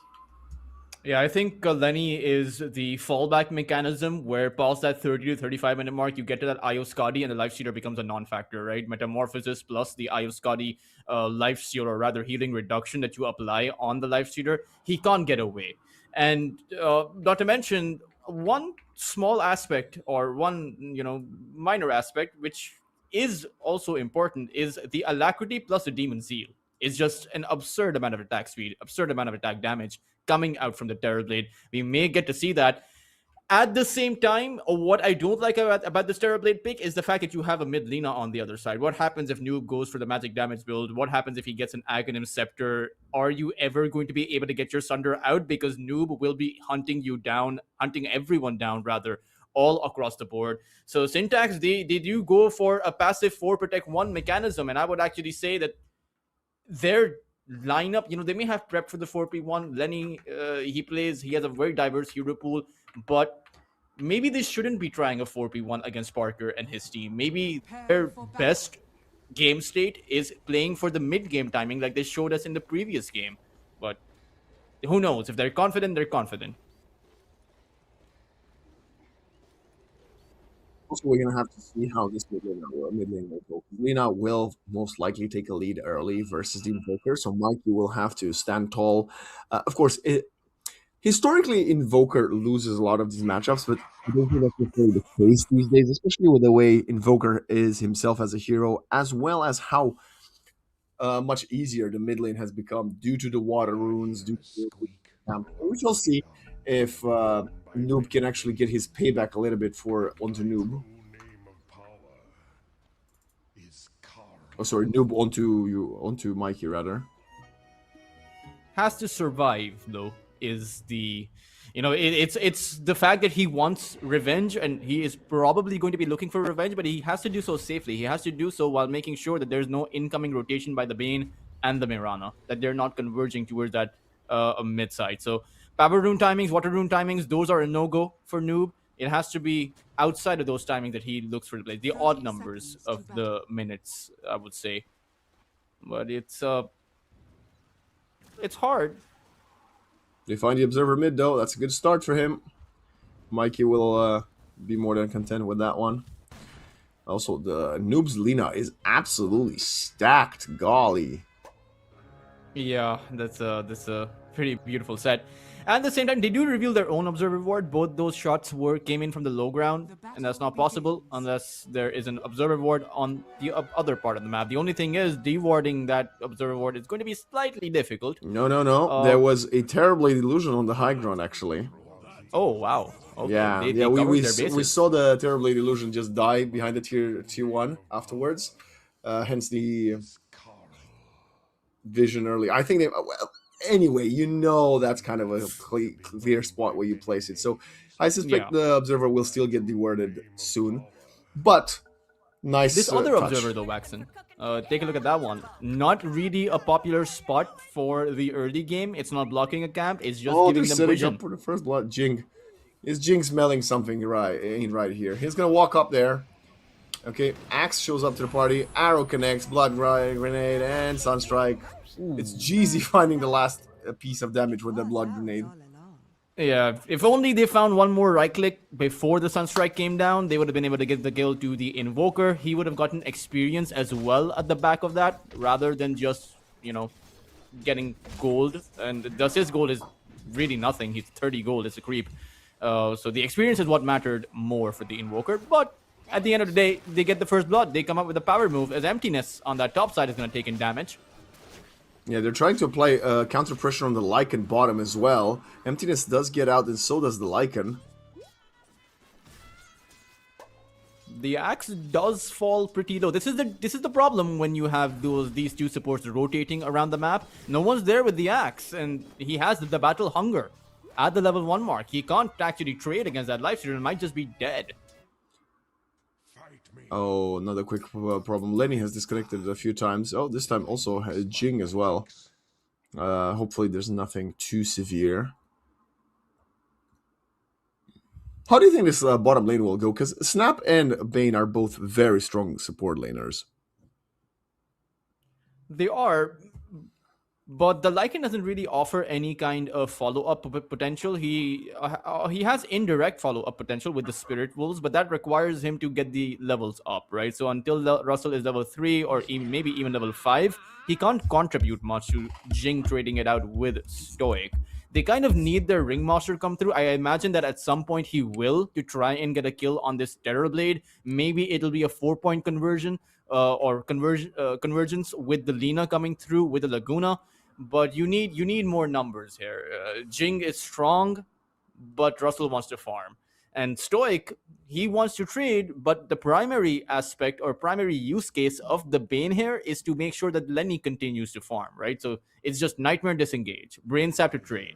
That's pretty much it for the Bane. No need to play aggressive, no need to play hard, right? You know that you'll have the Mirana arrows. You know that you'll get plenty of opportunities to pair the Sunstrike as well. And to be fair, when we talk about the Bane versus Snapfire, we do have to consider the Sunstrike, because that is a threat that Jing has to keep in his mind. If he's trading when he's low, one Nightmare and a Sunstrike comes through, and that will mean a favorable advantage to Syntax. No, you're completely right here, Toltras, I have to say.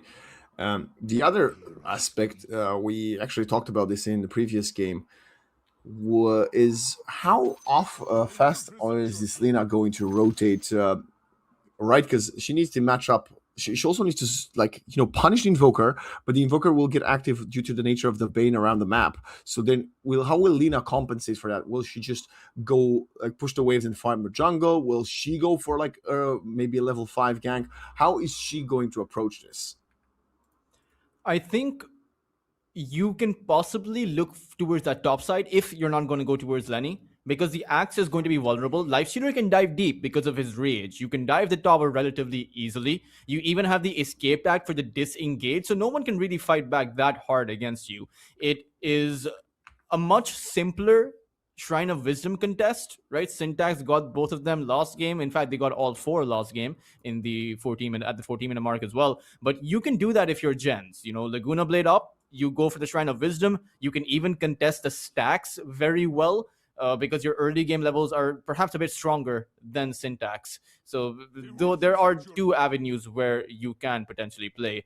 But anywhere you go, you do have to be, again, careful of the Nightmare, or rather the Sunstrike, because even that Shrine of Wisdom, you can't stand still. You kind of have to keep on moving while you're there. It will be interesting to see which route he opts in for. The obvious, I suppose, the least conventional of those options would probably just continue farming up for your Boots of Travel and then going for a play. And you can't do that. It's just riskier against Syntax of all teams, because Syntax will likely rotate.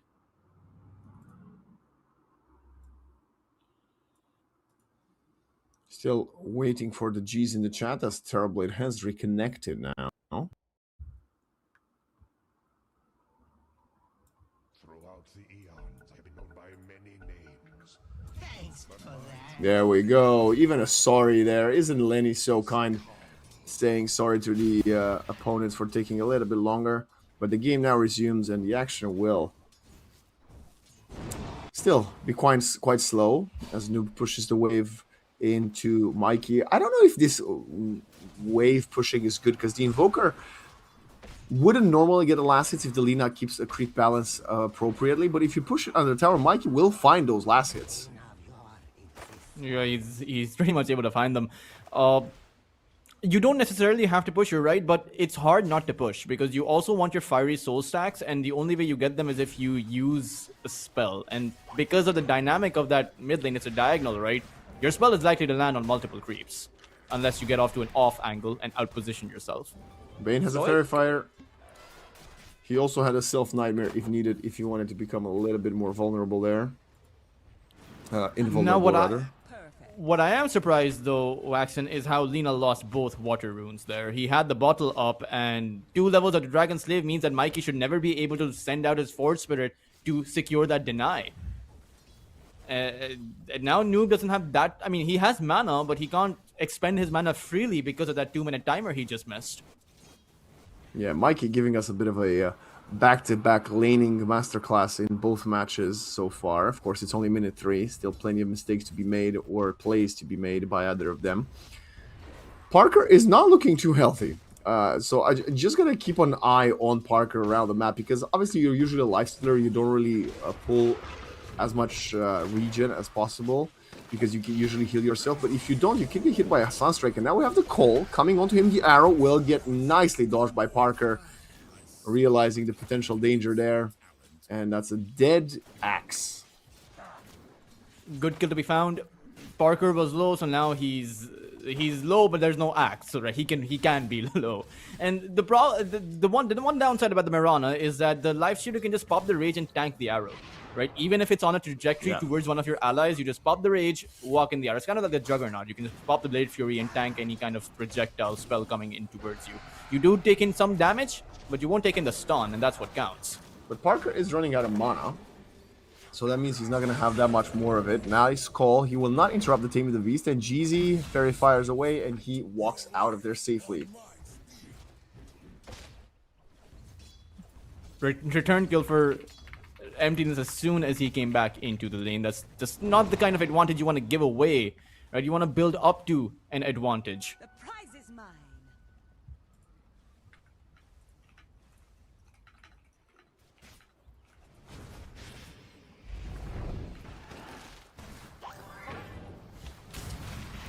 Cookies jump onto Lenny. He's really trying to get out of there. Sunstrike comes in, but I think the Terrorblade will still die to the Wolves, even though Mikey will be more than happy with finding that kill. He's still running. He's gonna get caught in the end.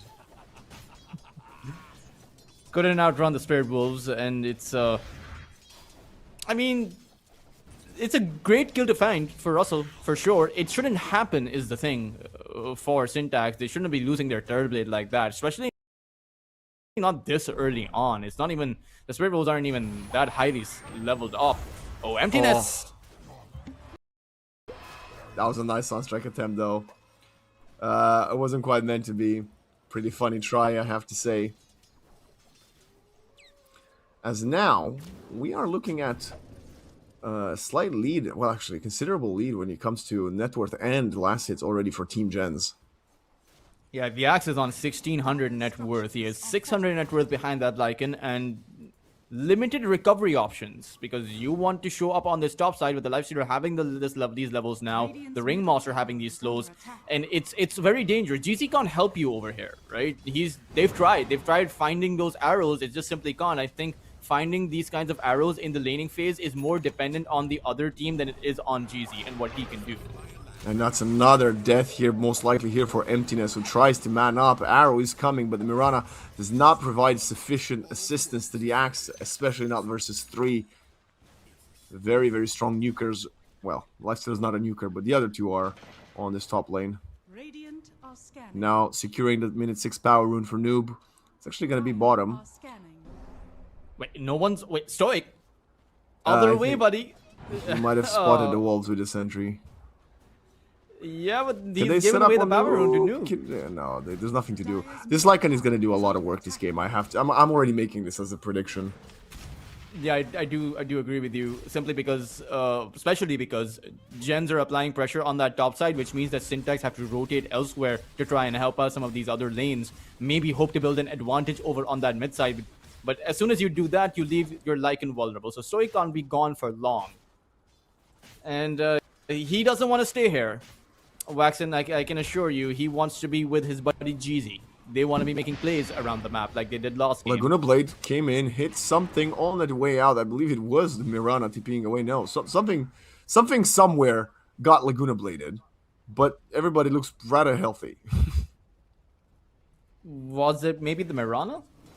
Radiant are scanning. It might have been, yeah. Could be the Mirana. There's no Dominator up for the axe, so I'm assuming he didn't. Actually, one of the neutral creeps is missing, but I don't think he used it on that. Russell gets Meteor. That's a great rotation from Mikey, but they cannot quite lock him down, and the Sunstrike is way off the mark. The two supports come in, protect their offlaner, and Team I'm JENZ surprised definitely here that to play this game. JENZ did not go for the Shrine of Wisdom. They had a shield rune on that Lina, and she was already there, but decided to back away at the last moment. Call. Parker, he may be able to get this kill. That's a great call there. Is it good enough though? No. He is so far behind. I thought he might get enough armor to sustain through that, but Lifestealer is very speedy with his boots. And now Laguna Blade hits Stoic. Heals up for a second. Stoic wants to get out. Is Mikey going to be so lucky? No, neither of them will. Because the Ghost Walk comes a bit late. Now they're turning their sights onto the tier 1 mid. Team JENZ actually proving that their statement was correct.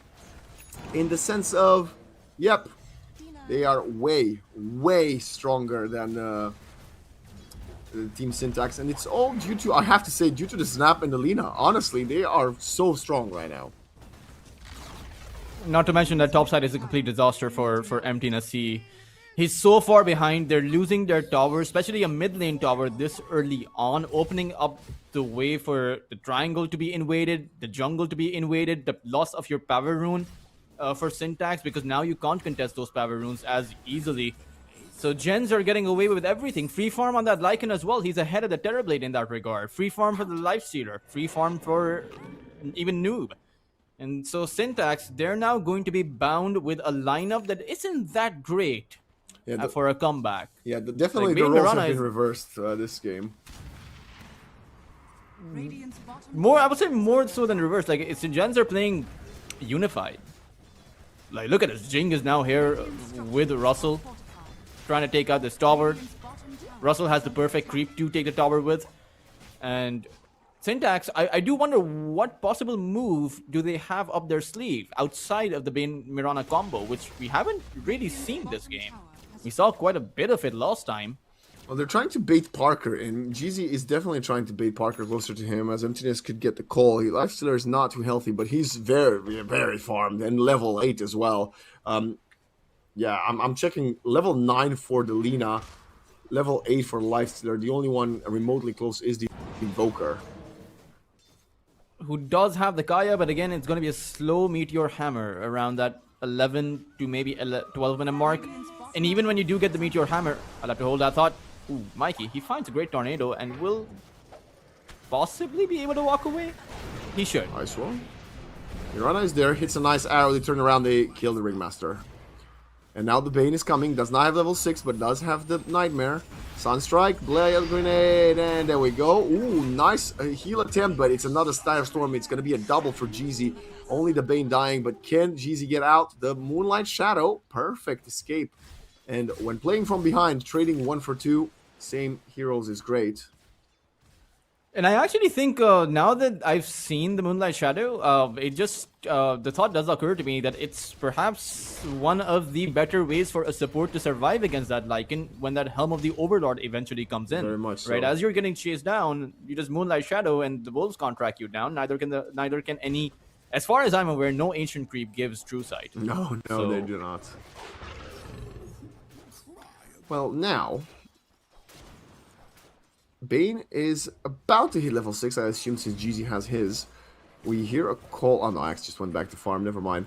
Yeah, Bane needs his level 6. 2-3 creeps would get the job done for him. This Axe is trying to farm this massive stack, but 30 HP, I think he might just die if he doesn't get some heals. And a lot of these stacks can be stolen, right? They're so low that Lina can just come in with one spell and take away these stacks. So it's a very opportune moment. Unfortunately, gens are nowhere nearby, so they won't be able to get that done. And 3,000 net worth advantage for gens, which is going to be difficult to recover from because you're playing a carry which is not going to beat the life stealer until that Eye of Skadi timing. So you're always going to be behind for the first 20 or maybe even actually 30 minutes to be specific as a Terrorblade. But if gens have a 10 to 15,000 net worth advantage by that 30-minute mark, then they're probably going to win anyway. It's a big if, though. You know, the comeback mechanism of an axe getting a call and then pieces of utility flying in is always going to be there, as the axe is starting to try to catch up by killing stacks here. Stoic has his Fiend's Grip as well, and we know how far away from the rest of the team Parker likes usually playing, and if they catch him once or twice, this could be a huge boost of gold and comeback potential for Team Syntax, right? Oh yeah, I think if Syntax were able to find any of these cores, it's going to give away a lot of gold. Not to mention momentum, because Syntax push really fast.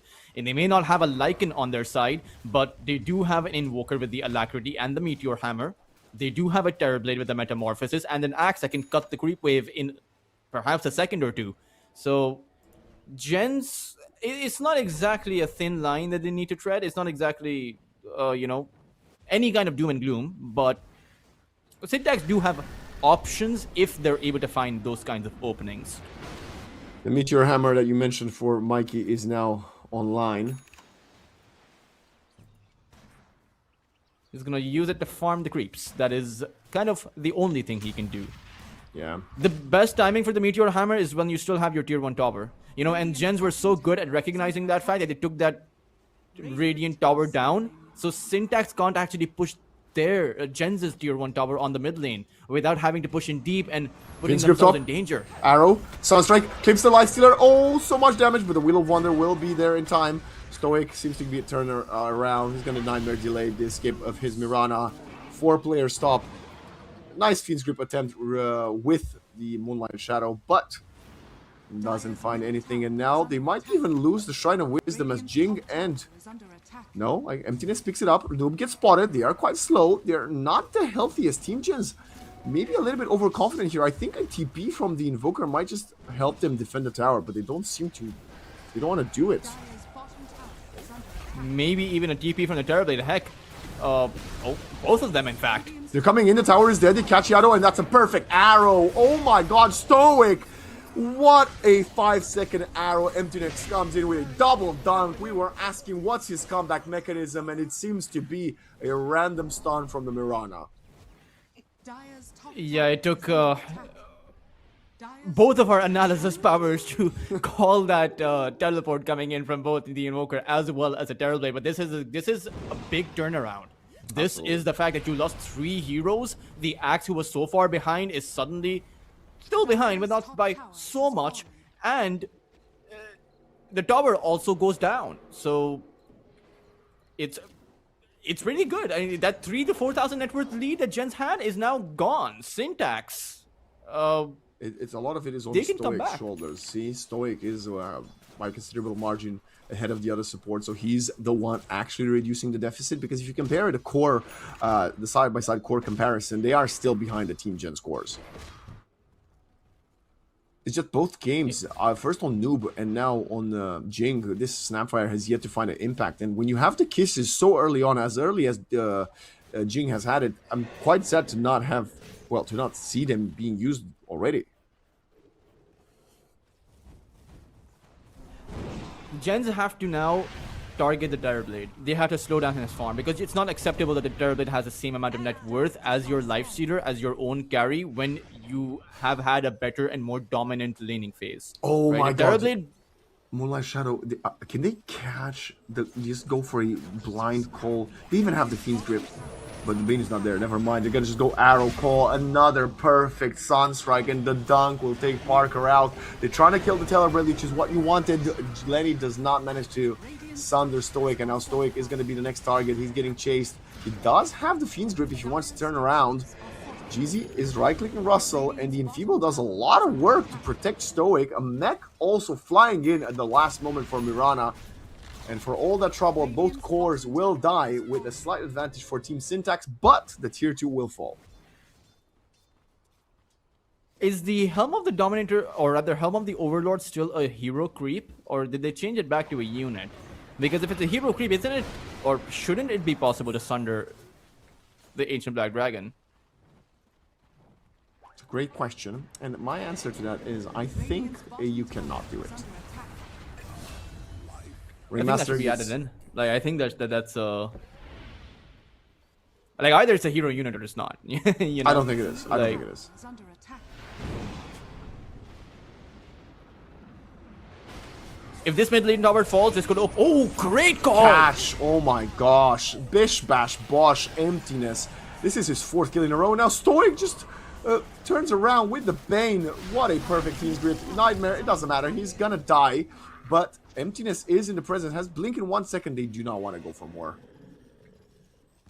They do still find a tier 1 tower. A kill on the Lina tier 1 tower, that is pretty advantageous for Syntax. And now they open up the map. Look at their vision placement, Waxen. They are preparing to snipe away heroes in that dire jungle, as many as they can for the duration of those observers. And JENZ Parker may realize that he doesn't want to play in that jungle after his own death. Oh my god, he wants to play on that bot lane. Emptiness is on a roll. What am I witnessing? This guy's found 5 kills in a row? I genuinely think he was 1 in 4. I'm telling you, Emptiness on his Mars and on his Axe, he does this. You know, he is... Frankly, I have the criticism that he is not that good on the laning phase, but he finds these perfect openings. Another dunk. This is insane. He's surpassed the Terrorblade and the Lycan, despite how bad he was getting destroyed. And now Noob and Russell spot Mikey. They dust him away, but Emptiness is there. JENZ jumps forward. They're gonna Nightmare Dragon. Stoic is taking a ton of damage, and I think it's just going to be a dead Bane, even with the mech. No, the call is there to protect him. This is team play, man. Wow. My cores would never. Well, I mean, see, he's dead anyway. So yeah, but that's why tried. your cores would not. You know, it's yeah, but it's only 350 gold. Let the pause 5 die. They also did find the Black Dragon and all those neutrals, so that's going to be some extra gold offset. Yeah. How is Mikey first in network? Hello. He's up there now. All of those Sunstrike kills, they were adding up. The assist goals were going his way, and frankly, JENZ need to realize that playing in their own jungle is too risky. They need to be playing in the Radiant jungle because that's where all of their vision is. And now they're going to go head towards Roshan. Emptiness is very far away, and Syntax actually can fight Roche. There's no shapeshift, there's no infest. The shapeshift was used right in front of them, but they won't realize this, and this will be a massive blow to Syntax, and they realize that the Aegis will drop. Is under attack.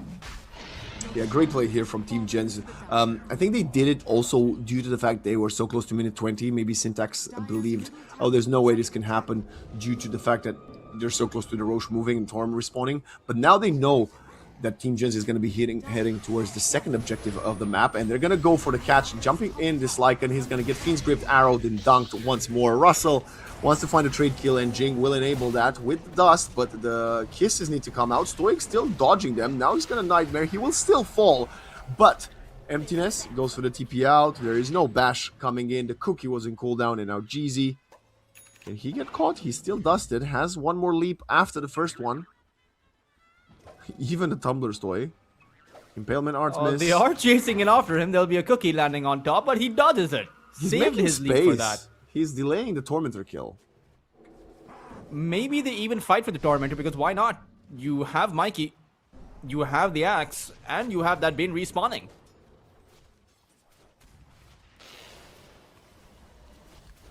Axe spots Yado. He also spots the snap. Goes for the Ringmaster. He does not want to allow them to get the escape out. That's a missed meteor. The refraction comes in. Can they get the kill? Nice dunk. Cancellation by Parker jumping in. And now the Wheel of Wonder is push perfect. They get control of Lenny. He needs to sunder someone. He's going to do it onto Mikey. They still found the Ringmaster, so they do not have another escape if needed. Nice leap away to dodge the cookie. TP in from the Lina, and Russell shows up to the party on his Lycan. There is no Moonlight Shadow, so this time the two supports of the Radiant team will die. They lost sight of the prize. Lenny, he got distracted, tried to go towards Jing, and that's gonna cost them. Emptiness somehow is able to dodge away everything, and he has the Blink Dagger. He'll just run away, and the Sunstrike! It catches Mikey. I actually don't think that's that bad for Syntax Waxen. They lost 2, they got 2.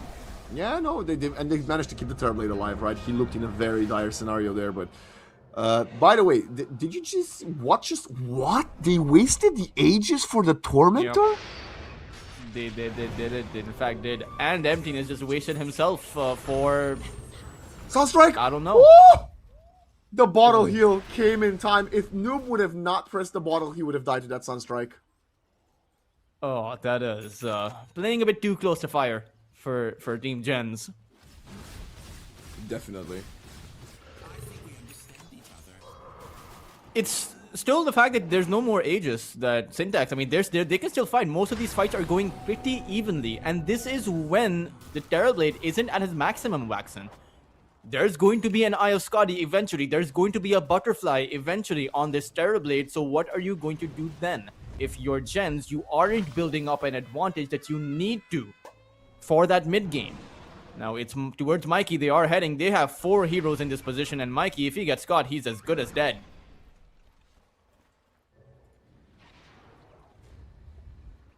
Counter smoke. Dire's middle tower This is could under be a attack. big turnaround fight for this game. 16-all is the scoreline in minute 23. They're taking the Twinkie bottom. They're not going to find anybody. The only one they can see on the map is this Radiant Terrorblade. scanning. They are likely to head towards that bot side as they spot out an empty triangle. Oh, Lenny, he gets caught. This is massive. Will of Wonder is there. There was no Sunder to be turned around, but they still want to fight. I think they do. You know how hungry Emptiness is. He spots 2 players, jumps up, catches Cole onto Snap, and the Cataclysm comes in. The escape box will not protect the Snap, and now they want to turn around. Parker is quite low. The EMP will create a separation, a team fight, and they do find a trade exchange, but they did lose the TB first.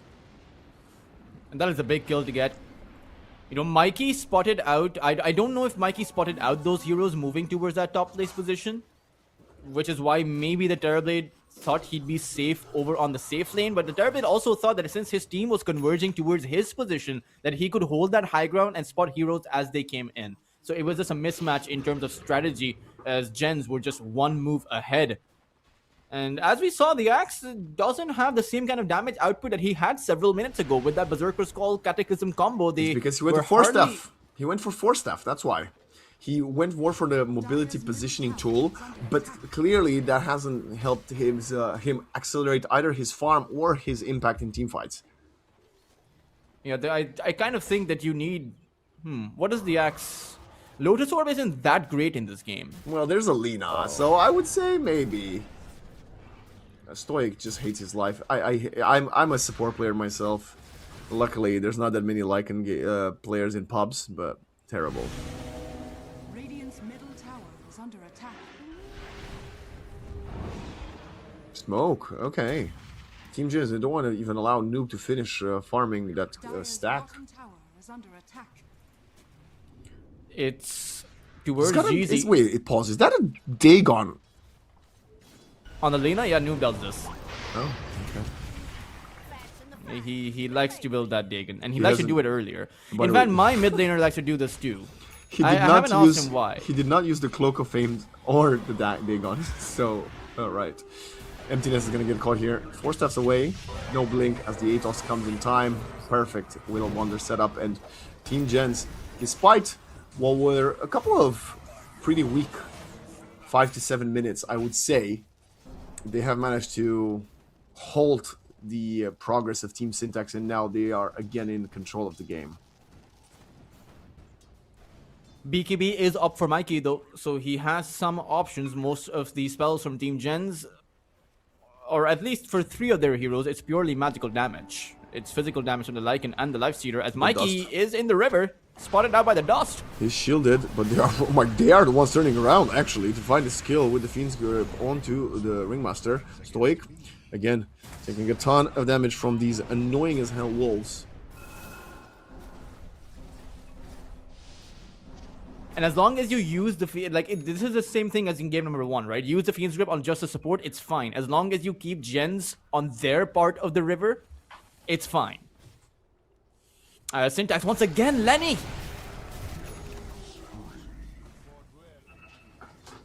There is an observer ward on that cliff. D-ward it, someone. Heck, Lenny should get a sentry ward if no one wants to do that. Like, you need to check. Vaxen, there's literally no sentry at all in the entire triangle of Syntax. And that kill, or rather that death, is going to cost them their tier 2 tower. Radiant's top tower is under attack. Dire's bottom tower is under attack.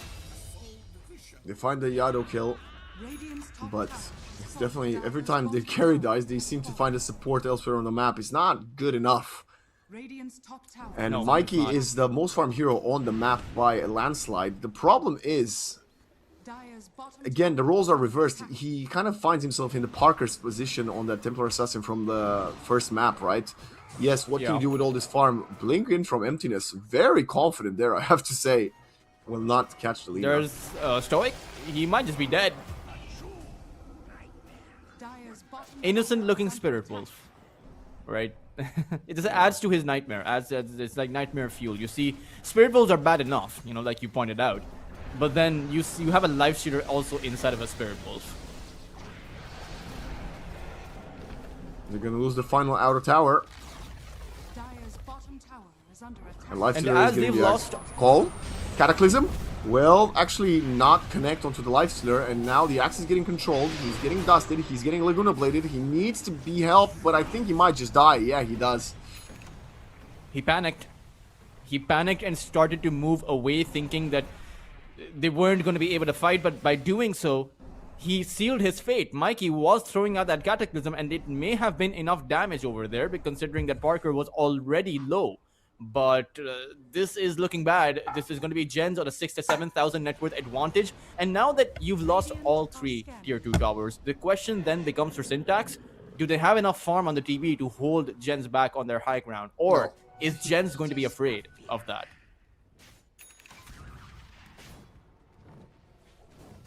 Yeah, well, the answer is the TB does not have enough money. This does not have enough farm. The other question is, are you going to scare them enough with the Axe Call Cataclysm? Because that is a very scary prospect, right? Yeah.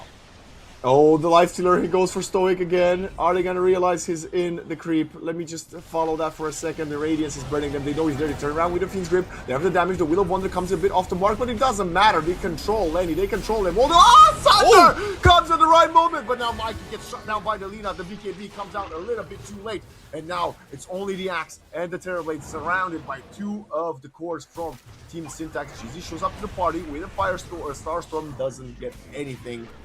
And no matter how great the Sunder was, I don't think they can kill anything else. So the LSA onto 2. They're all about to get wiped as Noob makes a statement. A bit of a rough game 1 from him, but he shows us why he is the caliber player that he is on this leader. A full team wipe and the high ground is broken through. They get 1 kill, but I kind of feel like that kill was very lucky as well, right? That Sunder, as great as it was, there was a huge element of luck involved with that. Gens are wiping the floor with Syntax at a very basic play. The reason they didn't come out initially with the Life Cheater was because they wanted to aggregate Syntax's heroes. They know that the Bane can't take out the Spirit Wolves himself, so they needed someone to come in and help him, and when they did, that's when Parker revealed himself. I really think that is a pretty original strategy, because I haven't really seen that all that much in Pro Dota. So Jen's coming up with some very creative plays.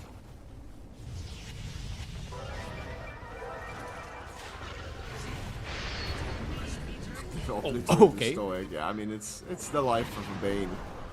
Tornado will not connect from Mikey. They are trying to defend this melee racks, and they almost have it. They kill the big ancient creep, and now with the Demon Zeal, they're gonna clear the catapult, and the melee racks will stand. And Jen's, I suppose there is an element of them.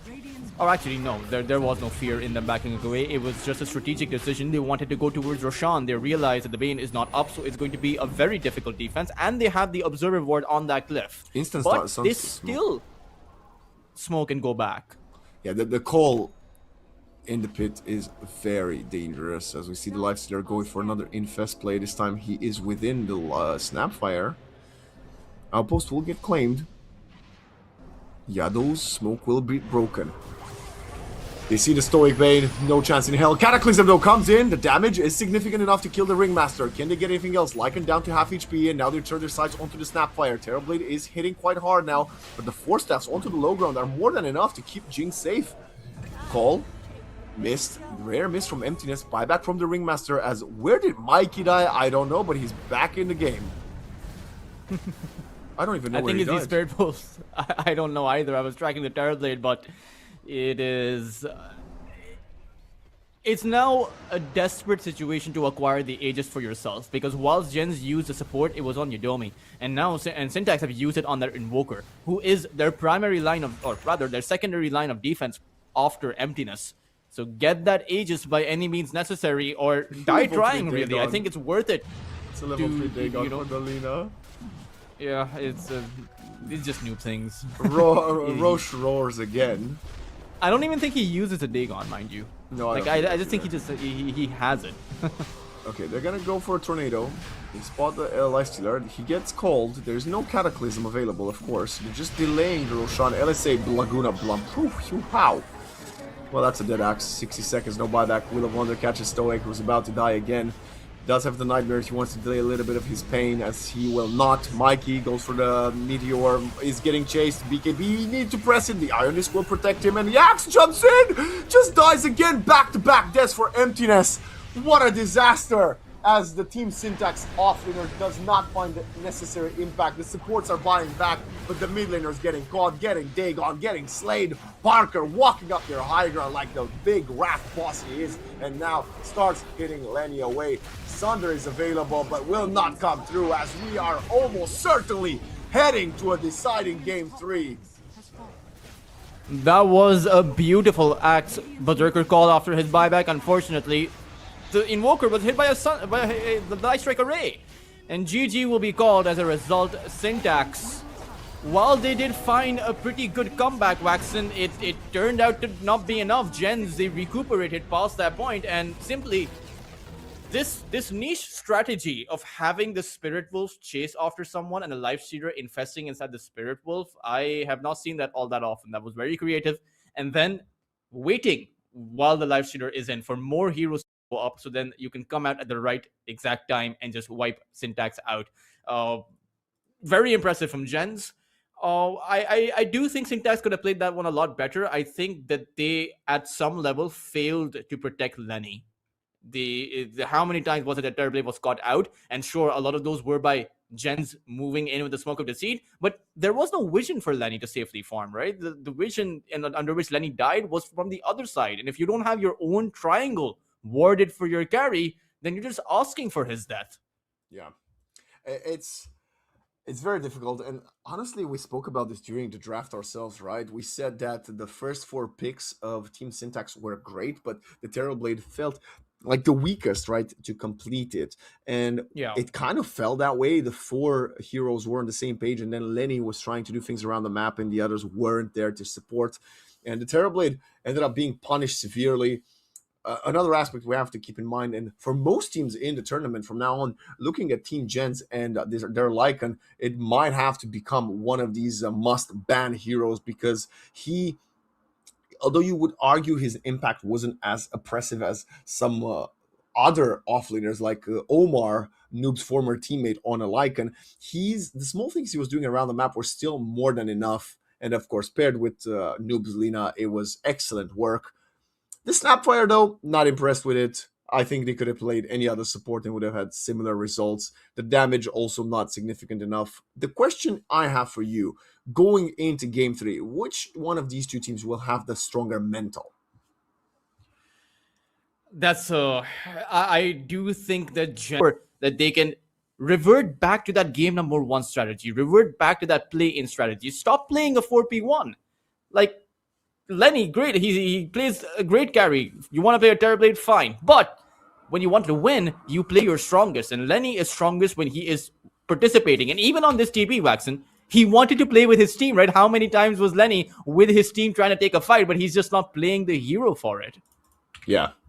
No, very good points that we will have to continue analyzing in the pre-game analysis for Game 3. But for now, we're going to give the 10 players a little bit of a break, and we will return in about 10 minutes to see if Team Syntax can go for back-to-back victories versus Team JENZ, or if Team JENZ will manage to get one back after that play-in loss.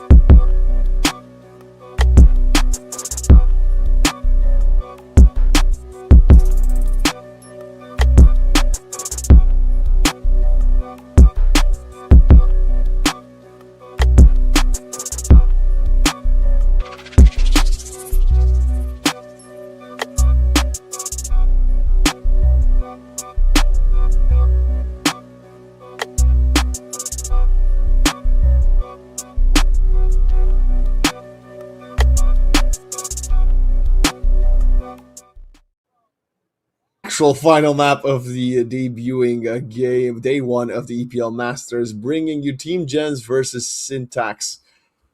It's been a while. It's been a while, Tall Trust. These teams are going back and forth. Impeccable game from Syntax in game one, and very sluggish game two. Team Gens, on the other hand, have looked stunning, much better now than in the first game. So it's going to have to be another full series like there was in the group stage to see who's coming on top of this. Yeah, and just it does feel like deja vu because even in the playoffs, Syntax dominated Gens in game one, Gens dominated them back in game two, and then it was a pretty much even game in game number three. Was back and forth, but Syntax found the miraculous. I wouldn't say miraculous. I would say that Gens lost patience in that final game. Maybe it'll happen now, maybe not. But Gens have their Darkseer, and Syntax have Lenny's Luna.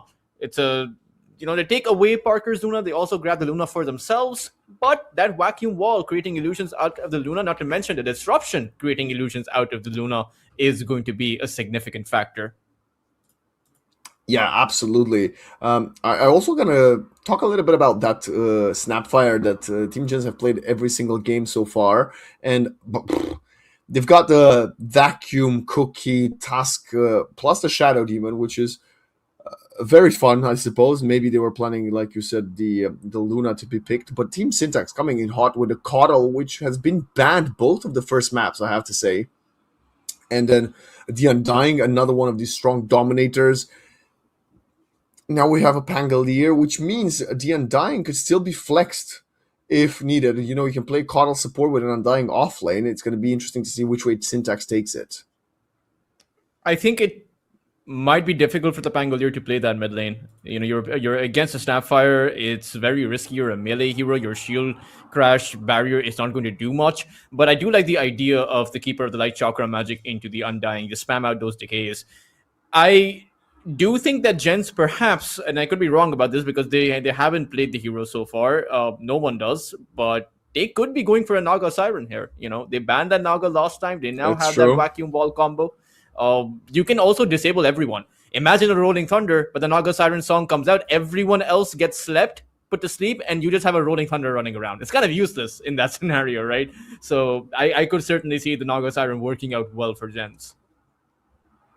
I really like the idea. I have to say this could be quite fun, but I wouldn't put all my eggs in the Naga basket because we spoke about this last game. The Drow's still there, and so is the Clinks. And the Clinks could actually get online quite fast, and if you go in the back line and deal with a Coddle, catch Pango by himself and kill him. One of the other heroes that we have seen played a few times in the plane has been a Bloodseeker to counter the Pangolier. Honestly, I think I costed that match. I wouldn't hate it. Bloodseeker won. Yeah, it did. So I wouldn't necessarily hate it. It brings a pace to the game that you do not expect into the Luna, right?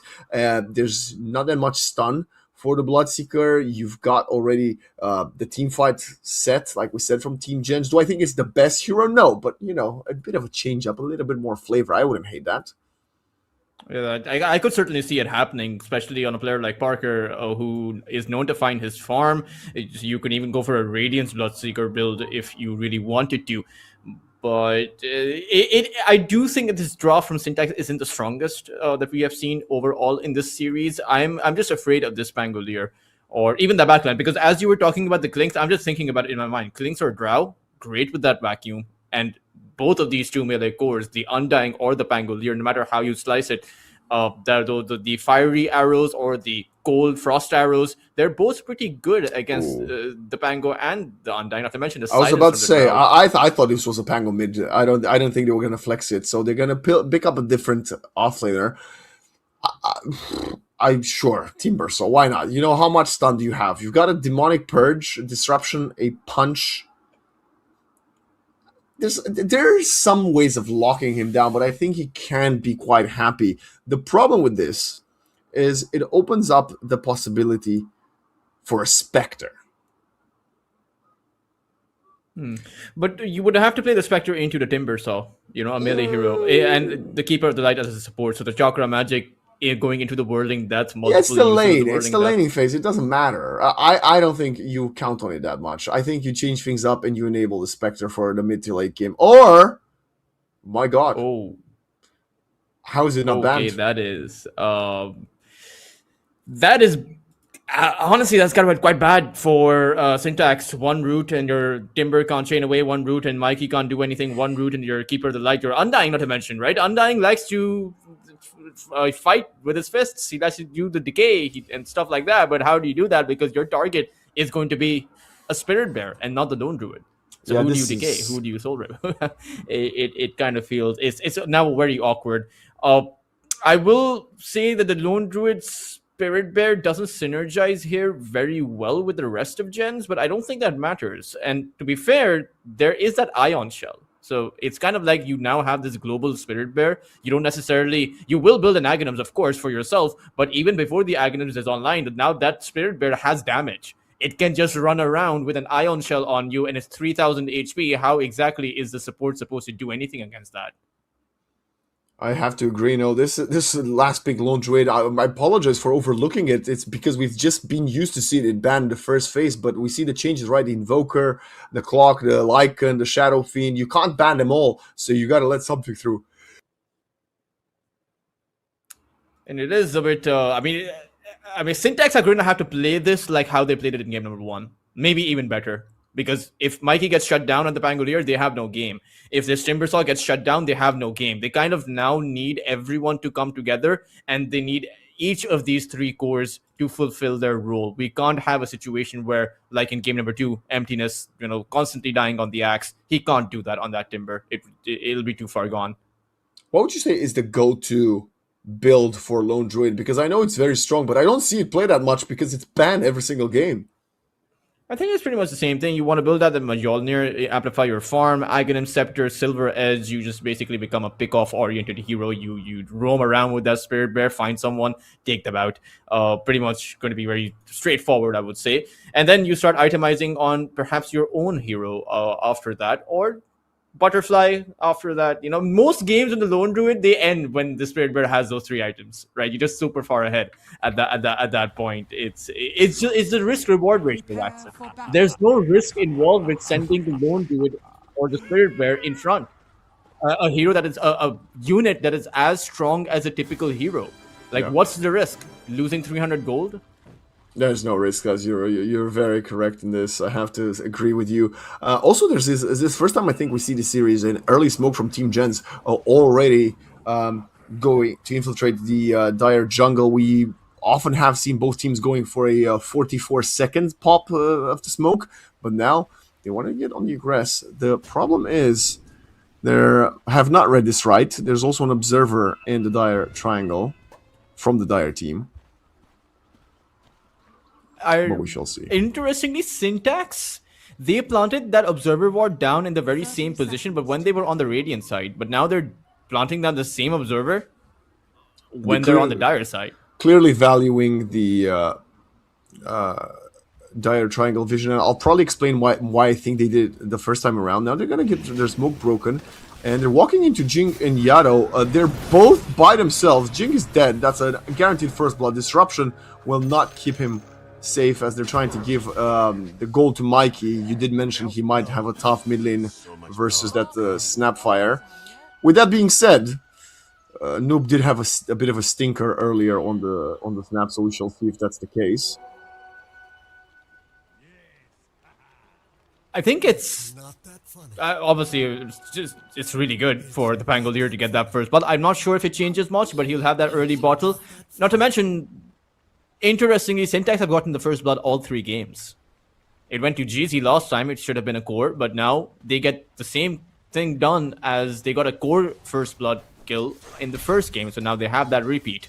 Let's see what they're going to be able to do. As 3 heroes here, or rather, it's just a 2. I get confused with the Spirit Bear Waxon. It feels like a hero. I just wanted to tell you a reason about the super triangle passage this time. This bottle takes a ton of damage. He's died. As Parker already punishes the Keeper of the Light.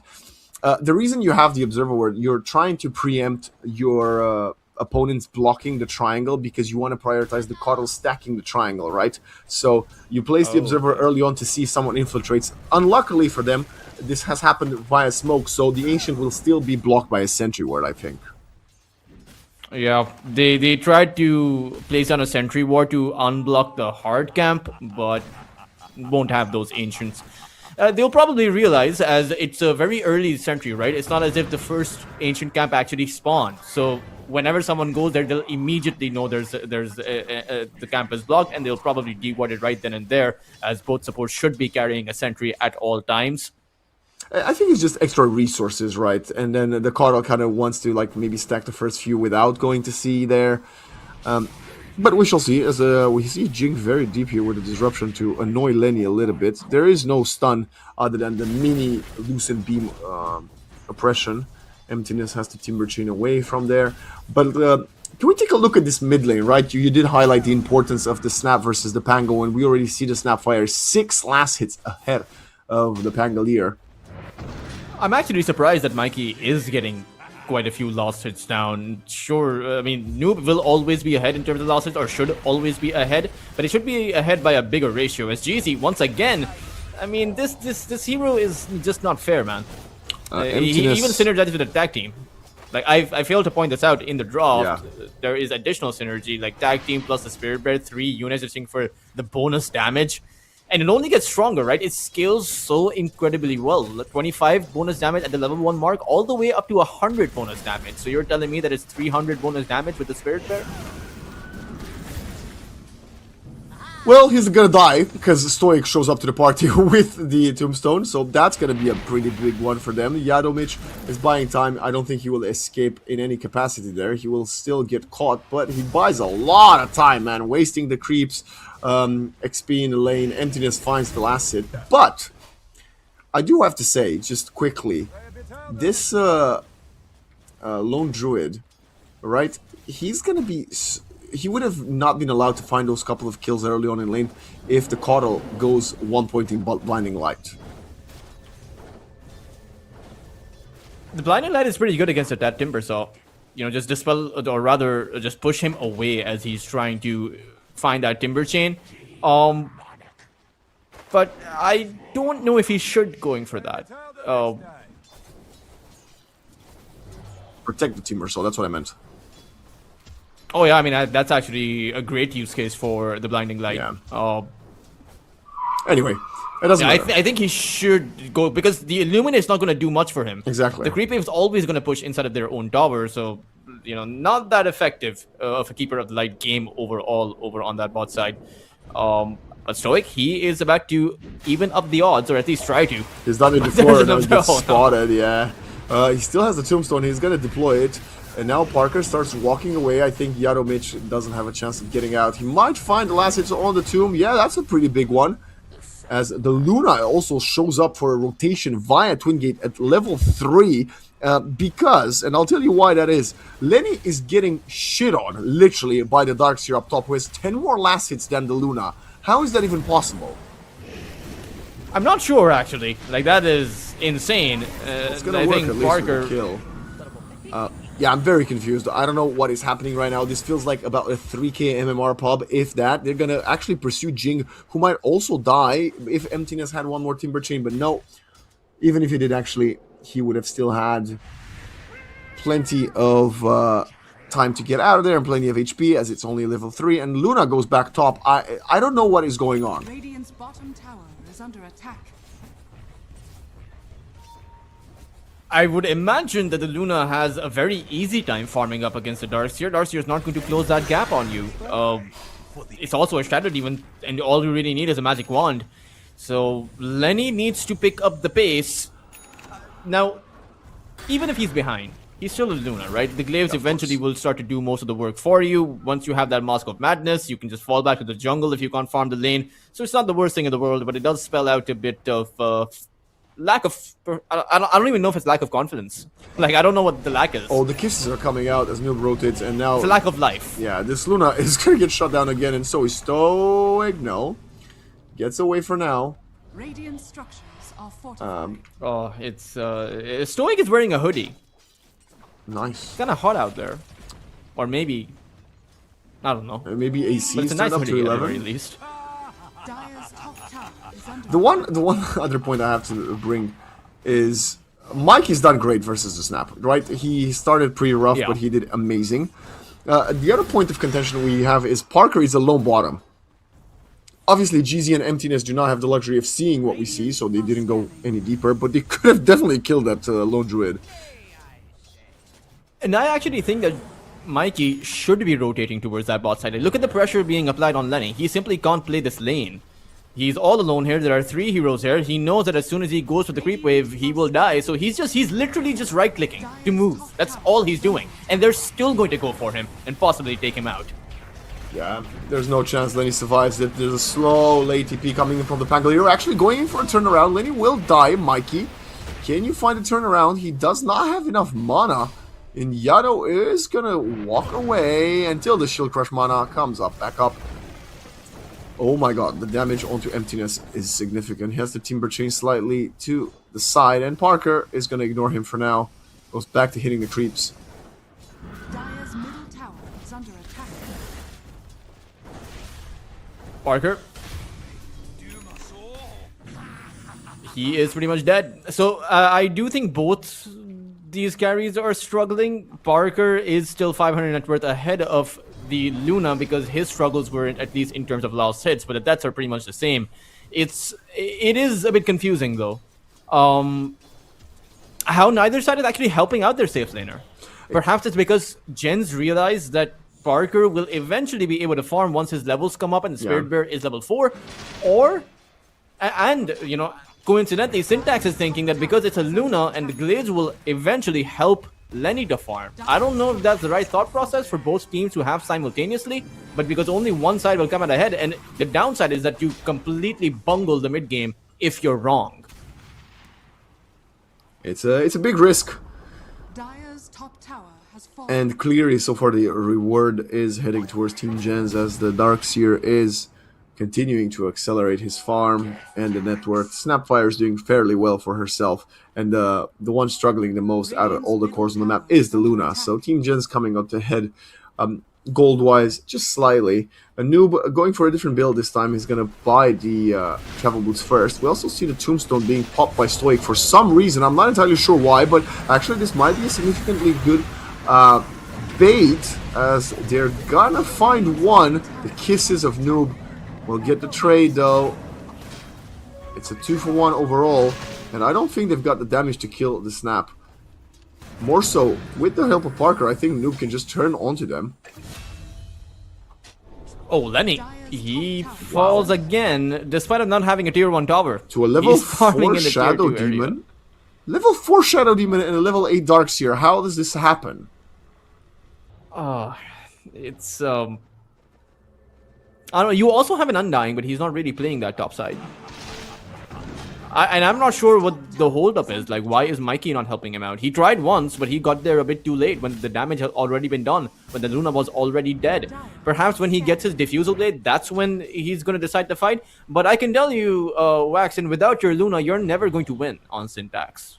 Right? Their lineup needs that Luna for that high ground push, no matter how far ahead their other cores are. And to be fair, they're not actually far ahead. So it's going to be very difficult if they can't lock in. They might have the kill lead, but it doesn't look too good. Emptiness Alyss has his level 6. They would benefit from somehow, some way, catching this Darkseer, but they're just going to continue to give him space. Snap of noob, TP's out of there safely, and the level 6 of GZ is not going to find any kills. A 2,000 lead now as we see the Lone Druid almost... Actually, no, he's quite far away from his Maelstrom, so it's not the worst thing in the world right now. Now, sure, Parker did go for the Gloves of Haste first before the Javelin, and his Gloves of Haste are actually on the on the Spirit, or rather, on himself, rather than the Spirit Bear. The Darkseer will continue to accelerate while we break this down, because he hasn't even killed the stacks yet. He's doing the stacks right now, with the help of the Shadow Demon. Man. Yeah, though, that's going to be huge. Level 10 Darkseer, almost. Right at the 11-minute mark, has the level 4 Ion Shell, has the... Well, he's maxing out that Surge, but when you hit that level 4 vacuum timer, or even I would actually say even the 475 radiance is more than enough to actually look for massive team fights. And Syntax have yet to make a move. Now they do have that diffusal blade, and I actually think that they need to commit to a play with this diffusal. They can't sit around and wait any longer, because look at that top lane. It is in the hands of Team JENZ. If this was a heat map, it would be icy cold on Syntax's side. Under attack. Radiant's middle tower is under attack. This might be the most fun Darkseer I've seen in a long time at minute 11. Noob is even taking away the Luna's camp, and in fact they've dropped a sentry down. So Lenny can't even farm that. And where is... There's and two this was a sentries point down. of criticism Tower is under attack. I had, Oh, Wax, God. in game number 2. They failed to protect Lenny, and we saw the outcome. You can't fail him twice.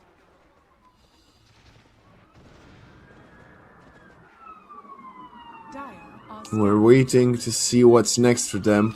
They do feel like they're in the back foot, and they are. Maybe that is the reason why they're not doing more. They realize they're struggling by a considerable margin to, well, have significant items to protect the Luna. They granted, when is that timing going to be? Like you said, they've got the diffusal now. Can they not get involved into anything right now? They also have the level 6 for GZ. So he has that slow, you have the Kaya up for emptiness, you have so much magical damage available from Syntax, you even have the Flesh Golem, and looks like they will go for a Smoke of Deceit play. And luckily for them, Parker is in the lane visible. But the Tusk is nearby, and you have to be careful of that snowball save. They will actually make a play for Noob, and he is going to be spotted out. This could be everything. They're going on with a Rolling Thunder and the Binding Light. This is very good. Yeah, there's no way the snap gets out. Mikey will force the rotations from the Lone Druid and the Darkseer. The Wall of Replica doesn't find anything. Yadomich is also there. He could also die. Mikey has the Swashbuckle baiting the Tusk even deeper, and I think Yadomich might have taken the bait. And now there's just Tombstone on top of the bear. The zombies taking care of the little koala. No, it's a panda. Great set sorry. of kills. Unfortunately, Lenny is in trouble. Is he? I'm not sure he is. Kind of. He was in trouble. His team came in. His team. But the cavalry. Kind of the cavalry. Granted, But- he did die to the Darkseer and the Shadow Yeah, Demon I'm a bit before. afraid for Lenny. you Yeah, know? yeah, yeah. Like my sensors are a bit lower, the threshold is a bit lower than what it was from game number 1. But great team fight overall. They get 4 kills. I'm counting the Spirit Bear as well. Okay, how is And that a they take a root? tier 1 tower. How is that a root? He got rooted after he was already on the high ground. That's insanity. And now, this is going to be back-to-back deaths for the bear. Cooldown for, I believe, over a minute and a half should be right now. As Luckily, he does have the Maelstrom in his own inventory, right? So he alright, can continue farming up. He's farms, not, yeah. That's good. you know, it's still, though, a lot of gold went going the way of Syntax. I'm not saying they're back, but because Emptiness died there, had that not happened, they would have been actually completely in the clear. But now they have to find out a way to make another move, because as soon as you stop playing aggressive, JENZ will go on your Luna. Catch Shadow Mage. Ooh, and yes, he dies to the Illuminate Swashbuckle combo. Stoic even dropping the Tombstone for extra good measure. Noob. Again, he's found the Boots of Travel, he's bought the Blink, and hasn't yet been involved in kills. Shades of game 1. Perhaps they're waiting for a timing that I'm not aware of. I mean, they But- have the lead, right? Clearly, honestly, since he's got Yeah. his items, they started losing more again. I do think that their first game strategy of farming up and hope that's going to be enough works a bit better when you have a lone druid on your team. Is it going to be successful? Perhaps, because the Luna is also really far behind. So I think that JENZ are in a state of complacency because Syntax are so shut down on their own carry. And that Syntax are forced to kind of make moves and come to JENZ rather than, you know, JENZ having to go to them. Radiant's bottom tower is under attack. Makes a little bit of sense. But you don't need your Lone Druid to fight. You can fight with your Dark Seer, no? Yeah, that you can. Like the Darkseer, I think a Darkseer is a good hero if you farm or if you take fights. Like Darkseer scales really well and makes like his vacuum is an ability that utilizes a lot of items out there. You know, the most AOE items synergize with the Darkseer. Also, they have Dire's top tower. they have another way. You know, I mentioned the Shadow Demon illusions, the Vacuum Wall illusions, but they also have that normal punch illusion. You could have more Lunas for Team JENZ. Harker just dies to all the